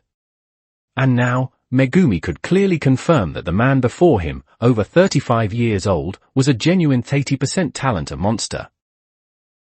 Megumi even had an illusion. He seemed to be seeing the moment Satoru Gojo first stepped into the Jujutsu world. The young Gojo of that time was the Higuruma of today. This was a man with talent comparable to Satoru Gojo. What made Megumi's flesh crawl wasn't Higuruma's words, but the sheer possibility this man represented. "I'll get straight to the point," Megumi said in a low voice. "The reason you publicized your identity and location is to fight other sorcerers to the death and gain massive points, right? What do you plan to do with those points?" The man finally looked directly at Megumi. "You didn't attack immediately, but instead asked for my reason for collecting points. Are all sorcerers as concerned with reasons as you are? I guess I'm special." Megumi was self-aware. Looking at the people around him, it seemed that everyone else really was a muscle brain who just wanted to throw hands. Of course, Megumi was somewhat like that too before Tsumiki Fushiguro corrected him, but ever since Tsumiki fell into her slumber, he wasn't anymore. "Special, huh?" Higuruma sighed. "I thought the Kogane lied to me." "It seems not." "What did the Kogane tell you?" Megumi asked. "The Kogane said that sorcerers are a group of people whose souls have been twisted since birth. Because their souls are twisted, they are more prone to extremes and more likely to come into contact with things like cursed energy," Higuruma said indifferently. "Judging by my own experience, the Kogane doesn't seem to be wrong. I seem to have unknowingly walked toward an extreme, falling so low as to run here seeking a reason." Megumi's mouth twitched. Asterisk sorcerers are people with twisted souls? What the hell is that? That has to be the Lord of Cursed Spirits bias, right? Definitely. That is 100% the Lord of Cursed Spirits injecting his own agenda, asterisk. What reason? Megumi asked, going with the flow. I am a lawyer. A lawyer who believes in justice. Higuruma stated his identity first, then continued, because of this, I have deeply felt that the law is sometimes powerless. No matter how much evidence I collect, no matter how much I study the law, I am defeated by the monster known as reality. I am looking for a new possibility. And this possibility lies within the dream migration. Asterisk what kind of lawyer says they believe in justice like that? Asterisk Megumi thought this while listening to Higuruma's explanation. The man lay in the bathtub and sat up slightly, but didn't fully get out. He maintained a sitting posture and continued. Since the law is sometimes powerless, what about the wish list of the dream migration? He put his hand to his chin, contemplating. If the cursed techniques I obtained are genuine, then the wish list set in the dream migration must be real too, right? If there is no need for litigation, no need for prosecution. No need to spend manpower and resources arguing over truth and falsehood. If everyone who violates the law is punished, just as all things must follow the laws of physics, how wonderful would that be? Megumi quietly listened to Higuruma's wish, then revealed a cold smile. You're crazy. Half crazy, perhaps, Higuruma said, not denying Megumi's scorn, his voice flat. Because I clearly know how extreme and bizarre my idea is. But theoretically, it is not impossible to achieve. For example, taking the grand barrier of the dream migration and flipping it onto the real world, then using that barrier to inscribe rules for living within it. That way, everyone would be forced to follow the rules. Theoretically, this holds up. The reason laws must be determined by humans, and why lawyers must exist, is that only humans can understand how rules should actually operate, Megumi said coldly. A smart abuser will use methods not prohibited by the rules to hurt others. A good Samaritan sees this and wants to stop it, choosing to use their fists, because the good Samaritan knows clearly that words alone cannot stop the abuser's behavior. If it were a fair law, it would naturally side with the good Samaritan. But if it's a barrier that only knows how to follow rules, what do you think will happen? It will punish that good Samaritan, Higuruma said gloomily. Despite being mocked for naivety, Higuruma showed no anger at the case study. He simply spoke in his usual calm voice, that sounds like some kind of personal experience. Judging by your age, was it some form of school bullying? Were you the good Samaritan? No, I was a delinquent. Megumi recalled the past, speaking flatly. When I got home, I was scolded severely by my sister. You have a good sister, Higuruma said. You don't need to tell me that, Megumi replied. Splash. Higuruma held the edge of the tub and slowly stood up. The soaking wet suit should have been extremely uncomfortable, yet Higuruma showed no wavering in his expression. Even in this drenched state, he naturally reached up to straighten his tie. I know there are many details that need to be scrutinized, but as I just said, the theory exists. Since the theory exists, the difficulties encountered during implementation can be resolved through various bylaws. Perhaps it is a desperate, massive undertaking, but since the possibility exists, I cannot help but hold on to hope. Higuruma adjusted his wet clothes, and a black shikigami materialized behind him. He said, for this, first I must secure a massive amount of points to engage in trial and error. Megumi thoroughly understood the reason this man needed so many points, and at the same time, felt the man's madness from the bottom of his heart. Megumi took a deep breath and formed hand signs. Tokyo Jujutsu High, second year, Megumi Fushiguro. Let's do this. Higuruma, expressionless, stepped out of the bathtub, the black shikigami floating behind him. He said, Lawyer, Hiromi Higuruma. Let's do this. Chapter 98, 20. Deadly Sentencing. 2,294 words. Megumi Fushiguro's intuition was correct. Hiromi Higuruma was indeed a monster in the same vein as Satoru Gojo. In the original text, the narration even clearly stated, a rough gemstone possessing talent capable of rivaling Satoru Gojo. Although Megumi had not yet truly engaged Higuruma in combat, he could glimpse Higuruma's power just through his cursed energy residuals. Simultaneously, his rationality reminded him that Higuruma was the man who had defeated the Tokyo No. 2 colony's key keeper on the very first day. What was even more terrifying was, this was a total novice to the Jujutsu world. A Jujutsu novice actually accomplished such an extraordinary feat, one could only imagine how terrifying he truly was. Megumi had absolutely no desire to be like a disposable minion sent to feed the final boss before his debut. The moment he saw Higuruma summon the black shikigami, he activated his technique. Technique release, 10 shadows technique. Rabbit escape. The shadow beneath Megumi's feet expanded abruptly. Black shadows rolled outward like drifting waves, and from these shadows, a rabbit leaped out. But it wasn't just one. It was 5, 10, 20. Within just a few seconds, rabbits appeared one after another. They charged fearlessly at Higuruma, continuing to spawn endlessly. This was rabbit escape from the 10 shadows technique. As long as there was enough cursed energy, these rabbits could be summoned in near infinite numbers. Although the rabbits were weak, their sheer quantity made up for it. The massive swarm could also fully probe the enemy's technique and give Megumi ample time to prepare.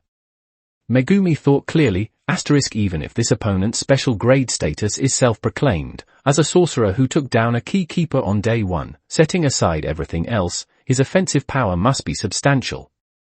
Otherwise, killing a key keeper would be impossible. The truth of this offensive power, rabbit escape would flush it out. It seems I've encountered the real deal. Higuruma raised his hand high.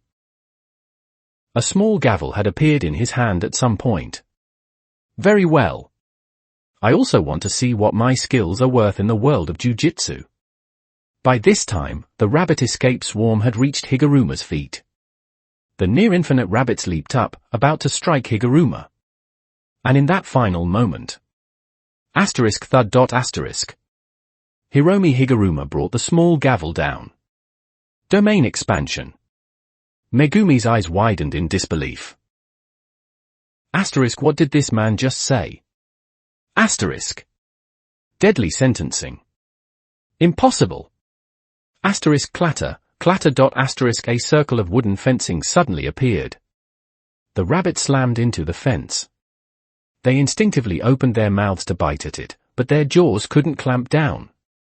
The rabbits behind crashed into the ones in front, piling up into a mound, but no matter what, they couldn't cross the fence to attack Higuruma, who stood behind it. "It's useless," Higuruma said faintly. "All acts of violence are prohibited here." "Of course, that applies equally to both you and me." Megumi clicked his tongue and cancelled rabbit escape.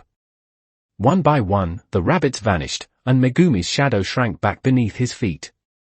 He glanced at his own location and saw that, like Higuruma, a circle of fencing protected him as well. The entire world seemed to emit a low rumble. A spherical space with a black exterior enveloped Higuruma and Megumi. Support structures manifested within the space. Megumi looked at everything before him, and a familiar feeling washed over him. This was a miniature courtroom. "I'm glad you understand so quickly," Higuruma said. "Then, Judgeman, let's begin." The Shikigami named Judgeman began to speak. It was a Shikigami resembling the scales of justice, but it was entirely pitch black. In the center of the scales was a white human face. The eyes were sewn shut with thread, eyelids permanently closed. That terrifying mouth slowly opened. Megumi Fushiguro is currently a student. However, he is suspected of truancy on January 3, 2013, and of engaging in a group brawl with others on the same day. Megumi frowned in thought, suddenly recalling the incident. That had indeed happened. At the time, he saw a group of people bullying a student from his school. Without a second thought, he went up to beat them. Naturally, a brawl broke out. He hadn't become a sorcerer yet back then, but his physical fitness was already excellent, and he had a talent for fighting. Even alone, he beat that group until they were screaming for their mothers. Naturally, he got an earful from his sister when he got home. Megumi had fought plenty since he was little, this was just a trivial drop in the bucket. Does a trivial thing like this really warrant being written into law? Megumi thought. But the issue wasn't whether the event was worth legal codification. It was something far more serious. This event was undoubtedly from Megumi's past, a past Higuruma should not know. Megumi was certain this was his first time meeting Higuruma, there was no connection between them before this. How does he know this? While Megumi was still thinking, Higuruma proactively voiced Megumi's suspicion. Judgeman knows everything about those within the domain. However, you need not worry. It does not share that information with me. Ultimately, the verdict is reached based on the arguments presented by you and me. Higuruma raised his right hand. Suddenly, his cursed energy boiled, and an envelope appeared in his grasp. He shook the envelope in his hand. Except for this evidence. This is the relevant evidence submitted by Judgeman for this case. However, the evidence may not necessarily confirm your suspicion. Of course, I won't tell you the contents. Now, you must make a statement in your own defense to obtain a verdict of not guilty from Judgeman. Megumi exhaled slowly, roughly grasping the current situation. Compared to modern sorcerers, for sorcerers of the past, domain expansion was a more fundamental technique. The reason being, the "you-shall-kill" aspect common in modern domains was omitted back then. Forcing one's cursed technique to take effect as a "sure hit" on targets within the domain, this was the function of standard domains in the past.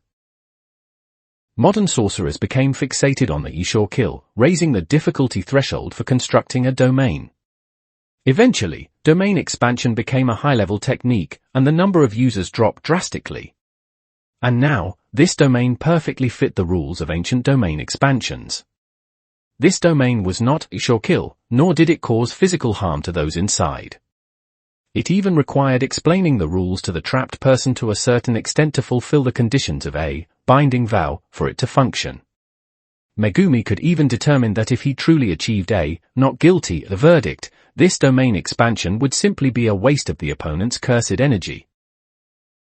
In other words, although he barely managed a domain expansion, in practice, its use was full of uncertainty, and a failure would be dangerous for the user. Yet, Megumi's heart rate still accelerated, his expression twisting unconsciously. If I'm guessing correctly, the moment you entered the dream migration, you intuitively understood cursed energy manipulation and barrier techniques. Relying on instinct, you constructed this primitive domain expansion. And relying on this primitive domain expansion, you killed the keykeeper of Tokyo No. 2 colony. Correct answer, Higuruma said. Megumi had to take a deep breath to calm the shock in his heart. Higuruma observed Megumi's expression. It seems I did something very exaggerated. More exaggerated than you think. At least, since I became a sorcerer, all the knowledge I've learned tells me that your actions are impossible, that even special grade sorcerers recognized by the establishment could not do it. Megumi wasn't lying. Even Satoru Gojo hadn't done something so exaggerated. Gojo hadn't learned domain expansion by high school. Of course, there was the possibility that Gojo simply didn't need it, but even so, one could infer what kind of monstrous potential Higuruma possessed. It was hard to imagine what kind of terrifying sorcerer Higuruma would become if he continued to grow. I am honored, Higuruma said without emotion. But I didn't achieve this alone. You aren't the first sorcerer I've met. Before this, a sorcerer attacked me, and I killed him in a counterattack. After that, building on that foundation, I obtained some basic knowledge of sorcery through points. Only then did I find and kill the keykeeper. You, a complete novice to Jujutsu, counter-killed a sorcerer who attacked you proactively. Yes. Is that exaggerated? More exaggerated than you think. This was the second time Megumi said that phrase, and it carried even more weight than the first. The first time could be described as an unusual sensitivity to cursed energy leading to an instinctive construction of reinforcement and basic barriers. But the second time referred to Higuruma's combat talent on top of his sensitivity. What were the odds of an ordinary person with no cursed energy training winning against a sorcerer coming with killing intent? It was like asking about the odds of a city dweller who had never even killed a chicken winning against a fully armed elite special forces soldier. Not to mention, after fighting just once, this guy went straight for the keykeeper without hesitation and killed them. That was equivalent to telling a beginner in boxing, this is a punch, this is a dodge, then stepping aside and saying, next, go fight Mike Tyson. And the beginner fucking won. Megumi suppressed the shock in his heart and asked as calmly as possible, I roughly understand, not guilty. What happens if the verdict is, guilty? Or more directly, if this really is a miniature court, if I plead guilty, if the sinner shows a good attitude and the offense is minor, will I get a reduced sentence? You really do understand quickly, Higuruma praised, then said expressionlessly, regrettably, I have no obligation to answer that question. However, I can tell you one other thing. You have 3 options, silence, confession, denial. Among them, denial also includes making false statements. Meaning I can lie. Megumi was puzzled. Isn't this a trial? If everyone told the truth, there would be no need for trials, Higuruma said with a gloomy expression. One final reminder, you have only one chance to make a statement. The same applies to me. After your statement, I have only one chance to rebut you based on the evidence in my hand. Finally, Judgeman will pass a verdict based on the 6 codes. Megumi's cheek twitched. Asterisk I'm screwed. Asterisk he didn't even know what the 6 codes were. Wait, was there even a term like 6 codes in Japanese law? Which 6 laws did that refer to? Megumi searched his memory carefully. He could only recall the Constitution and the Civil Code. What were the other 4? Begin your defense, Higuruma straightened his back, speaking with solemnity. Judgeman has no patience. Which meant time was limited. If he exceeded the defense time limit, it would default to, guilty. Megumi fully understood the composition and solution of this domain expansion, but a terrible realization surfaced in his mind that he had to acknowledge. That was. Megumi Fushiguro did not know the law. He knew Jujutsu, he knew how to throw a punch, he knew that those who hurt others were unjust and that murderers should face retribution. He knew these moral laws imprinted on human civilization. But he had never learned actual legal statutes, the black and white law. Slap. Megumi covered his mouth, letting out a soundless sigh. Although this domain expansion had terrifying binding vows and could potentially create a totally negative effect on the user if conditions were right, it grasped the essence of a domain expansion, conditions completely favorable to the user. Megumi had never heard of a sorcerer with a background as a lawyer. Even if there were, they would likely have forgotten the law completely after long-term jujutsu combat. And for traditional sorcerers like Megumi, they were even more clueless about the law. No, coming from the traditional Big Three families, Megumi was actually considered decent. Their moral standards and legal awareness were still stuck 1,000 years in the past. How was he supposed to debate? But Hiromi Higuruma was a genuine practicing lawyer, seasoned in legal battles. By his own admission, he had fought hundreds of battles until his spirit broke, leading him to the idea of imprinting the law into the dream migration's barrier, inverting dream and reality to force the whole world to accept the law and achieve a perfect world without crime. Debating law with a person like that was asking for a beating. The so-called, not guilty, verdict became a castle in the sky, sheer nonsense. So, Megumi thought, I absolutely cannot follow his logic, Last question.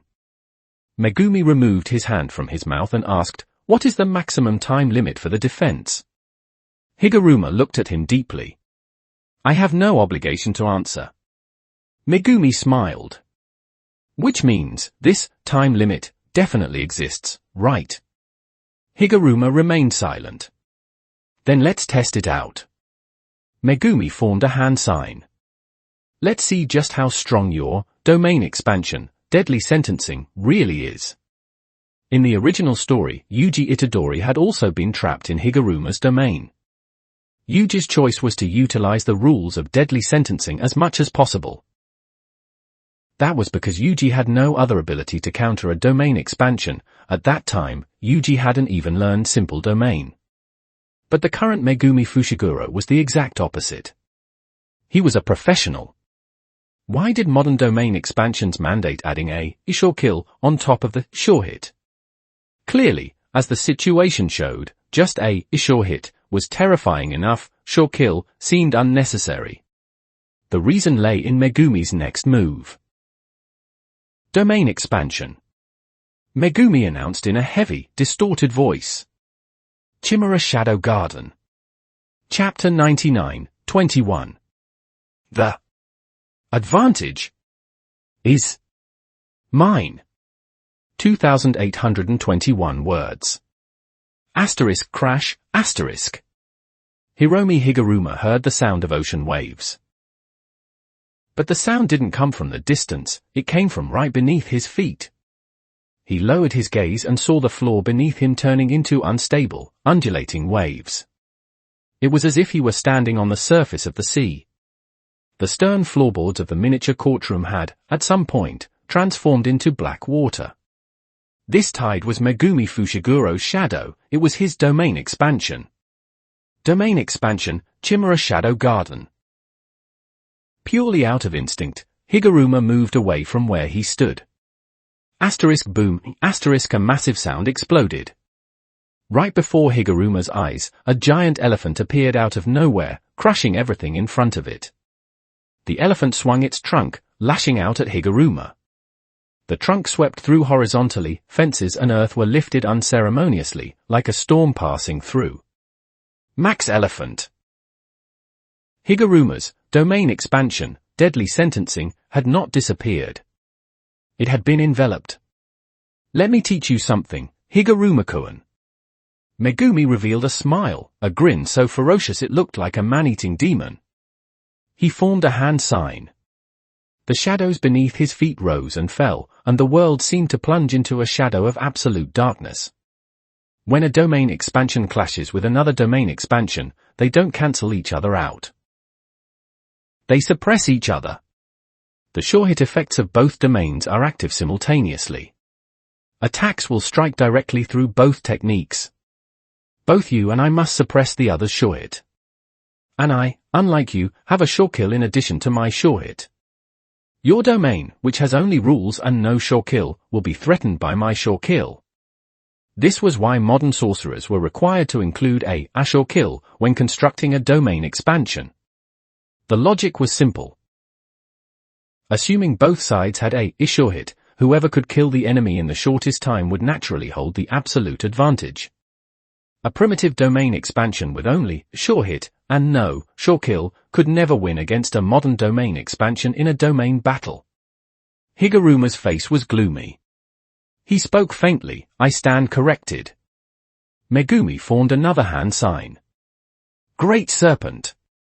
The Great Serpent Shikigami of the 10 Shadows technique was an expert at surprise attacks because it could generate directly from the ground beneath the enemy's feet. From the moment of its creation, it would surge from the earth to bite and kill the enemy, just like now. The ground beneath Higuruma suddenly collapsed. In the moment he lost his footing, a massive snake's maw swallowed him whole. At the critical moment, Higuruma thrust his hands forward. A cursed tool materialized in his hands, the gavel often used by judges. The original gavel was small and exquisite, but the one now was so huge it required 2 hands to hold. The long handle propped against the Great Serpent's lower jaw, and the head of the gavel braced against its upper palate. Hiromi Higuruma suddenly erupted with astonishing cursed energy.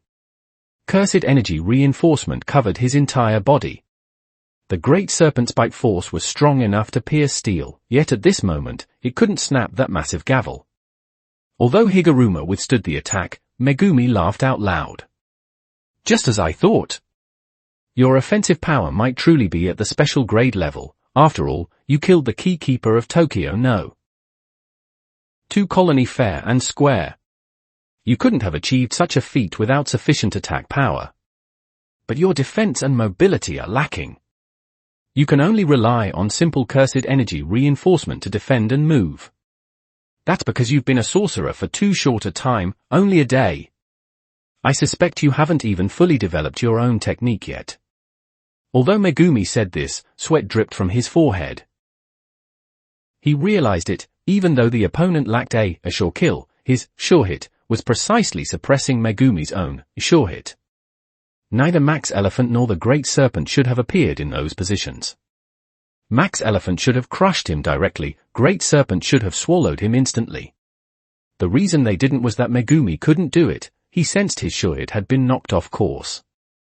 Despite being a Jujutsu novice, to grasp the essence of domain battle so precisely, it meant the opponent's talent for cursed energy was so high that Megumi couldn't even comprehend it.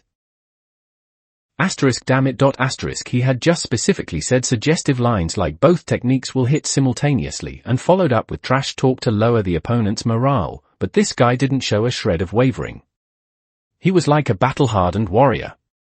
Higuruma stomped his foot onto the massive gavel he had conjured, pushing off with force. The Great Serpent's mouth slammed shut, but before that happened, Higuruma had already launched himself out.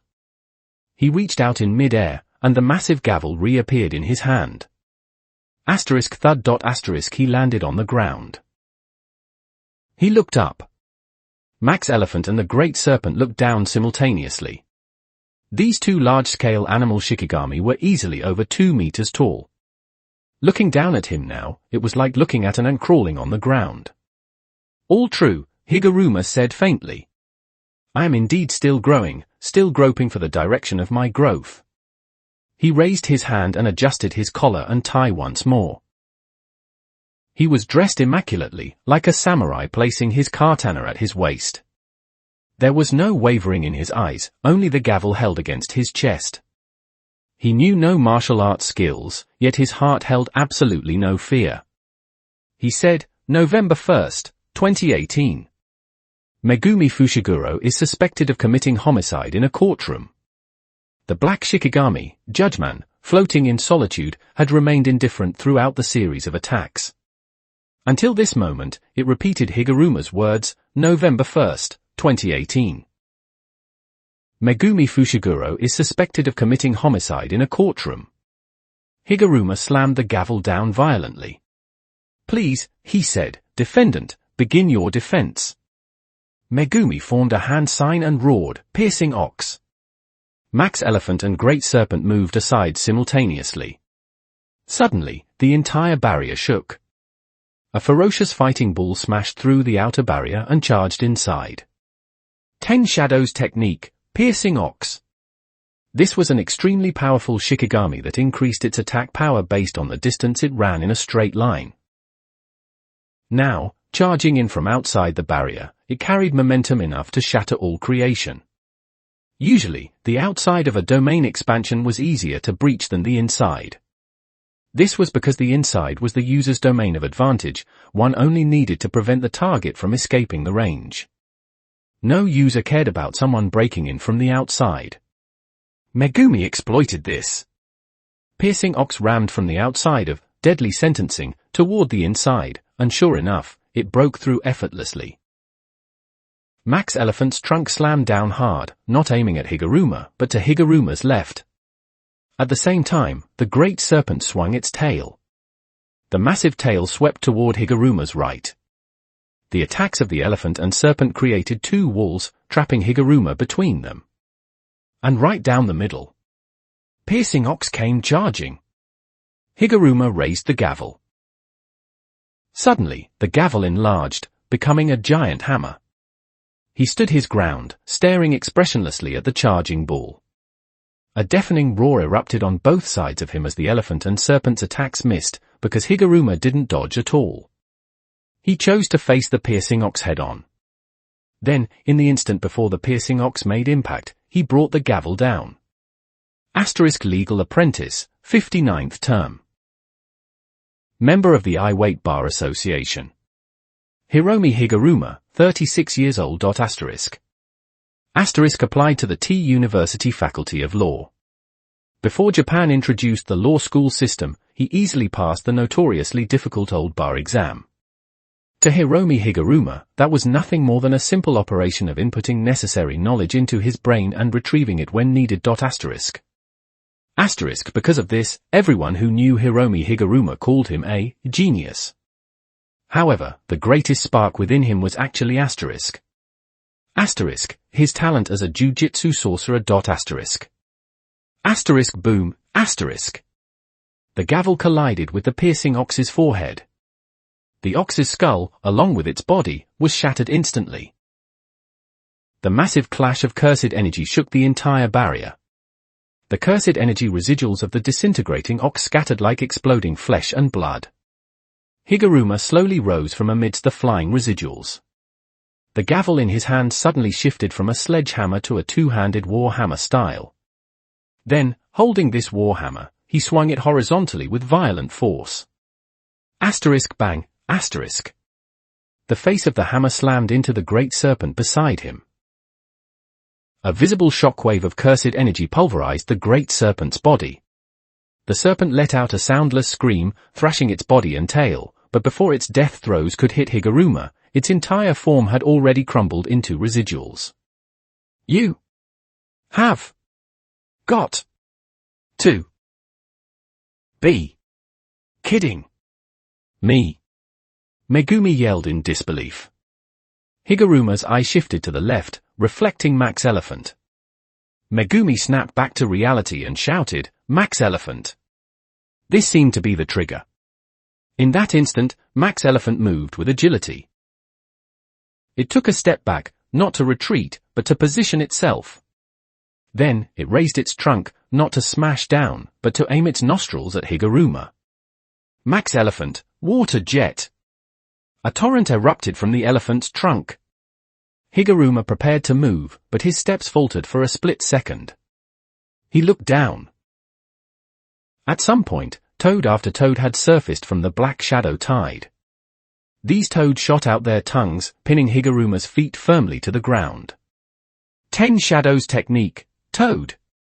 These frog Shikigami weren't powerful, but their tongues were tough and sticky. In the original story, Megumi had used this move to trick a special grade curse during the Yasuhachi Bridge incident. And now, it worked again. The torrent rushed toward his face. Higuruma held his breath and placed the gavel in front of his eyes. The gavel suddenly enlarged, acting like an umbrella to block the initial impact of the flood.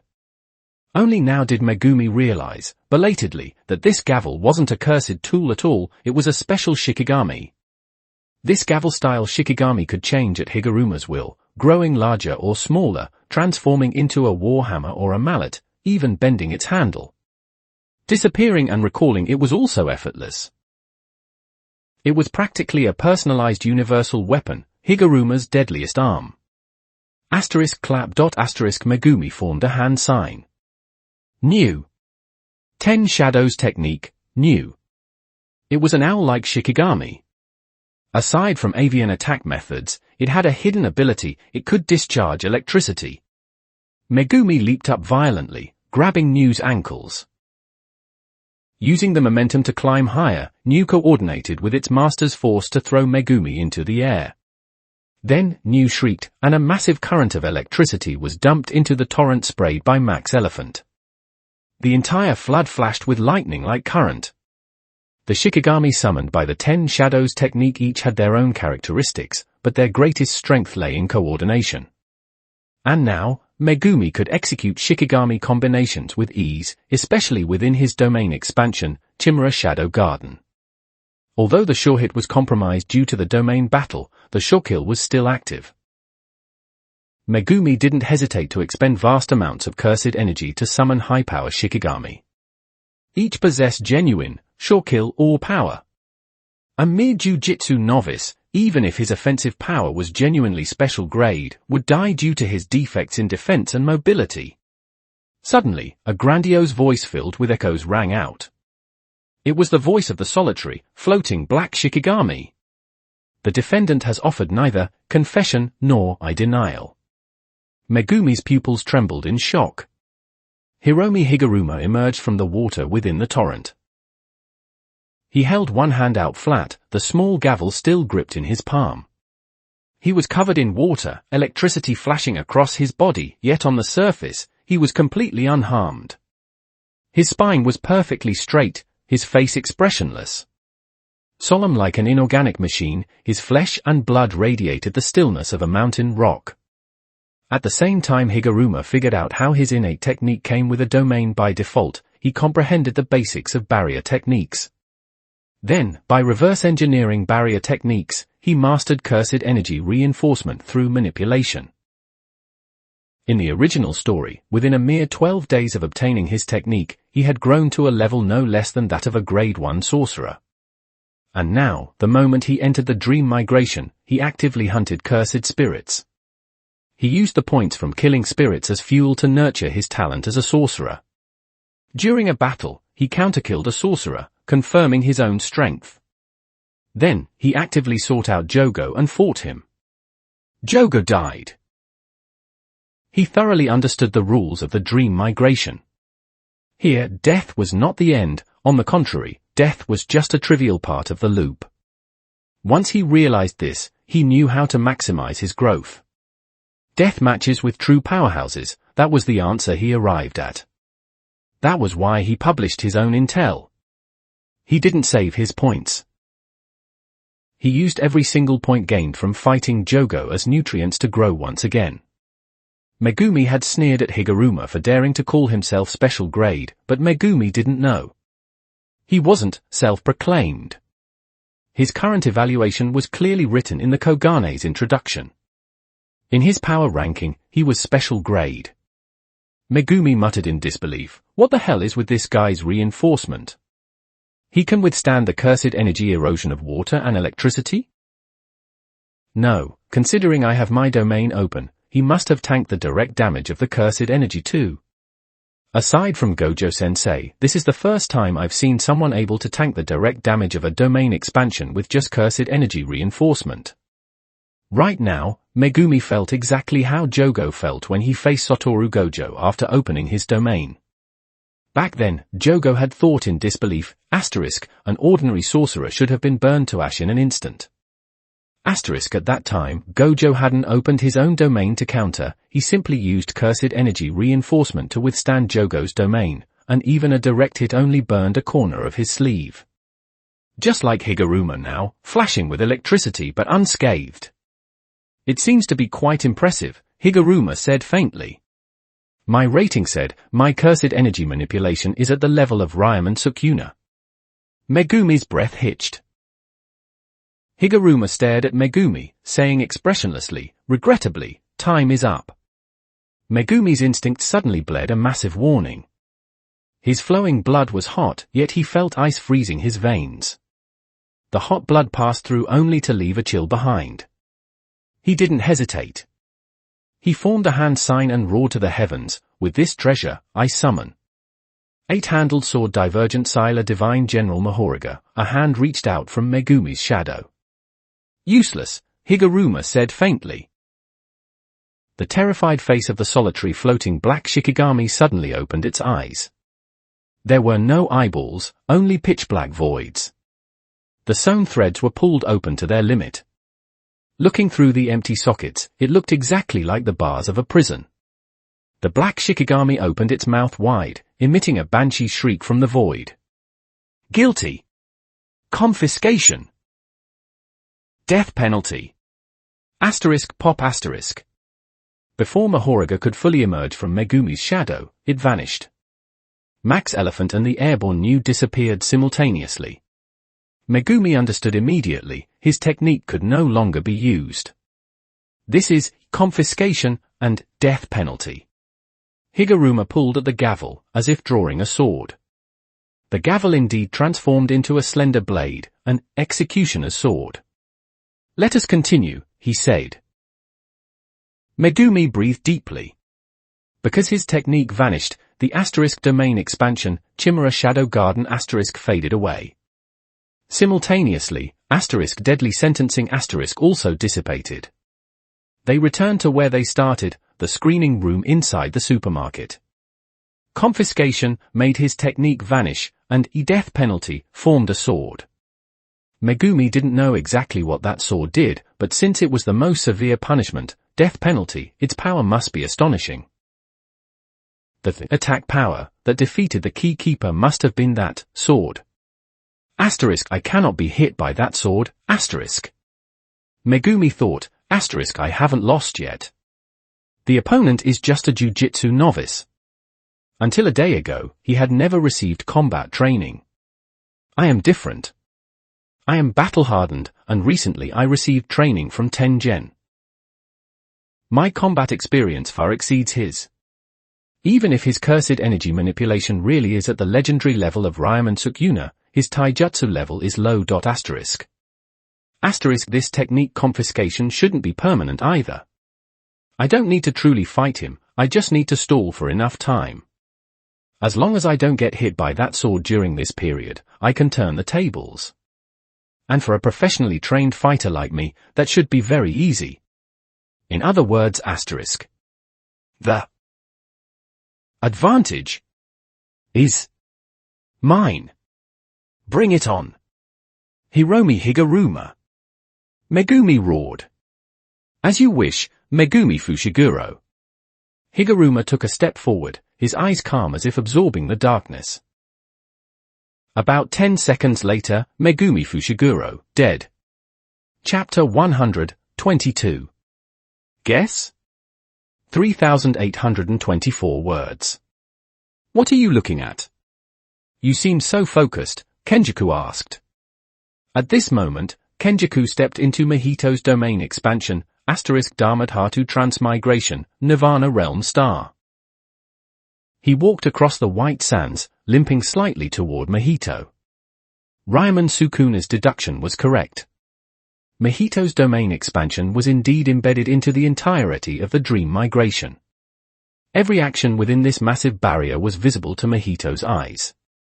Furthermore, every resurrected individual was brought back by Mahito's automated technique. In other words, every resurrected sorcerer, without exception, had been recorded by Mahito's idle transfiguration and their techniques had been logged into the reverse cursed technique, soul creation star. No, even if they weren't personally resurrected by him, as long as they fought, healed, or acted within the dream migration, the game automatically recorded everything about them. These records were synchronized to the Dharmadhatu transmigration, Nirvana realm equating to their soul information being engraved. Simply put, sooner or later, the soul information of anyone acting within the dream migration would be completely mastered by Mahito. Mahito hadn't lied to Kokichi Muta. He really needed someone to probe the two special-grade newcomers in the Tokyo No. 2 colony. The best method, of course, was to kill them directly. But these two special-grade newcomers were insanely strong. Especially Fumihiko Takaba, that guy was practically unkillable unless he himself wanted to die. There was even an evaluation in the original work stating his ability rivaled the combination of Gojo Satoru's Six Eyes and Limitless. Mahito was very covetous of Fumihiko Takaba's technique. Truly, super covetous. But he wasn't in a rush. As time passed, the secrets of Takaba's technique would eventually be fully copied to him. Mahito only needed to sit quietly in the high heavens, waiting for this delicious meal to be delivered to his mouth, ready to be swallowed whole. Look, wasn't the other special grade newcomers, domain expansion, deadly sentencing, currently displayed right before his eyes? Ah, it's Higuruma's executioner's sword. Kenjaku looked at the screen in front of Mahito and laughed. Truly an exaggerated technique. Even Tsumiki Fushiguro's brother was killed easily. He didn't even get to use Mahoriga. The effect is stronger than I imagined, Mahito praised. It truly lived up to the name of his sure kill. Megumi Fushiguro died instantly just from having his skin broken. No wonder Jogo lost to him. Even I might die if I were slightly careless. Mahito wasn't lying. In the original work, the executioner's sword was a technique that even Ryman Sukuna dared not face directly. Sukuna believed he would die if the sword so much as scratched the skin of his finger. In the end, Higuruma realized too late that Sukuna had already severed his own hand at the wrist before the stab connected. Certified by Ryman Sukuna himself, touch it, and you really die. And back then, Hiromi Higuruma hadn't fully matured. During that battle, Sukuna had privately noted, *, his cursed energy manipulation has already caught up to me and Satoru Gojo. At that time, Higuruma had only just grasped reverse cursed technique, he was still in a state of rapid growth. The current Hiromi Higuruma was even more exaggerated. Because he had points to spend on understanding Jujutsu common sense and techniques, his cursed energy manipulation reached a level rivaling Ryman Sukuna in just one day. Furthermore, filling in his lack of common sense allowed him to better modify his primitive domain expansion.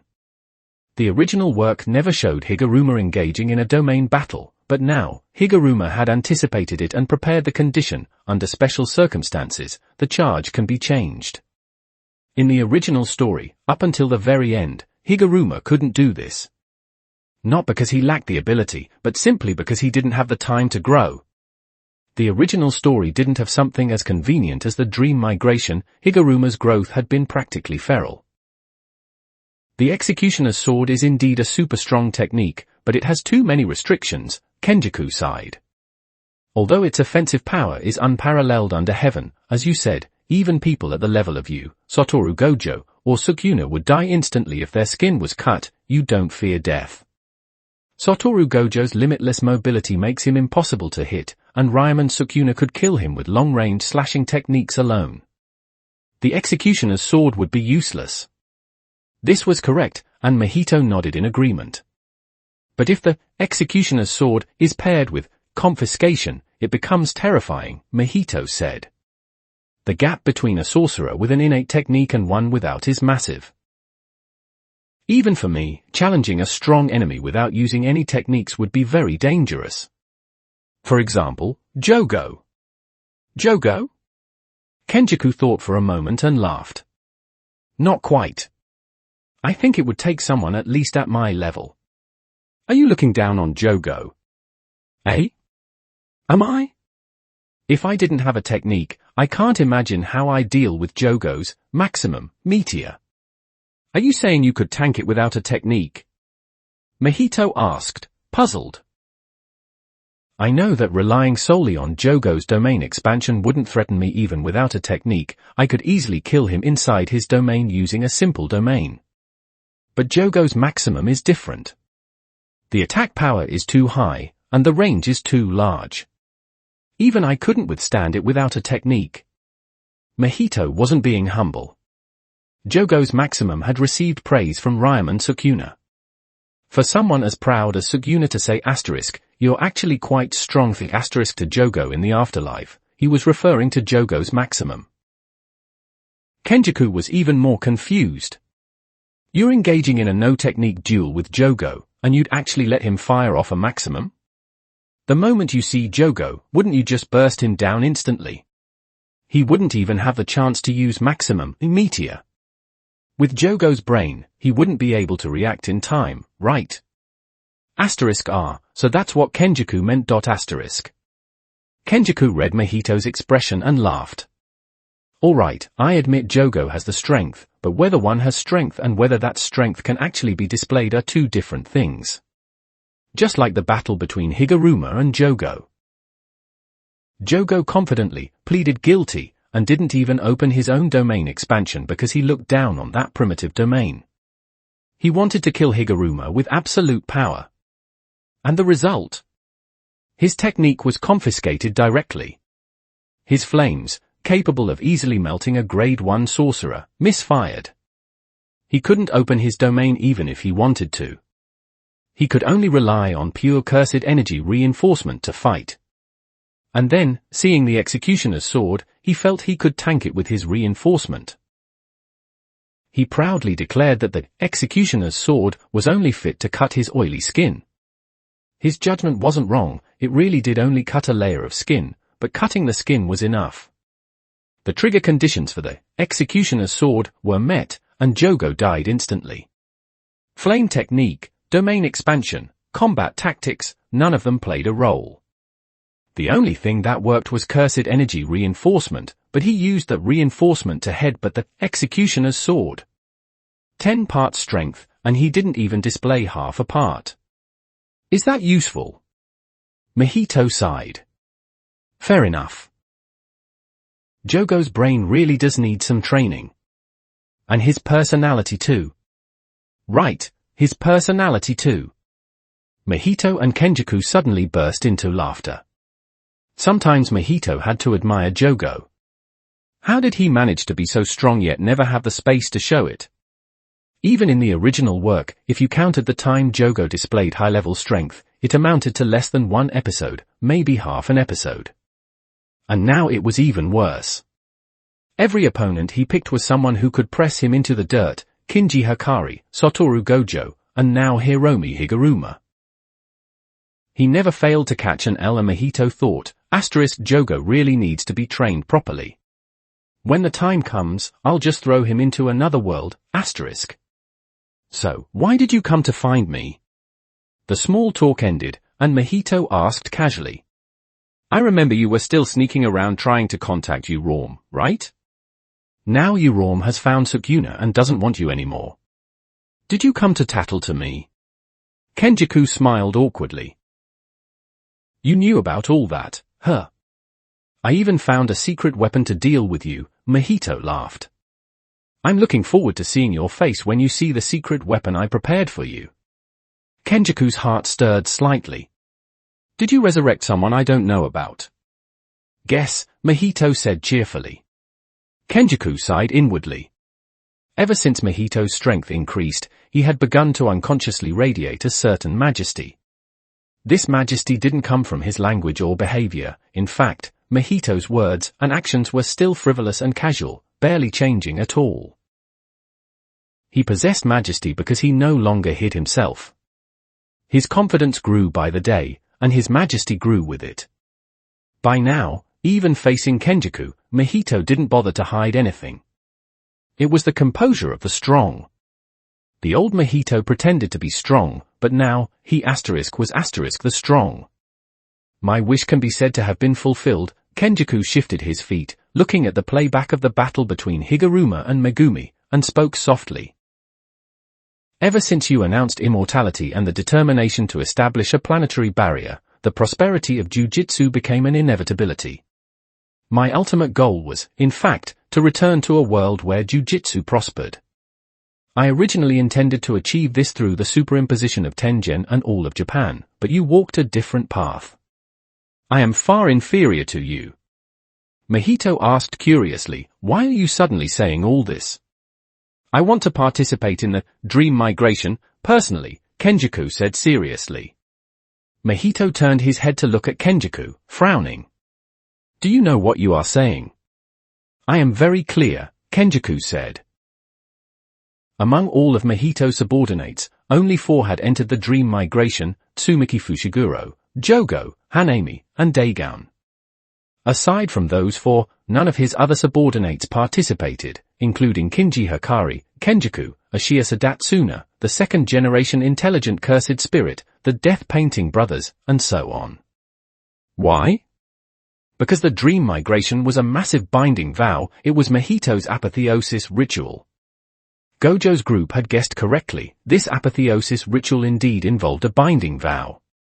But they likely hadn't anticipated that to ensure a 100% success rate for becoming a god, this vow was extremely harsh, even for Mahito himself. The moment the dream migration opened, there was a shocking binding vow that Gojo and the others wouldn't dare imagine. Any player, as long as they defeat Mahito in the end, can realize a finite infinity wish. And this wish includes becoming God. That's right. Even if the subject wasn't Mahito himself, but another player, the apotheosis ritual could still succeed. This deeply hidden binding vow was a secret only Mahito's inner circle knew. Kenjaku, as the founder of the barrier, naturally knew it too. Therefore, apart from the necessary key keepers, none of Mahito's subordinates who knew the truth would enter the dream migration, because entering was equivalent to becoming Mahito's enemy. You want to die? Mahito asked. Kenjaku wasn't surprised by Mahito's words at all. Asking to enter the dream migration while fully aware of its binding vows implied an intent to oppose Mahito that was too obvious to miss. This hostility was even higher than Satoru Gojo's. Kenjaku was naturally aware of the risks. So he raised both hands in a surrender gesture and said aggrievedly, quite the opposite. I am seeking survival. It seems you've already foreseen your ending, Mahito laughed. To be stripped of all abilities and thrown into the most dangerous otherworld in the form of the lowliest ant. You want me to personally experience the most powerless life, without end. You will continue to do so after I die, until my soul is worn down to numbness. You will seal my memories, letting me live again like a newborn baby, and then, at my happiest moment, unlock the seal and repeat the operation. Until the river of time runs dry, until the world is destroyed, Kenjaku said flatly. This time, Mahito was genuinely surprised. You can actually simulate my thought patterns? How did you do that? Correct, Mahito really planned to do that. Don't say a small character like Kenjaku isn't worth it, and don't say it's too cruel. In Mahito's eyes, Kenjaku was worth it. Mahito truly possessed a thought imprint. For anyone who developed a shred of goodwill toward him, Mahito could permanently fix that goodwill so it never faded.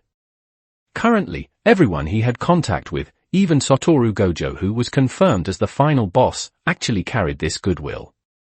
Otherwise, Gojo wouldn't have been willing to set up the binding vow with Mahito at the most critical moment, whoever wins takes over the other's core forces, When Gojo was willing to establish such a vow with Mahito, it proved that Gojo actually trusted Mahito's character from the bottom of his heart.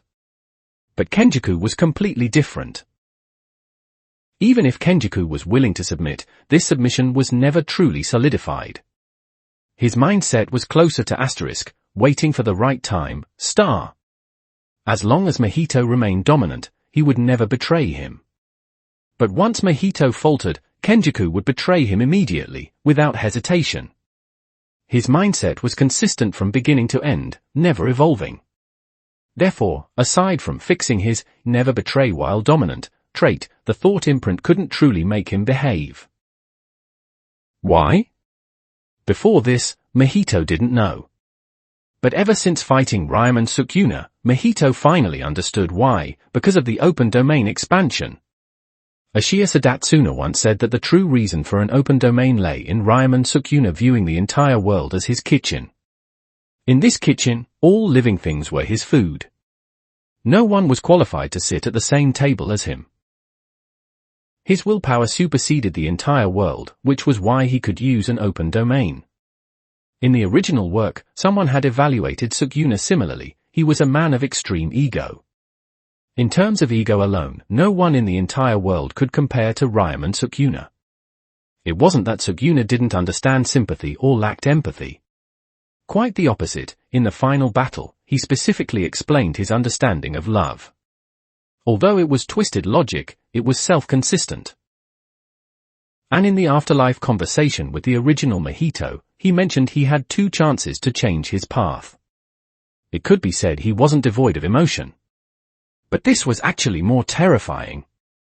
Because while possessing sound emotions, he fully accepted his behavior of doing whatever he wanted in this world, without a shred of repentance. He engraved absolute ego and absolute selfishness into his soul, unwavering until death.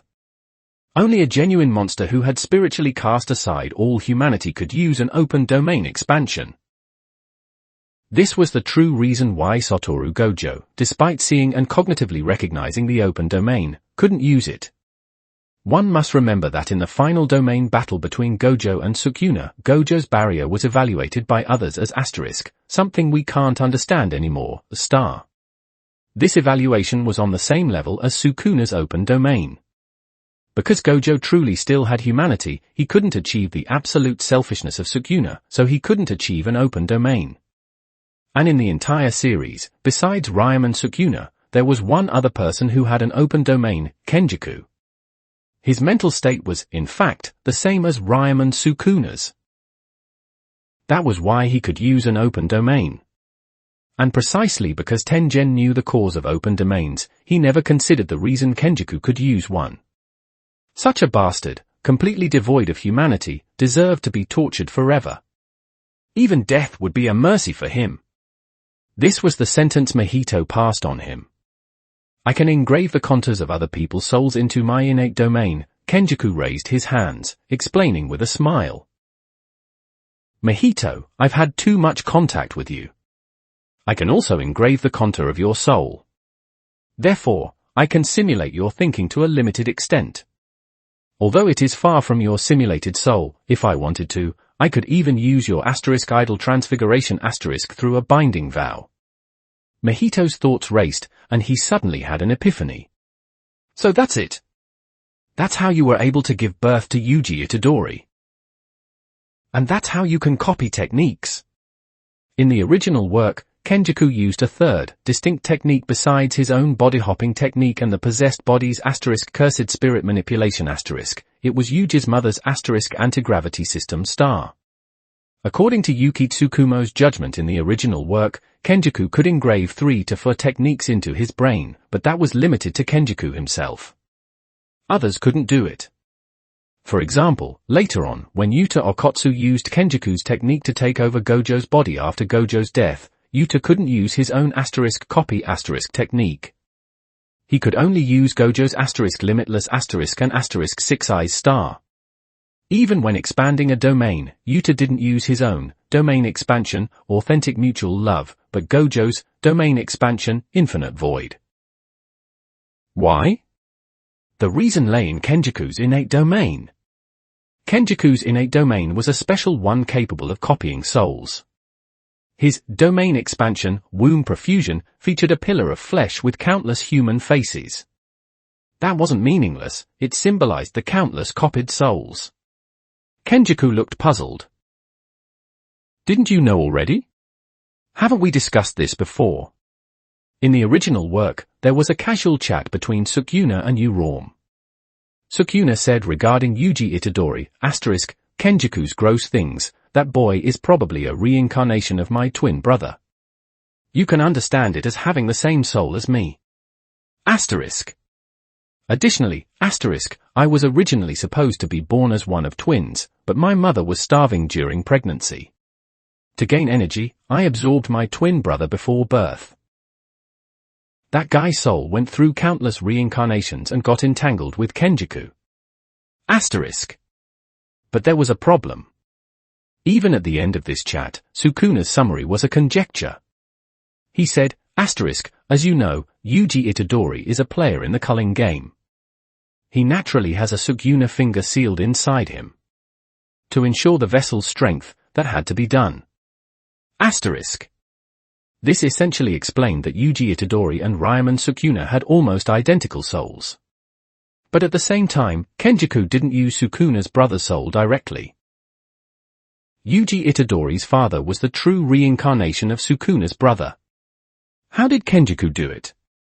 Sukuna's conjecture actually revealed it. Even without a Sukuna finger, Yuji was a body naturally capable of sealing Sukuna. In other words, his body asterisk was asterisk essentially Sukuna's body. The logic wasn't hard to follow, since it was a body naturally possessing the seal of Sukuna. Didn't that prove Yuji Itadori's body was Sukuna's flesh? The ability Kenjaku just described explained everything. His innate domain could copy souls. By engaging in the most intimate physical acts with the reincarnation of Sukuna's brother, Kenjaku copied the brother's soul. Through this soul, Kenjaku reverse-engineered Sukuna's body, and then gave birth to it through his own body. That was the truth of Yuji Itadori. I just suspected you always held something back when discussing things with me. I couldn't figure it out. And look, you really were holding back, right until now, Mahito laughed. You win. I never knew your innate domain could copy souls. This must be your core secret. This also explained why Kenjaku could use an open domain despite not reaching Sukuna's level of ego. He was truly insane. Copying all the souls of the people he met into his innate domain, tangling all those thoughts together, gentleness and cruelty, optimism and pessimism, desire and despair. How could he not be crazy? In the original work, Kenjaku once showed a mother's gentle expression to Yuji, only to discard him the next instant. This schizophrenic behavior now had an explanation. He truly had a mother's tenderness, and he truly had cold-blooded cruelty. Both thoughts existed simultaneously and were unified by Kenjaku amidst the conflict. Only a madman like this could use an open domain expansion. Kenjaku sighed. All right, I did pull quite a few tricks. That is why I am here to beg for my life. Mahito, I am no match for you no matter what. Why not let me into the dream migration to seek survival? I swear, even if I win, I will absolutely not ruin your apotheosis ritual. I can establish a binding vow. Faced with the temptation of godhood, even a binding vow isn't insurance, because a god's computational ability can maximize the avoidance of a vow's negative effects. Mahito rejected. I thought you would understand the logic better than me. Kenjaku suddenly said, my target is Fumihiko Takaba. I wish to obtain his technique. The moment I obtain his technique, I will immediately exit the dream migration. Since this binding vow would inevitably take effect before the final moment of your apotheosis, the vow would still work on me. How about it? Mahito said with interest, it sounds like Fumihiko Takaba's technique would allow you to avoid the new life I'm bestowing upon you. Asterisk, what kind of a new life is that? Asterisk, Kenjaku's mouth twitched. I just want to try, Kenjaku said seriously. Besides, since my binding vow won't affect your apotheosis, my entering the dream migration only benefits you. My cursed energy residuals, my technique, all my knowledge and experience will be copied by your Dharmadhatu transmigration, Nirvana realm. You should be happy about that, right? But the price is my unhappiness. You might actually use Takaba's technique to escape the new life I gave you, which would make me very unhappy, Mahito said cheerfully. Just the thought of you, you bastard, getting away scot-free makes me exceptionally displeased. I'd rather not have your knowledge and skills if it means you going to live the new life I planned for you. I don't remember you being such a childish person. That's because before, I couldn't afford to be childish, Mahito said as a matter of course. But now, I can be childish if I want. That is true freedom. Asterisk, fuck your freedom, asterisk, Kenjaku thought numbly. However, I agree, Mahito suddenly laughed. Kenjaku didn't feel happy. On the contrary, his scalp tingled. He restrained his smile and asked, why? Did you forget? I just said I prepared a secret weapon specifically for you, Mahito said meaningfully. I thought I'd have to wait until I became a god to enjoy this joy. But since you're jumping in yourself, I can only express my greater joy. This is truly wonderful. Kenjaku's heart rate accelerated. He felt some massive phobia slowly enveloping him, yet he knew nothing of the truth behind this fear. Who exactly is that secret weapon? Kenjaku asked suspiciously. Is it Tengen? But Tengen has already gone to America. Mahito said with a beaming smile, guess. Kenjaku went numb. Don't forget to like and subscribe to Sally Fox Audiobook.